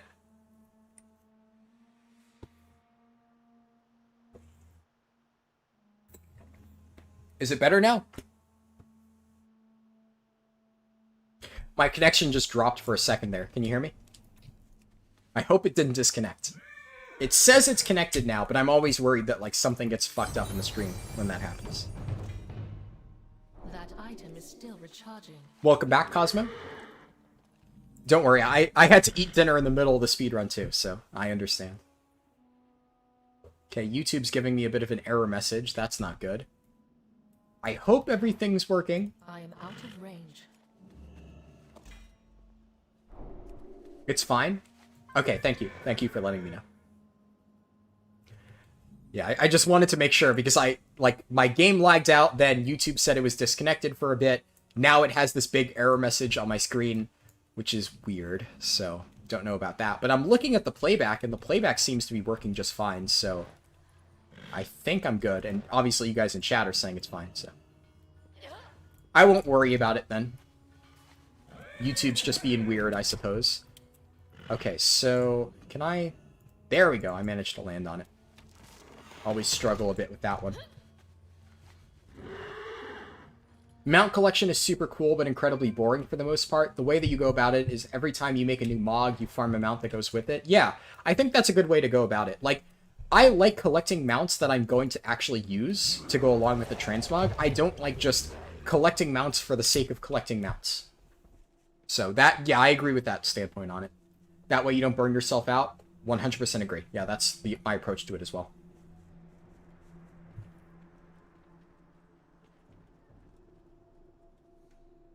Used to main Blood and Mop in parts of WoD 2. You really don't like Deathstrike being a spender instead of a generator. And also what you mentioned about the reactive game style. Yeah, absolutely. Blood back in Mop and WoD was my shit. I played the hell out of that. I got all challenge mode golds with Blood DK. Loved it. Loved every single second of it. It was the most fun I've ever had in this game. Hands down. And they ruined it. But I'll give it a shot. This is the first time that I've ever tried to seriously play Blood DK ever since Legion reworked it. So maybe I'll be able to find some fun in it.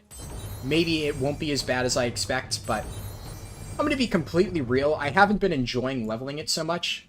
I've been enjoying the stream just because I get to talk to everybody, but the actual process of playing Blood DK, I have not been having a lot of fun with. I don't think it's a very fun tank to play. Everything just takes so long to die. Mione quit DK and Legion. Yes, Mione swapped to Vengeance Demon Hunter.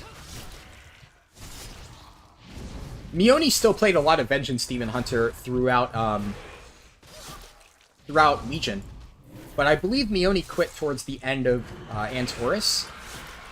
It's kind of I don't know what happened to Mione, but it's a little bit, I guess, sad to see. If you don't know who Mione is, Mione was a well-known Death Knight player for years who would go about soloing raid bosses. So I believe Mione soloed, like, one of the first big ones where I heard about them is they soloed Lich King, I think in Cataclysm or something like that. And it was like a really big thing. A lot of people were like really impressed by it. And I remember like seeing that video and being like, wow, this is really impressive. And then Mione played Blood DK and soloed old content and stuff for a very long time. And then in Legion, they swapped to Vengeance Demon Hunter, and they still soloed a lot of old content on that. Vengeance Demon Hunter in Legion was amazing for that type of stuff. So I saw Mione doing a lot of videos like that. I was pretty active in the Vengeance Demon Hunter community back in Legion. I doubt many of you know me from there, right? Because it was never like, I didn't have a YouTube channel, I didn't have like an active presence, I guess, in like social media or anything like that at the time. But in terms of like interacting with like the Discord and interacting with like other Demon Hunter players, I was pretty active. So a few people, I never talked to Mione personally, but I had a few friends who I like met through the Demon Hunter Discord who like, you know, would discuss like vengeance theory crafting and stuff with me. And a lot of them also talked to Mione. So a lot of them would be like, oh yeah, I was talking to Mione and Mione said this. And so I got like, I guess some updates on what Mione thought about Vengeance DH, but I don't know. I never really talked to the guy personally, or guy or girl. I honestly have never known what gender Mione was, I guess.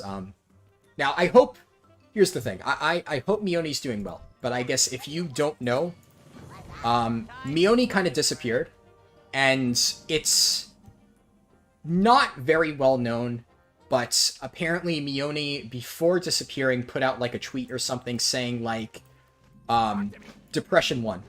And that was rough to read, I guess, because I did like watching Mione's stuff, and I hope that doesn't mean what I think it means, and I think a lot of people were kind of like upset reading that, because there's one way to interpret something like that, and like I said, I really hope Mione's out there doing well, living their best life, and maybe they've just moved on from WoW, but we don't really know anything.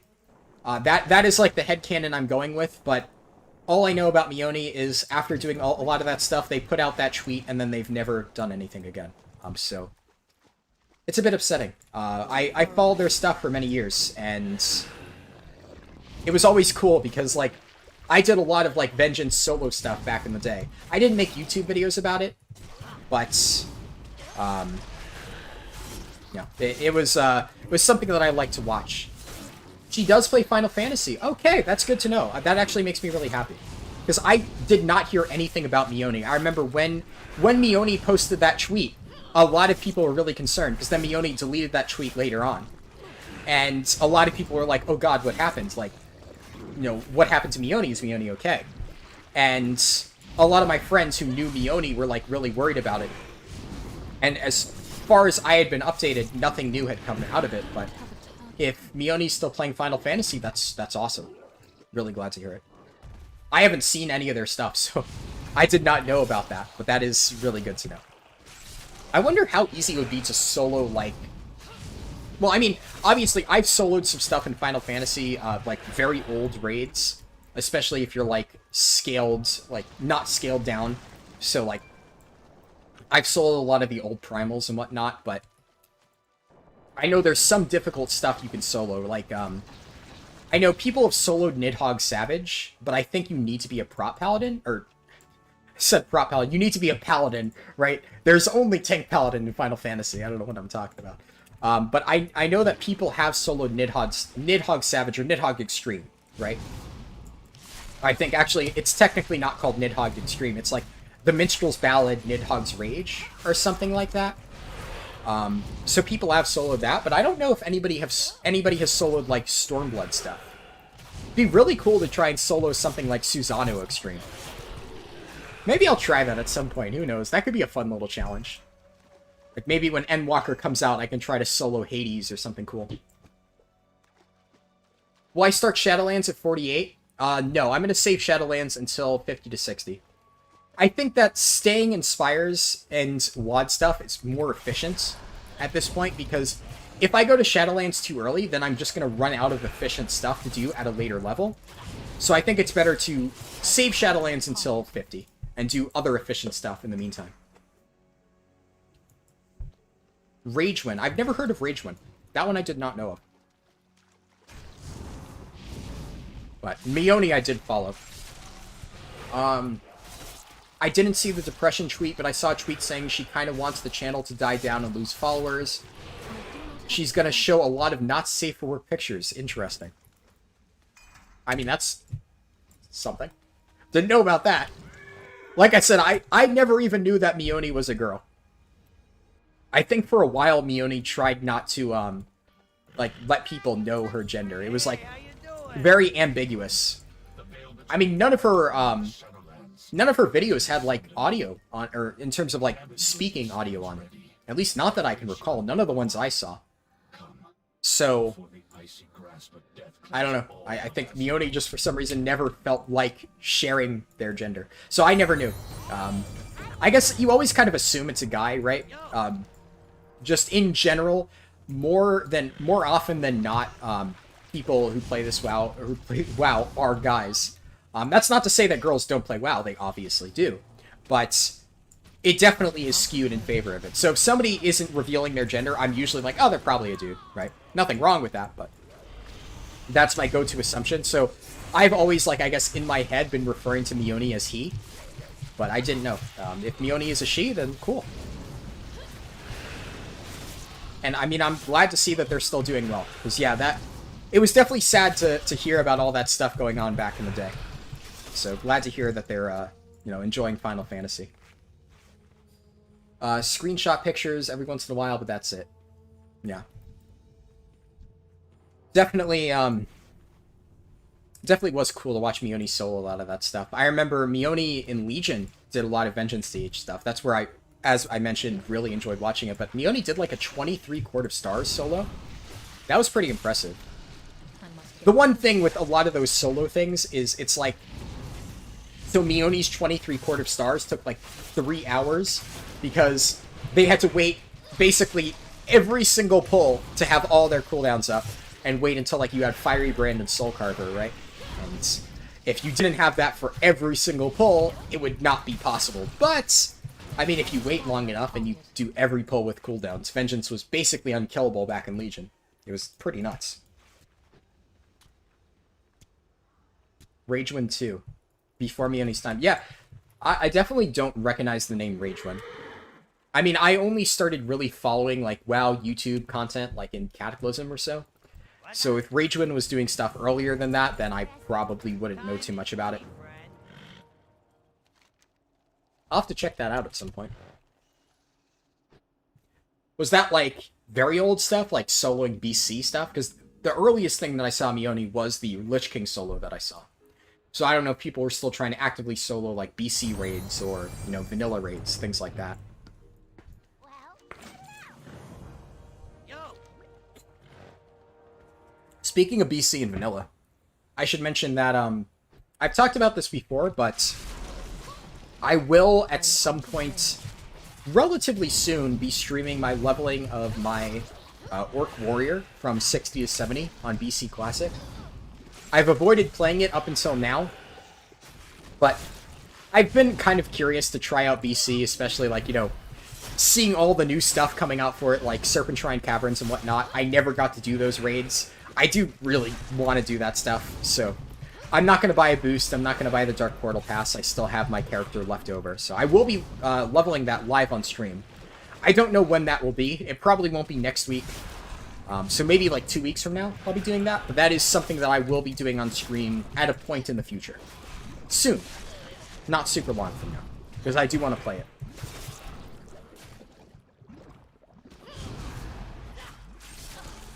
That's his channel if you're curious. Yes, he was popular in Kata, maybe Lich King too. Huh.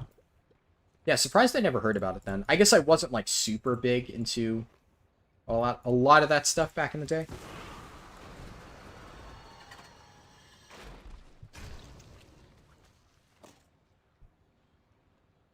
Ragewind was around during Cataclysm. Yeah, I don't know. I guess I never saw it. Maybe I did see it, right? Maybe it just slipped my mind, because it has been a while, so it's entirely possible that the reason I remember Mioni is because I saw a lot of, like, Mioni stuff going forward into Legion. So maybe I did end up seeing, like, a Ragewind kill or something, and then it's just slipped my mind since that point. Ragewind had the second Lich King kill. They competed a lot back in Kata. He was well known for soloing current content, even in Wrath. Sartharian Vid is iconic. Sartharian Vid is iconic. I do remember a video of somebody soloing Sartharian back in the day. Maybe I did watch that, but I vaguely remember having somebody like send that to me and being like, "Wait, what the hell? Somebody can still solo this?" So I might have watched that. Can't say for sure. His last video was from 6 years ago. Ah, that's unfortunate.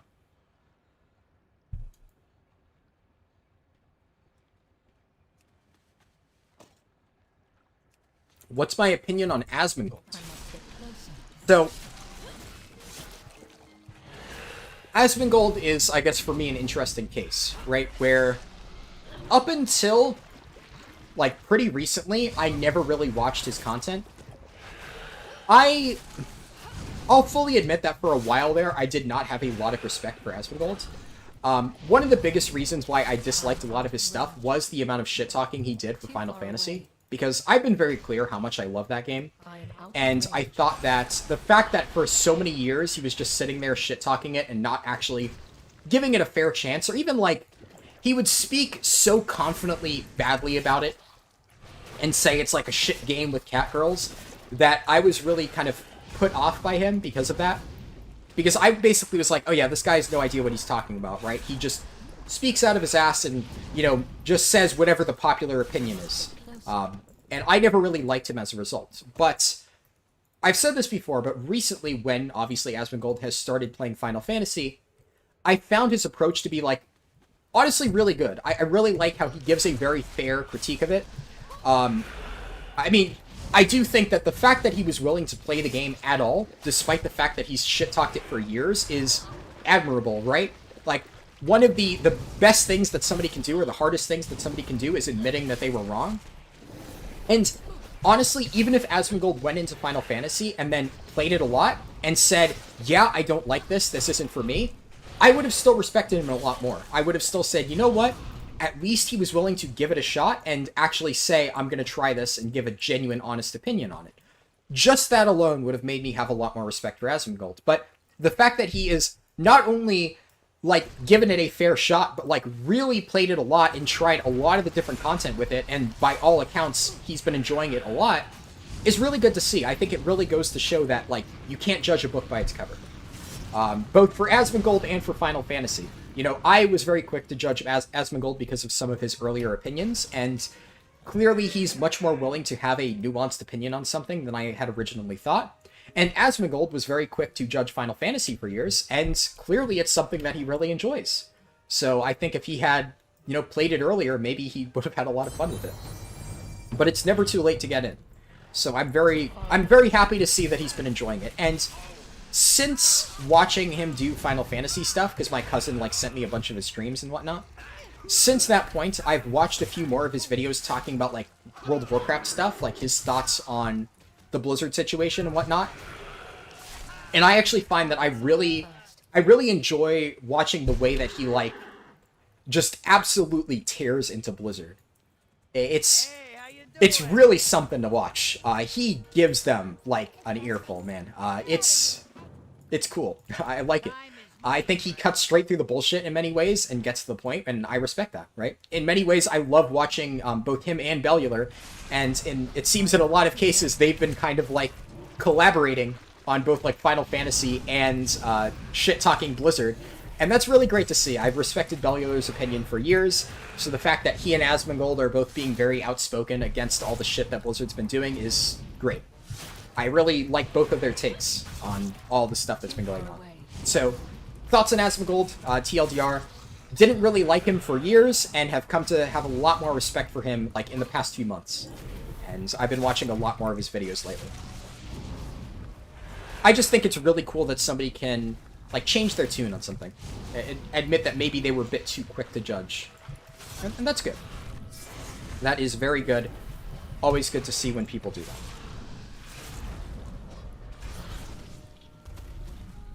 A level and a half left to go. I am starting to feel really exhausted right now. But I'm almost done. Really close. I will say, to be fair, the moment that I hit 50, this stream is going off. I sometimes spend a bit of extra time, like, talking and answering questions and whatnot, but it's been a long stream. It's been a very, very, very long stream, so I don't think anybody would have, like, a problem if I just said, alright, well, I'm streaming tomorrow. If you have questions, ask me tomorrow, right? That kind of thing, so I'm gonna go get some well-earned rest after this stream ends. And then I'll be right back here doing the remaining process tomorrow. But I still do gotta get through these last level and a half of experience. Am I missing anything big? I guess I need Kehoe.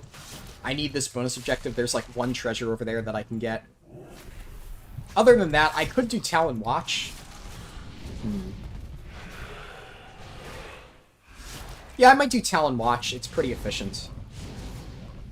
Sure.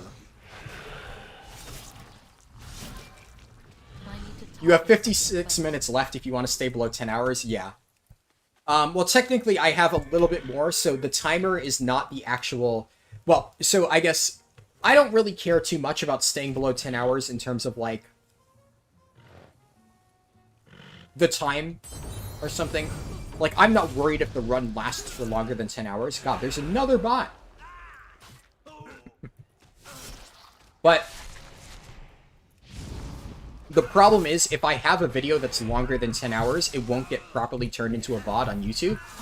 So I would like to be able to get this done in under 10 hours, just so I don't have to, like... I don't know what I would do in that case. I wouldn't be able to continue past 10 hours, or this VOD would be lost to the void, and obviously I don't want that. So what I would probably have to do in that case is stop just before level 50. I think I can make it there. I should be good on that.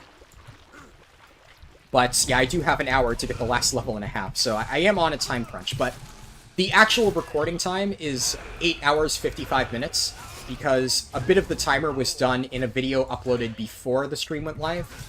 So that's where, like, 15 minutes come from. So it's not exactly 56 minutes left. I have a little bit more than that, which gives me a bit of wiggle room. I trash-talked Fortnite for about a year, and then my friend said, I can't trash it if I haven't tried it, so now I tried it, and it's one of my favorite games. Yeah, that's definitely a fair point, right? Like, if you play a game and you definitely think, like, yeah, this isn't for me, like, honestly, I can sit here and say, I don't like Fortnite. And I have played Fortnite. I don't think there's anything wrong with it. It's just I am not a fan of Battle Royales. One of my friends tried to get me into Fortnite, and it just wasn't my thing. No Battle Royale has ever been something that I've really enjoyed playing. But I've played Fortnite, so I can, like, safely say that, like, yeah, it's a good game. I see the appeal. In fact, I enjoy watching Fortnite sometimes more than I actually enjoy playing it.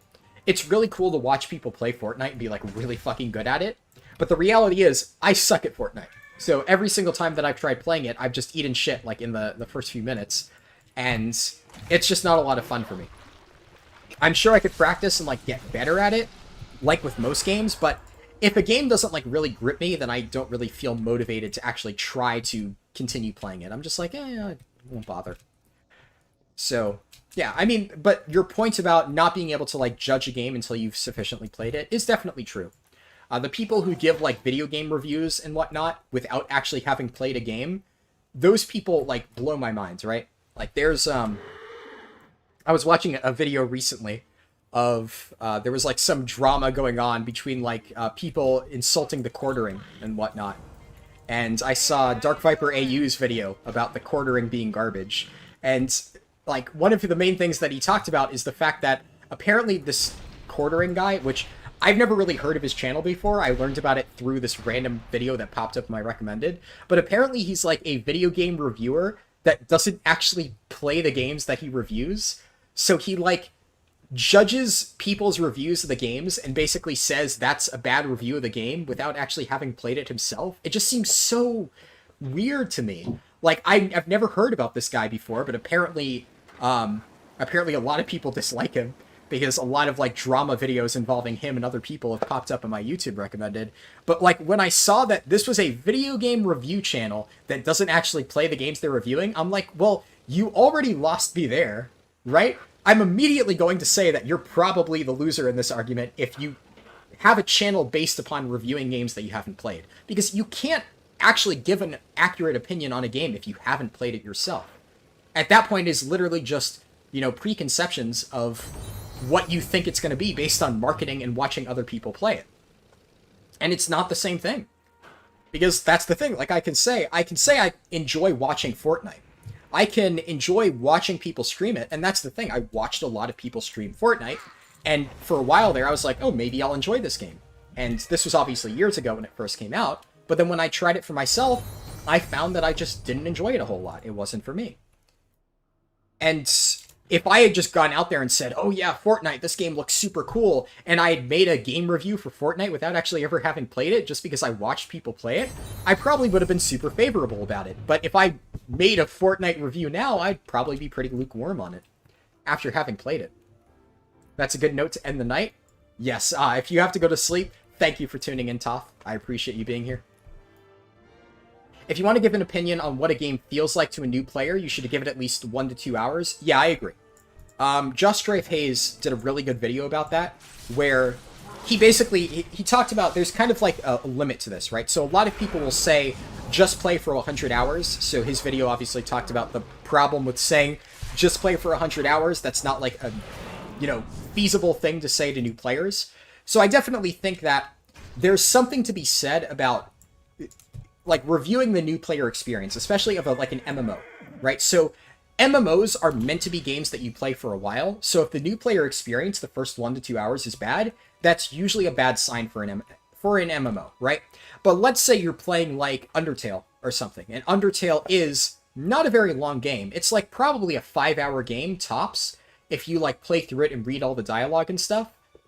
In the case of Undertale, I would say if somebody just played like the first 1 to 2 hours of Undertale and then gave it a review, I would consider that to be a bad review.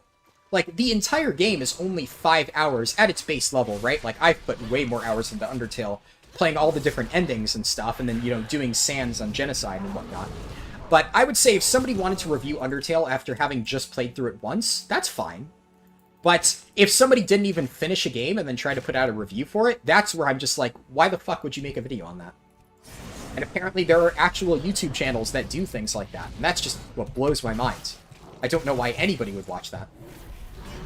I went to work and came back and you're still streaming? Yes. I'm close to the end, reaching the finish line. But this has been a very, very long process, for sure. And it's very tiring. And I'm going to do it again tomorrow, too. See ya, Tom. But yeah, it's, I think, like, Video Game Donkey also has a really good video about video game critics. I think, one of the most interesting things to me in recent years about, like, reviewing video games and how you actually sometimes need to play through a game to enjoy it is The Last of Us 2. Now, I have not played The Last of Us 2. I do not have an opinion on The Last of Us 2, but I found it very interesting watching, like, the community feedback around that game, because when it got leaked, tons of people were really mad, and I saw tons of videos about, like, oh my god, this game's garbage, this is, like, the worst game ever made, how could they do this to us, it's so bad. And then, when the game came out, it seems like a decent amount of people enjoyed it. So, I can't sit here and give my opinion on it, but I can say that I did notice that a lot of people seemed to enjoy the game once they actually were able to play through it. So it goes to show that sometimes if you jump the gun and just review something that you haven't actually played through yourself just because of what you hear in, like, leaked information or marketing or something that you saw through, like, another person playing it, you're not going to get an accurate feel for what a game actually is like to play. Honestly, Undertale is a great example of that for me, in many ways. I waited like a year or two to actually play Undertale. When it first came out, I heard a lot of good stuff about it, but I remember watching it, and I got this feeling, I'm like, oh, this is like a little kid game, right? Like, Undertale just didn't appeal to me. I was like, this looks like it's aimed at little kids, right? It's very basic, because obviously I didn't, like, spoil myself. I only looked at people playing through, like, the very introduction stuff, and Undertale is, like, the farthest thing from a little kid game that you can get. Like, that shit gets fucked. Like, it's really, really fucked up towards the end. So, the fact that I sat there and judged Undertale for years because of just a few minutes of footage that I saw from other people playing it, and never actually gave it a fair shot, I'm kicking myself for that. Because I've said this before, Undertale is one of my favorite games of all time. I fucking love Undertale. So, I absolutely hate myself for judging it for stupid reasons for such a long time and not actually getting around to playing it. Speaking of which, I actually looked into it recently, and apparently Deltarune might come out this year. Obviously, every single year Toby Fox is like, yeah, we're making good progress, but we're not sure. But I did see he posted a tweet that said he might get it out this year. Like, he's speculating late 2021. And man, if Deltarune comes out this year, I can guarantee you that I'm going to be streaming that until I finish it. I love Deltarune. Even the unfinished chapter, it's like, there's barely any, like, content in Deltarune right now in the free released version, and I still play that all the time. Every once in a while, I just boot up Deltarune and play Jevil again. I love the Jevil fight. It's so fucking good. Yeah, the first chapter was fucking amazing. I am so excited for that. I mean, honestly, all the fights in that were really good. I mean, even just the writing, of course. Like, Undertale's strength is its writing, at the end of the day. It has a fantastic story. It has fantastic music. It's just a fantastic game overall, and Deltarune, in every single way, continues that. But, yeah, you look at, like, a lot of the boss fights in Deltarune, and it's fucking phenomenal. Jevil's an amazing boss fight. Chaos King is or it's not Chaos King. Chaos King is the name of the track that plays, but it's the King of Spades, I think, is, like, the name of the final boss of Deltarune Chapter 1. It's not a hard boss, but it's a really, really good boss. I think mechanically it's really fun to play. And, yeah, just everything about Deltarune Chapter 1 is fucking amazing. And, like, Toby Fox really put his best foot forward on that one.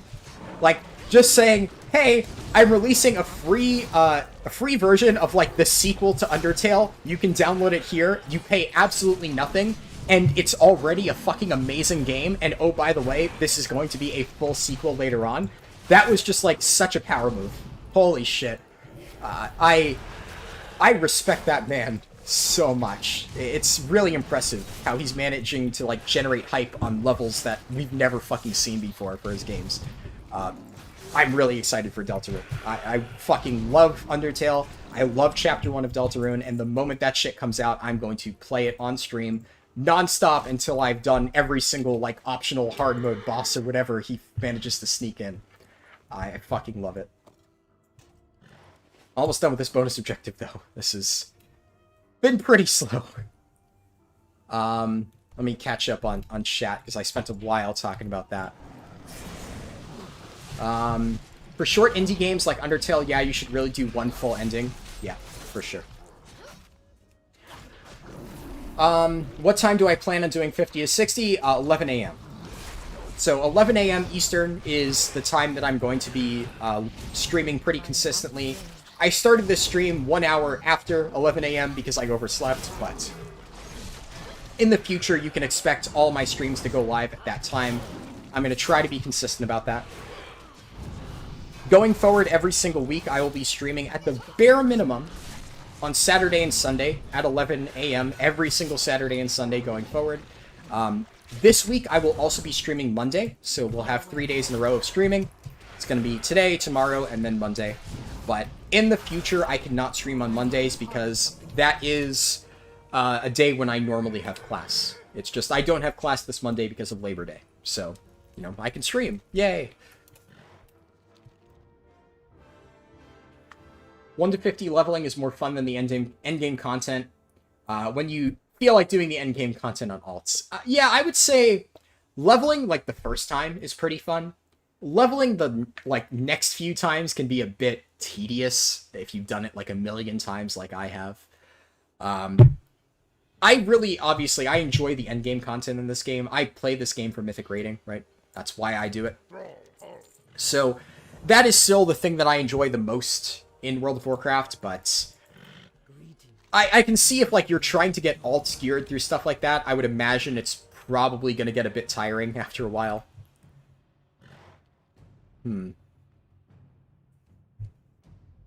I could do this. How much is 13k XP? 13k XP is a bit. I'm going to do Talon Watch first.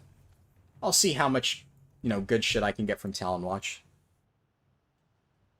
I know Talon Watch is a pretty efficient, like, area, so should be pretty good to get stuff done in there. Final stretch, though. This should be... I'm expecting about 30 more minutes on this. That's my rough estimate.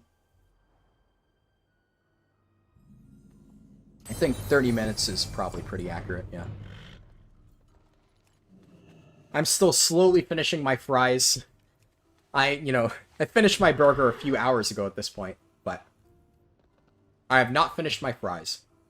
Slowly working away on them. Just every once in a while. You've enjoyed leveling alts specifically by doing different zones, earn Shadowlands different expansions to experience their stories. I can see how it would get boring repeating the same speed route. Did you play older expansions, I guess? Because, for me at least, I've seen, like, every single zone at least once. Like, I've been playing this game, soggy fries, yeah. I definitely prefer to eat the fries when they're fresh, but... I mean, they're better than nothing. And I didn't want to have to pause my audio again just to, like, wolf down my fries, so... I will have to, deal with having not the best fries just so I can, continue to answer questions and whatnot. But yeah, I've been playing, since vanilla, right? So I played through every zone at least once. I played through pretty much every single base game zone. And I've played through every single Outland zone. Actually, I don't think I've done Blade's Edge or Netherstorm, but I'm probably going to do that when I level through BC Classic, so that'll be cool. And then I've done every Wrath zone. Wrath has a lot of good storylines. They feel kind of dated now, but for their time, they were obviously very good. Cataclysm, I've leveled through every Cata zone, every Mop zone, every WAD zone, etc. BC was the last expansion where, like, I haven't really done all the zones and storylines and stuff, but at this point, I've seen them all, in many cases, multiple times, so it's lost any real appeal for me on, like, experiencing the story, because it's like, I've already seen that story. So mostly at this point, the way that I enjoy leveling is by doing exactly this, by trying to, speed it up, go as fast as I am able. Or doing fun challenges like this, where, I only use limited consumables. And as you can see, I have barely even touched a lot of the consumables that I got. Bear Tartar is definitely a good one, but I would say you probably only need like 5 gun shoes, right? Like, I've only used 4 of them. They're a good item early on, but after level 30, you don't really need to use gun shoes a lot. Goblin gliders, I've used a few, and goblin gliders are an item that's like nice to have as a oh shit button. If you're like getting ganked and you need to escape really quickly, it's good to have a goblin glider. You don't want to be caught without one. And swiftness potions are very good at low levels, but they're much less useful the further you go. But they're super cheap, so definitely worth getting a bunch of them. What are we without the sky? Are we without the sky? Love the Arakoa voices. Did I say Arakoa? Arakoa. Starting to, like, slur my words a bit, just because I'm getting that tired. One thing, for dungeons, I don't want to do, like, the full random dungeon thing, but honestly, I kind of feel like doing Skyreach specifically, so if this happens to pop up in queue by the time that I'm done with the run, I'll finish it. Why do I use bear tartar instead of fried bonefish? What is fried bonefish? Is that like a new Shadowlands item? Let me look that up. Fried bonefish. Wow. I typed it into the Google search bar and it was like, fried bonefish at restaurants near me. Like, no, this is in a game. Not looking to order fried bonefish in real life. Is that actually a thing? I'm out of range. Must remain seated while eating. If you spend at least 10 seconds, you'll... Oh, it's bear tartar, but... Well, the easy reason that I can tell you is, it requires level 55. I can see that right here. So, I mean, that's the main reason I don't use it. Because bear tartar is still really good, even at level 40. So, at the very least, you'd want to use bear tartar from 40 to 55. But that is interesting. I did not realize they updated it for Shadowlands. Is it better? Like, does it give a bigger speed increase or something? Because I know bear tartar still works at 55. So if both of the items give the exact same speed increase, then, I mean, both would work. You would just use bear tartar either all the way or swap to bonefish once you get to that level. But I don't know. I didn't realize that was a thing that existed. Didn't realize it was 55 limited. Yeah, that would be the main reason. A lot of that stuff I've, like, looked into in terms of stuff that I could use for the 10 to 50 route. But I will be the first to admit that in terms of looking into every possible time save for the Shadowlands route, 50 to 60, that I have not done a ton of research into. I've kind of... I mean, I haven't been running it a lot, right? In all of the runs that I have done at 50 to 60, they've been, like, much more casual. It's not something that I focused on super intensely. So, I've just never bothered to do a ton of research. It gives around 308 speed. Interesting. I don't know how much bear tartar gives. I know bear tartar gives a decent amount. This is 87 speed. I don't know if it scales at all. But yeah, I guess if that gives 307 and bear tartar only gives 87, then... well, that would make it better than bear tartar for sure. I'll look into that, honestly. After stream, I'll do a bit of research into that and see. What I'll probably do is I'll mail over, like, a bear tartar to my level 60 character and, like, test the speed boosts. Maybe it scales. If so, I would probably just keep using the bear tartar I have. But if it doesn't scale, then I would actually probably invest in fried bonefish. If that does work, then thank you a lot. Well, I mean, thank you either way. I appreciate, like, suggesting strategies and stuff like that. It's always good to know more. Like, I wasn't aware that that was an item that exists, but it would be really neat if that's actually something that would work for tomorrow's run. And had you not brought my attention to it, I would not have done it because I was unaware. So I do appreciate that. I am out of range. Well, somehow I didn't pull this? I thought I death gripped it. Weird.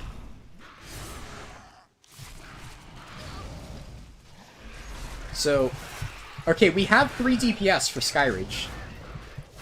Well, if anybody wants to do Skyreach and you happen to be leveling a healer right now, you know, the game would probably put you in a group with me, so that would be neat.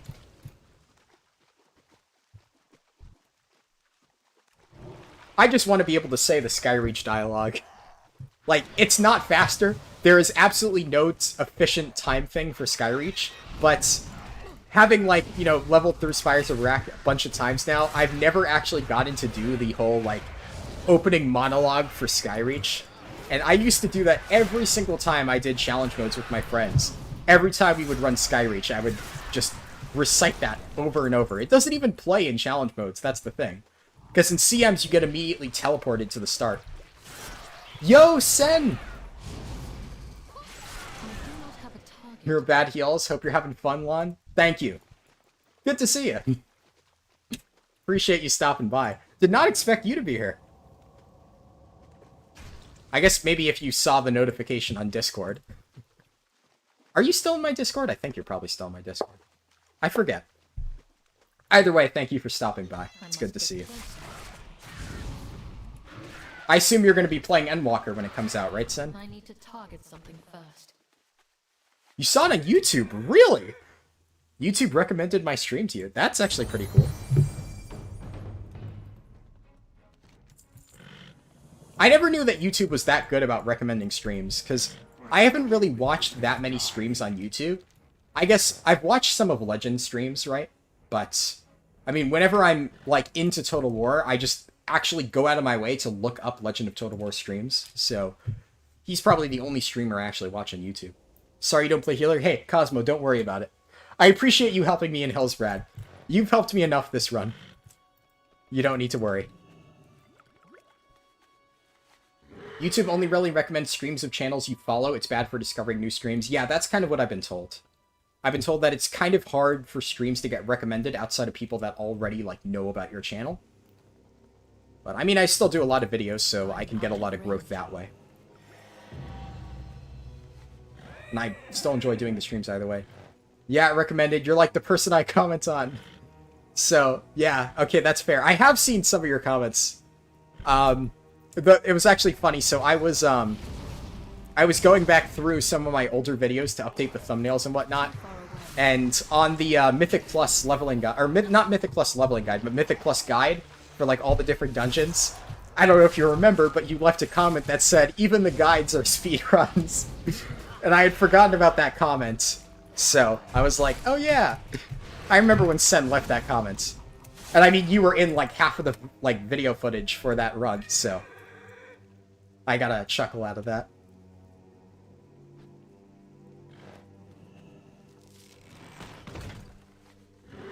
I'll be an Endwalker for sure. Awesome.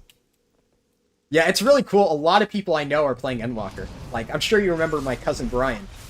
So, he has been finally getting into Final Fantasy. I finally convinced him. Well, actually, rather, I spent years trying to convince him to play Final Fantasy. And after him telling me no, he doesn't want to play Final Fantasy for years and years and years, fucking Asmongold is the reason that he finally starts playing Final Fantasy. So I'm like, okay, you know, fuck me, I guess. I've been telling you for years that this is an amazing game, and when fucking Asmongold plays it, you listen, but not to your own goddamn cousin, right? But at least he finally started playing it, and now he's finally like, okay, yeah, this game's pretty good. And I'm like, yeah, I fucking told you it's pretty good. Should have been playing it years ago when I recommended it. So, honestly, I mean, I'm probably going to try to put together a Savage Raid team again. Should be pretty fun. At this point, we have more than enough people playing Final Fantasy, if that's something you and Shreel are interested in. Would be really cool to get the old team back together.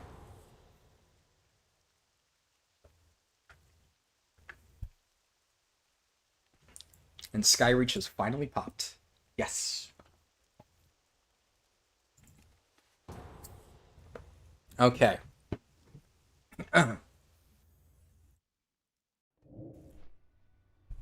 They're gonna say the thing. Ah, Skyreach. I have not been this close to her in many years. The High Sage will be well protected. We can fly no closer. We can fly no closer. I forget the last line. The last line is a bit fuzzy in my memory. It's something something so that we may meet again in the shade. But I love going, ah, Skyreach. Definitely, by far, the best dungeon in WoD for that line alone. Destroy their false. Oh yeah, destroy their false sun that we may meet again in the shade. Alright. Love this dungeon. This guy said, I waited 15 minutes to get Skyreach. Is that a bad thing? Do you not want Skyreach, Mr. Orc Hunter? As you can see, that is literally his name, Orc Hunter. We also have amazing names such as Ligma Butt and Torgasm in this group. We got some interesting names in this group. Cool. Definitely want to touch raids in Endwalker? Fuck yeah. Should be fun. Final Fantasy looks amazing and all, it's fun to watch, but the long GCE puts me off. I honestly, so a lot of people say they aren't interested in Final Fantasy because of the GCD. Target something first. I can assure you that when you get to higher levels, and you actually get to play the classes, there are so many off GCD abilities that the rotation in many ways feels more hectic than in WoW. You have so much shit to press, it's intense.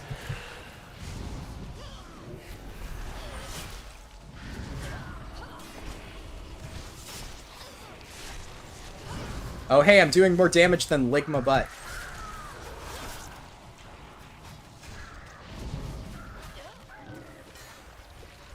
Also, good luck getting onto the servers when Endwalker comes out. Asmongold joining it is definitely going to cause some long queues. I do not have a target. Yeah, that's true. I don't know, I might swap data centers or something, because I am, unfortunately, on Asmongold's data center. I mean, nothing against Asmongold, obviously, but I am well aware that him being on my data center is going to make Endwalker a nightmare when it comes out. But my cousin plays on Marlboro, and I might swap there. I haven't decided yet. Gotta go. Love you. Keep having fun. Stormblood had the same issue when it came out. Yeah. Thank you for stopping by, Sen. Really great to see you. I am out of Should be fun to, you know, meet up again in Final Fantasy. Oh, these guys are lagging behind a little bit.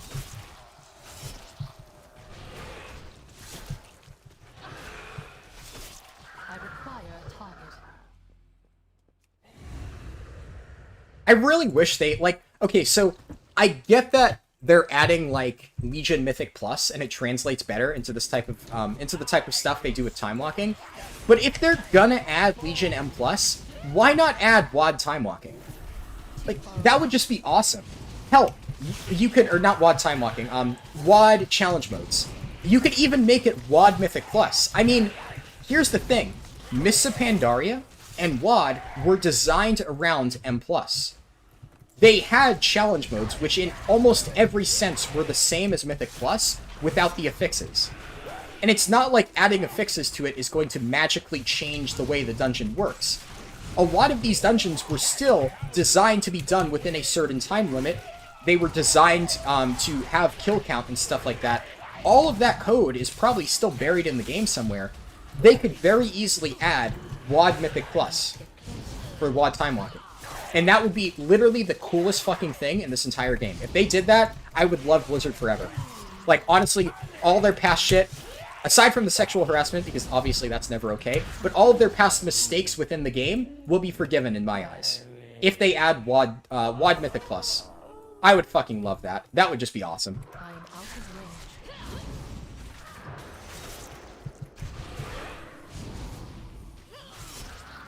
range. It doesn't seem like it would be too hard to code either way.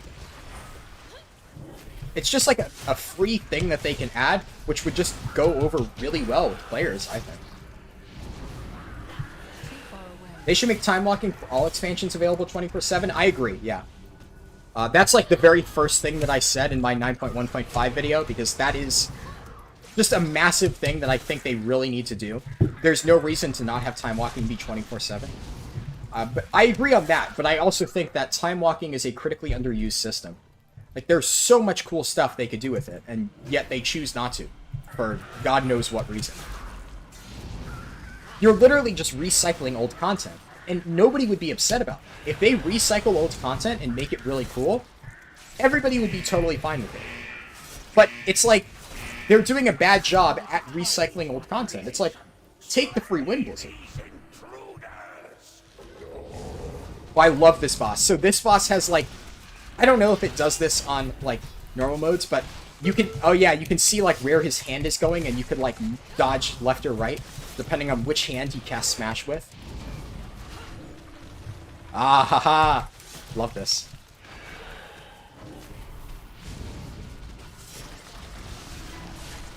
and somebody needs to stand in the beam. Apparently that somebody's gonna be me. I can't really move out of that, or the beam gets, you know, right, sent straight to the boss again. Crap. Didn't move out of that in time.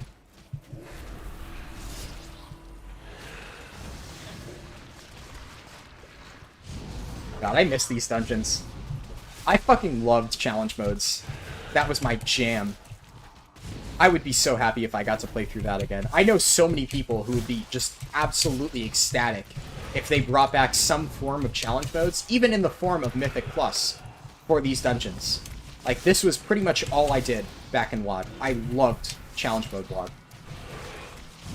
It was just fucking awesome.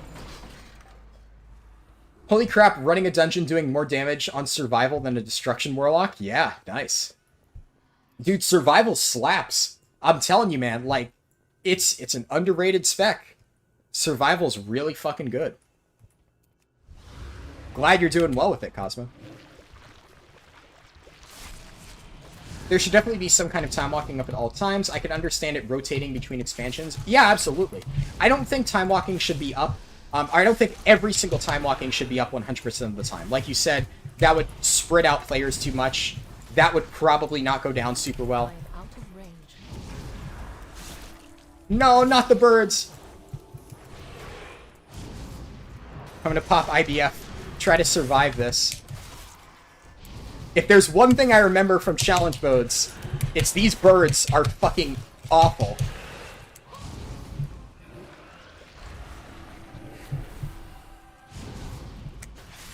No. Okay. Well, I tried to only pull the left birds, somebody pulled the right birds, and it just ended up being bird-demic. That was unfortunate. But yeah, I think like a rotating time walking system where you have like one expansion up every week would just be good. Especially if they add more content to it.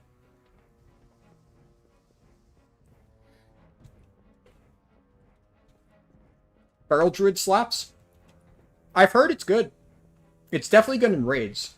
I've heard it's iffy in Mythic Plus, but I'm sure that if you're really good at Feral, you could make it work. I mean, a lot of people sleep on Survival Hunters, so I wouldn't be surprised if I'm sleeping on Feral Druid, when in reality it's a very strong spec.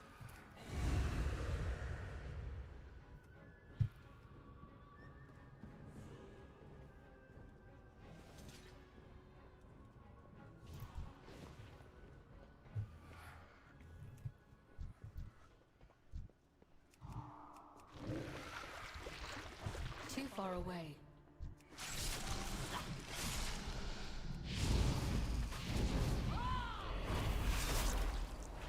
How does this guy get so much aggro? I'm doing more damage than he's doing, but for some reason he has threat. Oh yeah, they chase. I forgot about that. So they fixate players, so it doesn't matter if I have aggro or not. Right. Fixate, yeah. It's been a while. I forgot about that. See, here's the thing. When I did this in challenge modes, we would mass grip, put down a cap totem, and then just immediately AoE these things down before they could even get an auto attack off. So that's the only way that I remember doing this type of stuff. This guy says no revive. I mean, where did he die? He's back there? Okay, buddy, I was gonna B-res you, but you died around the corner for some reason, so... Sorry, but... I'm not gonna run over there just to B-res you. I'd say you need to run Predator and Primal Wrath for Mythic Plus, but I'm not a Mythic Plus person, and Feral Druid generally isn't that good for AoE. Yeah, that's what I've been told. I've been told it's much more of a single target type of spec.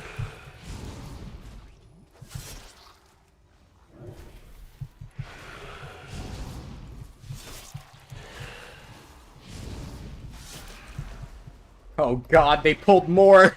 Oh no! I am out of range.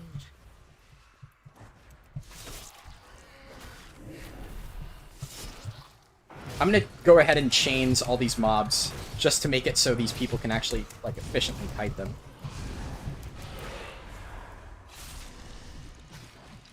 God damn it. Why isn't this guy released? Is he really that intent on getting a res from this healer that he's just gonna sit there dead? Talk about nostalgia. I was looking up details in the old patch 4.0.1 and the talent changes and Blood DKs. I miss the good old days.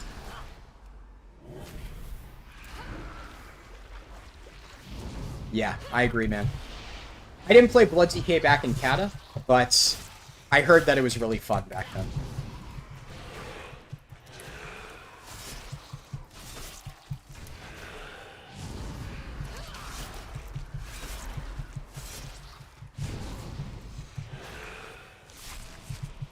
I need to target something first. Alright, that took a while. Unfortunately, I'm running low on time. I need to get the rest of this level before it hits 10 hours, or I need to stop the stream, like, early, and I don't want to do that. So. Hopefully I can just barely get this done before it hits 10 hours. Is this guy here yet? Perfect.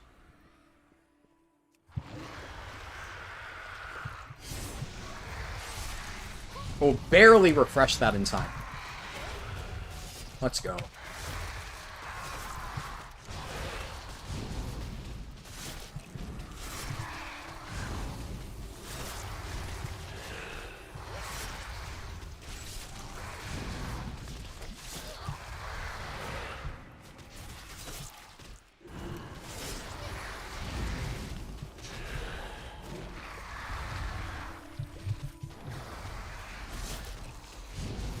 Why does everything on a Blood DK cost Runic Power, man? Like, why is Chains of Ice? That costs a rune? That's not even Runic Power, it's a fucking rune? Why do I need to spend 1 rune per Chains of Ice? That's insane. That's way more expensive than, like, using Hamstring on a warrior. God damn.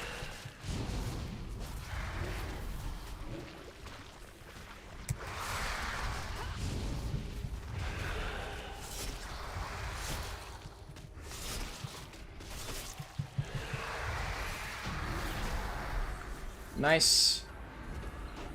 Oh, and if anybody did, like, really high challenge modes back in the day,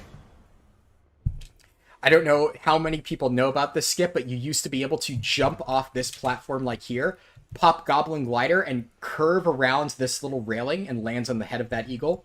It was a really sick skip. One of my favorite things that you could do. Oh yeah, Death's Advance is actually really good for this.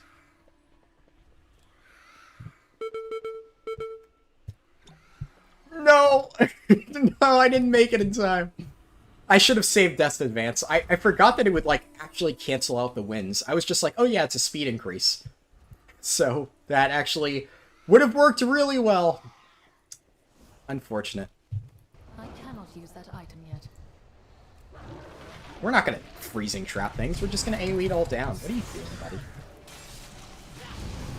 At least it's not one of your 2 frost runes anymore. Fair, yeah.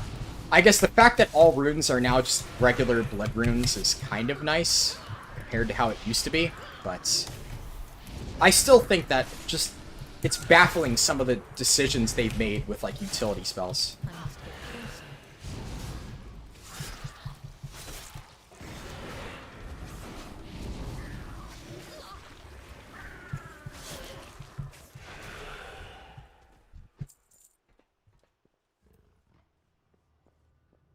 It's probably like that because of PvP. Like, that's fair, but then that should just be a PvP only thing. Like, I can totally understand it being like a, oh, in PvP we don't want them to be able to, like, Gatling gun out some Chains of Ice and whatnot, but they do a lot of PvP specific balance changes. It would just make life a lot easier for me, like, in dungeons, if I could just, like, spam Chains of Ice in a bunch of targets. Like, honestly, even if it was, like, 5 Runic Power, I think that would be fair. I still obviously wouldn't want to dump a ton of Runic Power into that on regular occasions because of the fact that, you know, I need to save it for Death Strikes, but if I needed to kite something, it wouldn't be a terrible option. Wait, why did I accidentally press Wraith Walk instead of my Racial? Whoops!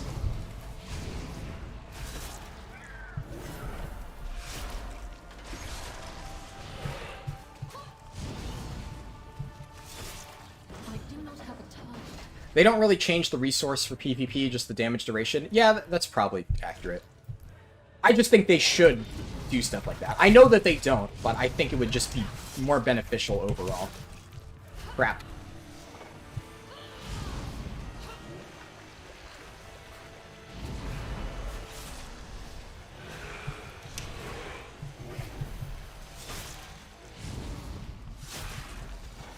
Alright, almost done with this dungeon.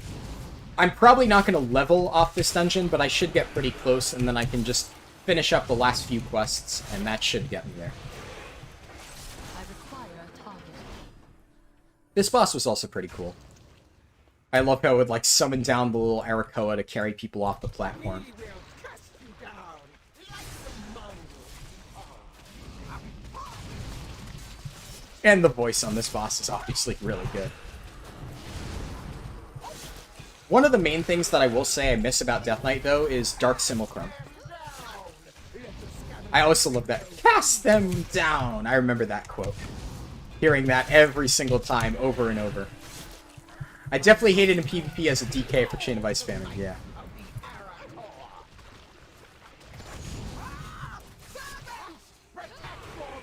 Arakoa. I guess, honestly, if they made an Arakoa allied race, I'd play the shit out of that. So I know a while ago somebody asked me what, like, a allied race that I would like is. That would probably be my revised answer, Arakoa. That just sounds so awesome. Just so that I can always go around and be like, ah, Skyreach. And say dumb shit like that. It's just fun to, you know, speak like an Arakoa. It's like talking Skaven for people who play, like, Total War Warhammer 2. You know, who doesn't love, you know, talking in, like, a Skaven voice? It's just one of the most fun things to do if you play Total War Warhammer 2.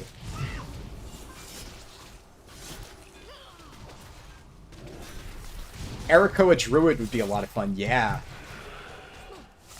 I mean, similar to how somebody earlier suggested, like, Pandaren would just, you know, go down on all fours if they were Guardian Druids. You know, Arakoa Flight Form would just be them flapping their wings, right? I guess that could work. Alright, wow, I got very little experience off that. That's unfortunate, because now I have 20 minutes to get the remainder of it. Eek! Hope I can make it in time.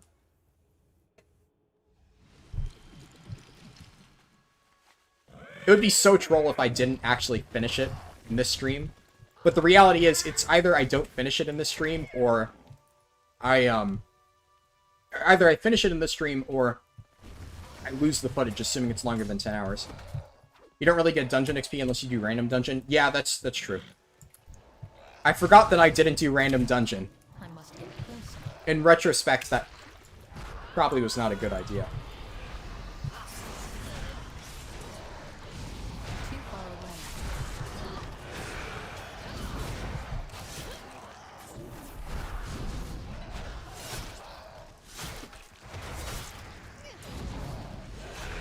Okay, I'm gonna try to be really efficient.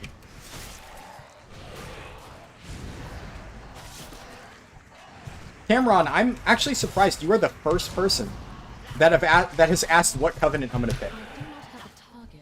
Kind of expected more people would be curious about that, because it is actually something that is kind of debatable. There's a lot of viable options right now. And yes, I do know which covenant I'm going to pick. I'm going to be playing Kyrian. From all of the research that I've done, it seems like Kyrian Blood DK is currently the strongest. Venthyr for Mythic Plus seems like a good option, and Necrolord seems like a very good choice for, like, pure utility.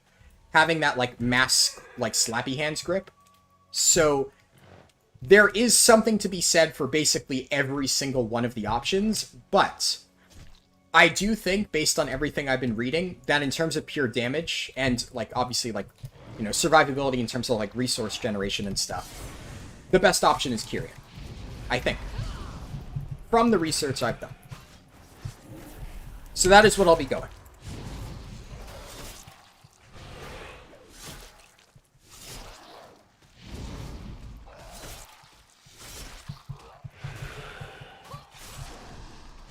Yeah, Fleshcraft is the name. So, Fleshcraft is honestly not that great of an ability. It's not bad, but it's not super useful. The problem with tanks is, like, they've changed it so you can now parry while casting Fleshcraft, but it's not good enough in many cases to justify actually using it. Like, if you're already Necrolord, it's not a bad thing to cast in certain scenarios, but you would never want to go Necrolord purely for Fleshcraft. The only situation where Fleshcraft is, like, really, really, really good and is worth going Necrolord just to get that in some classes is PvP. I've been told by a few of my PvPer friends that Fleshcraft is just nuts for a lot of PvP content. So, if you're really interested in that, you know, that's something that maybe people could consider doing. But I don't PvP. I don't plan on PvPing with this character. I don't care about it too much. That said, if you look at a lot of top Blood DKs, there is a pretty even split right now between Kyrian, Venthyr, and Necrolord. I've seen top Blood DKs playing all three of those. So you really can't go wrong with any of those covenants. The only one that none of the top Blood DKs play is Nightfang. That's the only covenant that I see barely anybody picking. But out of all those three covenants I mentioned, they're all good options. You really couldn't be wrong with any of those picks. You prefer Murloc over Jinyu. I would play the shit out of a Murloc, but that's probably never going to happen. So, to answer what you said, Cameron, that's cool because you don't see many Kyrian DKs, and considering the abilities getting changed, they'll be easier to spread in AoE. Yeah, so the Kyrian Potion is also very good, as you mentioned. The ability, yeah, in 9.1.5 is getting a massive buff. So, obviously that is it's a nerf for single target, right? It's a 10% nerf on the single target damage of it, but on multiple targets, that is a colossal buff. For Kyrian. Having a 100% spread chance, that's very, very powerful. So, for AoE scenarios, which was already the place that it was kind of the weakest, it's going to be way stronger now. So that's really, really good. Oh, crap. I am out of range. I do not have a target. They're buffing, yeah, they're buffing, what's it called? I forget the name of the ability. But yeah, the Blood DK ability, well, I say Blood DK ability because Blood DK is the only Death Knight spec that actually seriously runs Kyrian. But yeah, whatever it's called, it's getting buffed. So it's I wouldn't say it's really a buff, like, it's not a straight buff. It's a change. They are nerfing its damage by 10%, but they're making it so it has a 100% chance to spread to multiple targets on AoE. Before, it only had a 50% chance per tick of damage to spread to multiple targets. Shackle the Unworthy, right. So when I say it's not a buff, it is not an on paper, like, a strict buff, but it is a buff. The changes they are making to it will make the ability better, and therefore, at the end of the day, it is a buff to the ability. Can get this off. Why can I not target myself? That was really weird. And Seth just will not die because I can't kill this stuff fast enough. Nice. But yeah, so it's basically a very, very minor nerf on single target.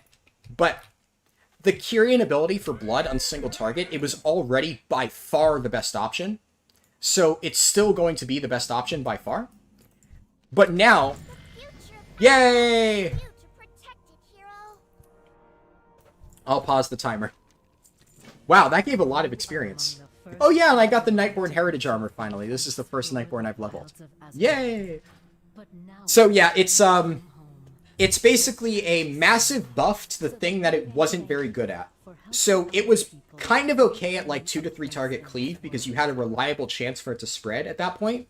But on mass AoE pulls, you couldn't reliably spread it to that many targets, so it wouldn't be that good. But the fact now that it will have a 100% spread chance will make it really fucking good in Mythic Plus. It's going to be bonkers good for that. So it's going to turn it from just being the best single target covenant to probably the best single target covenant still, but and then like one of the best Mythic Plus covenants. So there's really no downside right now to running Kyrian. Whereas, for instance, running Venthyr and Necrolord, they're really good at M+, And Necrolord has really good utility, but they still have very weak single target.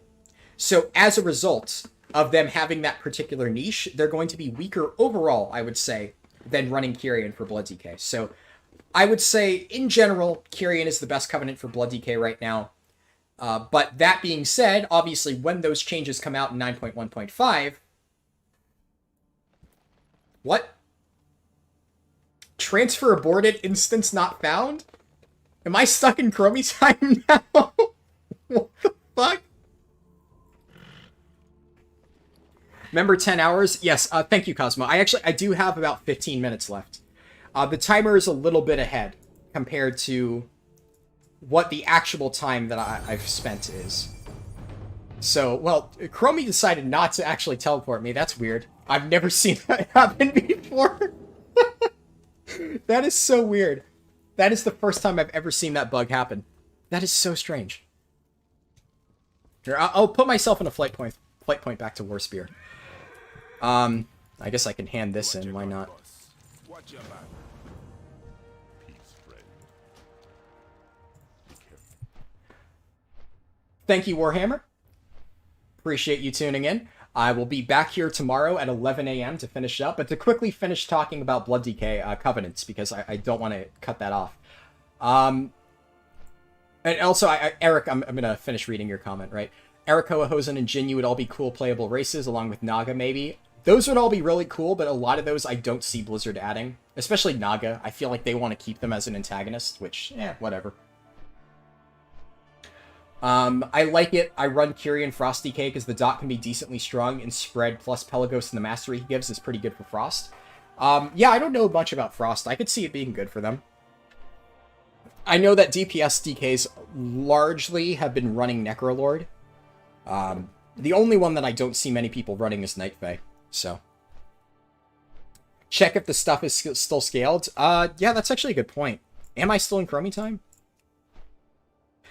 That is... Okay, I'm not in Chromie time. So, it kicked me out of Chromie time and then dropped me back into the non-Chromie time version of the zone. That is so strange. I've never seen that before. That is wild. Alright, well, that's a weird bug. Also, this video has exactly 69 likes so far. Perfect. It's like, obviously I want more people to like the video, but it's like, I almost don't want more people to like the video, because like, this is the perfect number to keep the like amount at. Garrison Hearthstone may have popped you out of Chromie time? Maybe. Yeah, that's possible, it could have. I should have checked before teleporting. But yeah, so I'm definitely going to be going Kyrian. The one thing about 9.1.5, obviously you're going to have Covenant swapping when that happens, so I would say that because of your ability to freely change between Covenants, it's like you're going to like be able to freely swap, so in that case it won't really matter that Venthyr is like such a niche pick, because you can just pick Venthyr whenever you need to play something within that niche, right? So, on Soul Render, for instance, I would say the best Covenant is Necrolord. I think Venthyr is the best for damage on Soul Render, if I remember correctly, but if we're being completely real here, the best Covenant to use if your guild is progging on Soul Render is going to be Necrolord. Having that extra slappy hands on top of Mass Grip is just going to be a massive benefit for anybody progging on that fight. So I would say the ability to just swap to slappy hands for that fight and that fight alone and not have to worry about it, and then swap back to Kyrian or Venthyr for like Raids or Mythic Plus is going to be really useful. So when 9.1.5 is, they haven't announced it yet. It's on the PTR right now. They haven't actually said, you know, oh, it's coming out at this date, but they've said that obviously they're adding Covenant swapping. And because of the fact that we're getting Covenant swapping, we can kind of infer that it's going to be after the point where we've hit 80 Renown. So I haven't done the math on it yet. Somebody else did, and I forget exactly, but I think it's either this week, the 19th, or the 26th, when we actually get 80 Renown. Which would mean that's when we can freely swap our Covenants. So, the other thing, though, is if you look on the PTR, I did a deep dive, or not really, I wouldn't say a deep dive, but I did a lot of experimentation on the PTR. That video is up on my channel. And one thing that I did find is on the calendar, Legion Time Walking is listed as being on November 2nd. So, it's Yeah, okay, Orgrimmar is bugged. So somebody said, Quacking said, WoW keeps on crashing. So, yeah, there must just be something really broken about Orgrimmar, or maybe a few different zones are broken. Apparently I'm stuck in Warspear for now, so, oh well. But yeah, so this day right here, this is when Legion time locking will be hitting. It's on the calendar already. So we can basically expect to see the patch any of these 3 weeks. The 19th, the 26th, hard to say that when my throat's really sore, or the 2nd.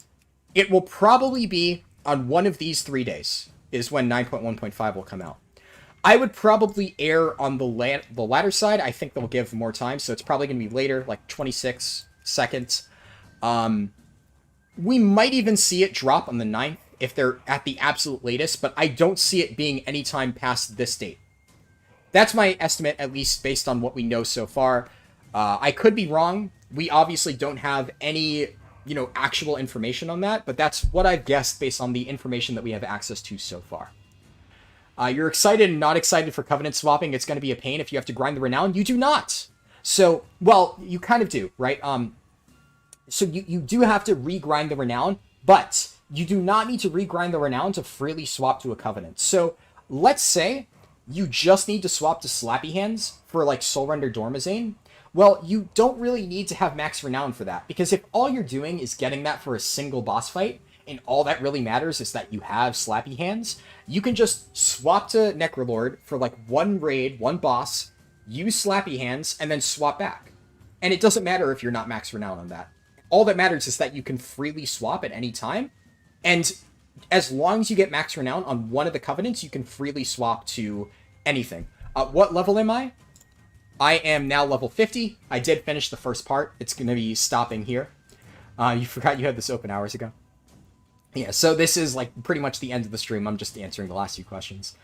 But yeah, so if you want to obviously min-max on multiple Covenants, which of course I'll be doing, then you do need to refarm Renown on all of them.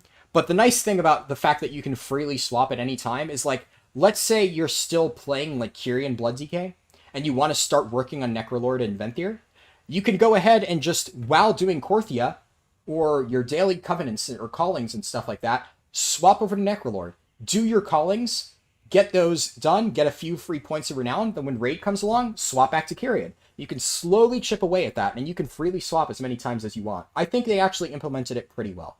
The next best thing that they could do, right, is they could make it so you immediately get 80 Renown with every single Covenant upon hitting it with one, but I can kind of understand them wanting to make it so people have to kind of regrind it. It would feel more impactful if you have to earn the Renown on each Covenant. At the very least, you don't need to farm 80 Renown to swap to a Covenant. As long as you get it on one Covenant, you can freely change at any point. So, I think that's good. Legion time locking will be active for 1 day during the anniversary. No, Legion time locking is active for 2 weeks. It starts on the 2nd. It lasts until the 16th. So 2 weeks.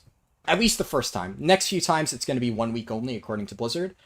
But yeah. That said, I only have 5 minutes until this VOD becomes completely unwatchable, so I'm going to try to go fast. Guild got heroic, Pit of Sauron, Guild Run. Nice. Thank you for saying grats on 50. I was 30-something when you last looked. Yeah. It's been a long, long journey. Turn in that Heritage Armor tomorrow. So I would go and turn in the Nightborn Heritage Armor like right now, but I can't access Orgrimmar. So I can't turn it in. The game's bugged, unfortunately. So tomorrow at the start of the stream, before I do 50 to 60, I'll grab the Nightborn Heritage Armor. Then I'm more hyped for Nightborn customization. Yeah, it looks awesome. Nightborn customization, Nightborn weapons, looks really good. And then, okay, last thing I'll answer. I think they should set a base Renown of 40 to 50 for new alts and Covenants. Absolutely agree. I think that would be fantastic. I think 40 Renown for, like, new Covenants to help people catch up would be a really good baseline. That way you still have to do all of the, like, new 9.1 stuff, like Korthia and whatnot. But that way you won't need to reprog through 2 patches worth of content. Do I have a playing time? Okay, last thing I'll say. So playing time will be, I'll even put this in chat, 11 a.m. EST, and that's going to be tomorrow morning. So that'll be in 13 hours. in 13 hours, you can expect to see me streaming the second part of this run. And probably Mana Starved, you joined in right at the very end. You'll be here, Noel? Or Noel? Probably Noel. I'm guessing Noel. I hope I pronounced that right. You'll be here. Awesome. It's going to be good to have as many people here as possible. I really like talking to you all. This has been a really fun stream. I'm glad so many people enjoyed it and, you know, tuned in for my return to streaming. Sounds like Noel. Gotcha. But yeah, I'm going to stop now so the VOD actually becomes watchable. I only have a few minutes left. I don't want to, you know, cut it too close. Thank you all for watching, and I hope to see you tomorrow.